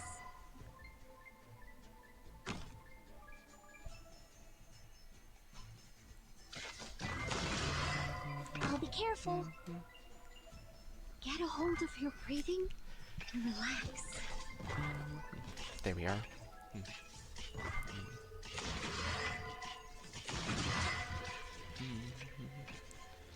When 'tis a choice of life and death, why shouldst thou lay down thy arms?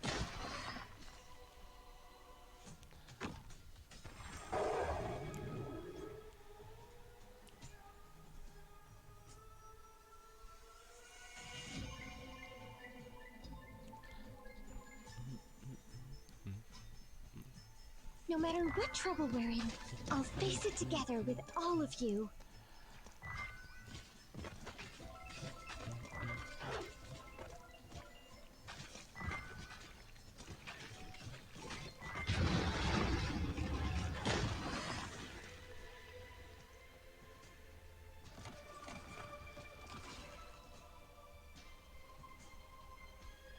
Everyone, hang in there.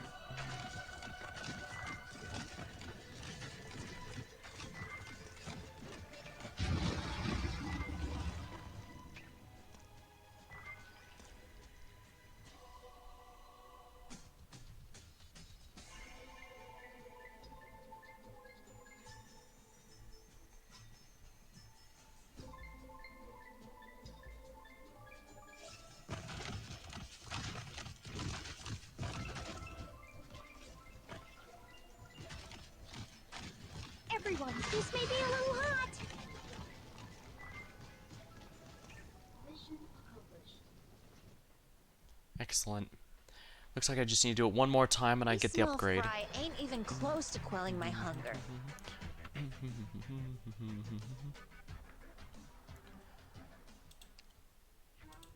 Alright, we're gonna do it one more time. And while I'm letting that play out, I'm gonna go ahead and get another drink because we have a lot more text for me to read out, and that's gonna be a little rough. Actually, I think I'll have one of the snacks I have here as well. Be ready Real to quick. pay the debts accrued by the weapons she forges.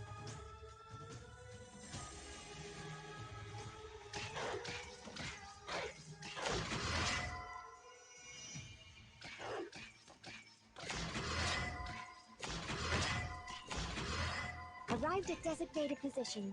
Treatment target sighted. Get a hold of your breathing and relax.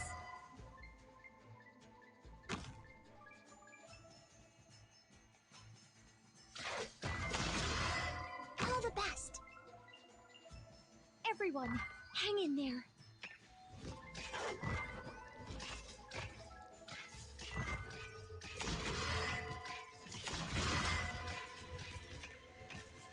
Get a hold of your breathing and relax.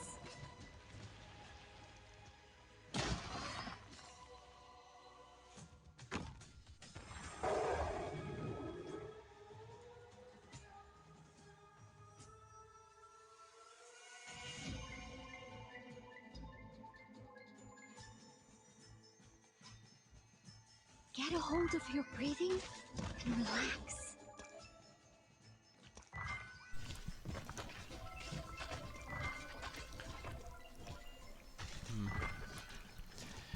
Oh yeah, if you're wondering, the snack is actually a chocolate chip cookie. I got a pack of them last time I was at the store. Figured it'd be pretty good, and I guess now is not a bad time. Well, I guess we still have a bit before this mission's over, so I should have the last one before Get a hold of your it breathing finishes. and relax.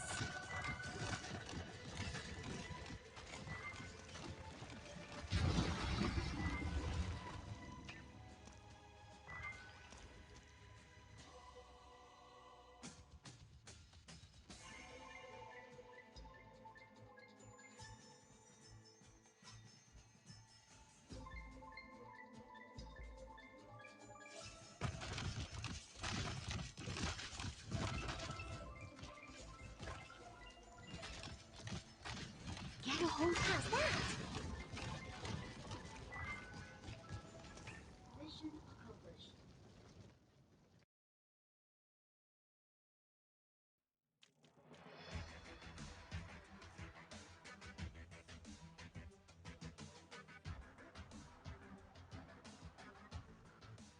Ah, there we go. Just in time.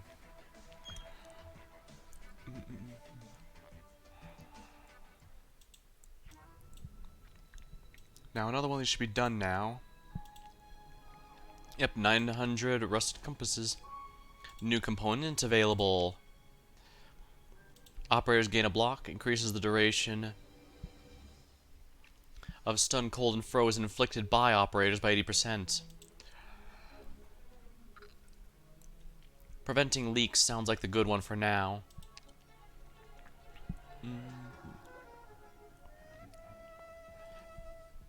Now, this would actually be pretty good if I was using those regularly, but unless the final boss requires me to use those, and even then, that assumes he's even capable of being stunned, since not always are.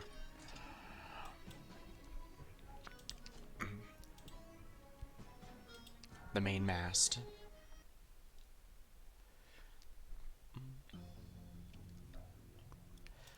Do you remember how we first met, Laurentina? Badly injured, you lay across the rocks of a snow-like beach as if you were some kind of sleeping beauty. After drifting along the currents for so long, I was finally awoken by some truly rancid land dwellers. How I wished I could have slept forever. Well, that's not very nice, Spectre. How could that be? If I'm remembering properly, we had quite a good first impression, didn't we? That I won't deny, otherwise you would have ended up like Quintus, chopped into itty-bitty pieces. Speaking of which, the damn shame, why couldn't I have felt like this back at Salviento? I could have reminisced with him so much more vigorously. Amaya remains her elegant posture. The Nether Sea brand spreads as far as she can see. But Laurentina does not take her seriously in the slightest. What was she looking at? Your recovery seems to have gone well. Thanks to you. What about the other one? How's he doing? Who knows? Maybe he ended up like Quintus and perished at the hands of a hunter. Which one? 'Twas just idle chatter. Or Ginny Marts, true. If there's anything on land that could pose a threat to a hunter, it'd probably be these so-called arts. But you don't seem very well versed in fighting with them either. Aren't you a bit too pathetic? Laurentina, have you ever wondered why our consciousness sometimes clears up and sometimes blurs? Or how we can even function being injected with such a concentrated dose of refined liquid originium? Isn't that because I'm just built different? You've also told me about your dance lessons. Ah, damn it, I can't believe you told me before I got to remember myself. Alright, fine, there's the dance lessons. What else did I tell you, Amaya? Stop changing the subject, Laurentina. Or are you saying you know exactly how you woke up? We've done many experiments on you, my sleeping beauty. For the longest time, we could only understand the ocean through the knowledge of the islanders, and then a perfect organism appeared right in front of us. Our methods are primitive at best. Even if we don the trappings of the church, we cannot hide our blemishes as land-dwelling creatures. Cases of us embracing the sea were few and far between, and the new life forms were seldom stable. Do you still remember the huge ruckus you made right after waking up and the first conversation we had after that? I asked, how did an Aegir manage to do it? Amaya dodges Spectre's attack. She gently caresses her neck. The glow of the golden hall seemed to bleach her skin a ghostly pale. You hold a massive amount of refined liquid originium right here. If an ordinary person had their spinal fluid replaced with such a concentration, they wouldn't be merely comatose. No two ways about it. Ah, I really ought to thank you. After all, you allowed me to experience a completely different life. Do you know how many age-years have their futures forcibly wrenched from them because of the trench-sucking scum you worship? And what would you originally have been? An opera singer? A playwright? As if. Of course not. I wanted to be a sculptor. Even my teacher said I had talent for it. When I was little, the city I lived in had a massive Snow White statue. Did it collapse during the Seaborn invasion? Nah, that'd be too cliche. I've never even seen it broken. We moved to a different city before long. But that statue's always remained in my head. I never forgot what it looked like, and thanks to you guys, I finally understand the allegory of that statue alternating between black and white amidst shadows. Prayer. If I'd continued my studies in A gear, I might have never learned the more nuanced meaning of the word. You can stop stalling for time now. I know your arts are related to perception. I've seen them. Ha, think of it this way. I've met some real weirdos at board Rhodes Island. I might have done some rather unbecoming things, but never mind. I'm sure they'll forgive me. Is that the name of a ship? A much better ship than this one. Anyways, your precious sea terrors are all dead or injured, and you're another sea brand. Can't do anything but eat away at this pompous hall. What's next? Need help writing your little note there? Your death note. You don't get to see an authentic Algerian calligraphy every day, you know. Ha. Well then, Laurentina. She extends her hand to Spectre, her slender palms covered in the nether sea brands, as she's wearing faintly luminescent formal dress gloves. Spectre does not reject her, but grips the weapon tightly with one hand while holding Amuse in the other. The two of them step delicately across the golden hall. Actually, I wasn't much of a dancer when I was young. The captain taught me a few times, much later. She's a better dancer than you. You know what keeps your Oreopathy in check. You also know it's easier to wake up from your affliction the closer you are to the sea. The other hunters, particularly Gladia, must have guessed it long ago, but she's always been reluctant to admit the truth to herself. It could not be simpler, yet it's so cruel. Isn't it because I have returned home and am smitten by the scenery?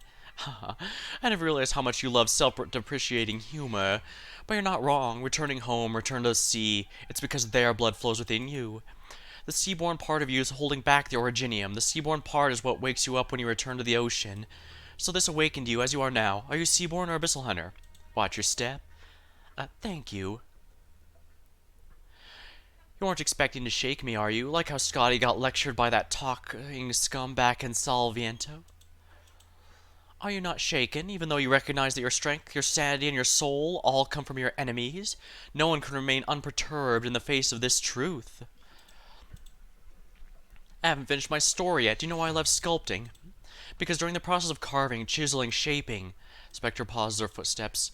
Amaya is caught by surprise for a moment. Spectre releases her hand as her other is already bearing her weapon down. At that moment, her expression glistens with childlike glee. We give meaning to the forms of the dead, liberating from the void of meaninglessness, just like my lovely destiny.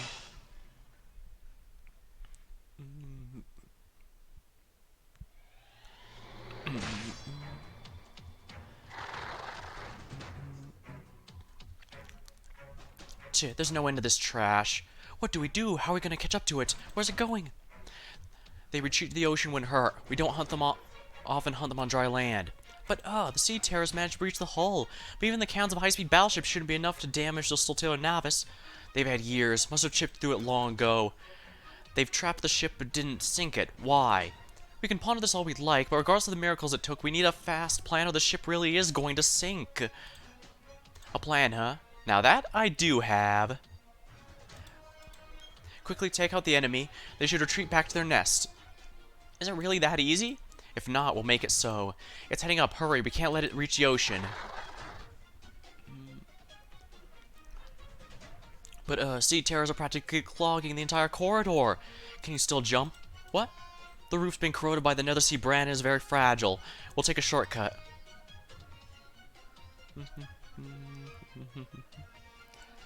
Hiss. There you are, my quarry. You prey on blood relatives, prey on kin. You have eaten many. Well, no shit. You think we can live off the wind? To consume is without fault. Food is plenty. You will consume me? Are you inviting? Because information from afar cannot pass kin. Language they do not understand. Vibration of air, utterance of sound, understanding of rules, learning of language. This is why those damn Aegers. Look, even the monsters are learning Aegerian now. Don't think I'll show you any mercy just because you learned how to talk, scumbag. You consume me, I consume you. Feeding has continued for far too long. Must be ended. How quickly time flies, you little runt, and this time I've watched you grow up.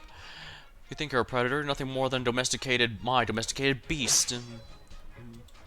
Alfonso's blade digs into Seaborn's body, while its sharp fangs scratch his arm. Blood spatters through the air, atmosphere intensifies. The Seaborn's movements are becoming faster. You ruined my last change of clothes. I ought to skin you alive. Roars. Over here. Ishtar. Malai, you will consume. Shut up. You don't need to lather on to kill your prey. We just do a job. Stop it before it jumps in the sea. Think you can run? Seaborn continues to increase its speed, appearing to have leave an afterimage of itself in place. It strides and bounds in an instant is already on the opposite side of the deck.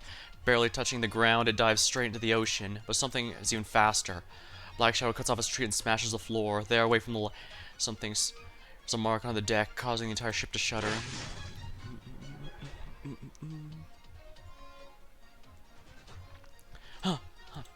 My, you're the same type of thing as Quintus, aren't you? If not, half your body would have been sent flying, and not just a little scratch like that.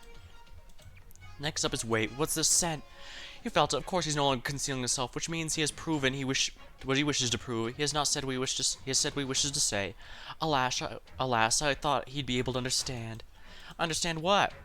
If this scent belongs to his master rather than something else, it's turned to Seaborn, then I suggest giving up on him ever understanding. Based on what I've seen of your shallow experiences of moral judgments, you're the most trustworthy Aegir is just whoever stands out the most. Alponus has made his move, and in that case I can't waste any more time with her. There's no point in stalling. I must find the Herald. I must welcome it. Leaving so soon? I thought we were just getting started. Maybe next time, Laurentia. If we ever meet again, let's have another chat about Aegir. Scotty doesn't blink. She couldn't be more familiar with these movements. Simple, straightforward, a force of nature. She remembers how her colleagues at Rhodes Island assessed her, as to how well she assessed the two in front of her, back when she first saw them. However,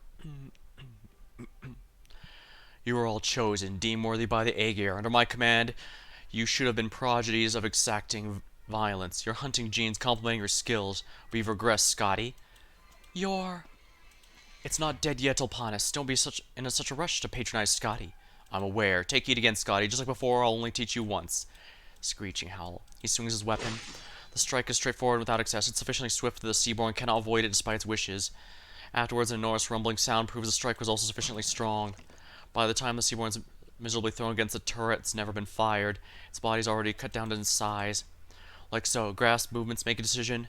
Swing your weapon. Aim to kill. This is how you fight them. You're slower than before, more cautious. Your life on land has been no small influence on you. I never thought...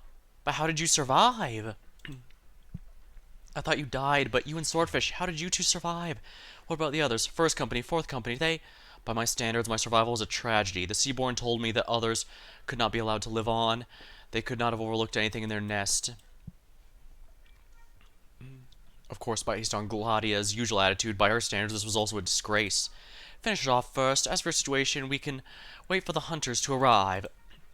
You and this dry floating vessel on the ship hunt, you left our kind. Death does not benefit. Your death also does not benefit. What kind of hunter talks before its quarry is dead? This is the first lesson we teach in field training. I always seem to be cleaning off the messes of you Voyagers. What is it you want? What do you need with my ship? Look what you did to Iberia and to Victoria, letting monsters overrun Ursus. Roars, stubborn bastard.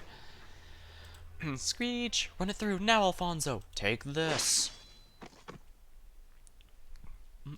Ha. Is it over? I can't feel my hand. Look beneath you. What? It's not dead yet.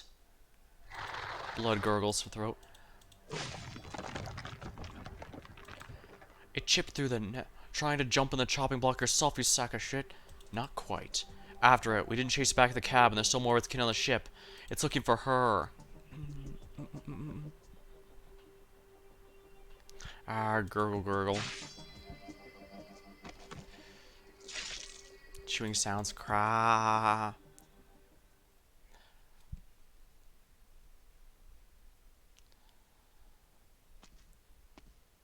Herald. Scaleless skin. Wounds can't be healed. No way to nourish our kind. They all attack, but not to hunt. Amaya simply listens quietly. The wound spectre left on her slender body continues to bleed, dripping into the pool of blood already shed by the Seaborn and mixing into one. Amaya simply listens quietly.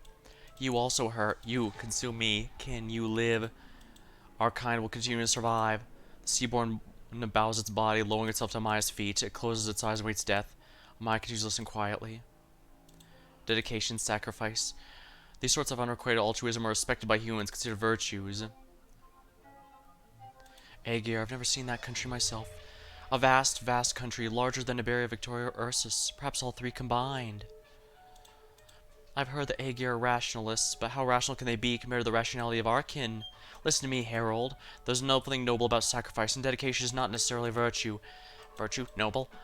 You need not understand what sacrifice and dedication are. Only he, the mediocre, would presume whom of the Seaborn are coming closer to humanity as any form of evolution. No, this is merely an increased tolerance to allow more possibilities. When you praise those who selflessly serve their kin, all that means is that so many are chosen to otherwise.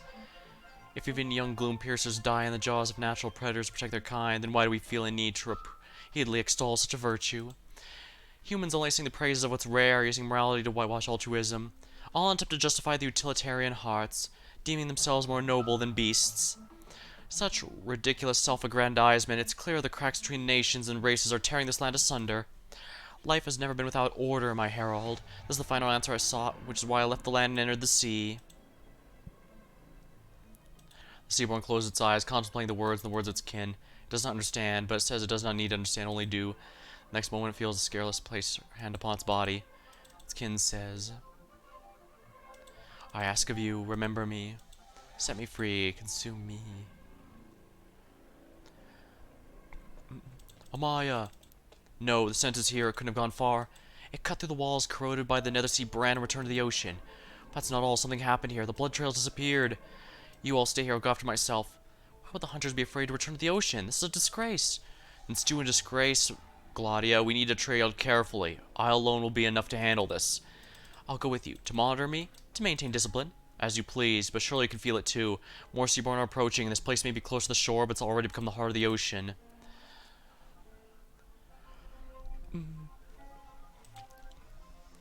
Bruise! Soon, soon the Grand Domain, very soon. The storm's tearing the sky open. Terrible waves. When they come, they will come. We shall watch, we shall wait, we shall meet the terrible waves.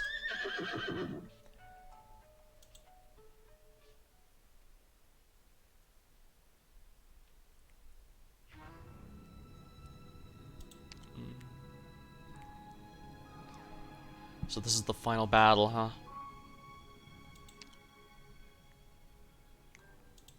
Alright, what's the final boss here? Yeah. Not a fan of this, that's for sure. Look at that. In the upper left corner there's a blue box, but barely any places my units can stand.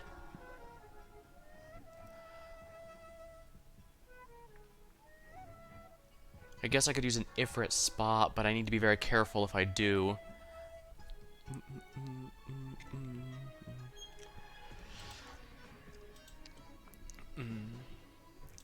Alright, we're gonna stick with this here because it looks like there's an Ifrit spot, but if the boss has a dodge just like Manfred did in Chapter 10, then it's not gonna matter. The Eye of Iberia. It's been a long, long time since I last set foot here. Countless soldiers from Pinal Battalion laid down their lives, and when the Seaborn finally broke through our defense line, countless engineers died in vain inside the lighthouse. Before our last ship was swallowed, we fled. For every 10 men who left home, hardly one returned. But now behold, light. Carmen's voice trembles for the first time in eternity. Calcit stares silently into the center of the distant reef. A massive lighthouse illuminates the entire sky, bright as day. I don't see the ship. That's a good sign. It proves they got what they found they were looking for. Let's proceed. As long as the light's not extinguished, we press forward. Slithers around the main door. Monster. Screech. Clear the way. We're going in. The heat of fire. The sea terrors gather around, wandering, spinning. Carmen's eyes sweep the distance. They follow a line of charred corpses of the abominations, their remains vanishing in the wind. The sea terrors do not feel fear, but they do know how to seek advantage and avoid disadvantage. Their base instincts have taught them to hunt cautiously. They have been taught fear. These creatures may not know what a country is, let alone know laws and morals. But they have learned to fear the High Inquisitor. They have learned to fear everything we have built on top of civilization. Dario, Kelsey does not say anything. She can see a strange ring on the fluorescent ground. Charred corpses are stacked high in the mountain. The deaths of tens of thousands are printed a new behavior upon the seafarers. Do not approach the lighthouse. A feeble flame still flickers. It was originally a great bonfire. Before the seafarers had perished in the tide of death, there was nothing flammable here at all. At the heart of the flame stands a single man. He lifts his lantern and leans his sword just as he did when he standing guard in his youth, motionless. You've done well, Dario. Be at peace now. The lantern in Dario's hand seems to echo Carmen's farewell. In an instant, the fire swallows even more sea terrors before a raging flame wraps around the silent High Inquisitor. His already clouded eyes are still gazing in the distance. Carmen remains silent for a long time before Dario's statue-like body. Calsa does not interrupt Carmen's mourning. She only takes the scene with her eyes. There aren't many signs of the hunter's activity here. The High Inquisitor remained alone, staving off the surging tides of sea terrors until his life was spent. But even if the soldier's life force had bled dry long ago, the sea's terrors still feared him, because his flame had not been extinguished, because his light had not dimmed. The Inquisitor had turned himself into a force of nature, a pledge to defend the sanctity of the Eye of Iberia, even beyond death. After a long time, Carmen lifts his head. Only then does Calcent see the age of the old man in front of her. Though the Inquisition used various methods to prolong his life, he could no longer hide the fatigue in his eyes. He turns his head towards Calcit, then back to Dario, who is gradually disappearing into the flame. He was my finest student, Calcit. We have 3 minutes to mourn the death of this soldier. Once the flames go out, nothing will stand between the sea terrors and their nest. They will swarm this place. Also, I didn't see the girl. At least his disciple survived. Are there no higher-level seaborn here? Doesn't seem so, for the time being. The numbers are nothing to be feared, then. Keywords for the time being. We ought to find a more permanent solution. The Eye of Iberia was built by Briogan. It has the potential to become a hub for establishing a link with the Aegir. Assuming they were able to find the ship... Wait, hold on. Who reactivated the Eye of Iberia? Neither the Aegir nor Dario should have had any experience with this. Look up there.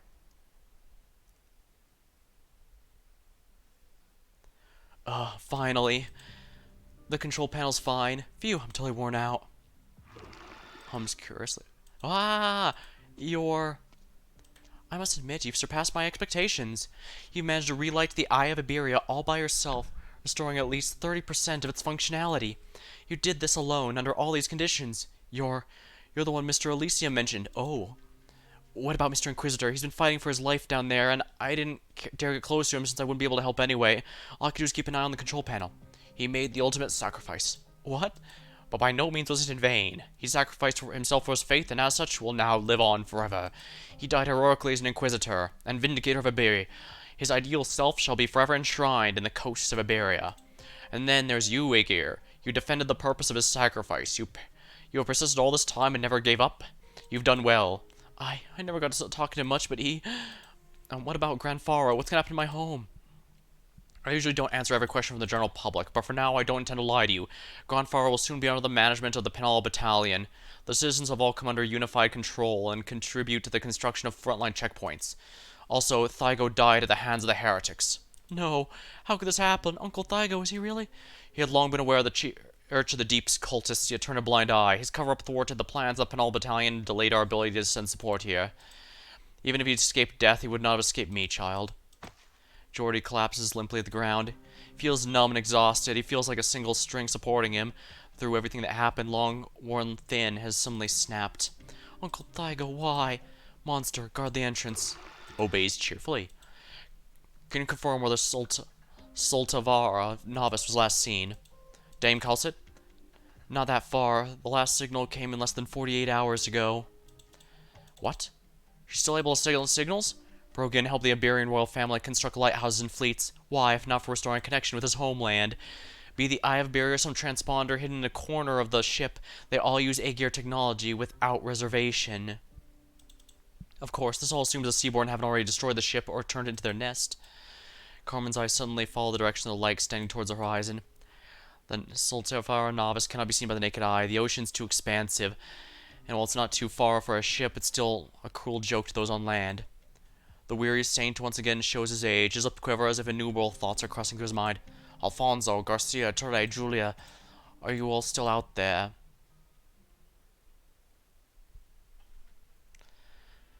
I need a drink. Sorry, I really need hydration again.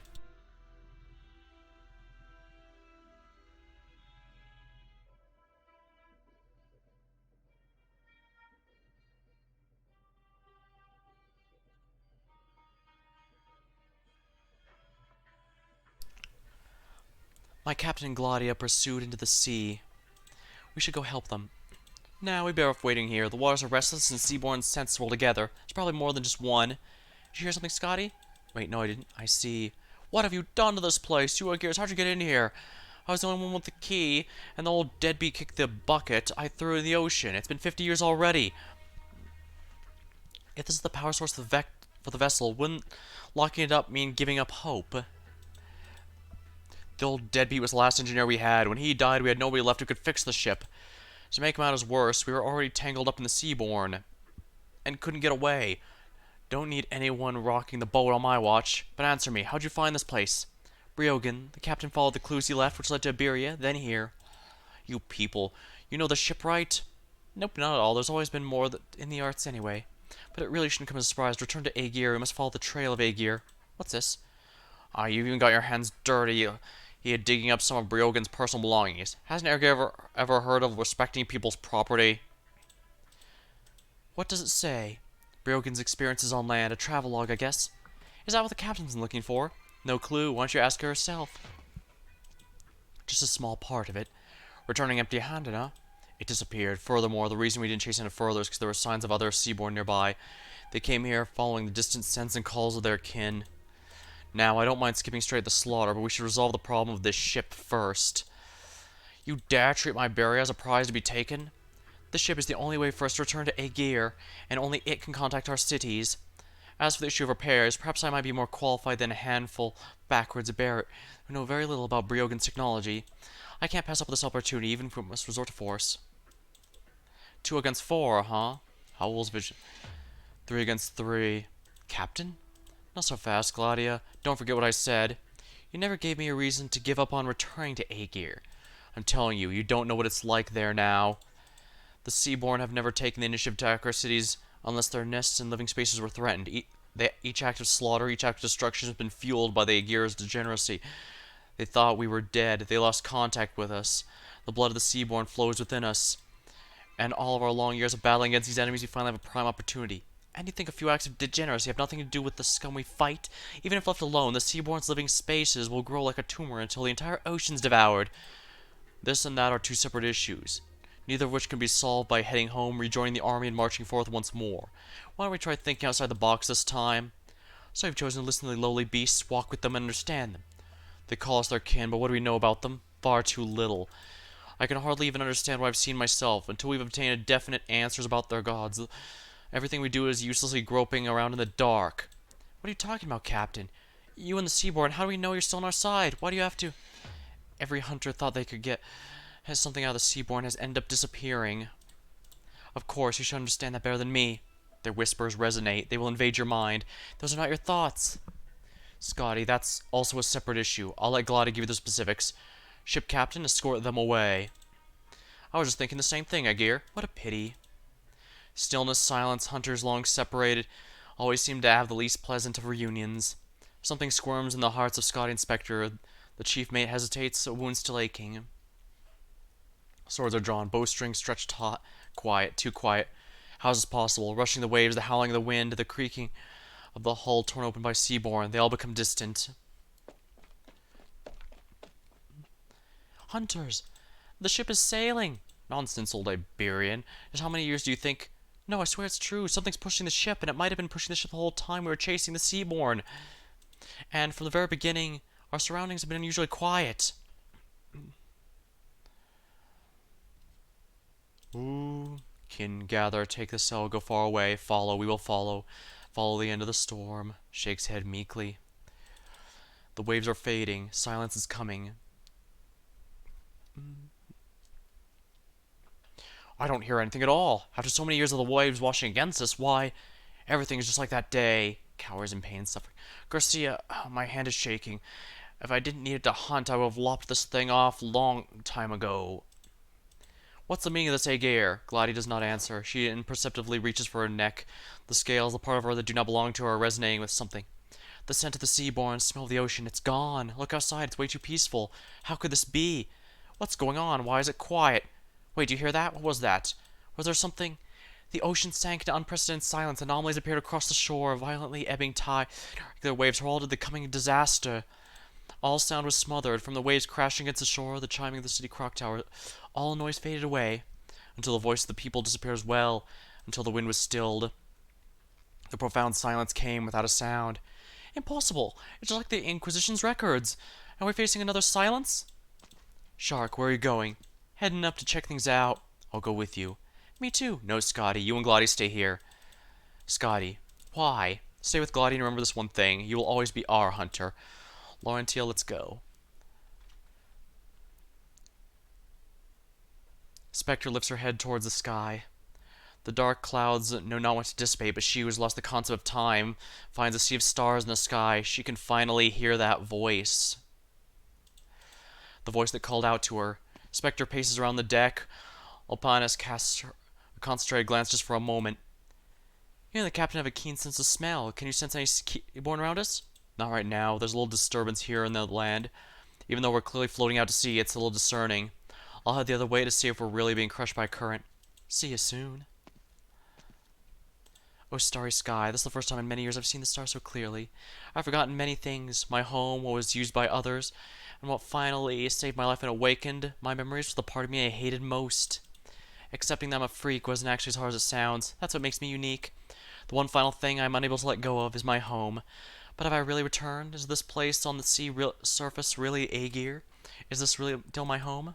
Just because Gladia never said it doesn't mean I wouldn't realize.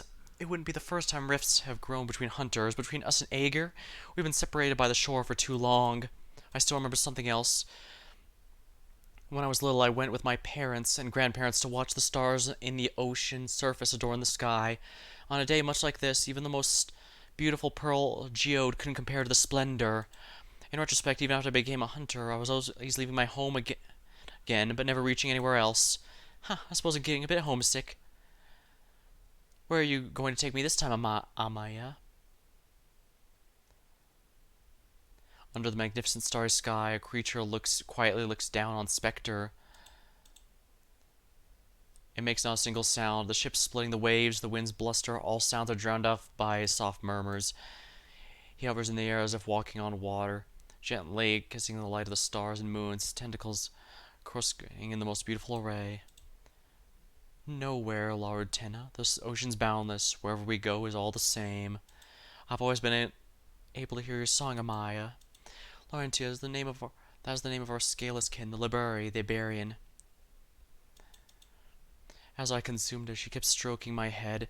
She spoke to me in many things. Time itself was frozen dust, and eternity seeming to pass as I listened to her, until she could no longer speak, until even her bones were just by her smallest kin. She nurtured me in both nutrition and time. She taught me everything I know. When were you so sentimental towards your food?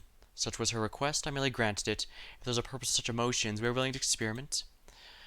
What of Ishama, Gladia, Ulpanis? Are your kin ready to return to the Great Sea? We've had a bit of an internal disagreement. Why? Your home is clearly right before your eyes.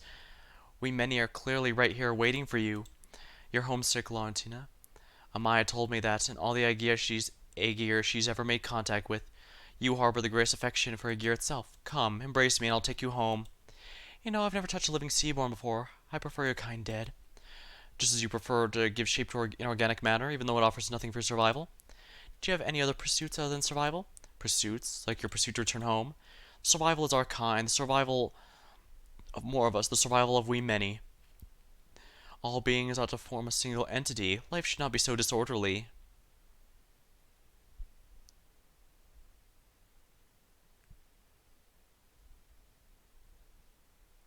Seaborn descends onto the deck. Spectre laughs. You're a graceful one. Did Amaya teach you that as well? It was just a request, a memento. I suppose that means you'll be paying back both of our debts? Before her death, Amaya trusted you to me. I will make use of your life, and also fulfill your request. Amaya thanks you. She said I should help you. Because of you, the work was able to take another step forward. The research and ideals have all advanced greatly. I can talk with you about Isharmla. I can take you back to Aegir. I can share with you our kind are and how they were doing. I can name your clansmen who are trying to become one with us. I may have begged me to help you. Only through helping you will you accept us as kin. Ha. In that case, my first request is to stop singing. I want to hear the word of my hometown. Very well. In an instant, the wind and waves return to Spectre's ears. Just as the sound, first wave splashing against the deck rings out clearly, Opus' great blade already poised above the Seaborn's head. Die! What? It blocked? Alpanus! A sufficiently heavy blow, our kin in the ocean would welcome his unconscious form. They'll take him back to our nest, where we'll spend time becoming one with him. As for the floating box, it's been used to house our kin who've not yet accepted the sea, but most of them died, and the rest have refused to become one with us. Therefore, it's no longer needed. Spectre is unable to see the Seaborn's movements, but like a piece of garbage being swept by a pedestrian, the once glorious cannon mounted on the ship vanishes in the blink of an eye. A few seconds later, an enormous splash in the distance reveals where the steel construct's gone. How did it manage to slice off the cannon with its tail? Oh shit! Spectre's eyes are unable to follow, whether shaken by the ease at which Opus was repelled or distracted the sound of which metal cannon being sliced through. Spectre is easily struck and sent crashing to the deck. She was unable to see the attack at all. Come, let's return to the sea. Whether to hunt or communicate or evolve, we must all return to the sea. Halt! You're trying to take apart my ship, you monster! Garcia! Rah! The chief mate charged the Seaborn, but before it can even lay a finger, the chief mate's movement suddenly freeze. Kin, this is kin? I'm attacking my own kind? Good. What a paradoxical being. You have consumed many of our kin, yet many more go hungry. Here, you ought to feed them. Turn to nutrients. Nourish our kind. Garcia, what are you doing to my chief mate? Ah, damn it. Don't worry, I'm alright. Alfonso. What is it? Wait, hold on, Garcia. Alfonso, today is the last day of our voyage. All these years I treat myself as a monster. Easier that way. I know if I die, you'll be lonely, and then you'll die. You shouldn't die, so I'm worthless. Today's the last day of our voyage. I think I already feel kinship towards it. No, no, Garcia, you can still talk. You're still yourself. No.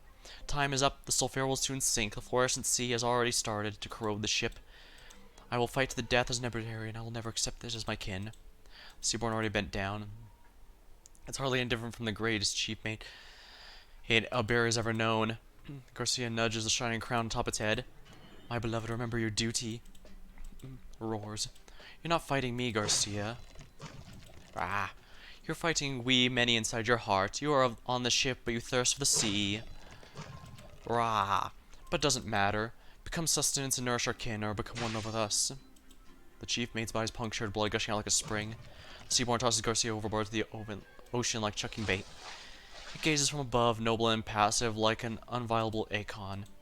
What just happened? How could it so easily? Human, kin, and all living things in between. Now my wish is to correct you, and thus it shall be done. I simply welcome back my kin, and welcome back Isharmla. Protect the lives of our kin, so that we may return home. Shark. Gladia effortlessly steps forward, casting off a gentle beckoning from behind. In the spur of a moment, Scotty, who had been standing behind her inspector, once again returning to battle, racked and sink and brandished the weapons of the Seaborn. As the fastest of the group, Gladia would improve the synergy between the three if she slowed down a bit, but she's already lost the capacity to stay calm. It dodges, or more accurately, she simply takes a step forward, but speed is sufficient. It has its eyes on Scotty. There are many among us who wish to see you, Isharmla. Our kind awaits you. We await you. We hope you will answer our call. Filth is no end to your arrogance. Gladia whirls her lance at the Seaborn, but does not evade. It has run through its body, easily lifted and smashed down into a deep pit.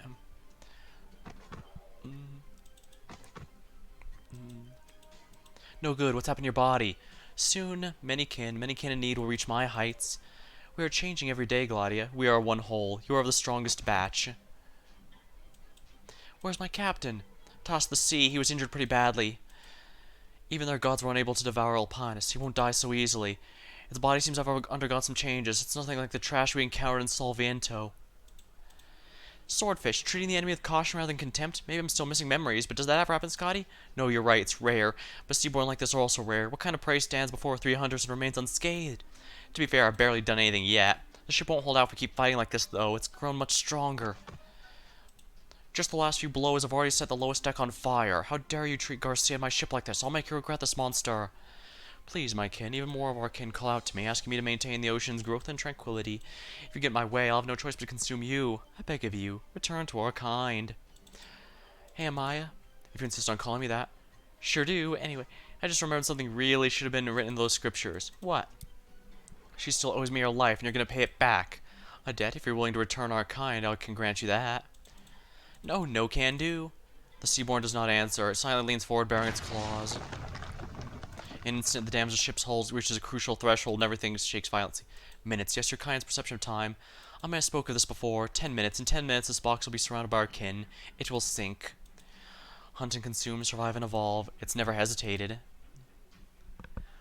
Hopefully this is like the Namek 5 minutes, where I'll actually have all the time I need. Alright, but they said the 10... Alright, Pixel said it was 10 missions, so this is the final one. It's time. We should be departing any moment now.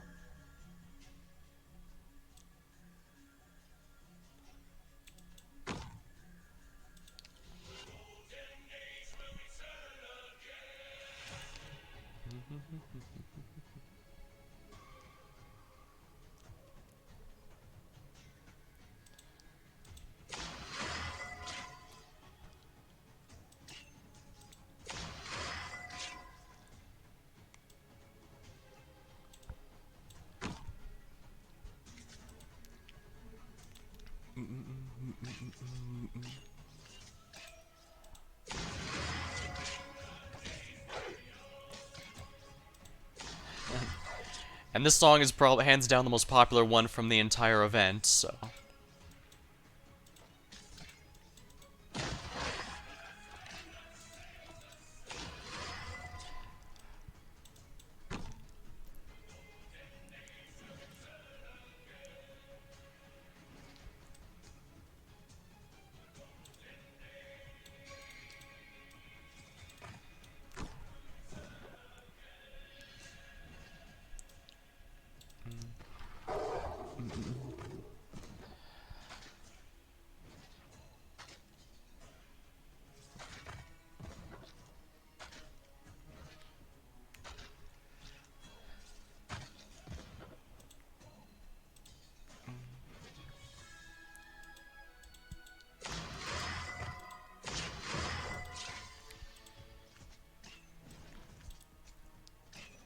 I'll be careful.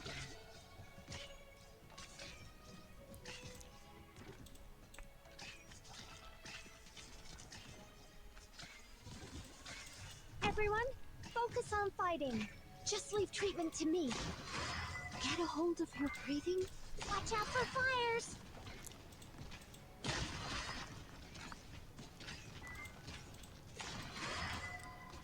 When 'tis a choice of life and death. Everyone, hang in there. No problem.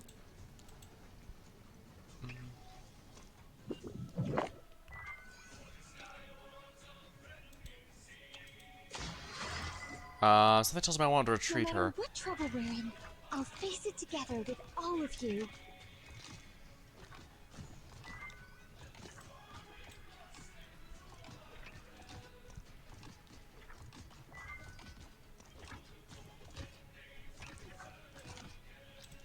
Mia, do your thing. We need to stop at all costs. I'll face it together with all of you. I'll bring Lumen here just in case she needs the extra healing. And she probably will, because she only do so much here.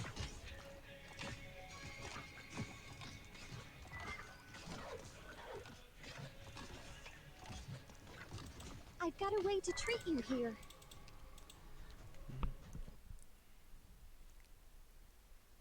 Terrible. If I really let myself loose, things would get a whole lot nastier for everyone involved. Alright, I think I just need to replace Saga with Silver Ash to clear out that crowd a lot more easily. Only somewhat questionable thing is, I might need more. I do think Ifrit and Calcit are the necessary parts to this, the very least, because I absolutely need them to clear out the top rows, and avoiding too much because I can't put very many units there, so I need to bring my A game. The rest, I guess, Silver Ash, but I need magic. Arts.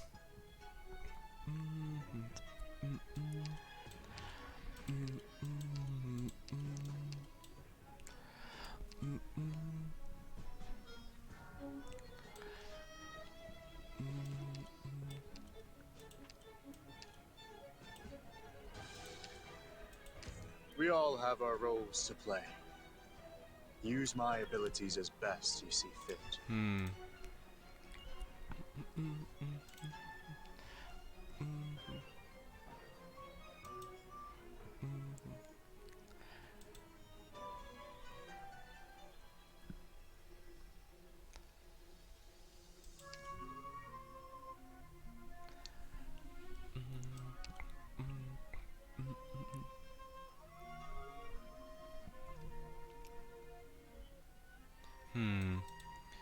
I need more physical melee arts damage, or arts damage in general, really.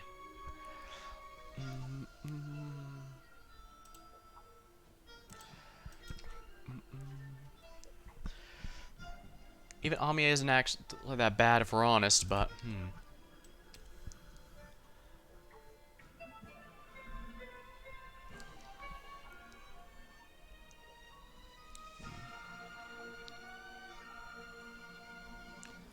I could also just use Ling, I guess. But I'm not very good with summoners, so I could mess things up. Especially since I'm not sure how many actual spots we're going to be able to get.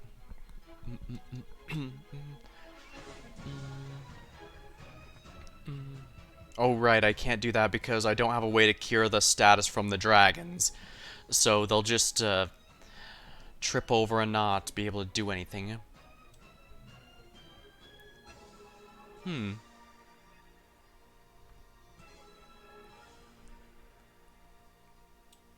I wonder.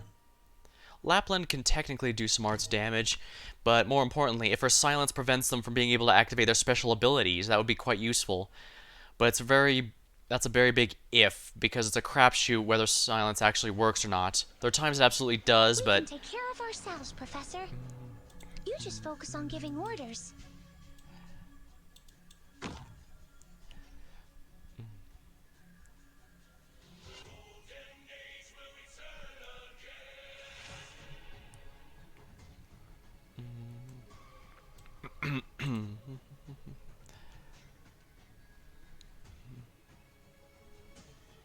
Everyone, focus on fighting. Just leave treatment to me.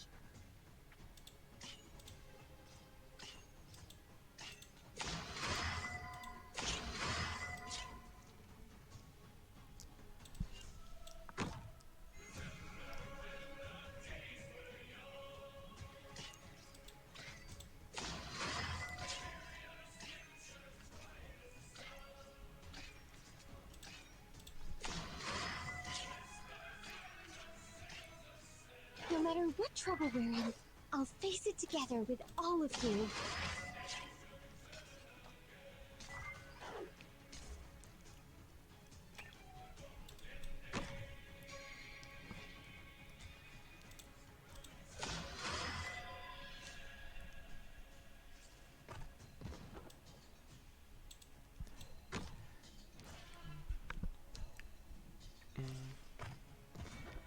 No problem.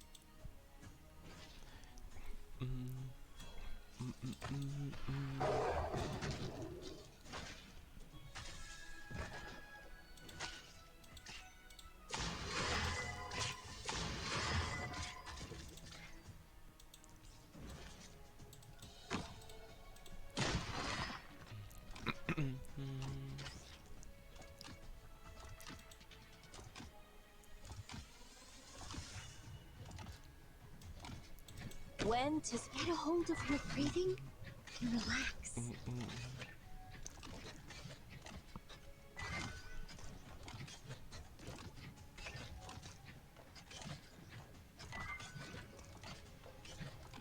a knife, a life. A knife?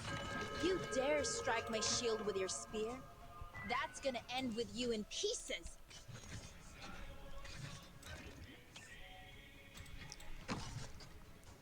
I've got a way to treat you here.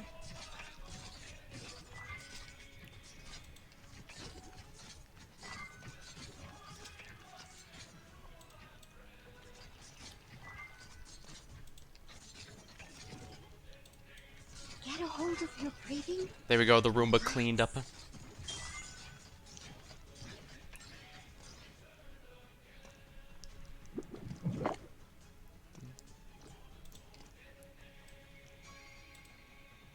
Very well. Everyone, hang in there.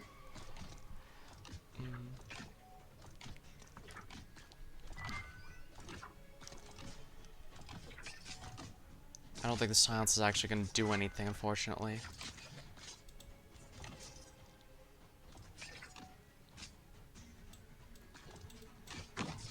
No matter what trouble we're in, I'll face it together with all of you. What are you planning?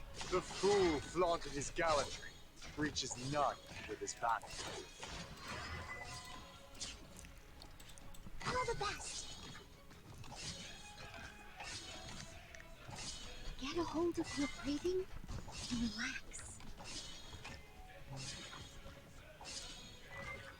Made up your mind? Oh crap, it's got a phase 2, doesn't it? What are you planning?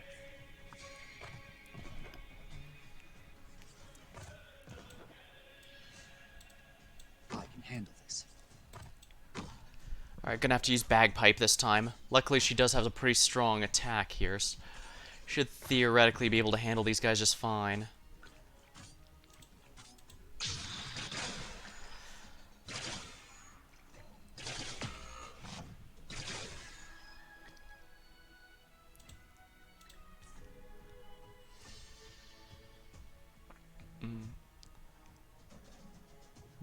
Professor?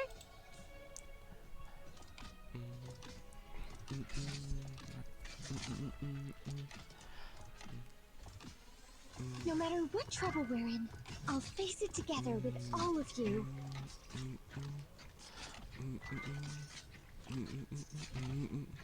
I don't like this stone. This almost implies the boss has another form. Get a hold of your breathing and relax.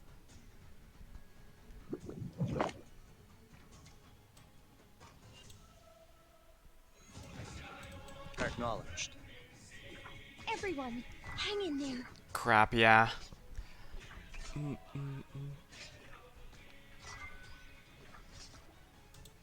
I can't stop him. What are you planning? Art thou mine worthy enemy? Or art thou...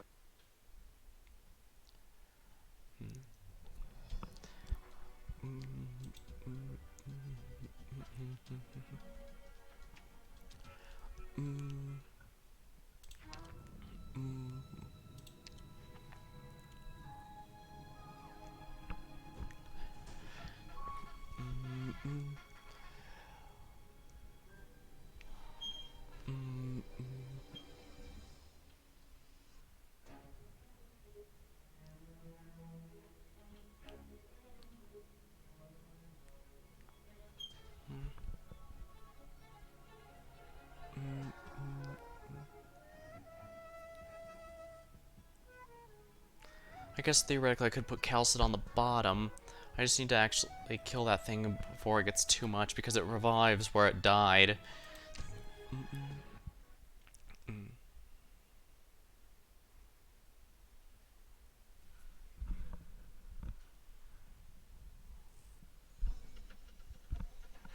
It's time.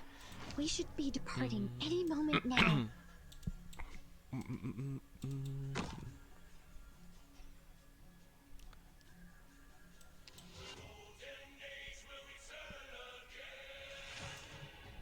Can I just kill it with Bagpipe?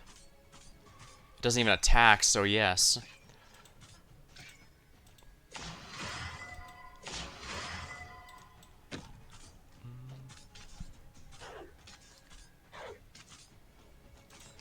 No, I put him in the wrong spot. He needs to be in front of that.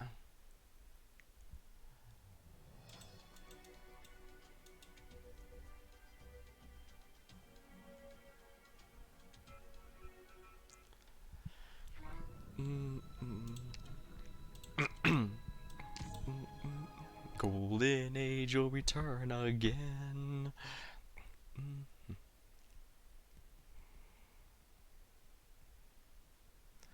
Alright, not often we have a boss with 3 phases, but there's been a We few can take before care now. of ourselves, Professor.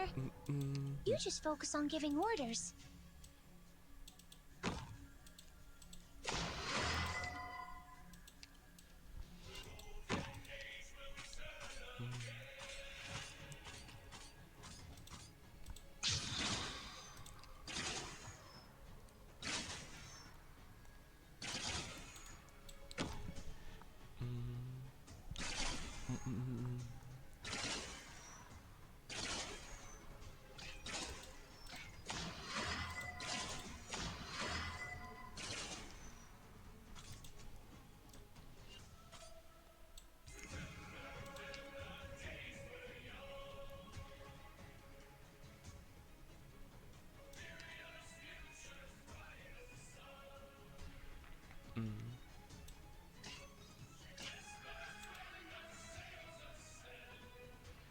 Everyone, focus on fighting.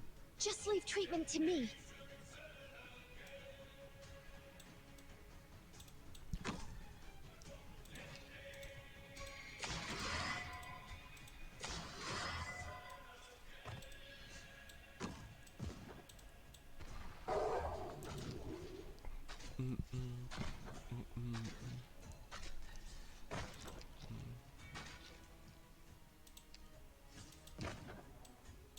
All the best.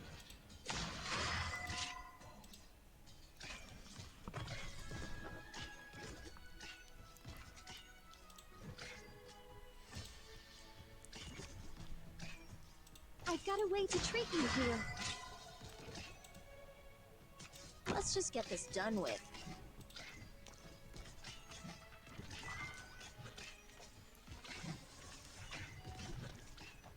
Get a hold of Watch out for fires.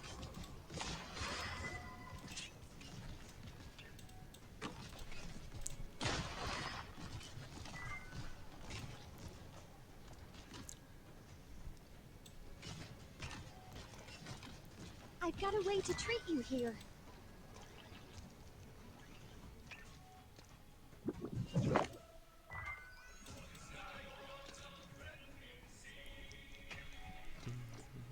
Get a hold of your breathing and relax.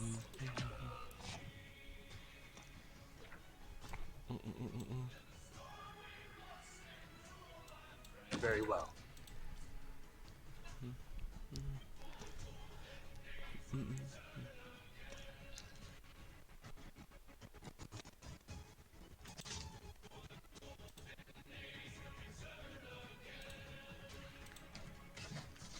Get a hold of your breathing and relax. A knife, a life. Weapon. Made up your mind? What are you planning? Fool! For what reason hast thou come?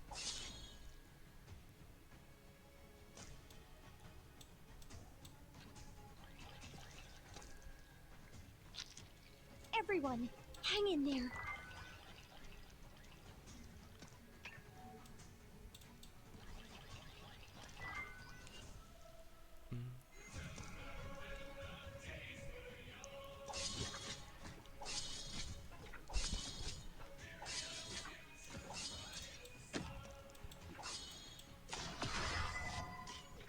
No matter what trouble we're in, I'll face it together with all of you.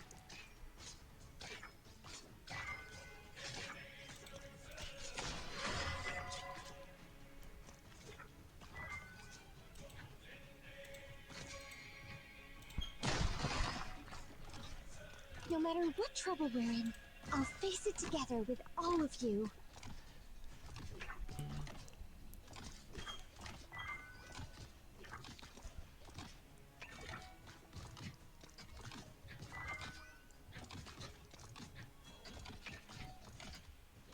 Everyone, hang in there. Yeah, it's HP restored, so...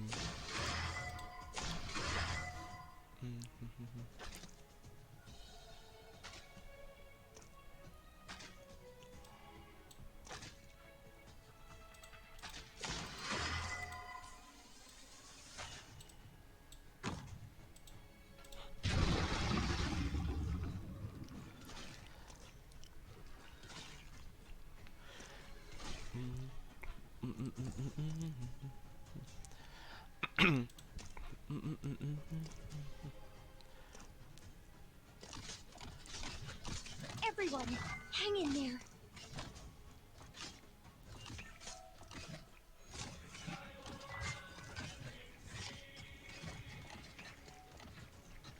A knife? I've got a. You dare strike my shield with your spear? That's gonna. The fool flaunting his gallantry reaches none with his vanity. Get a hold of your breathing and relax.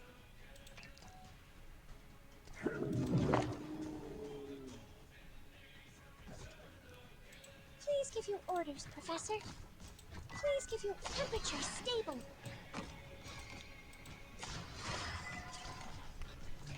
No matter what trouble we're in, I'll face it together with all of you.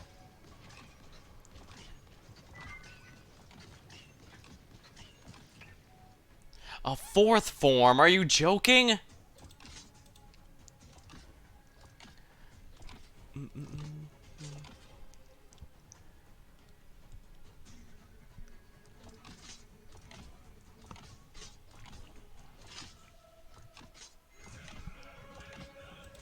Everyone, hang in there.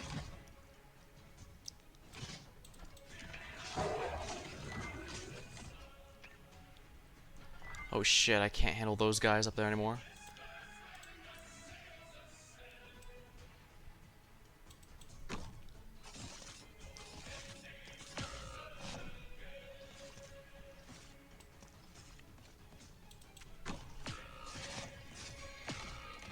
I've got a way to treat you here.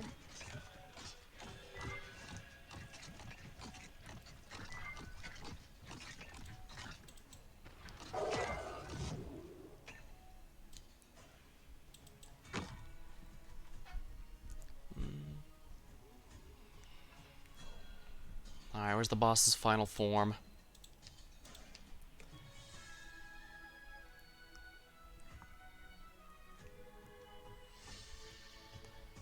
There's no way I can win with this, but I can...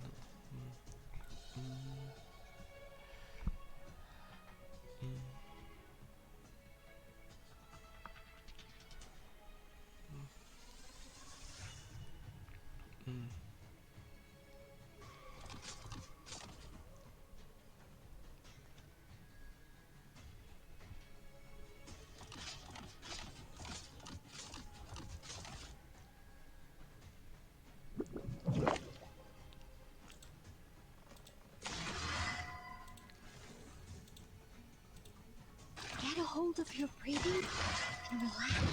Professor, temperature stable. Maybe I should put Ifrit here on the bottom lane, since that's where the boss is hanging out.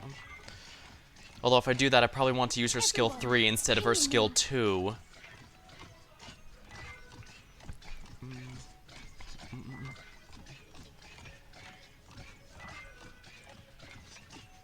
Get a hold of your breathing and relax.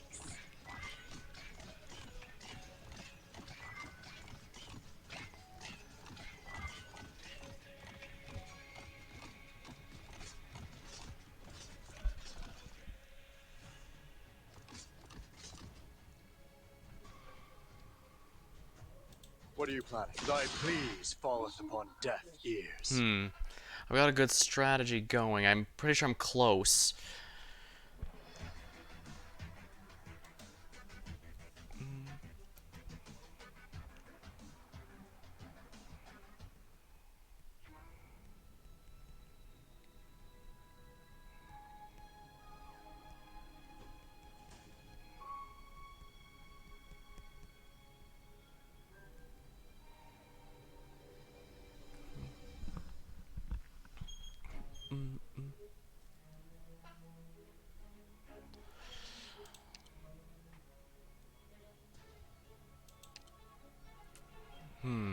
Is there anything I want to change here?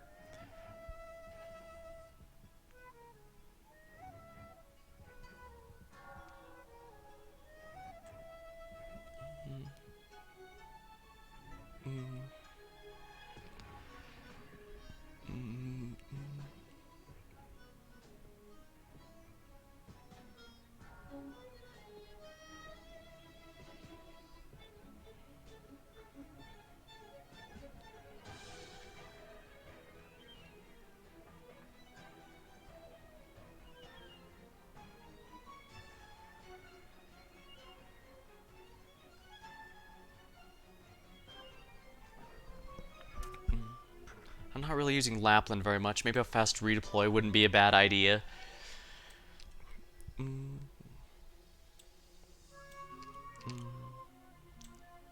Actually, maybe not a fast redeploy. Perhaps... Ooh, but the problem is if I use J, that's going to be a little tricky because I don't have too many... Wait...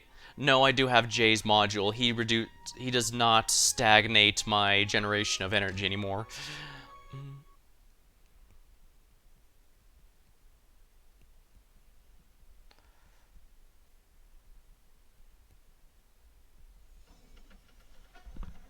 It's time. We should be departing any moment now.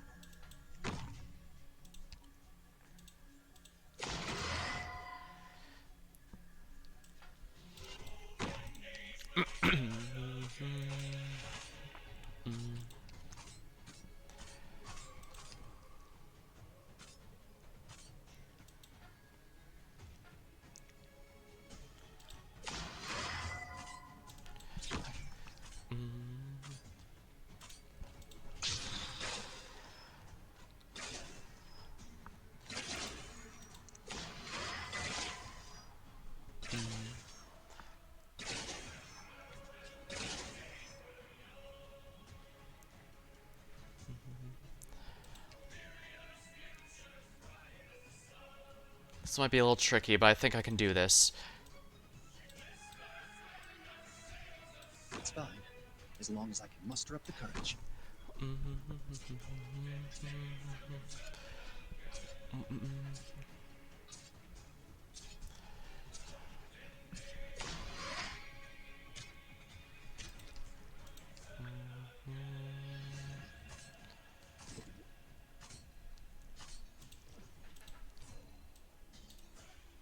All the best.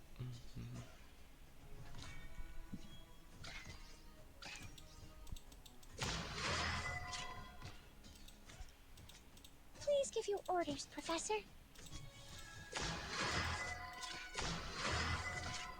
Professor, how's that?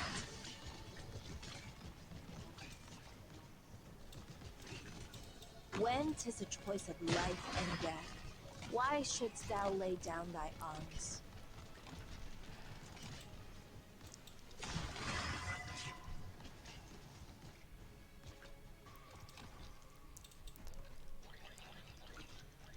There we are.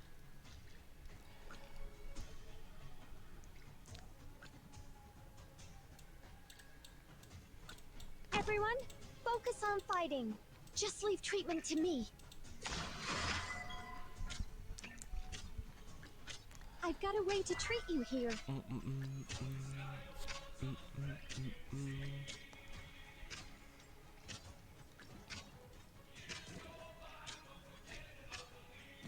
As long as I can stay calm.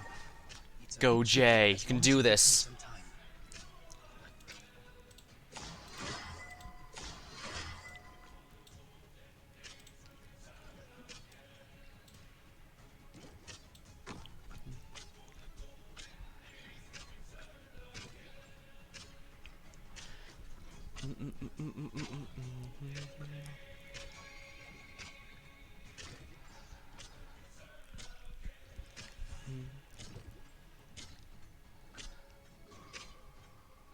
At your disposal. Please stay calm. It's a bit tricky, but as long as you give me some time.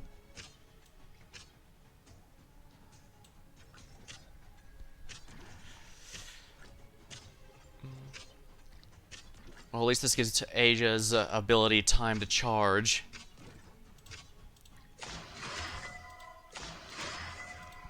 And some time to generate DP with my beloved Vanguard. Or Pioneer Vanguard.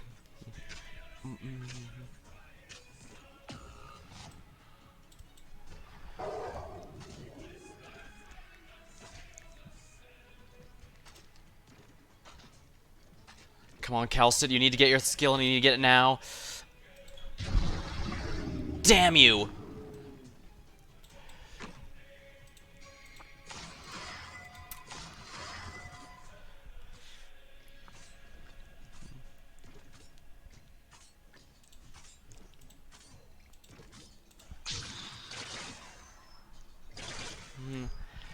sheesh, even her skill 3, and that's 130% damage, because mine is mastery 3.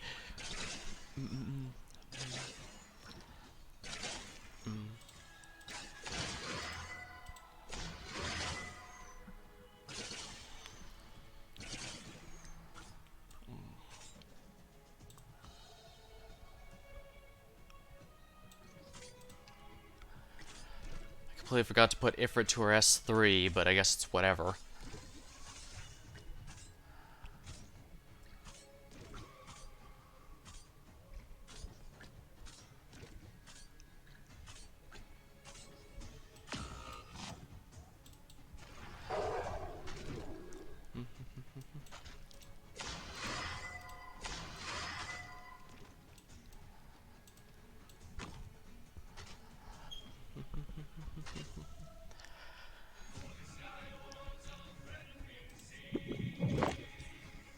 Yeah, not gonna let you grab that.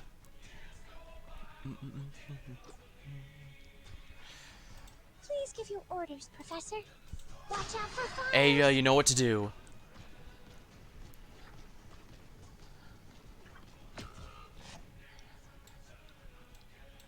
Acknowledged.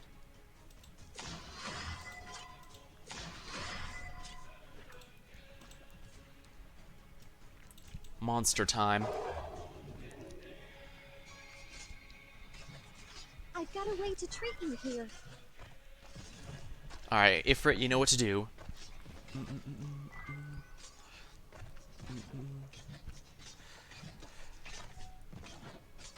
Everyone, hang in there.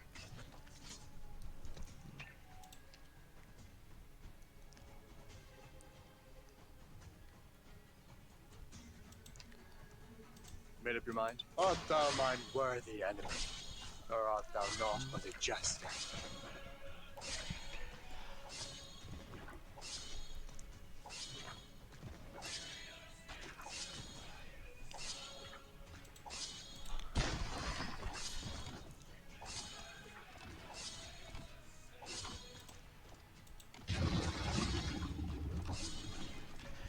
There we go.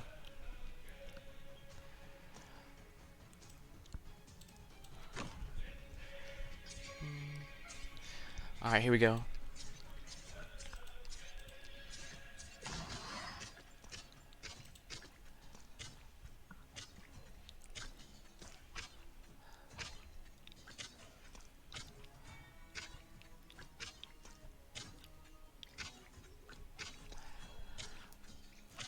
At your disposal. Hang in there.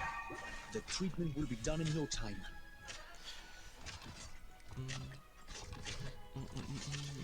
I've got a way to treat you here.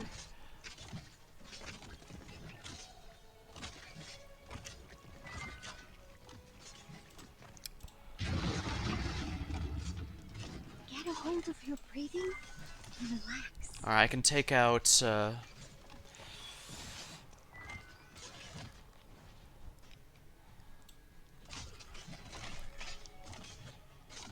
No matter what trouble we're in, I'll face it together with all of you.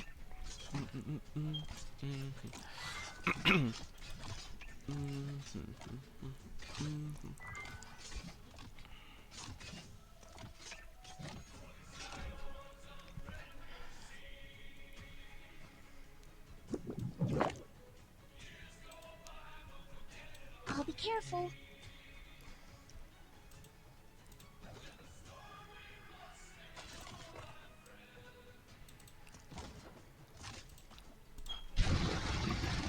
Alright, that should be the damage. Yeah, this is, and boss doesn't have very much damage reduction on it, much defense of anything, so this should be pretty easy to keep up. Alright, now I just need to pay attention here. Please give your orders, Professor.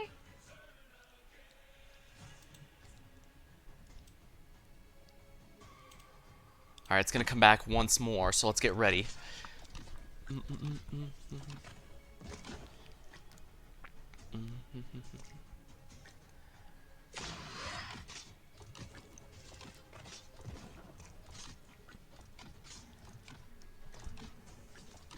Get a hold of your breathing and relax.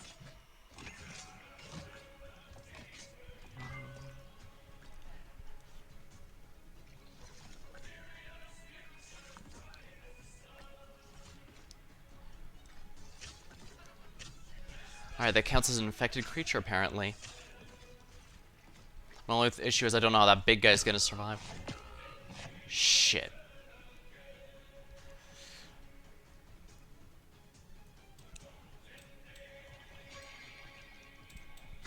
That guy has nothing if he can't use that ability, so or at least let's hope. Made up your mind? Art thou mine worthy enemy? Come on. Or art thou naught but a jester?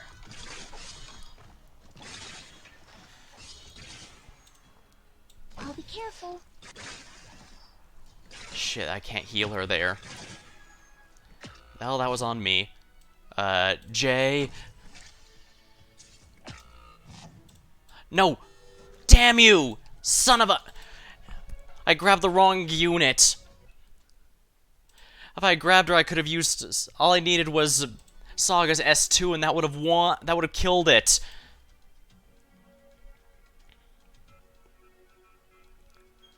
Damn it, I'm so close.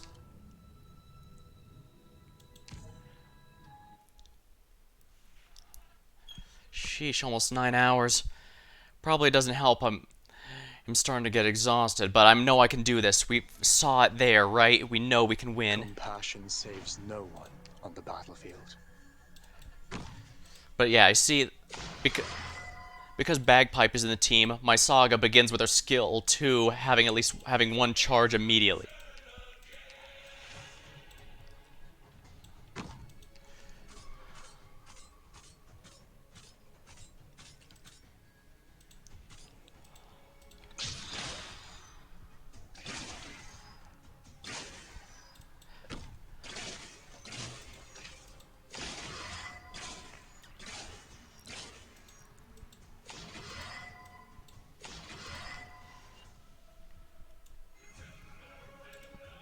I can handle this.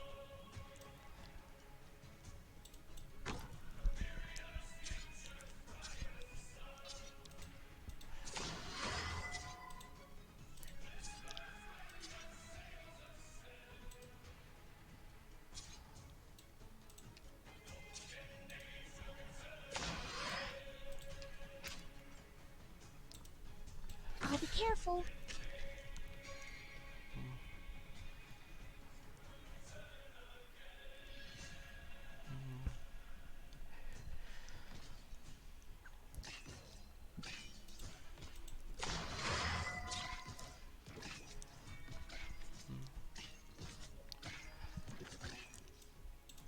Arrived at designated position. Treatment target sighted.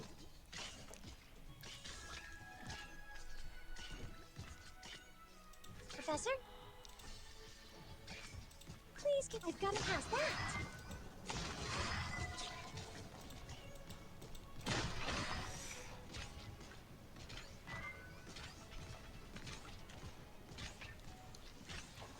No matter what trouble we're in, I'll face it together with all of you.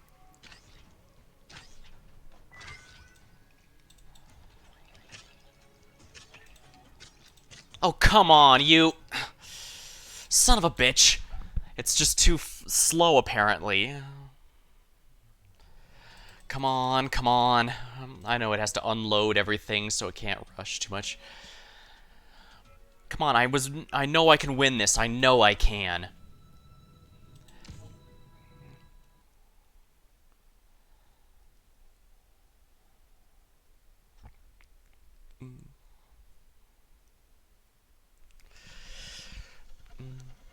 We can take care of ourselves, Professor. You just focus on giving orders.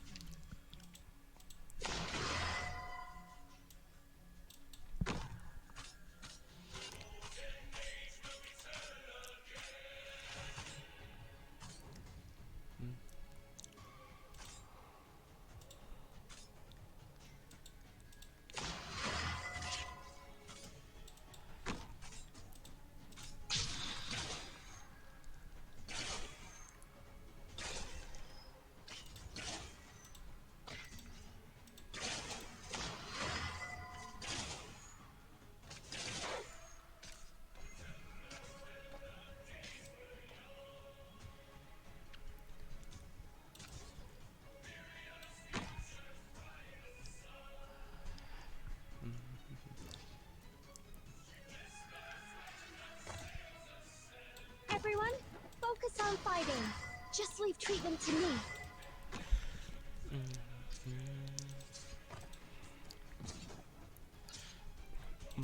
I'll be careful.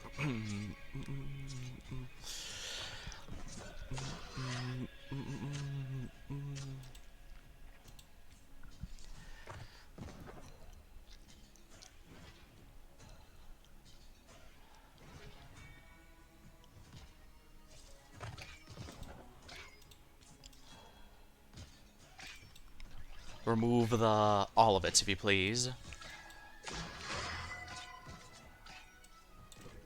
When to No matter what trouble we're in, I'll face it together with all of you.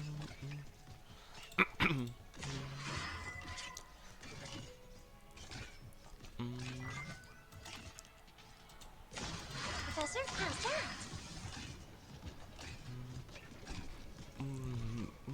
I've got a way to treat you here.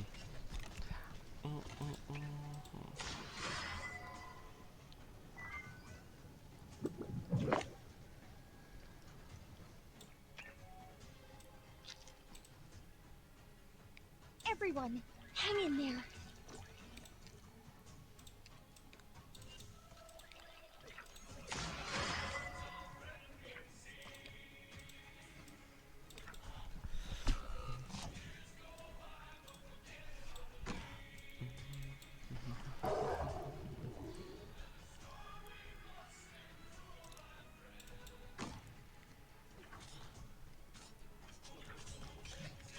Everyone, hang in there.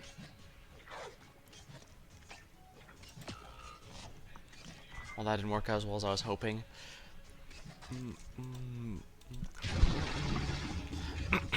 I've got a way to treat you here. Very well.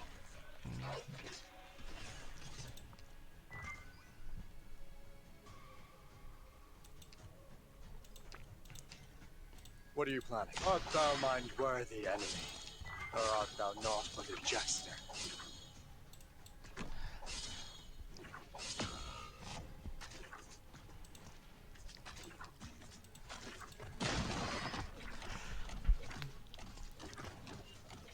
Oh, come the f-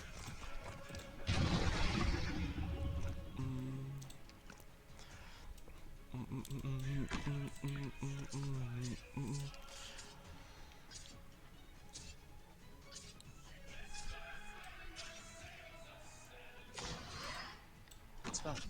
As long as I can muster up the Protect him, if you please. As long as I got rid of the goop up to the top, I think that should make this next part a lot easier.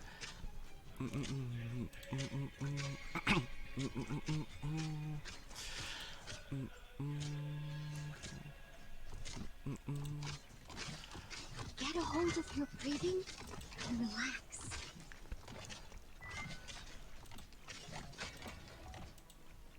Now let's get rid of Jay, now that those guys are all dead. I've got a way to treat you here. Shit. I don't have a way to stop those guys anymore. Damn it! Damn it, damn it, damn it. It's so close. But I do at least know the good strategy. I need to get rid of the top one up there.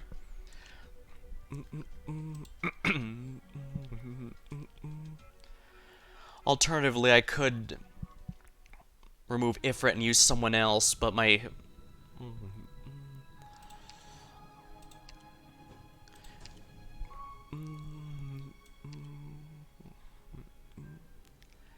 Ifrit is absurdly powerful, but I need Art's damage.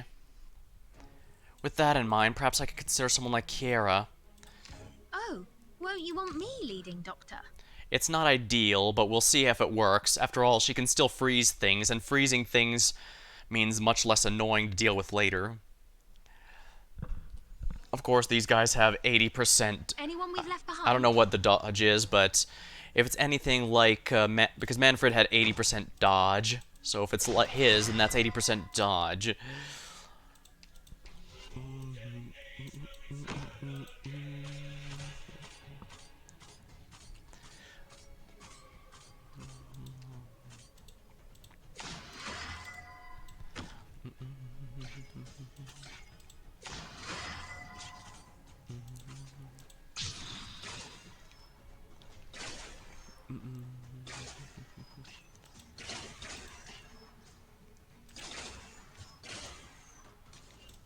Don't you fret.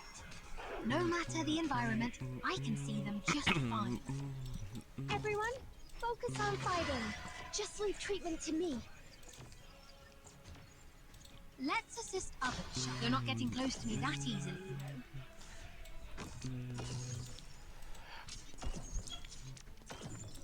I'll be careful.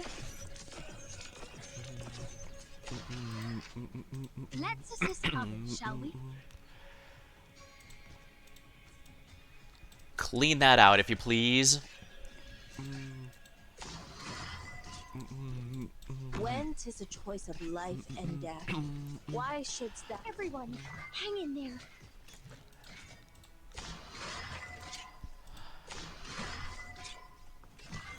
Please give you. This may be a little hot.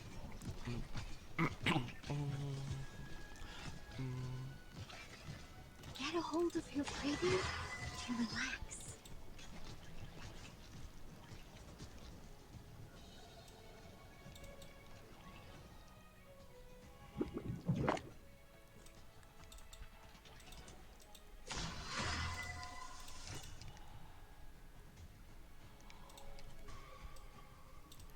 Acknowledged.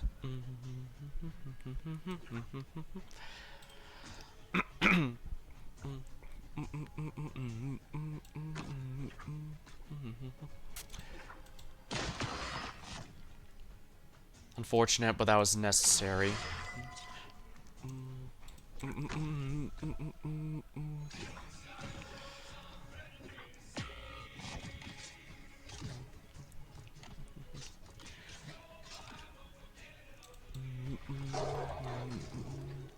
Get a hold of your breathing. Thy pleas follow. Silver Ash, you know what to do. And age to return again. I can handle this.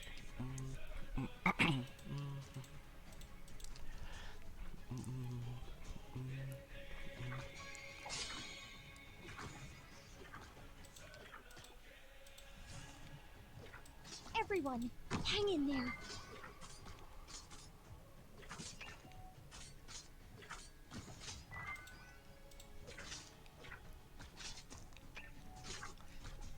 Get a hold of your breathing and relax.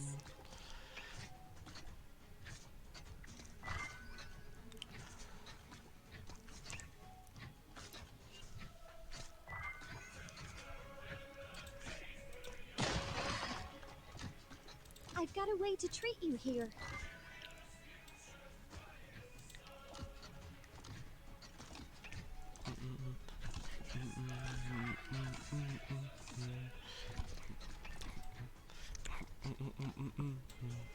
Get a hold of your breathing Again. and relax.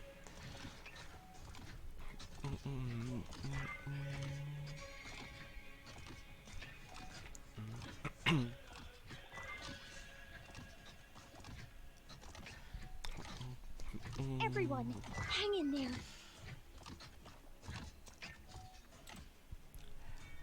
I'll be careful. Aya should be able to handle those. Get a hold of your breathing and relax. Not him. Jay, actually.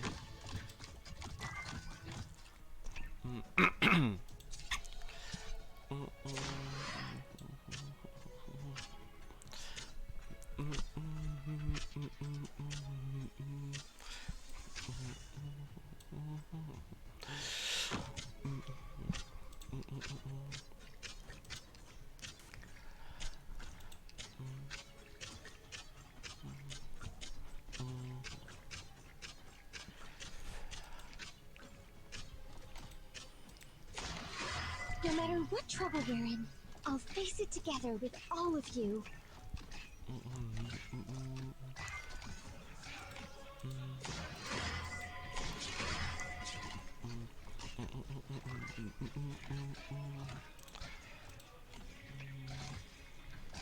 No matter what trouble we're in, I'll face it together with all of you.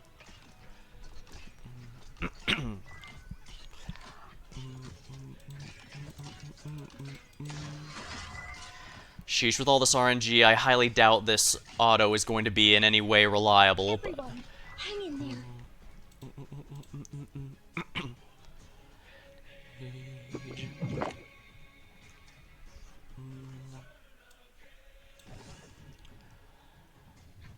Everyone, hang in there. Acknowledged. Please give your orders, Professor.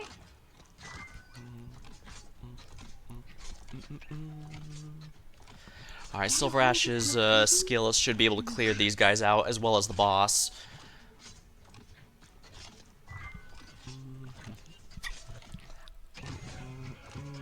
What are you planning? The fool flaunting his gallantry reaches none with his battle. No matter what trouble we're in, I'll face it together with all of you.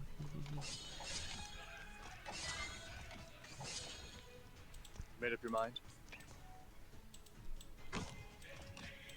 No need for mercy on the enemy, correct?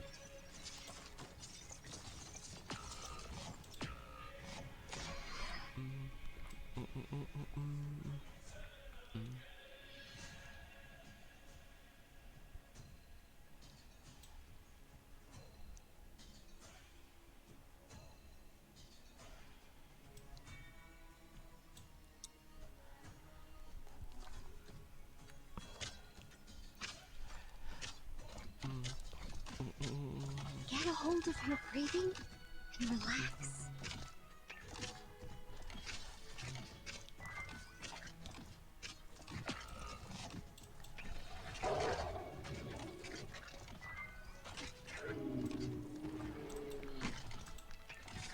I've got a way to treat you here. Shit.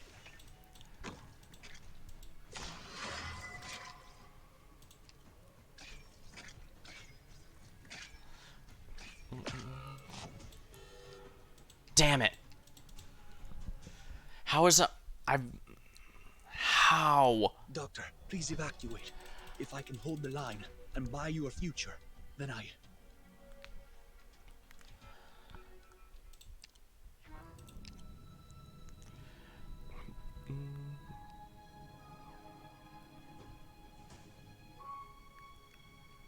Hello, Infected Panda.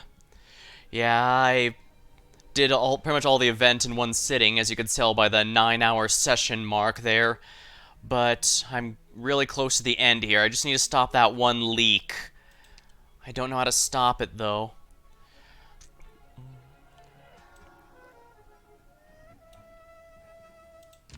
Actually, maybe I should stick with my original idea of putting Monster, Calcet, and Monster up there. Spalter. I could potentially I imagine that she's the one they intend for you to use, but I want to make this an auto one, although I guess that I might want to consider throwing that out the window, if for no other reason than because there's no way the RNG is going to be stable for this clear. But yeah, I think, keyword think, I can last without on the monster on the bottom. It just requires that I focus on... A smith's gotta be ready to pay the debts accrued by the weapons she forges. Alright, first kill the little one there.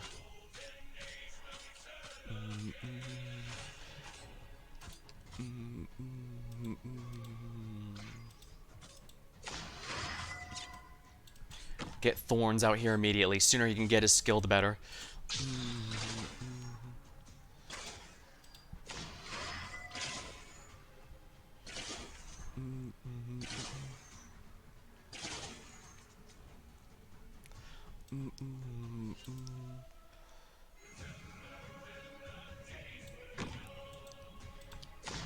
Alright. Kiera, handle that. Monster's gonna go up here. I'm gonna keep Jay in case I need an emergency, but I don't think I'll need him.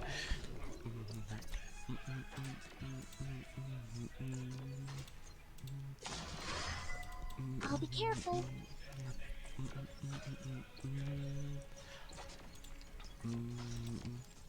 Dear me. I'm Kiera, not getting kill that close to thing, the will weapons you? in the universe.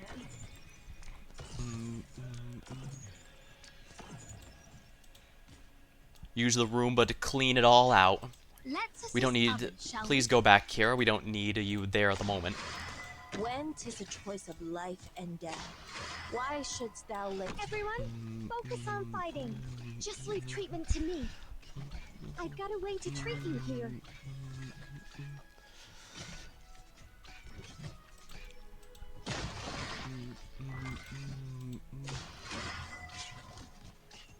Professor, temperature is stable. No matter what trouble we're in, I'll face it together with all of you.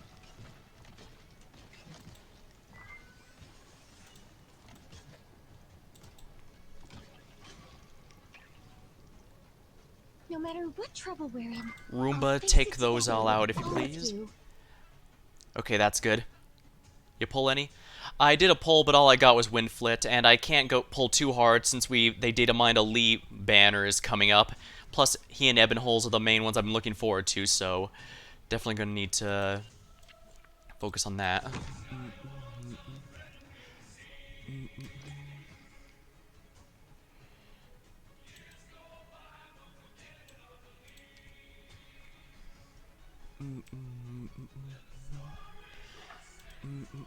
Acknowledged.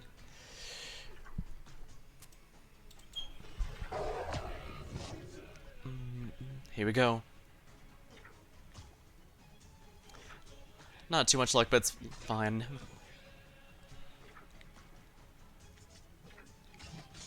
No matter what trouble we're in, I'll face it together with all of you.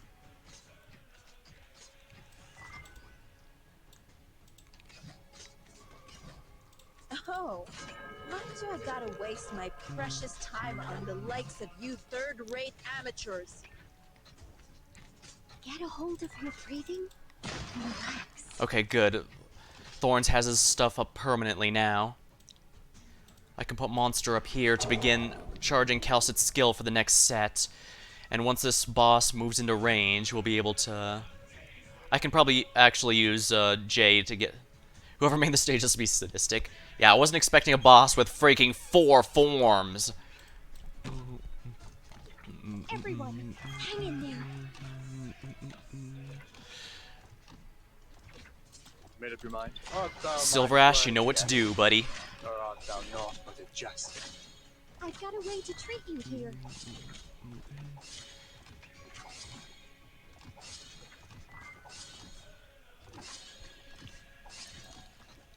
I'd best put Aya here in case I need some extra magic damage, because now that blue shield means he seems to have ridiculously high damage reduction. I don't see a miss, so I don't think it's dodge. I think it's just really high shields. And make no mistake, both my Thorns and Silver Ash here are M3, so please understand just how powerful this guy's shield is. I've got a way to treat you here.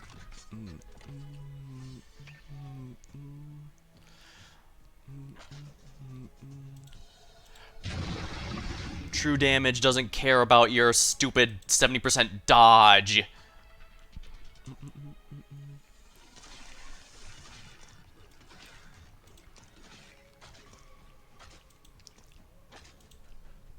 I'll retreat him for the moment. I don't need Jay anymore. Don't know why I forgot to take him back, but oh well. Not a big deal, honestly. Alright, these guys have very high dodge. I really hate these beak-looking, bird-looking enemies because of their massive dodge. I'm pretty sure they're the entire reason this isn't going to be a reliable auto once I finish.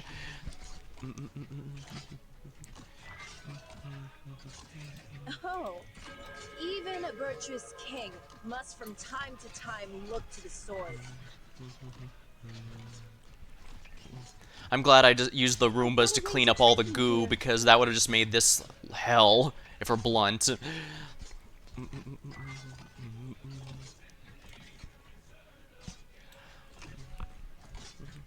I've got a way to treat you here.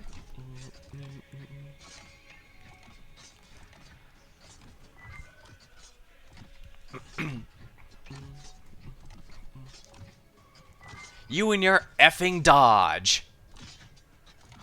And 3 people focusing on... He barely didn't take any damage. Alright, here comes the next enemy attacking there. Now those are done. We can put this guy here for the next wave. Everyone, hang in Silver there. Ash, you know what to do, buddy. Luckily, this boss doesn't have too high of defenses, because if they did, aside from that one shield, but for these last two phases, it doesn't appear to have any. Everyone, hang in there.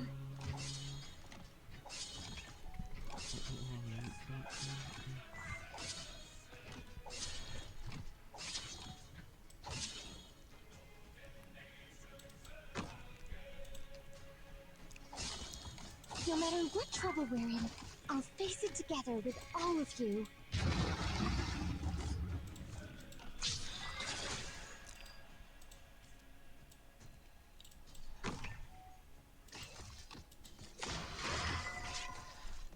I don't think Saga's gonna last here very long, but I don't care. I just need to...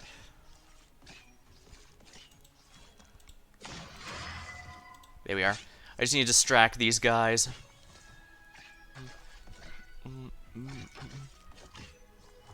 Get a hold of your breathing and relax.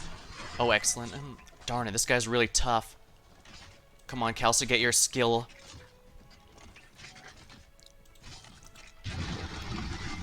The true damage. Shit! No matter what trouble we're in, I'll face it How together could- with all of you. Oh, damn it, I couldn't do anything! Look at that!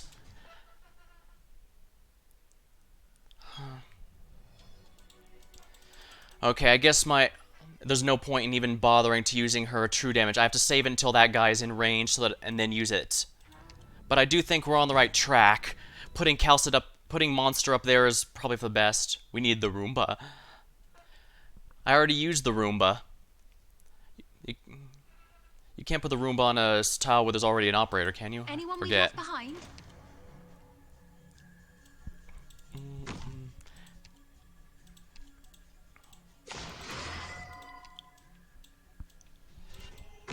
Take him out if you please.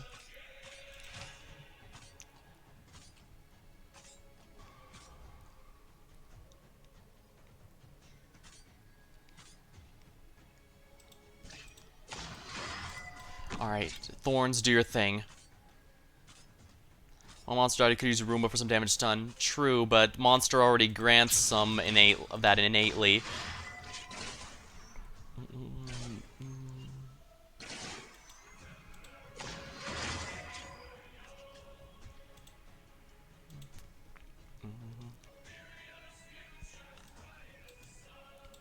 Don't you fret.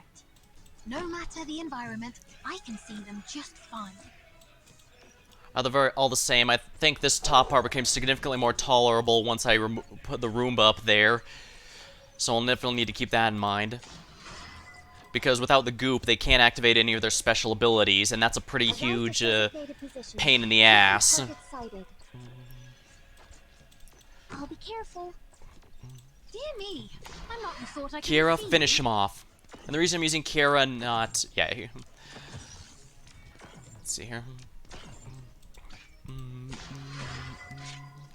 Let's assist I can others, shall remove we? these two, but I'll need the Roomba to clean it all up. I've got a way to treat you here.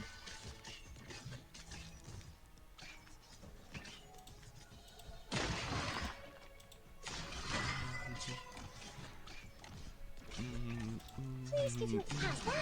No matter what trouble we're in, I'll face it together with all of you. Alright, put Cesaria here.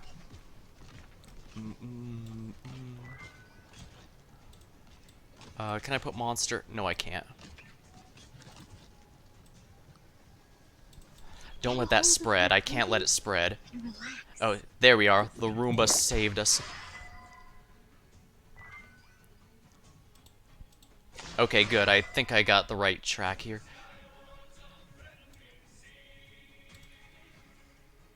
Alright, boss phase 2. Professor? Yeah, she's gonna die before it even reaches there.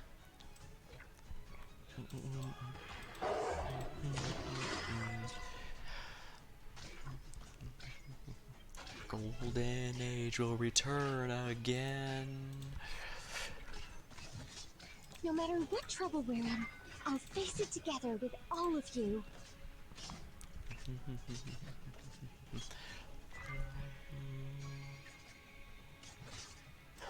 Oh, my body burns at over 1,400 degrees. Thy pleas falleth upon deaf ears.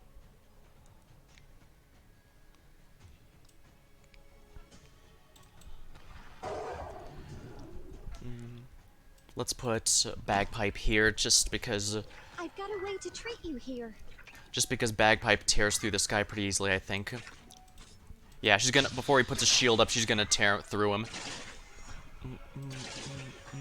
I've got a way to treat you here. He's out of her range now, unfortunately. All the best. Thorns, do your thing. Get a hold of your breathing and relax. Shit, that guy's already going through here. I should have put monster... No, it's fine. Unfortunately, I don't know what's going to happen with the later phases. He could walk right effing past her for all I know, and I can't stop it.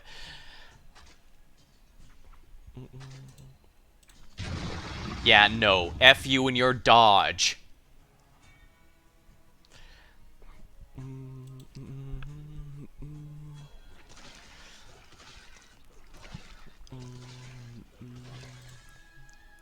I don't need that thing up there anymore.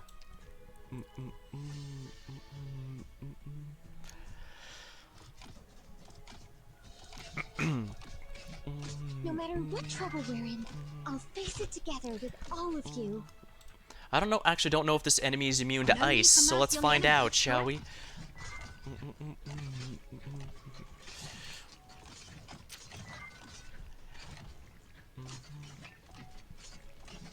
I've got a way to treat you here.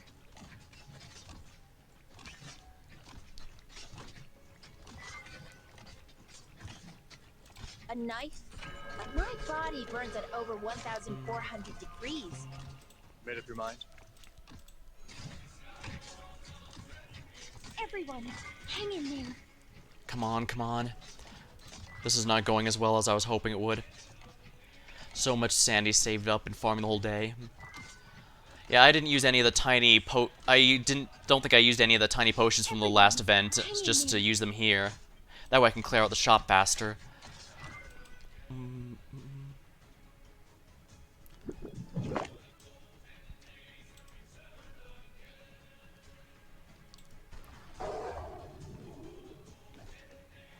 Dear me, I'm not done readying yet. You didn't think it had come from... Fool! For what reason hast thou come? Freeze. Looks like the enemy can be cold, but he can't be frozen. Oh no, they can be frozen! Oh man, that's really good to know.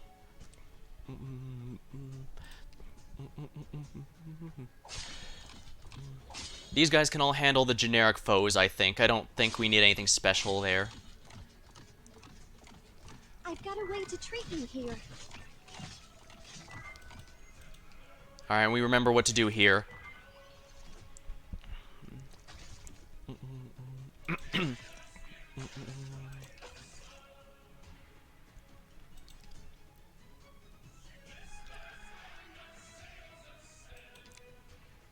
Alright, as soon as he's in range... Go, monster. Go, monster. No matter what trouble we're in, I'll face it together with all of you. There, it's down. Oh. Increase the defenses of your allies there, Neon. Look to the sword. Now, as far as I'm aware, nothing else spawns up there, which means I can safely put Lumen here to help with some additional healing.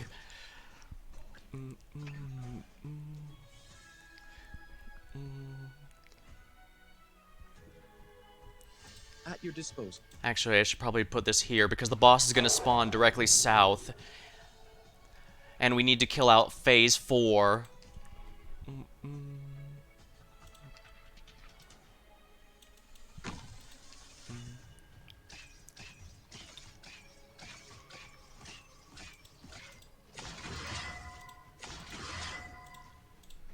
There, that just expedites the process a bit.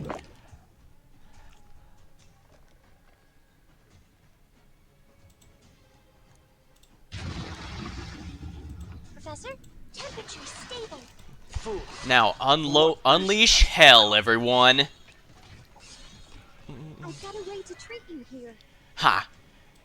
Not so tough when you're being attacked by literally everything at once, huh? Well, just 3, but I am through even remotely screwing around with that stupid thing. Get a hold of your breathing and relax.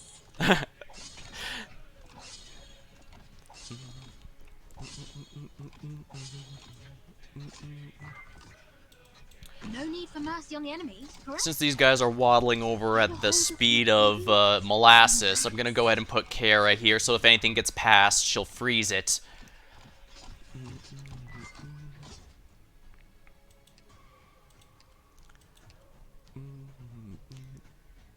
Made up your mind?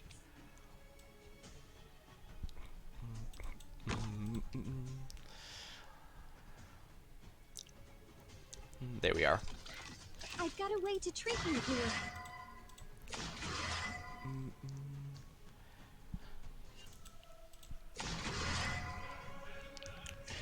There we are!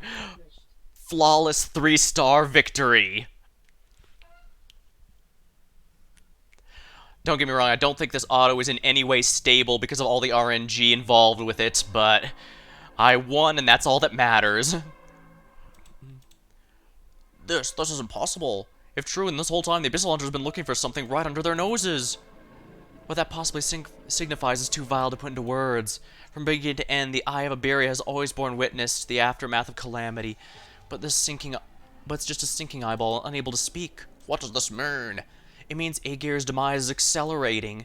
It means that even if the cities at this distance are sending out distress signals, the Stultifera Navis has been circling above their nest since the very beginning. The hunters are all in danger. I know what you're thinking, but we only have one ship, and the 2 of us. Saving the Stultifera is not realistic. You may not mind a few abyssal hunters dying at sea, but we would be struggling in its cradle. But what would be strangling in the cradle is opportunity for both the Aegir and Iberia. Dario died a warrior's death. Wouldn't you want to gain some valuable knowledge about from the mouth of a surviving Inquisitor? This is our last chance. No, a powerless city, almost reduced to ruins. How many Aegir have already fallen in the ocean? We must act cautiously or we'll be leaping into the flames. Even so, this is our last chance. If we wait until Aegir can no longer respond, until another silence has fallen over Iberia, then indeed the true enemy will appear. But at that point, would it matter? I understand you have responsibilities. You don't want to take any risks until the Penal Battalion has full control over this place, so I'll go alone. I know better than to underestimate the power of you and your pet, but it's a long trip. Are you sure you'll make it on your own? The hunters bleed a special kind of blood. Sea terrors aren't necessarily that hostile towards ordinary ships. I can only hope you didn't just make that up to assuage my fears. That's not a lie I would have come up with anyway. Regardless, I can't leave the hunters behind. You better bring back the hunters and Irene, Calcit. I will. Is there anything I can do to help? Monster, survey our surroundings of those sea terrors. Although, while I didn't get anything from polls, I did actually get a top operator tag and got Kyobi with it, so that's pretty nice. So at least I do have someone new to have some fun with. Monster, survey the surroundings. Those sea terrors went back into hiding. Don't rile them up. We need time. The ship's taken some damage from the trip. Answers with a nod. The ship. The one the hunters took was left by the Inquisition spies. Lord Carmen's original plan was to join up with the Penal Battalion at Gran Faro, establish a frontline headquarters, and then push forward to a medium-sized naval vessel. So this lone boat, abandoned on the shores of Gran Faro, is our final hope. I can help. I can take a look at the boat. I've never actually repaired a ship before, but I have some tools with me. Can you head out to sea on something like this? If you don't think so, then probably not. Wait. Out of the way, Jordy. Wait, what? Sea terrors. Wah! They were hired in the shadows of the reef? Monster! Screeches excitedly. Jody, get off the boat. I can't. Something's pushing on it. The anchor's gone. I'll try to steer it back. Jump off. The sea terrors are swarming it. Monster, rescue him. Wait. Then we'll lose the boat. I'll try to steer it back. Watch out behind you.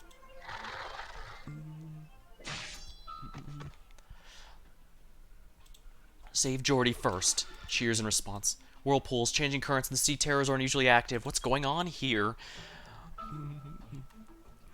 stretches out claws. You want me to grab on and fly back? But with a boat? Ah, screeches urgently. He knows that if he doesn't take this opportunity, he'll drift into an endless ocean with the ship. There's no other choice. He has to return to the Eye of Iberia and hide in the lighthouse, just like he hid in the little town for over a decade, just like he hid when Daro died, just like with Thygo. He clings to the mast to avoid falling the waves. Monster is visibly dissatisfied, urging him on. Sea terrors leap from the water's surface time to time, darting back and forth, picking up plumes of water. The Eye of Iberia is already becoming smaller and smaller. He sees words carved crookedly in the boat's mast. Gran Faro. I will go in Calcit's place. All I have to do is find the ship and bring everyone back, right? That doesn't sound too hard. No, compared to losing the ship to waiting helplessly under the lighthouse, it's a gamble I have to take. I can do this on my own.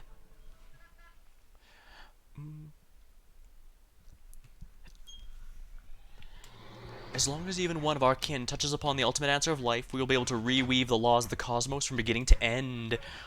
Oh man, this is almost sounding like something out of Elden Ring. Before we're given our next revelation, we shall find a way. Even if Ishtar Mula refuses to answer, even if our kind will never know the divine will, we will still survive. Shark, of course. Our kin have conveyed their will. Nutrients are sufficient. No longer must we feed on each other. I shall return to the nest. You should have come with me. Running away so soon? It barely took any damage, but the ship's in tatters. You're still going on that stuff, Amaya? Why don't you just stay put and let me kill you like a good girl? Our kind calls me back. They call for me to share the fruits with them. I shall heed their call. When that is done, I shall heed your call. I shall seek you out, and you shall kill me. Of course I can't let you leave. If I let you go, how many Seaborn just like you are going to end up all over the place? Amaya sure knows how to make things hard for me. If only she were simple and straightforward like Quintus. A shame I couldn't keep her around with that dance. You talk too much, scum.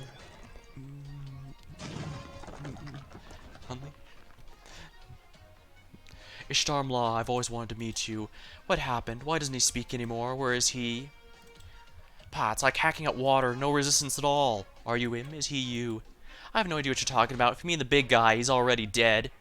Death, withering, he exists beyond those concepts. His voice, by no means, signifies the end of life. What do your kind call him? The same as those cultists? Your god has already withered and fallen in the abyss. God? No, this is what we call him.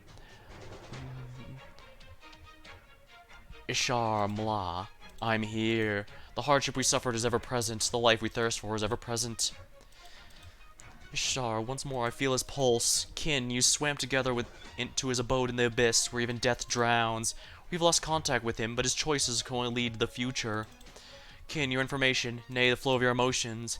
You feel it, because you have left the arid land and returned home. Our blood flows through your veins. His blood flows in your veins. You are him. No, I'm the Abyss Hunter, Scotty. No matter. As you say, thus you are, Abyss Hunter Scotty.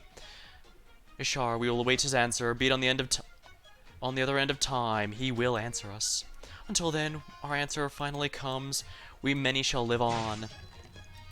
Gladius silently appears behind it, the lance in her hand actually puncturing the creature's body. It's followed immediately by a cacophony of whirling chainsaw. Too slow, you're becoming weak. Just accept being turned into paste. Too shallow, it's not good enough. The heat of the sweltering flame sweeps down a long corridor. The Stultifera is groaning. The Seaborn does not attack the vulnerable Scotty. It simply stares in silence. A very strange sensation, just like in Salviento. It is watching her, Scotty thinks. Ah, the ship is at its limit. It's going to start sinking very soon. It's trying to get away. Ah, below you.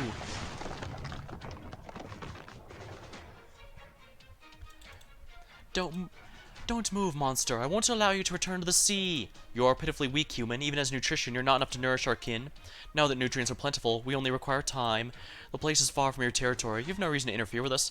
You and your kind cannot be judged by law. I don't think I have any means of eradicating you from Iberia either. Law. Burdensome rules of survival, as Amaya once said. Compared to our kin, you are indeed too weak. But I will not let you escape, ocean scum. This is the last shot. And sure enough, I can't even leave a scar on you. Emotional, how strange, human. You're weak, driven by emotions, trying to escape my hunger. Escape, yes. Fear? But why do you still stand there, then? Why do you attack me? Why do you not flee? Do you also wish to make a contribution to we many? Who gave you the right to interrogate me? The Seaborn no longer speaks. The creature before is not kin. The predation does not require the tool called language, but before it can strike, a shadow drops in the darkness of the ceiling. Alfonso! Haven't seen the color of this blasted blood since it became like this. This hunt, it's almost over. You killed my chief mate, and you will pay. You both paradoxical beings, you still refuse to become our kin. You have eaten many of us, yet you refuse to become part of us. Make your choice. Not much time remains. Hunt, acquire nutrients, return when we may, or cease your bodily movements, give up the gift of life, and pass it to our other kin. Choose. Irene. Yes, why are we calling me by my name, though? Tell me, do you have any way to return to the land? But I must go back. I can't stand against the Seaborn, but Iberia can. I'll carry this final warning with me. What happened to all of you, what Gladius saw, I must bring all of it back. You're starting to sound like a messenger. That's fine, I can be whatever I want. But I must go back. My ship is about to sink. 60 years. It's been over 60 years. Because of your arrival, we must now face the end. Tell me, how does Iberia remember the great Captain Alfonso? Alfonso under the pomegranate tree, the hero Alphonse, the sunken Alfonso. There are many people who held on the hope that Stultifera never sank, but we weren't able to head out to sea. If you really are Lord Alfonso, you have become a paragon to countless soldiers. Pomegranate tree, how pretentious. A flash of intense passion shimmers across the captain's eyes. Since the dark clouds and turbulent waves trap them inside this cage, few have ever stirred his heart. It's gotten weaker. I'll hold it back. Explosion! I thought the Originian boilers got knocked out of commission a long time ago, but the impact just now seems to have ignited the engine. The flames will spread upward. I've always wondered how these things taste flame-grilled. The heat makes the Seaborn uncomfortable. It's become weak. Its kin are encircling it, unable to reach the sea. It screams, but its calls are not answered. No, kin are coming closer. It can hear the voices of its kin. They speak. Die! Yeah, they can't allow this thing to get back to the ocean, or it'll give the secrets of this evolution to its people, and we'll have to deal with more of them. We have to stop it here. Gladi does not hesitate. Scotty and Spectre sever its body. It tries to regenerate, it tries to break free, but this time Alfonso clings to its body in a death grip. He makes use of his already mutated arm. It feels its life force slipping away. It sees Spectre raise her weapon. Goodbye, Amaya. Let's write off the debt this time.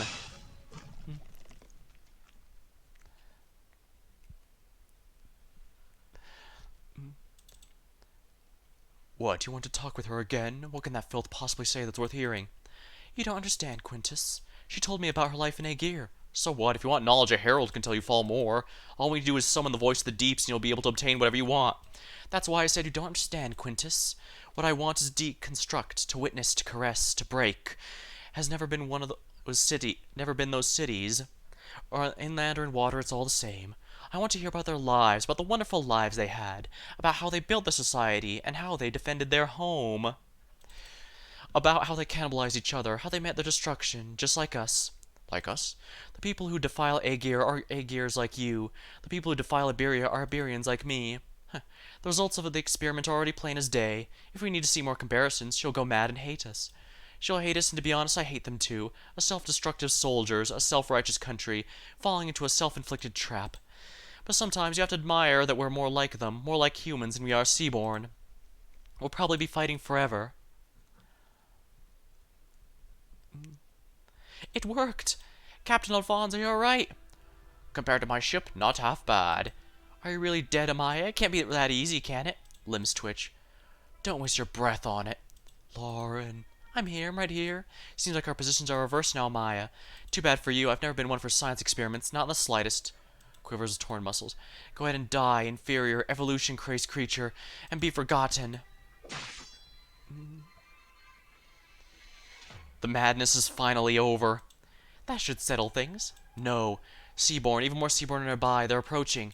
And this ship's about to go down. Even when my consciousness was hazy, I was aware of how much effort it took for us to get here.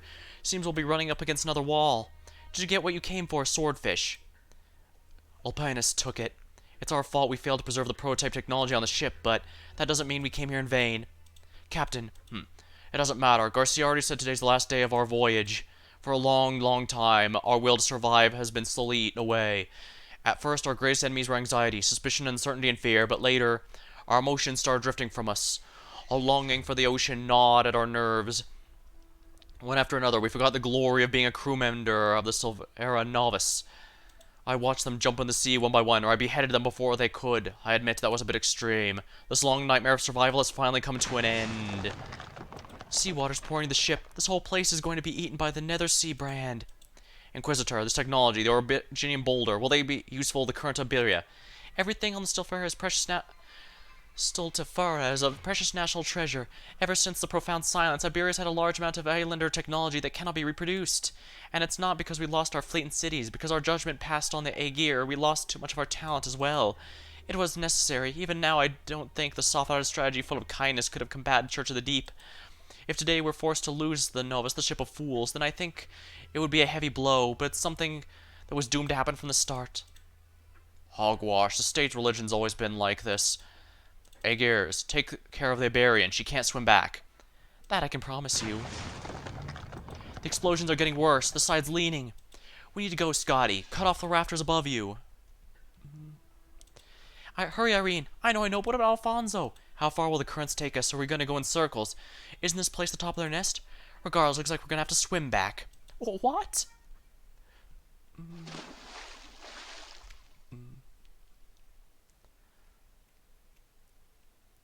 Go. Get the hell off my ship like I told you from the start. I'll stay here. This is my Iberia, and the captain goes down with the ship. Alfonso slowly lowers himself to the throne. He closes his eyes. The warmth of the bright Iberian sun as it splashes at an angle across the deck. The aroma of winery, melody of his hometown, a damp and empty room, freshly burgeoning petri dishes, the ocean's waves, the ocean he once knew, the warmth of Garcia's hand, Briogan's lonely countenance, Carmen's smile, his comrade's roars resonating through the sky. He opens his eyes and lets out a hearty laugh as everything is consumed by flames. His laughter crosses through time until it reaches a small town of pomegranate flowers, where one can smell the sea upon the breeze, and mingles with the first cries of a newborn child. Alfonso, that's what the people call him. He lifts his old rusty blade and places it against his neck. He prays and he laughs. What a joke. Remember this well, Irene. Return to land and sing the praises of Alfonso's feats. The last monster that Alfonso slew was himself. The ship breaks apart. The glow of the flame blankets the sea that had been silent for nearly 100 years. An era comes to an end. A legend passes into history. In the distance, the sun rises. Here sinks the Stultifera, and with it, the long-cherished wishes of Iberia, nay, of civilization, all succumbing to calamity.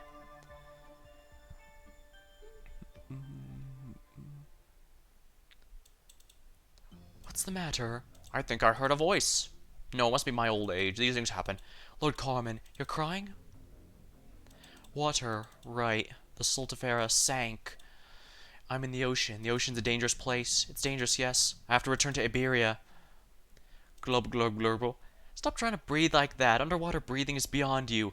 Most Aegirs can't either. I want to say something in return, but of course I'm underwater and cannot. Despite trying to contain my instincts, I can't help but clutch at her clothes like a helpless child, but I can see it. The light reflected in her pupils. It comes from the bottom of the sea. Spectre does not say anything, but I can feel her arms trembling slightly around me. Maybe because of the battle we fought? Maybe, or something to do with the light? I'll bring you back up. Hold on sight, Glub. My vision blurs. So that's what the bottom of the ocean looks like. Interesting. So the Aegir, her nation, is basically an underwater bubble area, huh? Explains why why they're so advanced technologically, but this also means they only have so much defenses against the Seaborn, since the Seaborn couldn't come from all angles.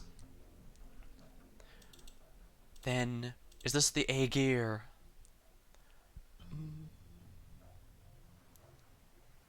The Seaborn quietly watches the distant flames disappear beneath the waters. The ship sank in the ocean along with the flames, along with everything. Its kin answered the call. They all returned to the many. Surrounded by many's embrace, it takes only a moment for the dying to be given new life. I will bring you all back home. Let's all die together with Alfonso. The chief mate grips the Seaborn's jaws and charges all the way to the seabed's murky darkness. Its lover, its memories, its identity. As the charge slows, consciousness dissolves into the ocean, but still bites down on the Seaborn. The waters make you nostalgic. Swim and you'll awaken. Accept it. One of the many. Long have we awaited you. No. I am Garcia, Alfonso's. Then why did you stop swimming? Your signal's just like mine. Your wounds have all healed. You're accepting who you are. No. Why no? The chief mate's consciousness is blurring. Is it biting down the Seaborn, or is it leaping the Seaborn's embrace? Seeking succor, it's forced to accept. The sea makes it very comfortable. Its thoughts flood into its mind. Is it Garcia, chief mate of the Stultifera? No, it's a Seaborn. It is one of many. Sounds of bubbles being blown. Bubbles popping. You will die a human being, Garcia. A step up from Amaya. Ulplanus kin. Thank you. Well, as long as someone finished the job. Ulplanus watches the two sink to the bottom of the ocean, seemingly locked in embrace beyond death. Like flowers growing side by side, they shrink and wither, and beyond a certain depth, they're carried by the undercurrent. He does not lift his head until they're completely out of sight.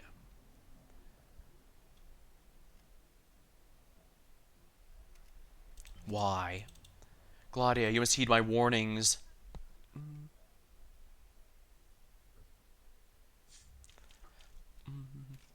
Ooh, new background. The Mystic Sea can be used.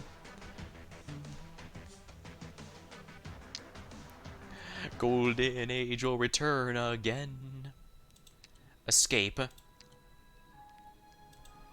This part of the ocean may have had a name once, but that no longer matters. The premise for the name to be born is something that needs to be distinguished, but now the ocean is the ocean. Ship in a bottle. The penal battalion shows no weakness. It shall not yield. The battalion is Iberia's bastion. Even the terrible waves do nothing more than wash away any impurities. From the supply station, the soldiers... the Iberian... stare at the Iberian soil, now swallowed by the ocean. Time to get our items. Wait, what's this? Oh, a skin for Lancet 2. Not bad. Unexpectedly shot down on the water while aging gear refugees, and remained aloft for 3 months until located and retrieved by Rhode Island's search and rescue team. Huh, interesting. Pack your bags, return to the starting point. The road ahead is still long. You should really see the Abyssal Hunter squad. I've seen quite a bit of what they're capable of, if that's what you're referring to. It's actually kind of nuts what they can do. I mean, I've only raised Gladia, but she was a big help for a lot of the earlier missions, that's for sure.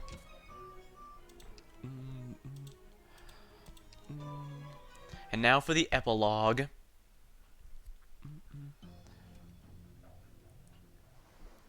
Gasp! They are the Golden Age. Yeah, I don't think I haven't noticed the Golden Age is supposed to be about returning Iberia to its Golden Age, but the moral of the story here seems to be that they need to move on and rebuild. Gladia mod, yeah, I'm well aware of how good Gladia's module is, but I don't have very many Agi or any Abyssal Hunters, I'm afraid. I just have the base Scotty and the Gladia now, since I failed to get Spectre Altar. Still, even on her own, she does benefit from her own passive, so Gladia is still probably going to be my main puller for the foreseeable future. Ah, over here. Hurry, grab my hand. A single solitary boat. How far is it from the Eye of Iberia? How far is it from Grand Faro? Okay. Irene grabs his hand. There's no difference between the hand of an Aegir and that of a Liberi. You know, well, as they say, any port in a storm. You don't have the luxury of choice when you're in trouble. Sorry, I'm not very strong. It's fine. I was scared out of my wits when I saw the ship explode in the distance. Are you all okay? As long as you're fine, Irene. Adjust your breathing. You know how to swim, right? Lucky for us, the waters are pretty calm right now. Ah, where are the others? I need to check on a few things. Just now, was that Aegir this close to us? Has the Stultifera been circling in Aegir City the entire time? We might have been able to find a way to check out the city on our own, but you never would have made it. We never would have made it. Plus, the squad captain didn't seem keen on going home happily ever after. And no way would there be a city this close to land. I don't remember anything like that. Cough, cough. So are you going to head back to the city? No, Gladia said this place is also a seaborne territory. The city must be a refugee village. What? The Aegir you people call islanders are refugees from the collapse of the cities closest to land. We should go help them. Two things. Ulplanus isn't dead, but he refused to work with us. And there are still other seaborne nearby, drawn by that spurt of evolution. The entire swarm is extremely restless. We can use this opportunity to get back down there, but we wouldn't be able to leave. So we finally found a city from our homeland, and we're just going to turn around and leave? Gladia wordlessly glances at Scotty. She hides it well, just as she did herself in all those silent moments when she gently rubbed her neck. Unfortunately, we don't have a choice. Why? There still shouldn't be a city here. We should head back to shore and regroup. Our duty is to defend Aegir, not to go home.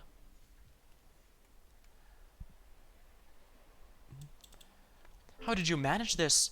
Oh, are you talking to me? What do you mean? The ship is even more bare bones than ours was. How did you find us? The sea is incredibly vast.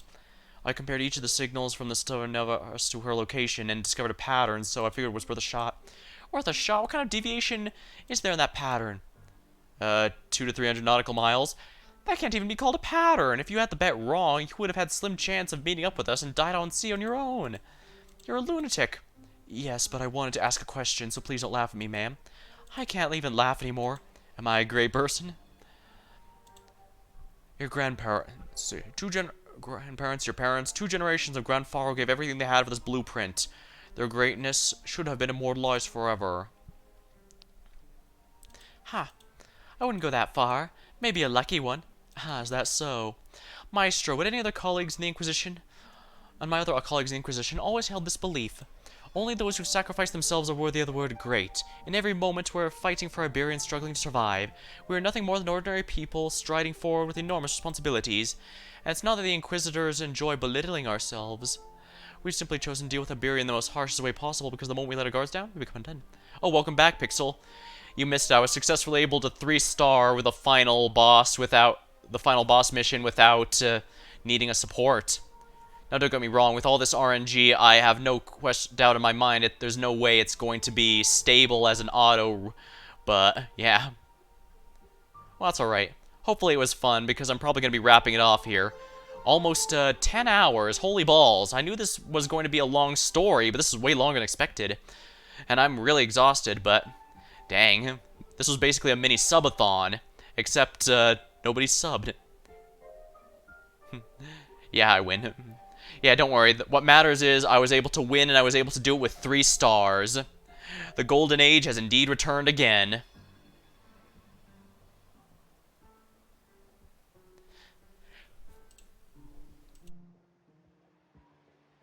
Sorry, I had to mute the mic from a sneeze. Hopefully I made it in time. But until then, as long as the will of man is enough to ignite this lantern, I believe there isn't any difference between us. Yeah, right now I'm just in the epilogue. It's all finally over. And now I can start slowly cleaning out the shop. We're just like all the citizens, struggling bitterly in their own ways. As long as we have a goodwill to spare, they too are soldiers willing to lay down their lives for the restoration of their homeland. Just like the laborers of old Grand Faro. Jordy, luck won't be on your side forever. If you have a chance to contact the Inquisition again, what I mean is, if you want to work with us. 3-star units or 3 stars on the stage? I got 3 stars on the stage. I can't possibly win that with 3-star units. In fact, I barely won with all the 6 stars I was using.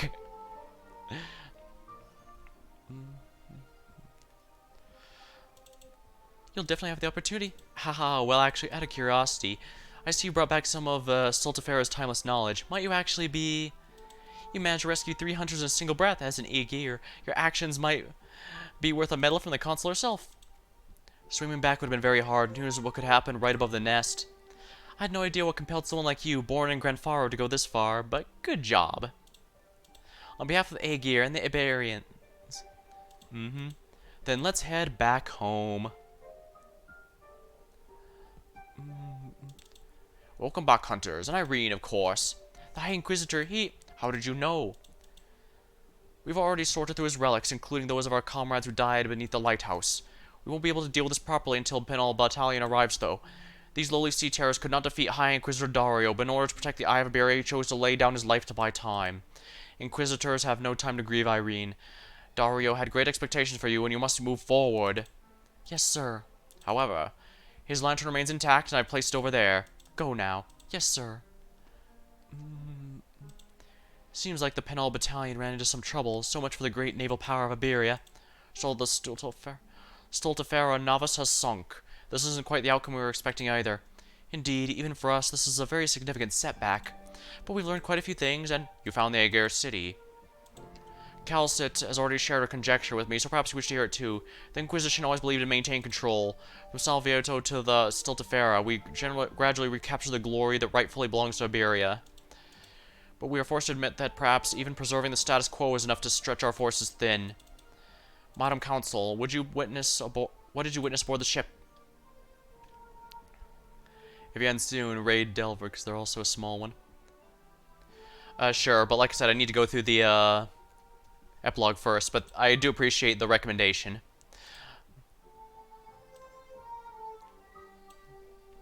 There's not many people here, but I'll do what I can then. This is the lantern, the High Inquisitor's lantern, scorched black, thick with the stench of sea terrors. I, High Inquisitor, Maestro, I completed the Inquisition mission. I found the Stultifera. Unfortunately, it ended up sinking, but aboard the ship, every single Iberian, in their own way, were fighting till the very end. High Inquisitor, I now understand the significance of passing judgment.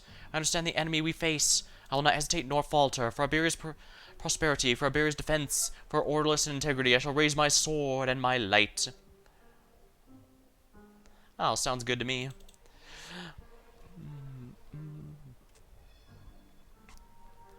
Alfonsi, no, this can't be. 60 years, what torture is this? Even a criminal subject to the harshness of punishment would not last a year. But he... Carmen falls silent. He leans over and sits down on the reef. Sea terrors' carcasses are piled high as a mountain. There's no trace of the eldritch beasts. Only the remaining tendrils of the Never-Sea brand retreating back to the sea. The ocean's surface emits a pale blue light, usurping the sky's privilege. He should be enjoying this victory. He accomplished what the Inquisition set out to do. The Penal Battalion was about to arrive, and all things are about to reach a satisfactory conclusion. But at what cost? But he can only remain silent up until a steam whistle roars in the distance. The Penal Battalion has arrived at the Eye of Iberia. You can see the center of town from here. If I remember right, it was called Reconstruction Hill. Thygo didn't pass peacefully, and I don't know if that's a good thing or a bad thing. Still, thank you all. Don't mention it. I don't mind dedicating a song to a hero at a solemn funeral. Seems like Frost is back. We'll head back to you in a little bit. What about you, Iberian? You've had a rough few days, haven't you? Grand Faro is Thygo's hometown, just as Aegir is home to all of you, as well as my Abyssal Hunter buddies. Maybe I joke around too much normally and forgot. Iberia is also my home. To be honest, this isn't cathartic at all. Wasn't that doctor gonna help you out with something? You've been working for her, haven't you? No, that's already dealt with. That's why I'm willing to stay with Rhodes Island. That said, I didn't do a damn thing. Now come on, you generated DP, I'm sure. Alrighty, see you later, Pixel. Thanks for stopping by. And don't worry, I'll be sure to raid them if they're still going in a few minutes. Hurry, hurry, more supplies to the warehouse. What about the number of tents? Didn't the old guy already explain it? Jordy, you're back. Well, the Inquisition took you away and actually let you come back? Where'd you go? A bunch of people from the Penal Battalion took us away, but then brought us back into town. It seems they're going to war with something, and now they want us to set up tents. What's Captain Grand Faro? Have you seen Thygo? Jordi Fontosorosa. Ah, Lord Carmen, Madam Inquisitor. We'd like to have a private chat with Aegir. Of course, Council, right away. Me? Come with me. Let's walk around town, shall we? Irene made up her mind on the way back. Made up her mind about what? Originally, High Inquisitor Dario intended to entrust Irene to me so that I could cultivate her until she was prepared for the seat of High Inquisitor. His death in battle was unexpected. Though the day would come sooner or later, he did not have to accept his fate so soon. But Irene has made up her mind. She will give up her position as Inquisitor. Huh, wait, why? This is a decision I've come to after a lot of thought. It has nothing to do with you, however, so please keep listening. Oh, okay. The problem is you, Aegir. You know too much. You're too deeply involved in this Aegir, and the Aegir in this town are too blasphemous. You've also been of great help. As frail and weak as you are, your death would have been but another grain of sand, but you've shown great strength. Even if it's nothing more than your own little spark, it is still invaluable. I keep thinking, why am I still alive? Why am I not as noble as any of you, or resolute? Jordy, you'll be the first Aegir to join the Inquisition. Me? Join the Inquisition? Strictly speaking, I won't give you a chance to refuse. Grand Faro needs more hands than ever, and you will play a pivotal role as an Aegir. After that, maybe I could use a young secretary. Hold on, you want me to join the Inquisition? But I'm not sure... I know you don't. Many members of the Inquisition hold deeply rooted prejudices, and I wouldn't want you joining either. But don't you want to see it? The future that Iberia once promised Grand Faro. Oh. And to Thygo. Joining the Inquisition will be a test. As an Aegir, you wouldn't be wrong to treat as a trial by fire, or practice for enduring hardship. Don't get the wrong idea. I'll give it some thought. Then what about you, Don Irene? You're Maestro. My status as Inquisitor hasn't done me any favors in my relationship with the Abyssal Hunters of the Aegir, so I got rid of it. But abandoning a faith that supported me this day, especially after the untimely demise of my Maestro, has not been an easy decision. Please, let's not talk about this now. Maybe if we meet again someday. I'm sorry. It's just... Irene looks at the scripture in the plaza, scaled-down version of the Eye of Iberia. In the chaos of the battle, streets are torn up, houses destroyed, and makeshift tents erected, and the statue always looked over all of it. Even though our enemy is well beyond the reach of the law, the Iberia must banish this blasphemy. Victory shall be ours.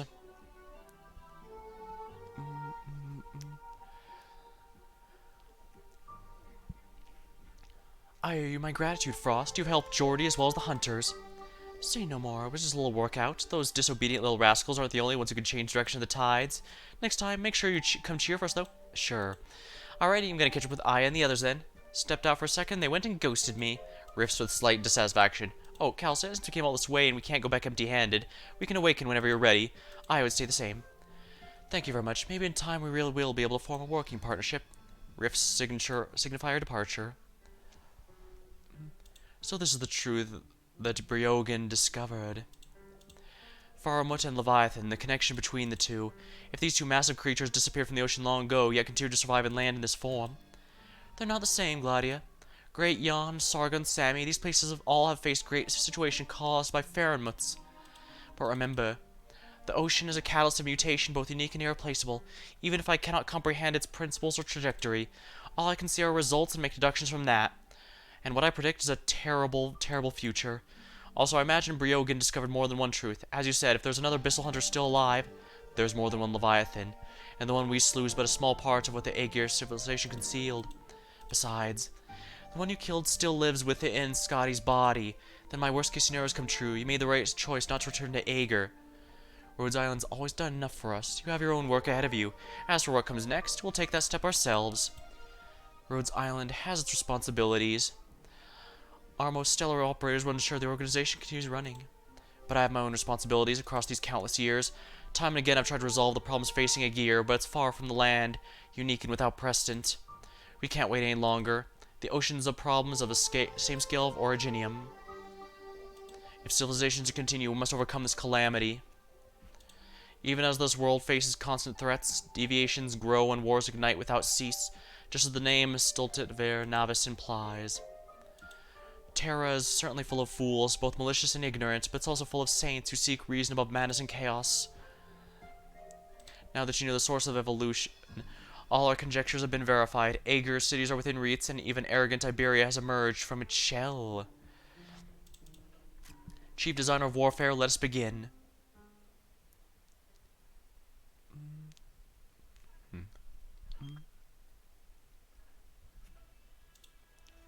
Shakes neck around dissatisfaction. Calm down, Rocinante. Rocinante. Braze. Where are we going? Terrible waves are coming. We will defeat them. We are the terrible waves, the terrible waves. As long as there's war in the ocean, a moon in the heavens, a wind in the sky, waves will not abate. The enemy's Senior Magus is truly too majestic. Go. Rasping growl. Hiya. Roar. I will not allow the sea another ripple. Go.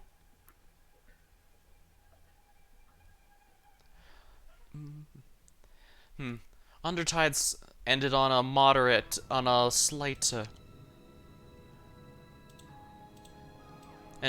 cliffhanger, but here there's definitely a lot more. They clearly intend to continue on through the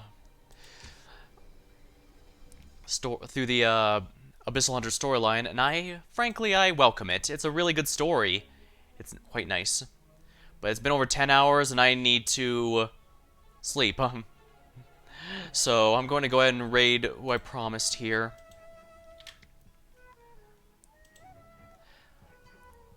Alright, well, until next time. Alright, be sure to give Delver TV lots of love. And for me, well, until next time, thank you for watching, hope you had a good time, and I'll see you later.